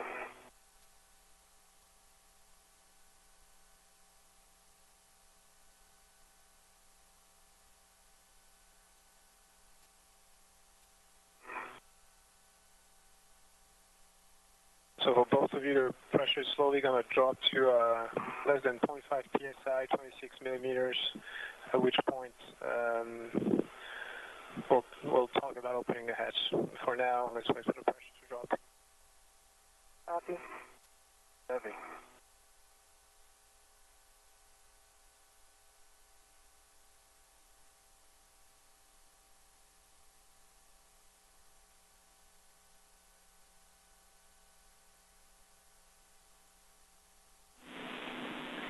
And Peggy and Two Fish, while we're waiting for the pressure to get down to less than 0.5, just want to tag up with you for big picture. So we've got a 4-hour PET. We're going to go after the ex-PECA only.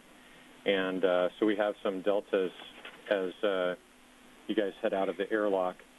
Two Fish, and you will not be transferring out the forward shield ORU bag. And, of course, you will not be passing out that EWC handrail bundle. How do you copy?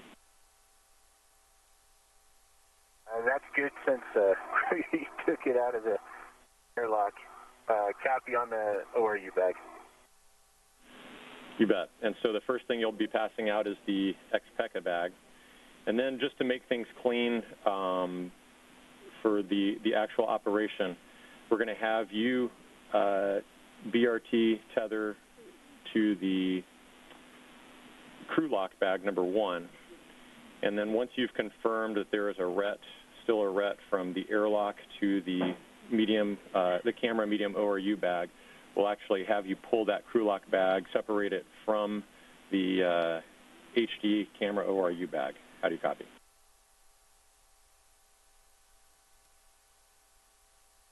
One copy. Okay.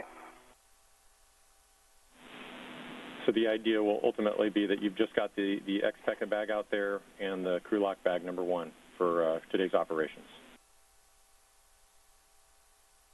All right. Sounds good.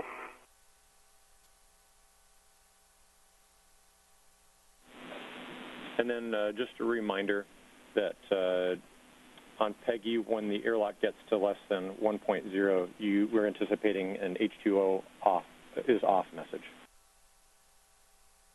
Okay, copy.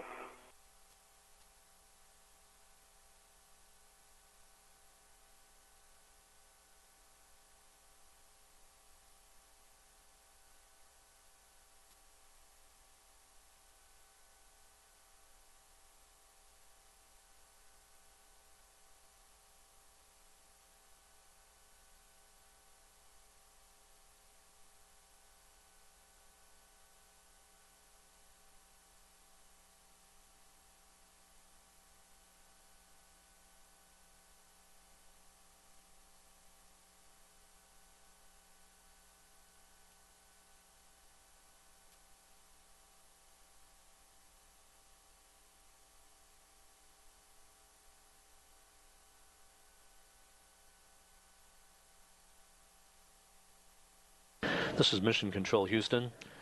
Again, waiting for the crew lock to get down to vacuum. We're almost at 1 PSI right now. Whitson and Fisher all set to go, all set to open up the hatch to the crew lock section of Quest. Because of the earlier loss of one of 2 service and cooling umbilicals, the SCUs that provide power, cooling communications capability for the crew earlier today during spacewalk preparations. Our crew has been burning up some battery power, and Kjell Lindgren, our spacecraft and spacewalk communicator for the day, has relayed most recently just a few minutes ago to the crew that we're going to limit this to a 4-hour spacewalk today, only tackling the principal objective, which is the replacement of the Express carrier avionics box on the S3 truss of the International Space Station. large, small is still on the ORU bag, and then you are tethered to the log bag. Tethered it to a handrail. Okay, that's fine. Just so I don't mess it up when I'm handing out the... That sounds like a great plan.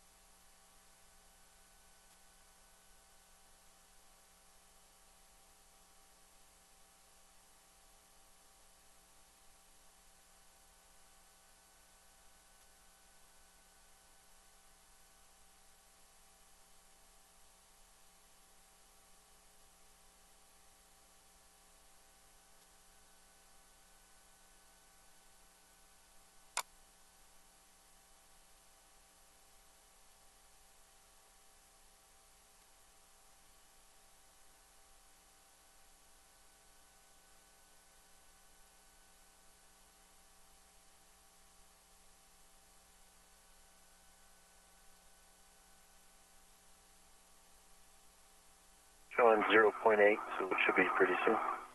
Okay, that's what it looks like on the gauge. If you're on the PCS, if you guys want to know, 37 millimeters.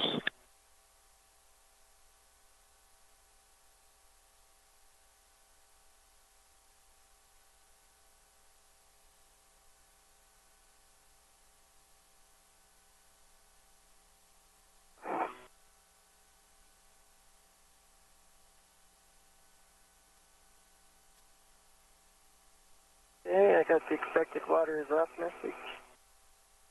Copy, Peggy.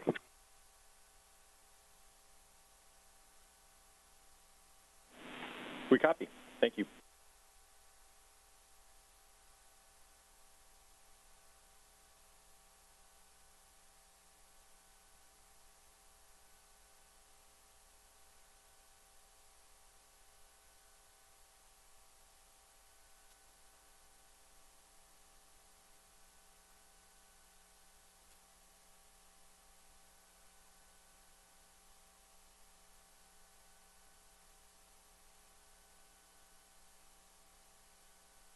This is Mission Control Houston.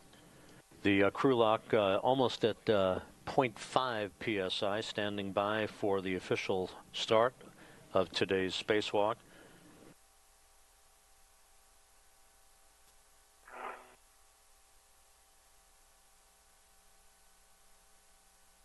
We will mark the official start time of the spacewalk because one of the two crew members, Jack Fisher, has been on a service and cooling umbilical and not Whitson. We could have staggered elapsed times for the spacewalk, but there will be only one official start time and end time for the spacewalk at repress later on today. So we'll mark that for you momentarily once we get the official word from the EVA console.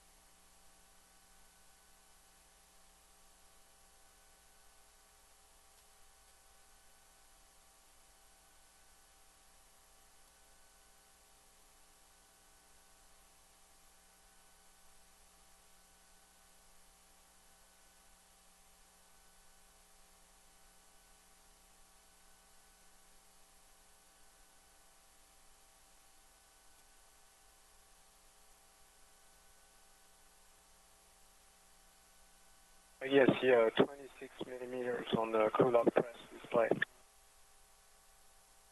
Do you see less than 0.5 psi on the hatch? I would say it's about 0.5. Okay. All right. So confirm 2535 right now, so you are go to open and stow the hatch, and Optimus is telling me it's going to be sunrise. Okay. All right. Hatch is unlocked.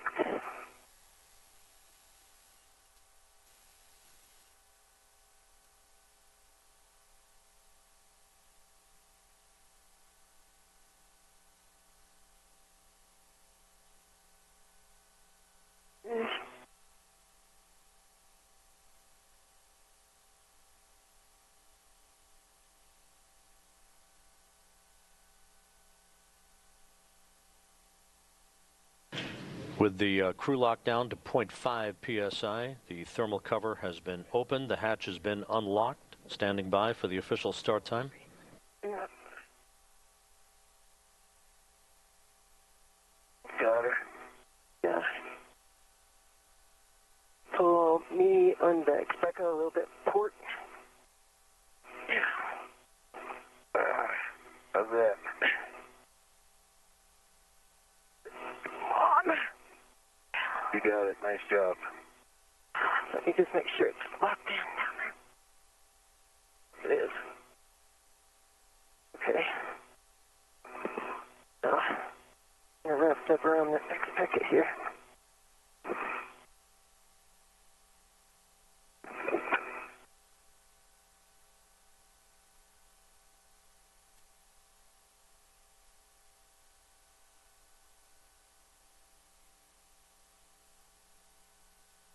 Oh, there you go.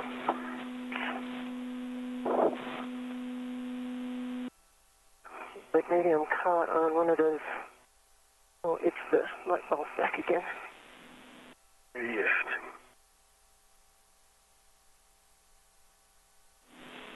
And Tomad, just checking on step 17. I'm waiting for the report that the hatch is open and stowed. Peggy, you confirm it's open and stowed? It's open and stowed. Then I'll take the MPV to close and hand you over to Shell. Okay.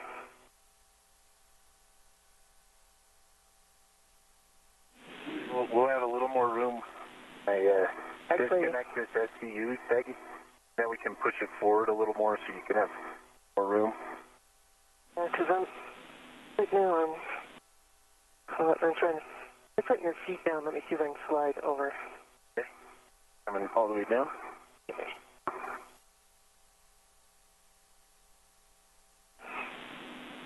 Okay, we copy that the hatch is open and stowed, and the emergency MPEV valve is closed. We're ready to step into the post-depress procedure, but everyone here in Mission Control wants to thank you for the heroic work that you all have done to get us to this point. Threw a lot of curveballs at you this morning, and we appreciate the sim work to get us to here right now. So we're going to step into step 1 now on your DCM for 2 fish only. Take your power switch to bat. Power coming to bat.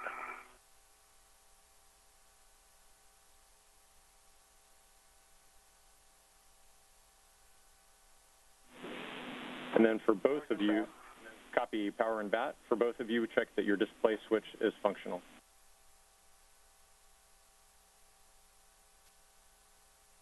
Functional for 1. Functional for 2.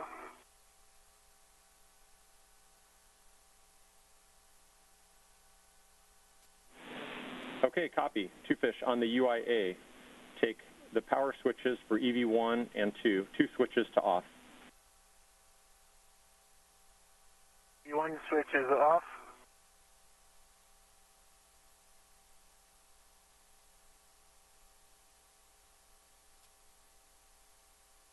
Switches are off. All 4 LEDs are off.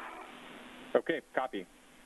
On your DCM, 2 fish, disconnect the SCU and install your DCM cover. Okay, he doesn't have a cover up there. This is Mission Control Houston, with Jack Fisher having placed his suit on battery power. That marks the official start of today's spacewalk, the 200th in support of space station assembly and maintenance. The spacewalk having officially begun at 8:08 a.m. Central Time, 9:08 a.m. Eastern.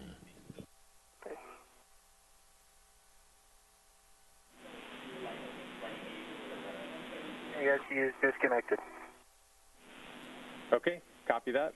And you can go ahead and stow that in the pouch. I can't do that until we get the X back out. It's down at the other end. Again, the official start of the 200th spacewalk in support of space station assembly and maintenance, 8:08 a.m. Central, 9:08 a.m. Eastern Time.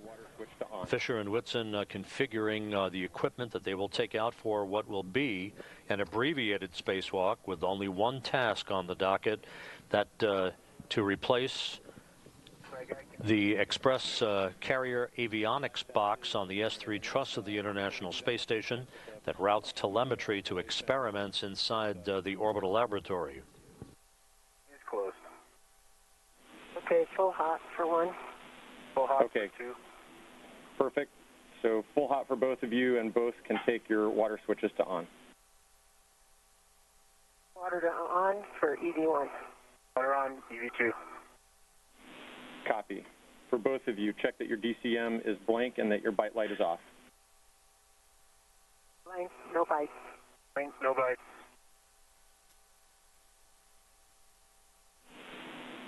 Okay, so Peggy, we know that it's been a little warm for you. For this next step, the temperature control valve, we want to ramp your cooling in slowly because you've been so warm. So we'll take it at, for both of you, let's just go to 3 to start. 7 to 3. 7 to 3.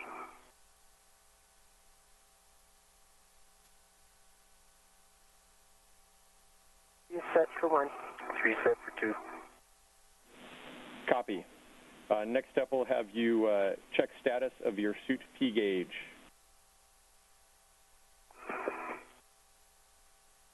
.3 for 1.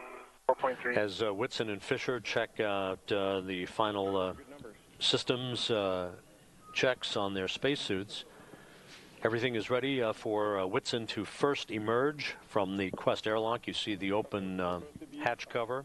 As required. She'll be followed in short order by Fisher, Whitson beginning the 9th spacewalk of her career. This will be the first for Fisher. The spacewalk again having begun at 8:08 a.m. Central Time. The International Space Station is currently orbiting 252 statute miles above the Earth, about to cross the west coast of Canada over British Columbia, and then make a northwest to southeastern swing that will carry it over Michigan and the Great Lakes.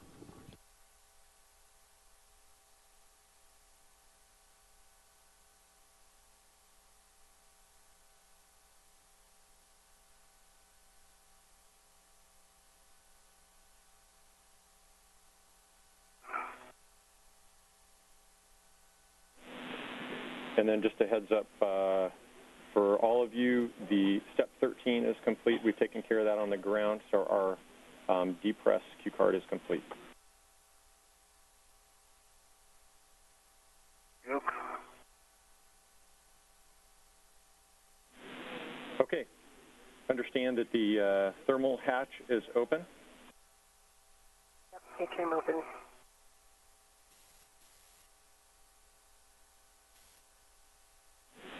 Peggy, you are go to egress the airlock.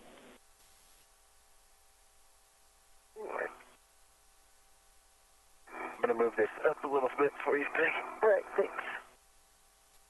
That's on. Just a second. Don't go out. Okay. The scoop is on. And I got you. Thank you. Good. Peggy, as you make your way outside, you're going to attach your anchor hook to the airlock aft starboard circular handrail. Copy.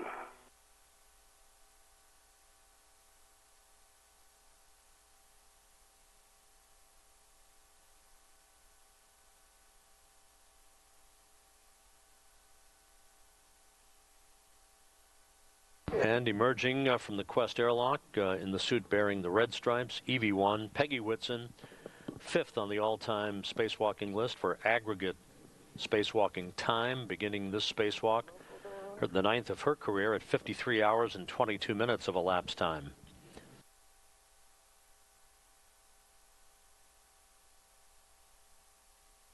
Whitson will configure her tethers and other equipment before giving Jack Fisher the green light to emerge from the Quest airlock. The International Space Station moving into an orbital sunrise, about to cross the coast of British Columbia. On the airlock forward external D-ring.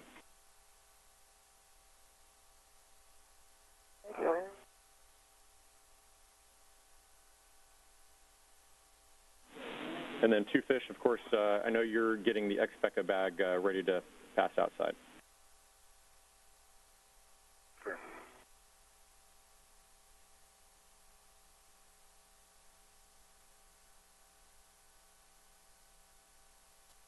The veil is closed.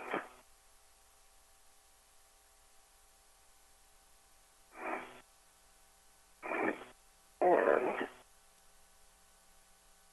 the other hook is locked. Go remove your waist tether from the D-ring as required. I'll do that. And both of your reels are unlocked. That's complete. All right. Come around to the aft again. Any chance we can bump up the cooling just a bit?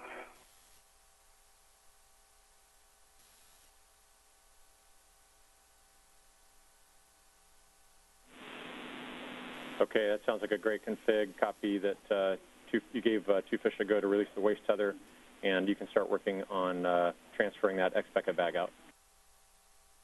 Okay, inward. Before you get this, you want to turn up your... It's all right. Yeah. There you go. Holler at me when you're ready with the hook. And Peggy, just a reminder, you're going to use your BRT ret to the center scoop, and the fuse end is going to go towards your feet. Okay. BRT ret. The red's way up here. I could maybe reach it better. You have a ret on the scoop. I can take it off up here. Got to get it around the BRT.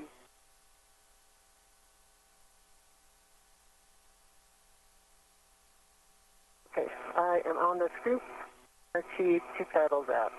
Okay, the red's coming off. Is on the airlock D-ring extender.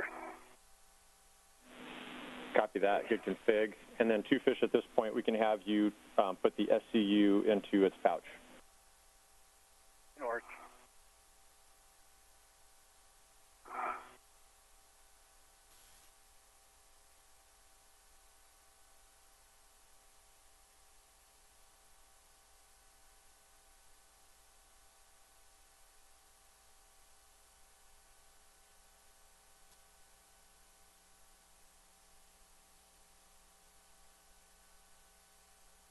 Peggy Whitson outside of the Quest airlock, just 10.5 minutes into today's abbreviated spacewalk that will last about 4 hours in duration to swap out a faulty avionics box on a spare parts depot, a platform located out on the S3 truss of the International Space Station. The X-Becca, you'll hear that term from time to time throughout the EVA today. X-Becca is basically an acronym for Express Carrier Avionics Box, about 200 pounds on Earth. This box routes telemetry to experiments inside the International Space Station, has been exhibiting some thermal issues of late, and so it is being replaced with a spare that was flown up on the orbital ATK Cygnus cargo craft last month. Chute can give you a go to egress. Yep. Got the BRT on. Rattles out.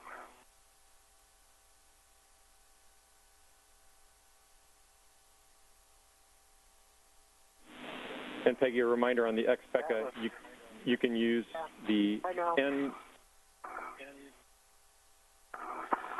The mini merge station end effector, yeah. It's swung around with the wrong end nadir, so I'm going to have Fish help me swing it back around. Okay, that's it. Jack Fisher now emerging from the Quest airlock at the start of the first spacewalk of his career. Got my local down. Excellent.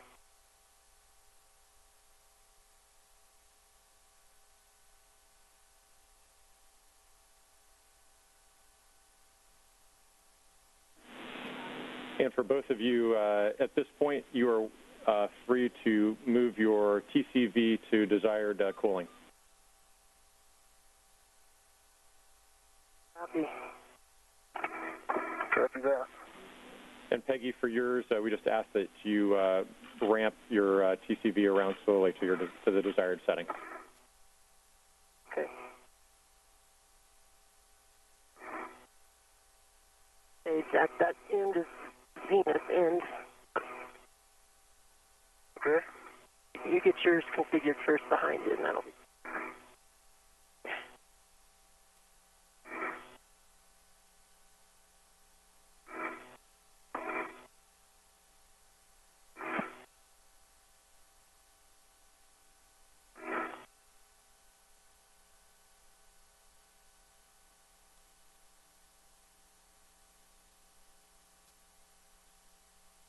Okay, that's configured. Okay. What do you need?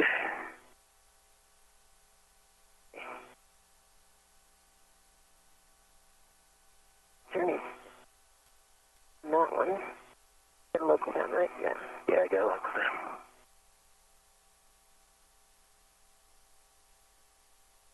You got her? Okay.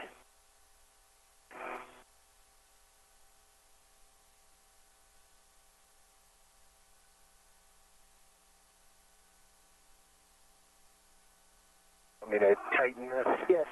Go ahead and you can tighten it at the joints. It means you'll have to help me undo it, but Okay, let me move my local a little bit. I'm going to have to do it pretty good. It's got a lot of mass on it. Yes, ma'am. Okay. Let's tighten this first.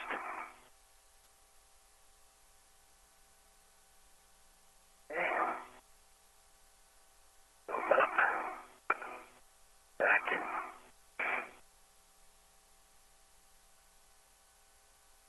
Okay, both are locked. You see, as we just passed out of range of our tracking and data relay satellite system for a moment, you saw Jack Fisher moving the crew bag that contains the replacement avionics box, the XPECA, the Express Carrier Avionics box, that will be brought over to the S3 truss by Peggy Whitson and Fisher for installation on the what is called ELC-4. That's the Express Logistics Carrier platform. There are 4 of those spare parts depots around various locations on the truss of the International Space Station that house spare parts and other critical orbital replacement units. Good. All right.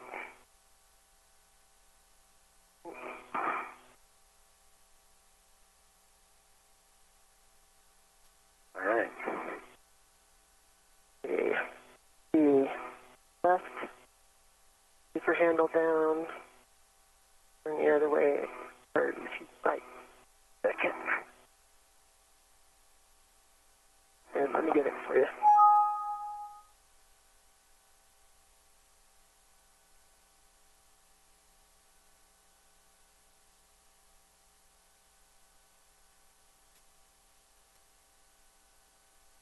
Hold for a second, I'll come over there.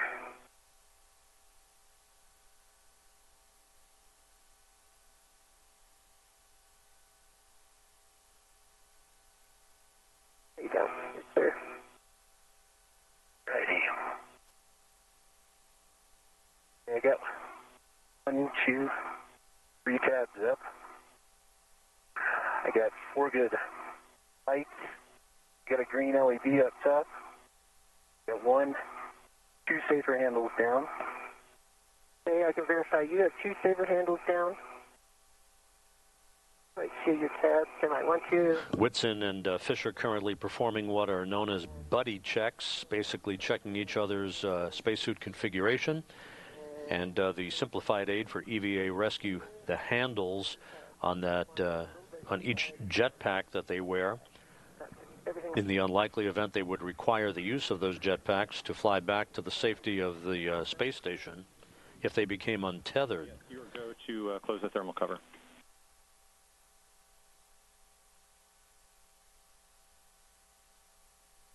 That Express Carrier avionics box measures 61.7 inches by 15.3 inches by 11.2 inches, weighs about 200 pounds in mass, and will be carried over to the S3 truss by the crew for its installation on the Express Logistics Carrier platform, ELC-4.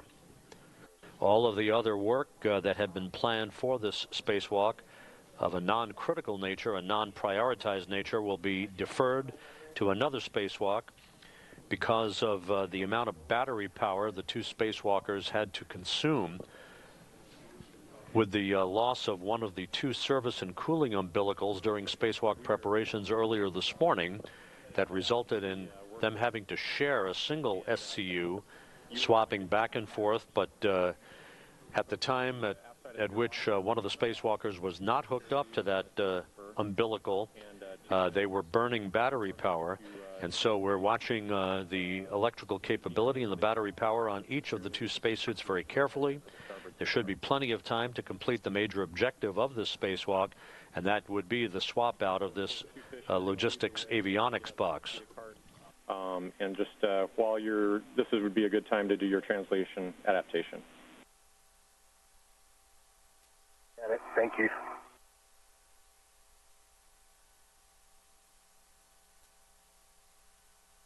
A good position for you, Peggy? How does it look? It's just off your left side, but I think it's a good position for you to monitor where it is. Let's just burn a little more. Peggy Whitson on the right with the spare Expeca, as it is called, the Express Carrier avionics box next to her. You can see Jack Fisher almost out of the field of view on the left side of your screen as he familiarizes himself with translation or the movement around the International Space Station. Fisher in the first minutes of the first spacewalk of his career. You coming around?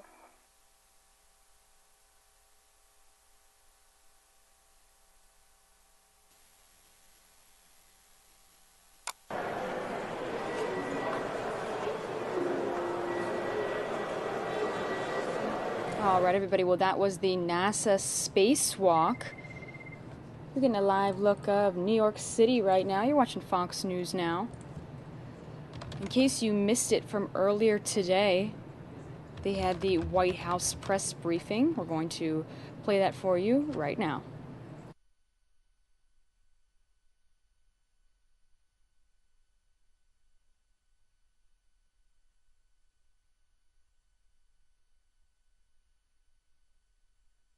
Full house today. Good afternoon. It's good to be back with you. Apparently I was a little missed. We're 1 week out from the president's first foreign trip, so I wanted to make sure as we prepare for that trip that I bring up our National Security Advisor, General McMaster, to give you a preview of what the team has been doing to prepare for the president's trip. Our goal is to kind of start that process now, and then next week bring the general back and give you a more detailed update as to what the president's going to be doing in each of the areas and some of the highlights from the trip. We'll obviously additionally have background briefings for you as well to give the team that's going to be traveling from the press corps some logistical updates. So without further ado, General McMaster. Will you take questions after him, Sean? Yes, Jeff, I will be glad to take your question. In fact, if you'd like, you get to go first today. Hey, thank you, Sean. Good afternoon and happy Mother's Day weekend, everybody. As you all know, in exactly 1 week, the President will embark on his first trip abroad since taking office. Today, I'd like to explain the President's objectives for his visits to the Middle East and to Europe, and also preview a bit of the schedule. The trip has three core purposes. First, to reaffirm America's global leadership. Second, to continue building key relationships with world leaders. And third, to broadcast a message of unity to America's friends and to the faithful of three of the world's greatest religions.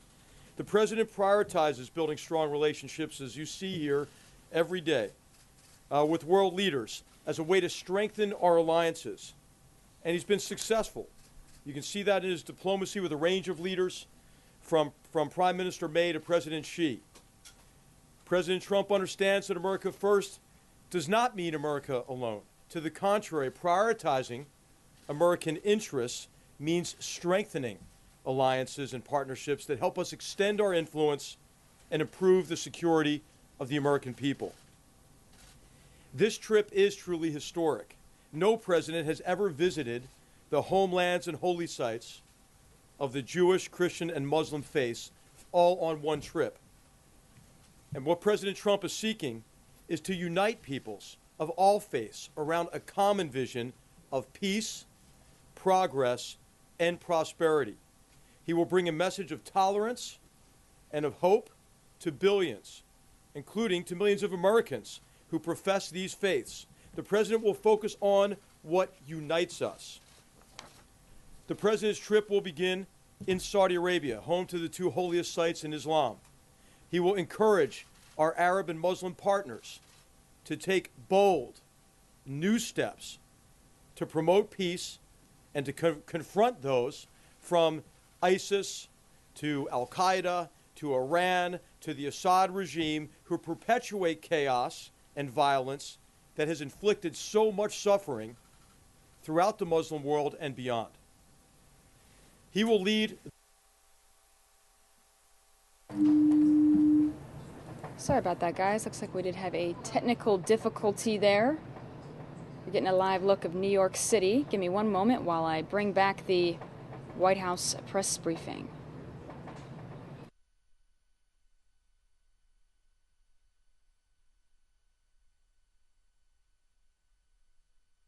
To broadcast a message of unity to America's friends and to the faithful of three of the world's greatest religions. The President prioritizes building strong relationships, as you see here, every day with world leaders as a way to strengthen our alliances. And he's been successful. You can see that in his diplomacy with a range of leaders, from Prime Minister May to President Xi.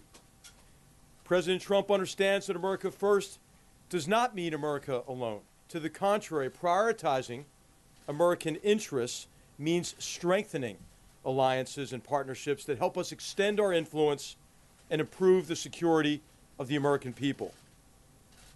This trip is truly historic. No president has ever visited the homelands and holy sites of the Jewish, Christian, and Muslim faiths all on one trip. And what President Trump is seeking is to unite peoples of all faiths around a common vision of peace, progress, and prosperity. He will bring a message of tolerance and of hope to billions, including to millions of Americans who profess these faiths. The President will focus on what unites us. The President's trip will begin in Saudi Arabia, home to the two holiest sites in Islam. He will encourage our Arab and Muslim partners to take bold, new steps to promote peace and to confront those from ISIS to Al-Qaeda to Iran to the Assad regime who perpetuate chaos and violence that has inflicted so much suffering throughout the Muslim world and beyond. He will lead the first steps toward a stronger, more capable, and more robust security partnership with our Gulf, Arab, and Muslim partners. And he will develop a strong, respectful message that the United States and the entire civilized world expects our Muslim allies to take a strong stand against radical Islamist ideology, an ideology that uses a perverted interpretation of religion to justify crimes against all humanity.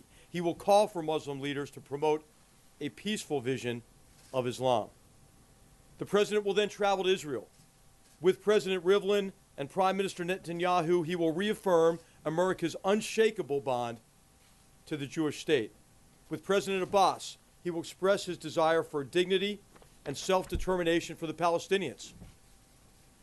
And to leaders and peoples alike across the entire trip, he will demonstrate his hopes for just and lasting peace. In Rome, the President will be honored to accept an audience with Pope Francis. He looks forward to paying his respects and to discussing religious freedom, ways to combat religious persecution, human trafficking, and cooperating on humanitarian missions across the globe. He will also pay his respects to the Italian people by meeting with President Mattarella, the head of state and one of America's most important treaty allies and trading partners. He'll also see again Prime Minister Gentiloni, who is hosting the G7 conference in Sicily. From Rome, the President will continue to Brussels for the NATO leaders meeting. There he will reaffirm America's commitment to the alliance, while stressing the need for members to pay their fair share, to shoulder responsibility, to share burdens, and for the institution to continue on the path of strengthening the alliance. President Trump will end his trip in Sicily for the G7 meeting in Taormina, where he will promote American economic leadership and also address unfair trade practices. He will remind our friends and partners that we are eager to explore further ways to address threats to our mutual security, from North Korea to Afghanistan to the broader Middle East. Before leaving, the President will visit Naval Air Station Sigonella, where he will thank our wonderful and courageous servicemen and women, allied personnel and family members for their sacrifices to keep us safe. And across the trip, he will meet our diplomats, the staff in our embassies who represent us so well across the world. Lastly, just a few words on how this all came together. The impetus for this trip came from the President himself, and he has been fully engaged from the beginning, setting objectives, overseeing the planning. The President is receiving regular briefings from his cabinet and from our senior staff here on the national security side and on the economic side as well.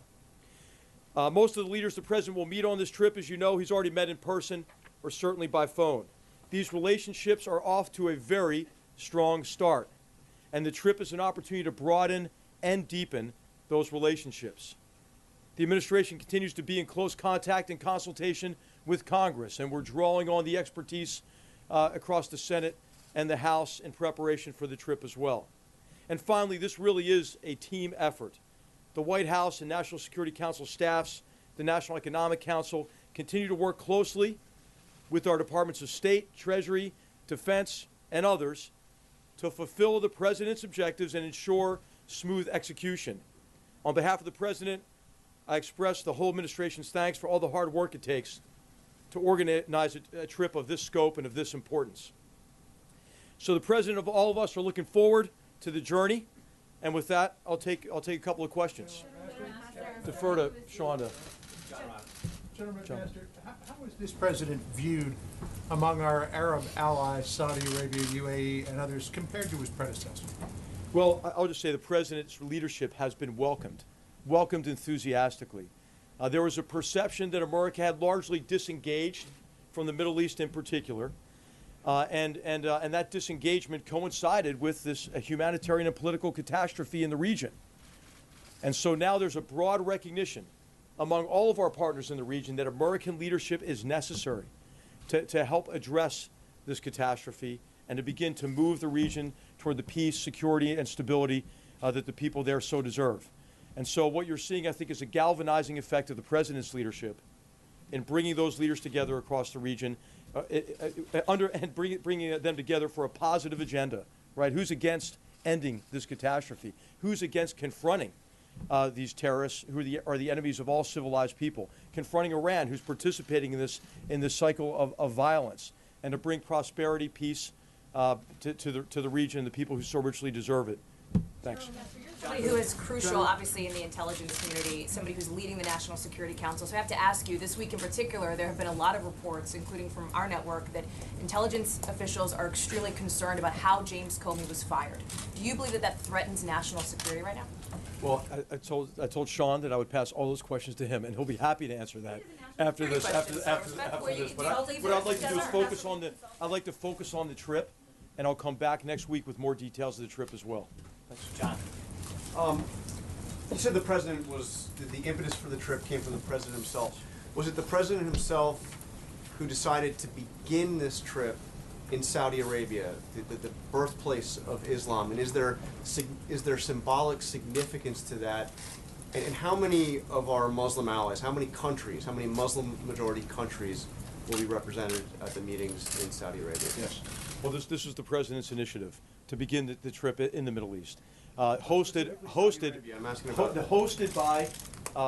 by King Salman and the Kingdom of Saudi Arabia, and the king is going to bring together partners from across the region to meet with the president. So the answer to your question is, and I can answer in more detail next week because it's still coming in, sort of the final attendees, but he'll meet with a broad range of leaders in the Middle East. Of course, most of whom he's met already here, or by phone certainly. And we have the Crown Prince Mohammed bin Zayed is coming, for example, on Monday as well. Steve. Sean, General McMaster, at the beginning of this very long week, we were hearing speculation that the president was considering thousands more troops for Afghanistan. When he goes to Brussels on Thursday of next week, what is the message to the NATO partners with respect to their commitment in this long fight? Well, the key is that all of us have to be committed, right, to achieving our fundamental objectives in Afghanistan. I mean, Americans know really better than anybody because the mass murder against our own country on September 11, 2001 originated with the terrorist safe haven and support base in Afghanistan.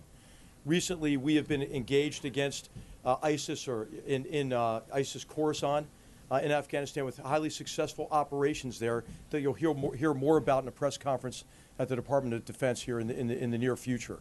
But what has happened in Afghanistan is the Afghan army is taking the brunt of the fight against these transnational terrorists and the Taliban. And so we're working with our allies to figure out what more we can do to have a more effective strategy in Afghanistan. What are options we can bring to the president to be more effective in meeting our objectives in Afghanistan? And what more can we ask our allies to do, which we're asking them now? So this is going to be really consistent with the president's guidance to us.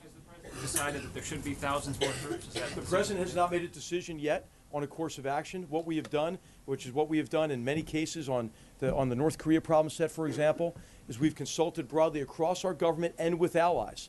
The president wants to hear from our allies as well. This is a president who listens to his allies and partners, who have an opportunity to do so at the NATO summit, who have an opportunity to do so at the G7. And so what we'll have at the end of this next few weeks here is an opportunity for a much more effective strategy for the problem set in Afghanistan, Pakistan, and the region broadly. Jessica. Thank you, Sean. General, if you could talk first about the evolution from the way the president campaigned, which was a more unilateral foreign policy, to this multilateral engagement that you're emphasizing, and the way that you're rolling out this trip to explain that. And then secondly, if you could also talk about the decision to send a delegation to the One Belt, One Road forum in China, and what you hope to get out of that. Okay. Thank All you. right, so America First never didn't mean America alone ever, I don't think. And so what we have done is advance the president's agenda in national security by strengthening alliances by burden sharing. Americans don't have to do everything, don't have to bankroll everything, and our allies and partners are grateful for, I think, the president's leadership in asking them to do more. So is an alliance in which each of the members are doing their fair share, who are shouldering the burden, is it stronger or weaker? It's stronger. So the president has done a great deal to strengthen our alliances. And America First didn't mean America not leading, right? So for America to secure and advance its interests, that requires American leadership. And so the president's leadership has been welcomed in all of the places that he'll be visiting on this trip. And his agenda, I think, that he laid out in the campaign is being operationalized and implemented by his cabinet primarily, with the assistance of our team here in the White House. Can I just press you on that, General? Two questions. First, there were reports out of Israel that President Trump may try to get Benjamin Netanyahu and Mahmoud Abbas in the same room together while he's there. Is that in fact the case? And also, to NBC News yesterday, the president said that General Mattis and his other generals would be announcing something on ISIS next week. And so, as one of the generals on the administration, can you talk to that? Is there an announcement coming next week? On the first part, it'll be whatever the president wants to do. You know, so a lot of what we do in the National Security Council is try to keep up with the president. So you may have I think there are plans to reach out to both of them to get them together. You know, the final plans aren't set yet. We can comment maybe more about that next week. But it'll obviously be up to the president and those leaders about how he wants to engage with them. But he'll engage with both those leaders there as part of the trip. In terms of the campaign against transnational terrorist organizations and ISIS in particular, the president has asked us to do everything we can to defeat ISIS, and in particular to ensure that we defeat ISIS in this, the so-called caliphate in the terrain that they are endeavoring to hold on to in Syria, Iraq, Afghanistan, and other areas. And what the president has also told us is he doesn't want to telegraph what he's doing tactically, day to day. He wants the Department of Defense and our military commanders to be able to execute those campaigns consistent with his guidance, the policy, and the strategy that he's approved. And so what next week will do will be an opportunity for our military leadership to lay out how they are executing the president's guidance, the progress they've made in the campaign, and what remains to be done. And so that's really the emphasis of the press conference next week. Thank you, General. One more. Can we hear about Russia and the agreements that were made this week with Russia's top diplomat? I mean, you're going to the region to speak with Arab allies. How are you going to explain agreements you've made with Russia, allied with Iran, in Syria, a place that the president has said is now a priority for him? I would characterize the engagements with Russian leadership by our Secretary of State, the brief meeting that the president had with Foreign Minister Lavrov, the phone conversations that we've had with Russian leadership as engagements, not decisions or specific approaches. I think what the president has made clear is that he will confront Russian disruptive behavior, such as its support for the murderous Assad regime in Syria, and its enabling of Iran and its very destructive policy and strategy that it's executing across the Middle East, what it's done and continued to do in Ukraine. He'll confront that disruptive behavior, but the president's looking for areas of cooperation. There are a lot of very significant security problem sets across the world. All of them would get easier, right? If Russia were to come to the conclusion that it could best advance its interests through cooperating with the United States and others to resolve those conflicts rather than perpetuate them.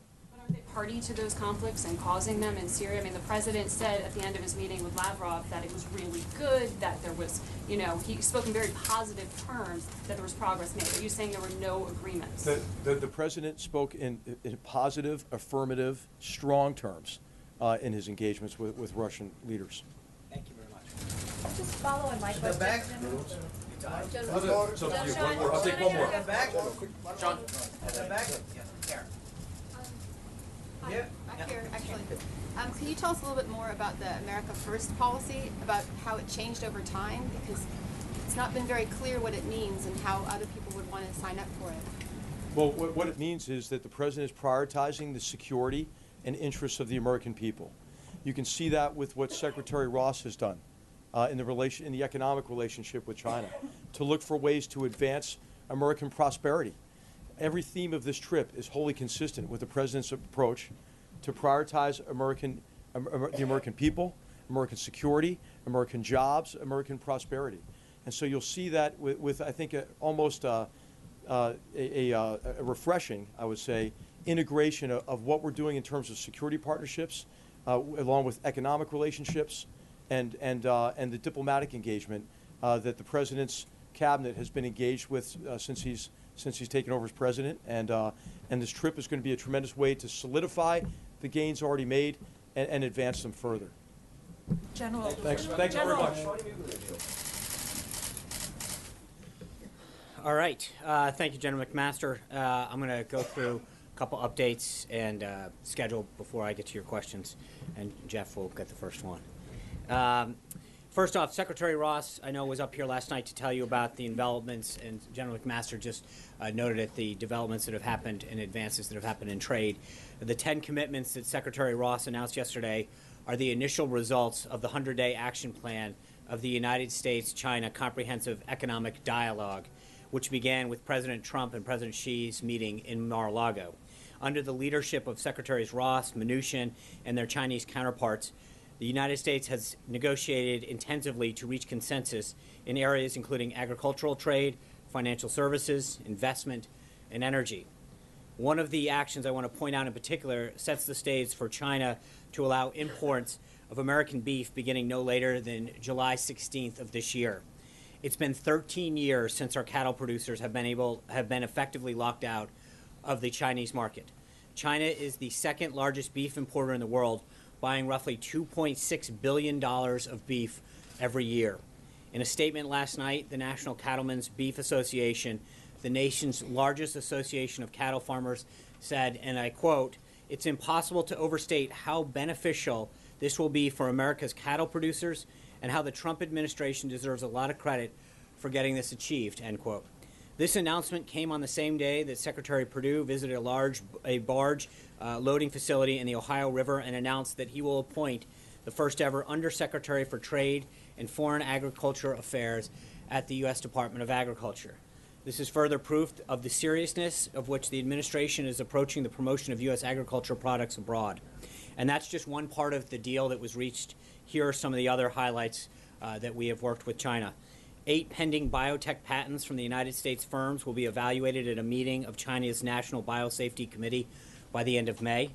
We welcome China to receive imported liquefied natural gas, with companies allowed to proceed at any time to negotiate contracts.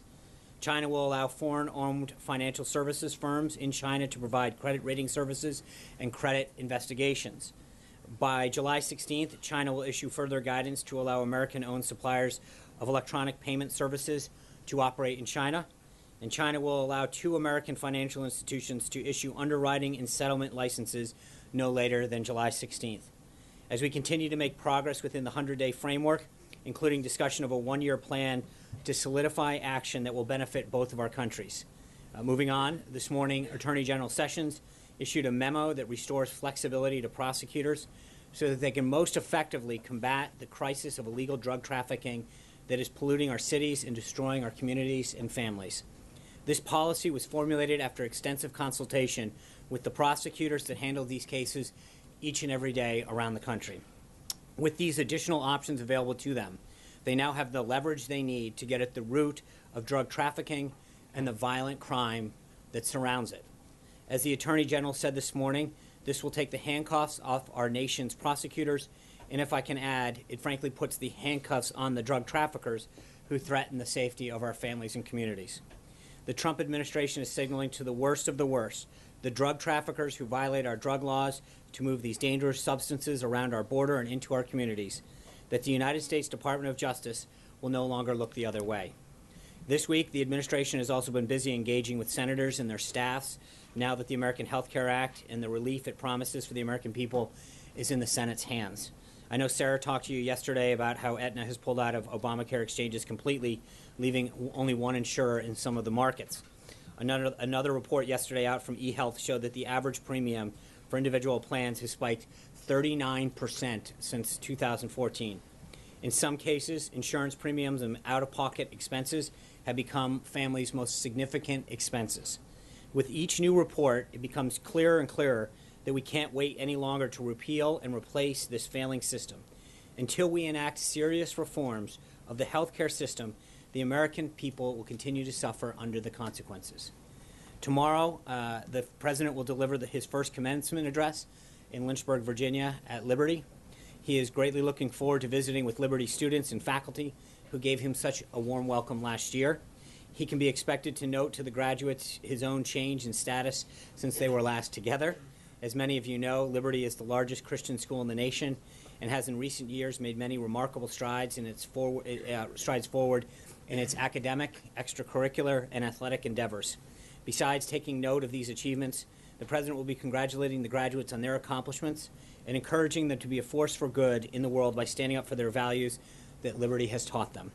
He will be offering congratulations, thanks, and praise and encouragement on a day of optimism and new beginnings for the graduates as well as the nation. In terms of the rundown for next week, the President has a very packed schedule before we depart on his first foreign trip. On Monday, he's hosting the Crown Prince of the United Arab Emirates. On Tuesday, he'll welcome the President of Turkey. On Wednesday, the President will travel to New London, Connecticut to deliver the commencement address at the United States Coast Guard Academy. On Thursday, the President of Colombia will be at the White House for an official visit. And on Friday, we set off on the trip, with the first stop being Saudi Arabia. And finally, in honor of Mother's Day, this afternoon, the First Lady will host a reception in honor of military mothers in the residence, followed by a performance by the Army Chorus and Marine Band. The White House will issue a Mother's Day proclamation later as well. Beyond all of the activity here, this is the official reminder to everyone to get your flowers and cards before it's too late. And with that, Jeff Mason. Thank you for that reminder, Sean. You're welcome. Moving on to the news of the week, really, and the day, did President Trump record his conversations with former FBI Director Comey? I assume you're referring to the tweet, and I've talked to the President. The President has nothing further to add on that. And why did he say that? Why did he tweet that? What should we interpret from that? As I mentioned, the President has nothing further to add on that. Are there recording devices in the Oval Office or in the residence? As I said for the third time, there is nothing further to add on that. Does he think it's appropriate to threaten someone like Mr. Comey not to speak? I don't think that's not a threat. He's simply stated a fact. The tweet speaks for itself. I'm moving on. John. If I could quote another one of the President's tweets this morning, he said, quote, "Russia must be laughing up their sleeves watching as the U.S. tears itself apart over a Democrat excuse for losing the election." What did the President mean by that? How specifically is the U.S. tearing itself apart over all of this? I think the President's comments about the Russia and collusion have been very clear with respect to some of the charges that have been made. He's been very clear that it's one thing that he believes that the notion that there's collusion is a hoax. It's been reaffirmed by several people, including Senator Grassley and others who have spoken to him, and that he wants to make sure that he's focused every day on doing what's best for the American people. I understand all that, but you've said that many times, but how is the U.S. tearing itself apart? Well, I think obviously this has been a subject that comes up over and over again when it's been very clearly stated on multiple occasions that there's no collusion that occurred, and yet this narrative continues to be perpetuated. Do you think this is what the Russians wanted all along in interfering with the election? I don't. I have no idea. But what I'm just telling you is I think we've made it clear at this podium several times, and I think the President made it clear that what his feelings are on this.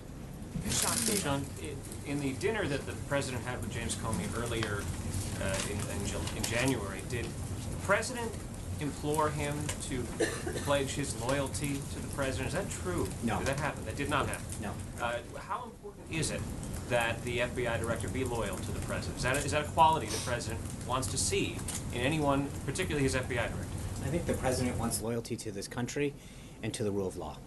Trey. Thanks, Sean. On the dinner with James Comey, does anyone in this White House have an audio recording of what unfolded during the January 27th dinner between the former FBI Director and the President of the United States? I'm not aware of that. I have one follow-up question for you. What can the administration do better when it comes to communication? Today, the President tweeted out that he felt from behind that podium it's not always possible to present the information with perfect accuracy. Mm-hmm. So, I think we come out here every day and try to do the best job we can communicating what the President's done and the accomplishments he's making on the American people. We get here early. We work beyond being here at this podium. As many of you know, we get here early. We work pretty late. We do what we can, but the President is an activist president. He keeps a very robust schedule, as many of you are very well aware, and as you can tell by the activities of next week alone. And I think sometimes we don't have an opportunity to get in to see him, to get his full thinking. In those cases, we do our best to follow up with you. But I think that there are times when you, more than not, read a story where someone's trying to pull apart one word, one sentence, and say, aha, and make it a gotcha thing. We work very hard to get you the most accurate and up-to-date information throughout the day.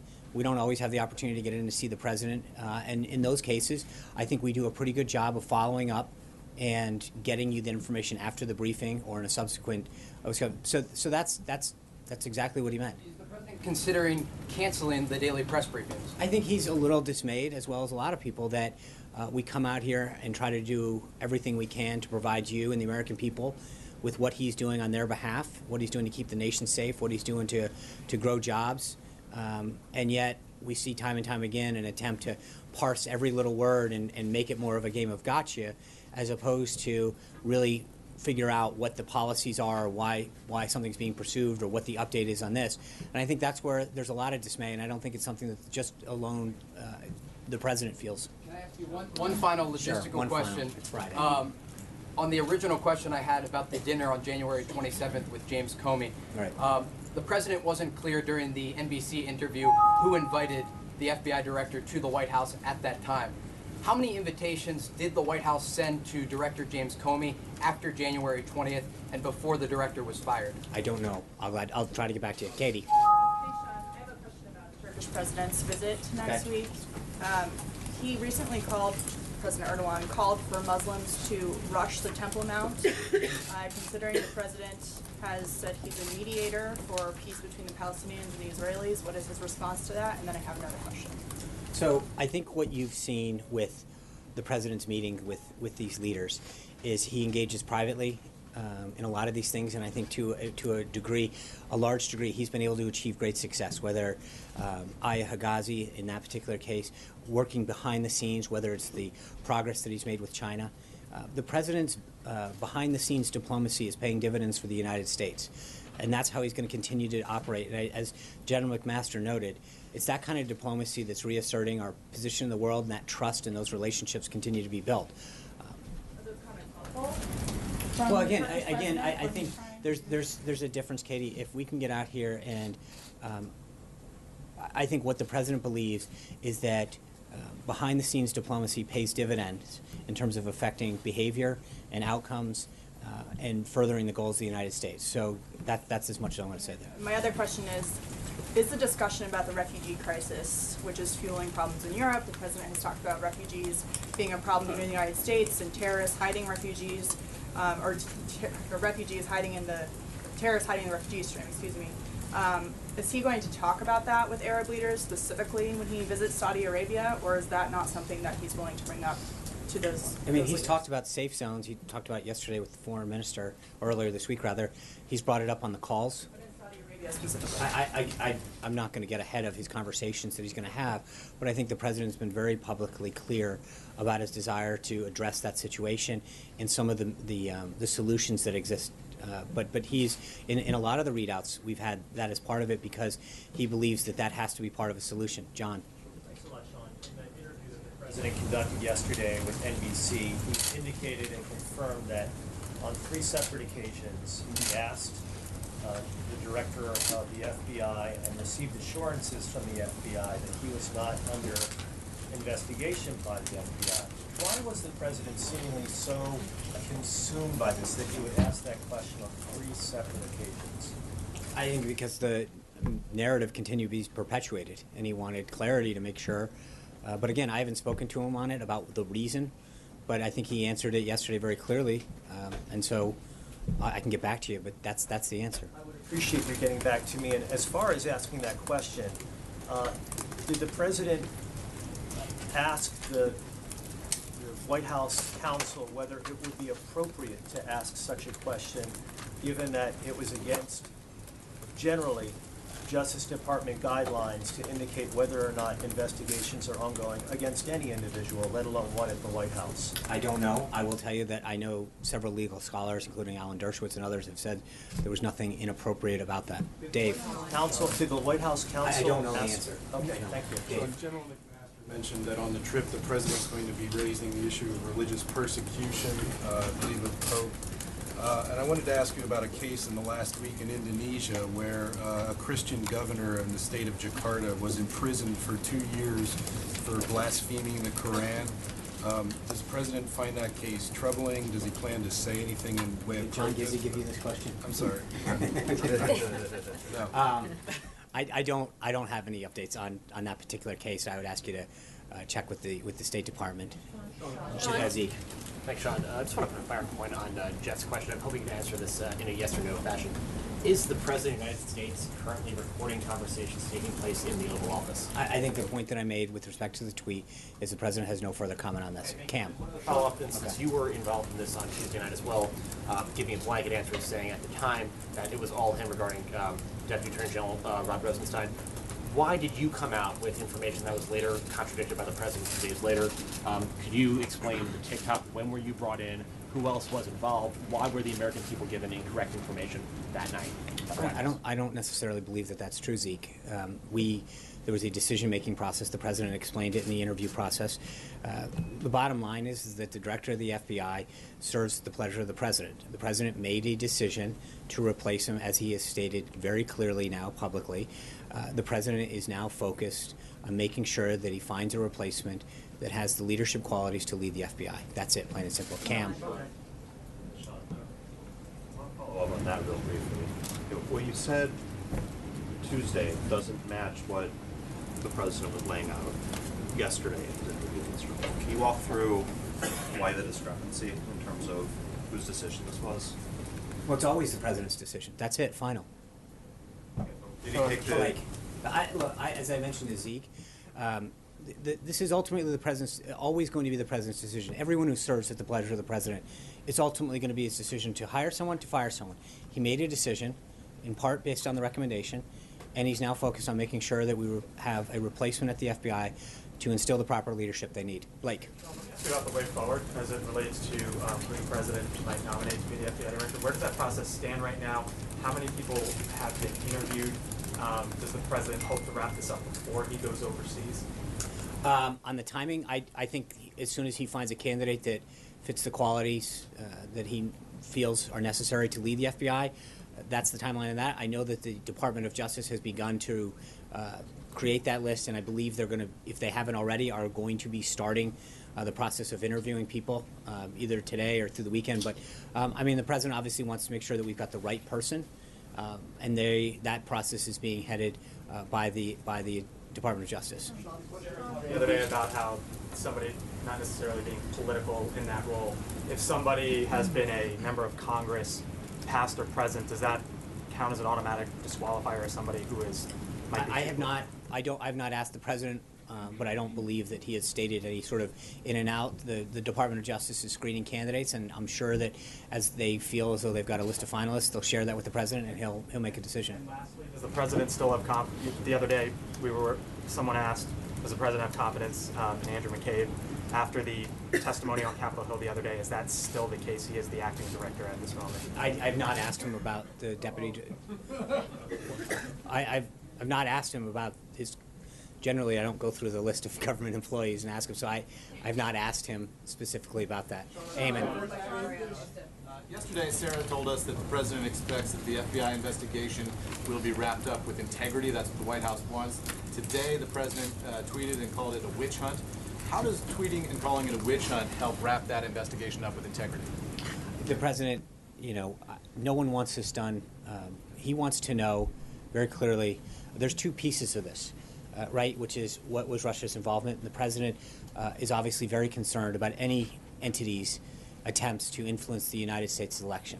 And that's one investigation. I think the second, this false narrative that we continue to fight every day that has been debunked by intelligence individuals, members of Congress who've been briefed over and over again, that's where I think he's growingly concerned, as well as a number of American people who are growingly concerned that there is this perpetuated false narrative out there. That's I think, the nut of this. I talked to a former FBI official today who said that the President's tweet, the implicit threat to former FBI Director James Comey, indicates that the President, in his words, is simply out of control. I'd like to get you to respond to that. Is he? That's frankly offensive. John.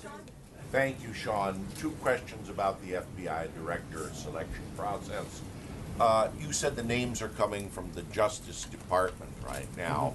Is the President consulting with Democratic congressional leaders as well, or Republican congressional leaders on this? Or is he just getting names out of DOJ? That's a good question. I know that he was obviously he's going to take input from them. I don't know what specific conversations he's had, so I'd be glad to check on who he's spoken to or maybe speaking to. Anita. I had a I'm sorry, I forgot you too. follow-up question. I got confused that Dave stole one.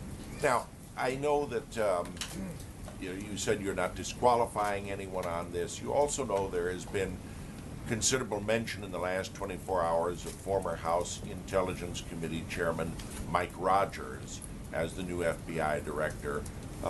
Does the president have a meeting planned this weekend with Congressman Rogers? I'm not aware of anything of that nature on his schedule. But we'll obviously, as you know, we'll put out, if there's a meeting, we'll put it out for you. Right now, there's nothing that I'm aware of on the schedule, but generally we put out the next day schedule later in the evening, and we will do that as well. Kristen. You already called on I'm sorry. Thank you. Sorry. Getting away.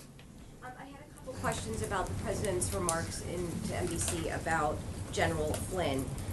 He said that it wasn't an emergency, or he didn't think it was an emergency, and that's why the firing dismissal didn't happen right away. So I had a couple questions about that.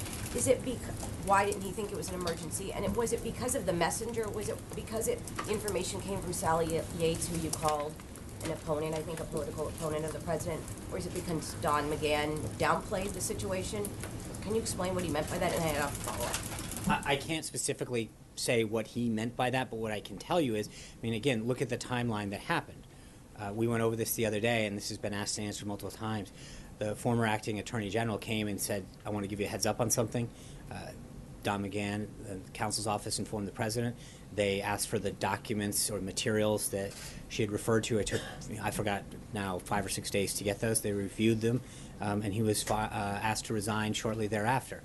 But I think that there is a difference. There wasn't a review process. That was the review process in this case. As the president noted yesterday during his interview, he had been thinking about this for a long time. The Justice Department had done a review. But again, I'm not really sure in both cases. Comey? So then, since you just did No, you just asked me what's justice, though. Is that what you're talking about? No, what I'm saying is you're asking why it wasn't an emergency. I think, but it's not a question of his emergency. He took the time to do due process. Someone comes to you with an allegation. I think everyone deserves due process to make sure that allegation, someone coming in and giving you a heads up, we did exactly what was necessary, and the president made the right decision, and he continues to stand by it. Okay, so then 2 follow-ups. One, why, I'm still unclear, and you've mentioned this several times. Why did it take so long for the White House to get those documents? I don't know. I think we've. The White House asking you couldn't go get the documents? That's not. Making it sound that is rather, with all due respect, it's not how it works.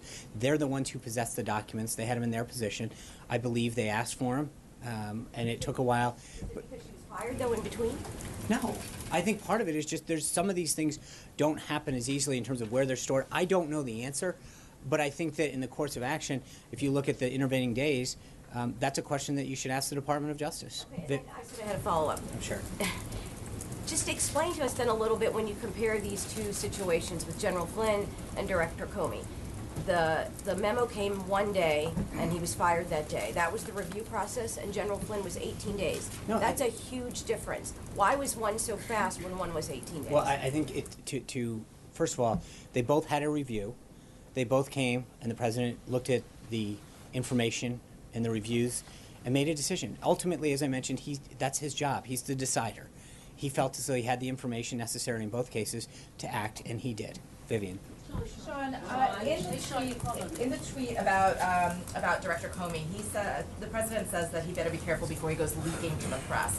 Yesterday on NBC News, the president called him a showboat and a grandstander. Does the White House acknowledge that Director Comey has a First Amendment right to speak to the press if he so chooses to set the record straight about any of this, instead of just leaking? It may not be leaking. It may just be his First Amendment right to speak to the press. Well, everyone in this country has a First Amendment right. I think the difference, and you've heard the president echo this multiple times, is that sharing information that's not meant to be or is not authorized to be in the public domain in terms of the classification of it is concerning. And I think the president's been very clear over and over again of his concern with respect to information that gets put in the public domain that's not meant to be.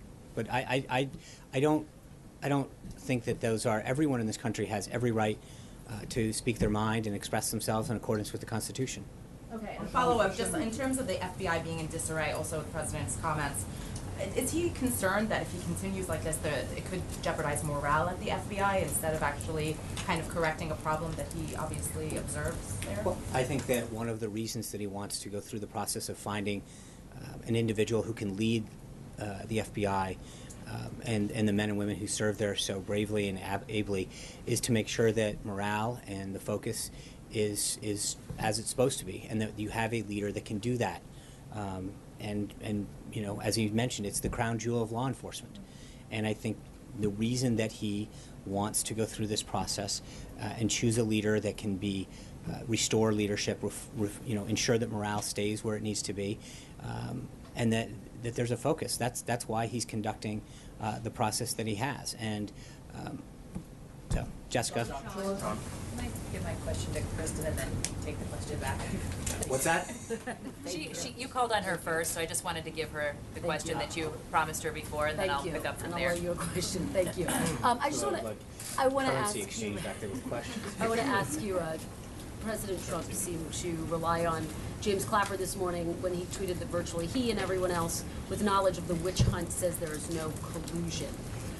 James Clapper himself today told Andrea Mitchell, I don't know if there was collusion or not. I don't know if there's evidence of collusion or not, nor should I. On March 5th on Meet the Press, when he was asked a similar question, he said, not to my knowledge. So can you describe the discrepancy and explain it? No. I actually think that that's a great question that you should ask Director Clapper. I think Director Clapper's comments and President Trump, why is he leaning on Clapper when he said, I have no knowledge of whether there was collusion? No, I think on several occasions Director Clapper has said that he has no knowledge of any collusion. That's it. I mean, that's the point that he is. Briefed. He said he wouldn't know because he hasn't been briefed on the investigation. He was DNI up until January 20th. Today that he said, nor should I have in this particular context. He made the case that he's not briefed on an FBI investigation, that that's not his purview. Fair enough. He's the Director of National Intelligence. On multiple occasions prior to today, he made it very clear that he was unaware of any collusion. The point was he wouldn't know, well, right? There had been no final conclusion. Right, I understand. No final conclusion. I understand that, but then, so the question that I would ask then, Kristen, is then why did he say what he said before? It seems his testimony and comments on multiple occasions prior to today was, I have no evidence that there was any collusion, right? So to suddenly today shift his story, I believe that the question should be asked to him. You are the Director of National Intelligence. You said multiple times, including in testimony in front of Congress, under oath, that there was no collusion. I believe that that's a question for him. Final conclusion made about this investigation, right? There's an ongoing investigation. He's not making that argument, is he? I understand, but my point is that all we're able to do at this point is that the people who are aware of the former Director of National Intelligence, the head of the nation's agencies, intelligence agencies, makes multiple statements, as others, Charles, Senator Grassley and others, talking about the involvement, making it very clear that there was none. We took him at their word then, and we continue to believe. But I want to move on that, to again, just one I think question. but the question, Kristen, before you move on, is then why did he make the statements that he did when he did? To turn around now, months later, and say, well, even though I made those comments on multiple occasions, I wasn't briefed. I appreciate it. It's not surprising or abnormal that I would not have known about the investigation. Yeah, it sounds like the story has changed. Or the context of the investigation. Okay, well, ultimately, there's been several. Very quickly about the accuracy. Do you mind if I think in this case, it is interesting how the story has changed. He made those comments several times over several courses of action. And to say that the Director of National Intelligence, who stated unequivocally what his position was on multiple occasions before today, and now suddenly is saying, I wasn't sure about it, that the burden seems to be on him, not us. But moving on to the accuracy. Like a Clapper spokesman. No, but I just am interested in the discrepancy in drawing a final conclusion. And I think that that's a great thing to ask him. No, on the part of the President. Drawing a final conclusion about the investigation. In terms of the accuracy tweet, should we take that tweet to mean that you don't have the full picture when you stand at that podium?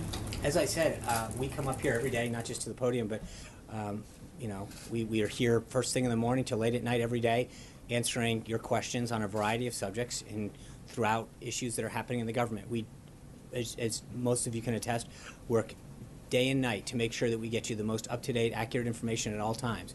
With respect to the president, as I mentioned, he's an activist president. He keeps an unbelievably busy and robust schedule. And there are times when we give you the information that we have at the time and we seek to get an update. And I believe that you and others will attest to when we don't have an answer, we try really hard to either update you after the fact or to get you the facts that we didn't have at the time. But we work really hard every day to do that. And I think the president's point that I pointed out earlier is that there are times when we're asked a question, we do our best to give you the answer, and every word is picked apart to try to figure out how to make an issue out of it, as opposed to allowing us to, talk to the president, get his current thinking and updates if we hadn't had an opportunity to do that at this time. Jennifer. Can I, Sean, can I actually pick up there? Jessica, then we'll do the J's. So I wanted to ask you about the One Belt, One Road Summit that starts on Sunday in China. You announced yesterday, or I should say Secretary Ross did, that you're going to send a delegation to that summit. Yeah. Can you talk about how you came to that conclusion, why it's important for the U.S. to be represented at what's ostensibly a major trade initiative by a foreign country? As you point, it's a major trade initiative. There's a lot of ports and infrastructure that they're looking to do, and through those discussions that Secretary Ross and Secretary Mnuchin and others had at Mar-a-Lago, and part of this is that is something that they've done. We're going to continue to work with them. Obviously, trade is a major issue for us, and what they're looking to do is of great importance to our economic and national security, and they've asked us to send people to that. And we have them attend things that we're doing as well. And I think that's, as the president has shown, in terms of the relationship that he's built with President Xi and the rest of the team built with their delegation, those relationships are clearly paying dividends both on the national security front and on the economic front. Jennifer. Can it signal that the U.S. is going to participate in the One Belt, One Road initiative? We'll have a readout. At this point, that's all we have on One Belt, One Road. Two questions. The first one on loyalty and the next one on the visit to the FBI headquarters. So this president does value loyalty. Was there any sort of, before you were hired, any sort of request or hint that you pledged personal loyalty to him at all before you were hired? No. I've pledged my loyalty to the Constitution and to the American people, as has everyone who serves in our government and this administration, and we stand by that. Is it true that the president was warned that he might not be well received at the FBI headquarters if you were to visit? I don't, not that I'm aware of. Thank you guys. Have a great weekend. We'll see you on Monday. Thank you. Bye.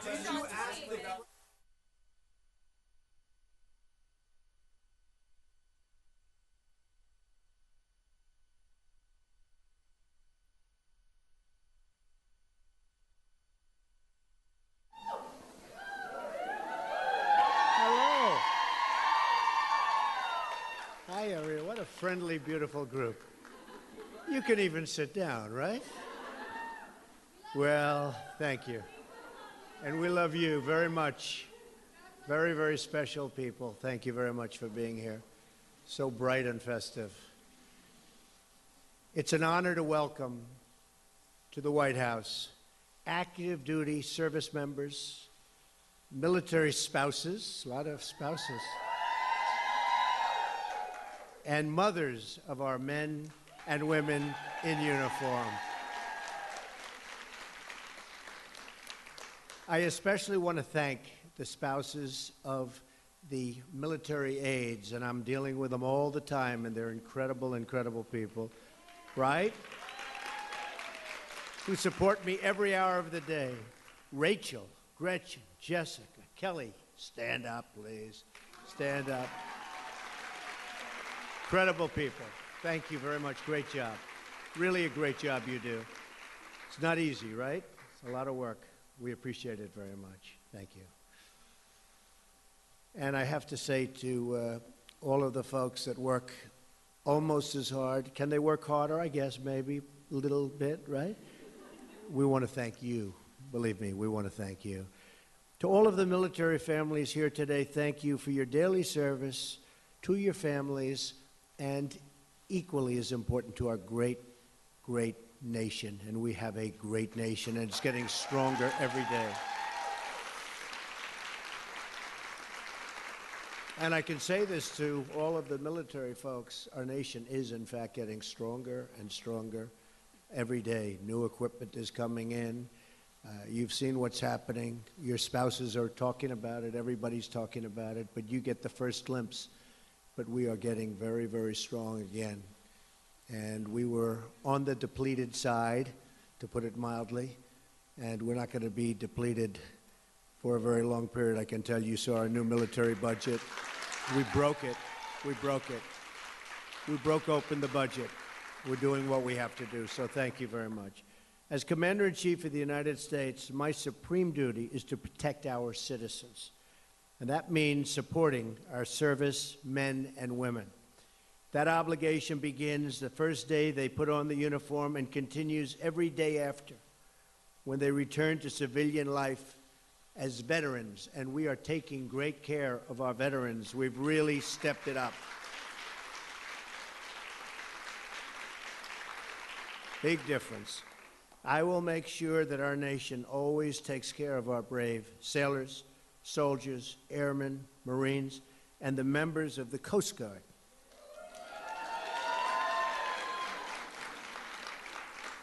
Your devotion keeps us very, very safe.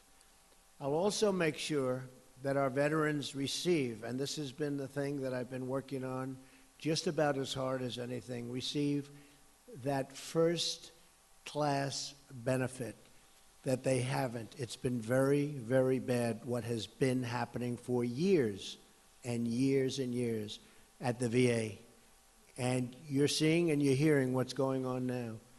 Choice, we just signed, and you're going to be very, very happy. We're very proud of that program. David is doing a great job, and all of the folks over there are doing a really terrific job. So I think you're going to be very, very proud of that. To every military service member, mother, and spouse here today, I want you to know that you have my complete and total support. The White House, this administration, and this government stands fully behind you. As we celebrate Mother's Day this weekend, I had a great mother. She's looking down right now. I had a great mother. Mary. This is one of the many opportunities for us to thank the incredible military mothers who love and care for our nation's heroes, and they are heroes, so thank you very much. And the mothers are heroes, too. Thank you very much. It is your sacrifice that protects our nation, safeguards our liberties, and makes sure our beautiful American flag always waves proudly above our very glorious land. I see you shaking your head, yes, yes, yes. That's different than we watch on television every once in a while, that reaction, right? I like your reaction. So do we all. So do we all. But it's now my pleasure to introduce my truly incredible wife. She has become so popular. It's true. It's true. In fact, I'm going to have to ask her, how are you doing this? But our First Lady, they had a poll that came out. She went through it like a rocket ship. I said, how do you do this? And that's only because people have really gotten to know her. She's an incredible woman. She's working so hard as your First Lady. And I'm very honored to introduce Melania. Thank you. Thank you, honey. Thank you, Mr. President. Welcome to the White House. Thank you all for being here today. I'm honored by your presence, especially as we celebrate National Military Appreciation Month and Mother's Day on Sunday. As everyone in this room knows, Mother is a title that claims your heart and changes your life forever. In fact, it has been said that having a child means allowing your heart to walk around outside of your body. For the mothers of someone who has or is serving our country, this must be especially true. As you all know, I too am a mother. However, I have no idea what kind of different challenges each of you must face as the parent of a soldier. And while you stand with many other parents, so strong and so proud, I am sure that you sometimes march on this journey alone. While your sons and daughters are away serving so selflessly, having a community share even some of that burden must make all the difference in the world. I want you to know, you are among that community today, and we are all so proud to be part of it with you. I also want to say thank you for all that you do, for your selflessness and for your own sacrifice on behalf of our country. Let today's celebration with this community of strong and selfless moms be a first step in building relationships and in your knowing that my husband and I, along with the Vice President and Mrs. Pence, and everyone here at the White House, hold you close in our hearts and thoughts each and every day. In honor of our bravest, we have the United States Army Corps and members of the Marine Band performing for us today. Enjoy it, they are incredible.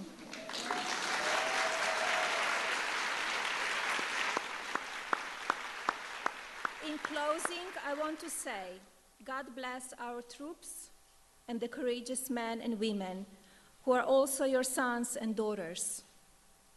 And God bless you, dear mothers, for all that you sacrifice so that your children may keep this country safe. Have a happy Mother's Day on Sunday. God bless you, and may God bless the United States of America.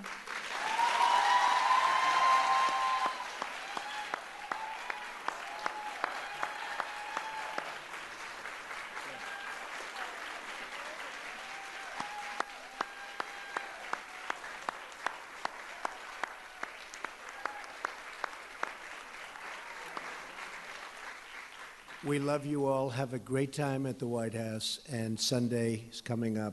All Sundays are special, but this Sunday is very special. So have a great day. Thank you. Thank you, everybody. Thank you.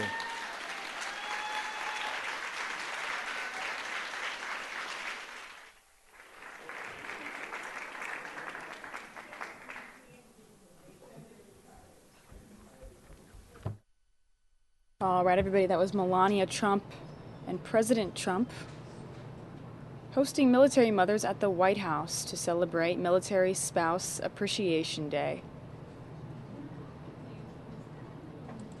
Moving on to the next top story here in the show. But right now you're getting a live look of New York City. Give me one moment while I pull up the next top story.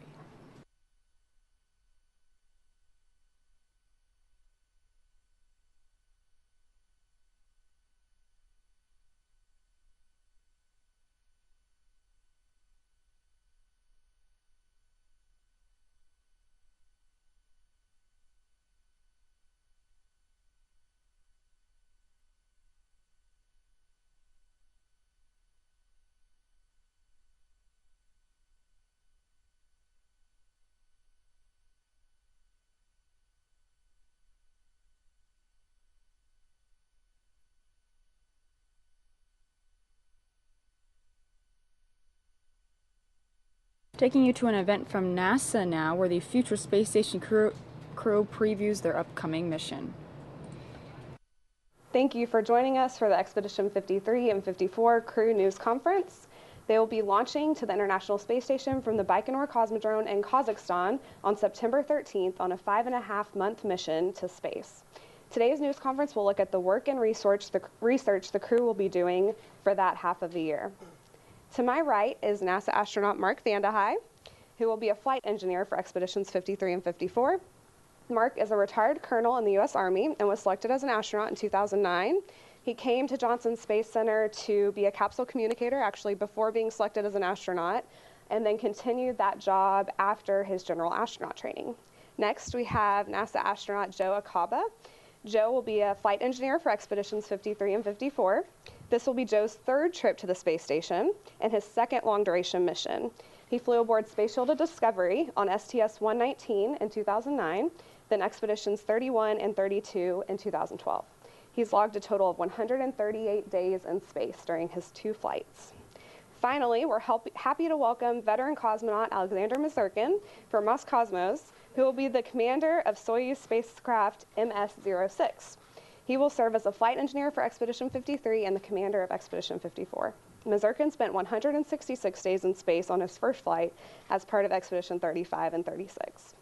The crew will talk a little bit about their upcoming mission, and then we will take questions from the room and from the phone for them. With that, let me turn to Mark Vandehei. Mark, can you tell us about some of the major highlights for your upcoming mission? Sure. We're going to be in space from September 13th till about February 23rd, and during that time, the primary objective for us is doing lots of science, both to help further NASA's exploration goals and to serve the needs of the country now, to help people on the ground with as a national laboratory. We're going to have several visiting vehicles, both from, we'll have Cygnus vehicles and Dragon vehicles during that time. There's possibility of an EVA, but really, because we're going to be up there so long, we're just ready for whatever the planners give us. Awesome. Thank you. With that, let's go to Joe Akaba. Now, Joe, usually the training schedule is a couple of years, but you were just assigned to this mission a couple of months ago. So your training has been a little bit condensed, even though you have been to the space station before. So can you tell us a little bit about that schedule, how it's going, any challenges that you've faced? Yeah, I got pretty lucky with a 6-month training program. I don't think anybody will argue with me, but it's going really well. I'm about halfway through. Luckily, I'm flying with experienced and very capable crew members. And before I started, NASA and all of the international partners got together. They put together a really nice plan on what's required for me to be safe and then also to execute the mission. So it's going great. It's busy but fun. Awesome. All right, Alexander, can you tell us a little bit about the mission from your perspective? From my perspective, at the beginning, we were scheduled to fly in March. After that, something was changed, and now we're scheduled to fly, as Mark said, in September. We're talking about it a lot. We're preparing a lot. Even I know that for Mark and for Joe now it's pretty tough schedule, and they are very, very busy. But for me, it's like I have a distance. Like a sportsman, you have a distance. You know where is your final line. You start running, and after that you say, hey, you know what? We decided to add some more. And now I just looking forward to work with these guys in a real space program and real flight. That's awesome. Thank you. It's great to hear that. All right, we'll now take some questions from the crew. We'll start with questions here in the room at Johnson Space Center, then questions on the phone bridge, and finally questions from social media. If you have a question on social media, you can submit it using hashtag AskNASA. For those on the phone bridge, please press *1 if you have a question and *2 to withdraw your question if it's already been answered. Here in the room, we have reporters, and we also have some special guests with us. We have educators from Houston and Dallas schools. Actually, Joe and Mark both have some teaching experience. Mark was an assistant professor of physics at the United States Military Academy in West Point, and he plans to connect with physics teachers during his mission. Joe taught 5 years of middle and high school math and science in Florida, and we're excited that our local educators are here with us today and to really show the special emphasis of education, especially for this crew.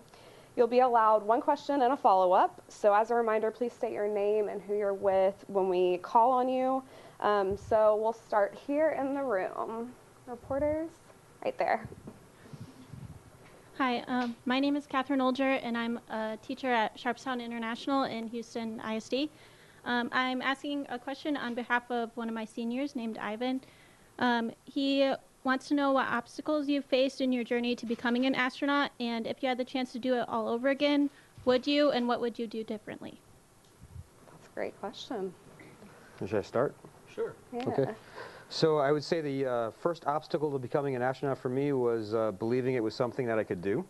Honestly, I always thought of astronauts as superheroes, and I put that becoming an astronaut in the same category as me becoming a professional football player or becoming Spider-Man. It was something that I just didn't think was possible. And thankfully, my wife really encouraged me to go for it, because you just got to try. And that's really a big lesson, I think, for all of us is push away that self-doubt and go for it. And the next question, I already forgot. What was the other part? If you could do it all over again, would you? And what would you do differently? I would absolutely do it again. I would start earlier. You'll be Spider-Man on orbit. Oh, You can do all of that stuff. So, I figure that's awesome. Do Joe or Alexander want to answer? You know, Mark made a good point. It's believing that you can actually do something.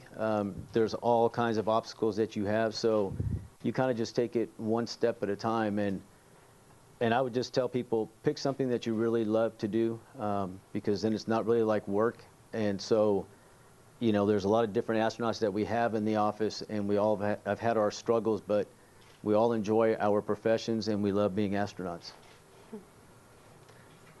If you would like me also answer this question. For me, it was a dream, child dream. When I was 12 years old, I decided it was just the goal of my professional was coming up in my mind. It was in the class. I'm very grateful to teacher who taught this class, because when I realized I would like to be a cosmonaut.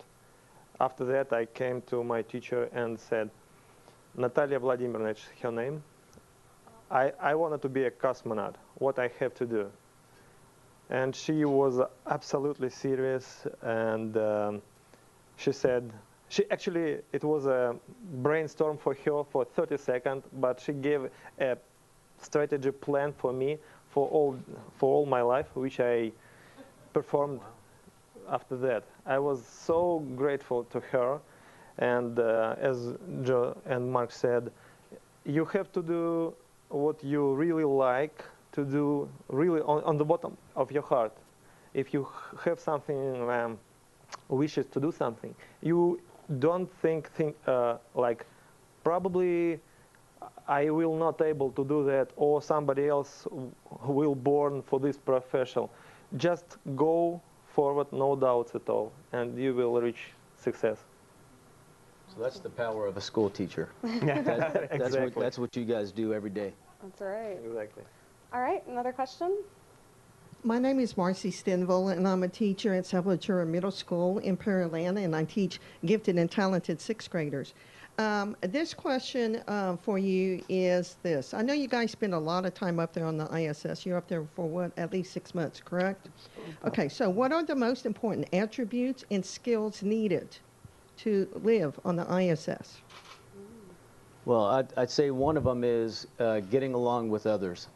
People always think about, like Mark said, astronauts are people that are super smart, but really today when we're looking at hiring astronauts, we want people that are nice, because we have to live together for 6 months in a 5-bedroom house. The Soyuz is about this big, so it's just getting along with each other. So that's one of the most important attributes. Awesome, thank you. We have another question over here, Mark.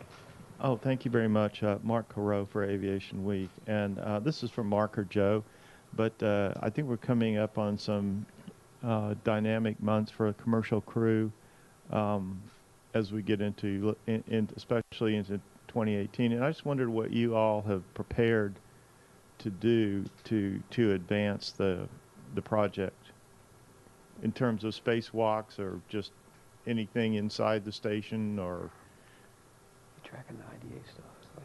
Yeah, so a lot of this work it's already started putting on the international adapters for the vehicles to come up. A lot of the future spacewalks are looking at that as well and preparing those. So for our mission in particular, at this time we don't know specifically what we'll be doing directly for that. But the work we're doing up there is all in preparation for those vehicles coming up.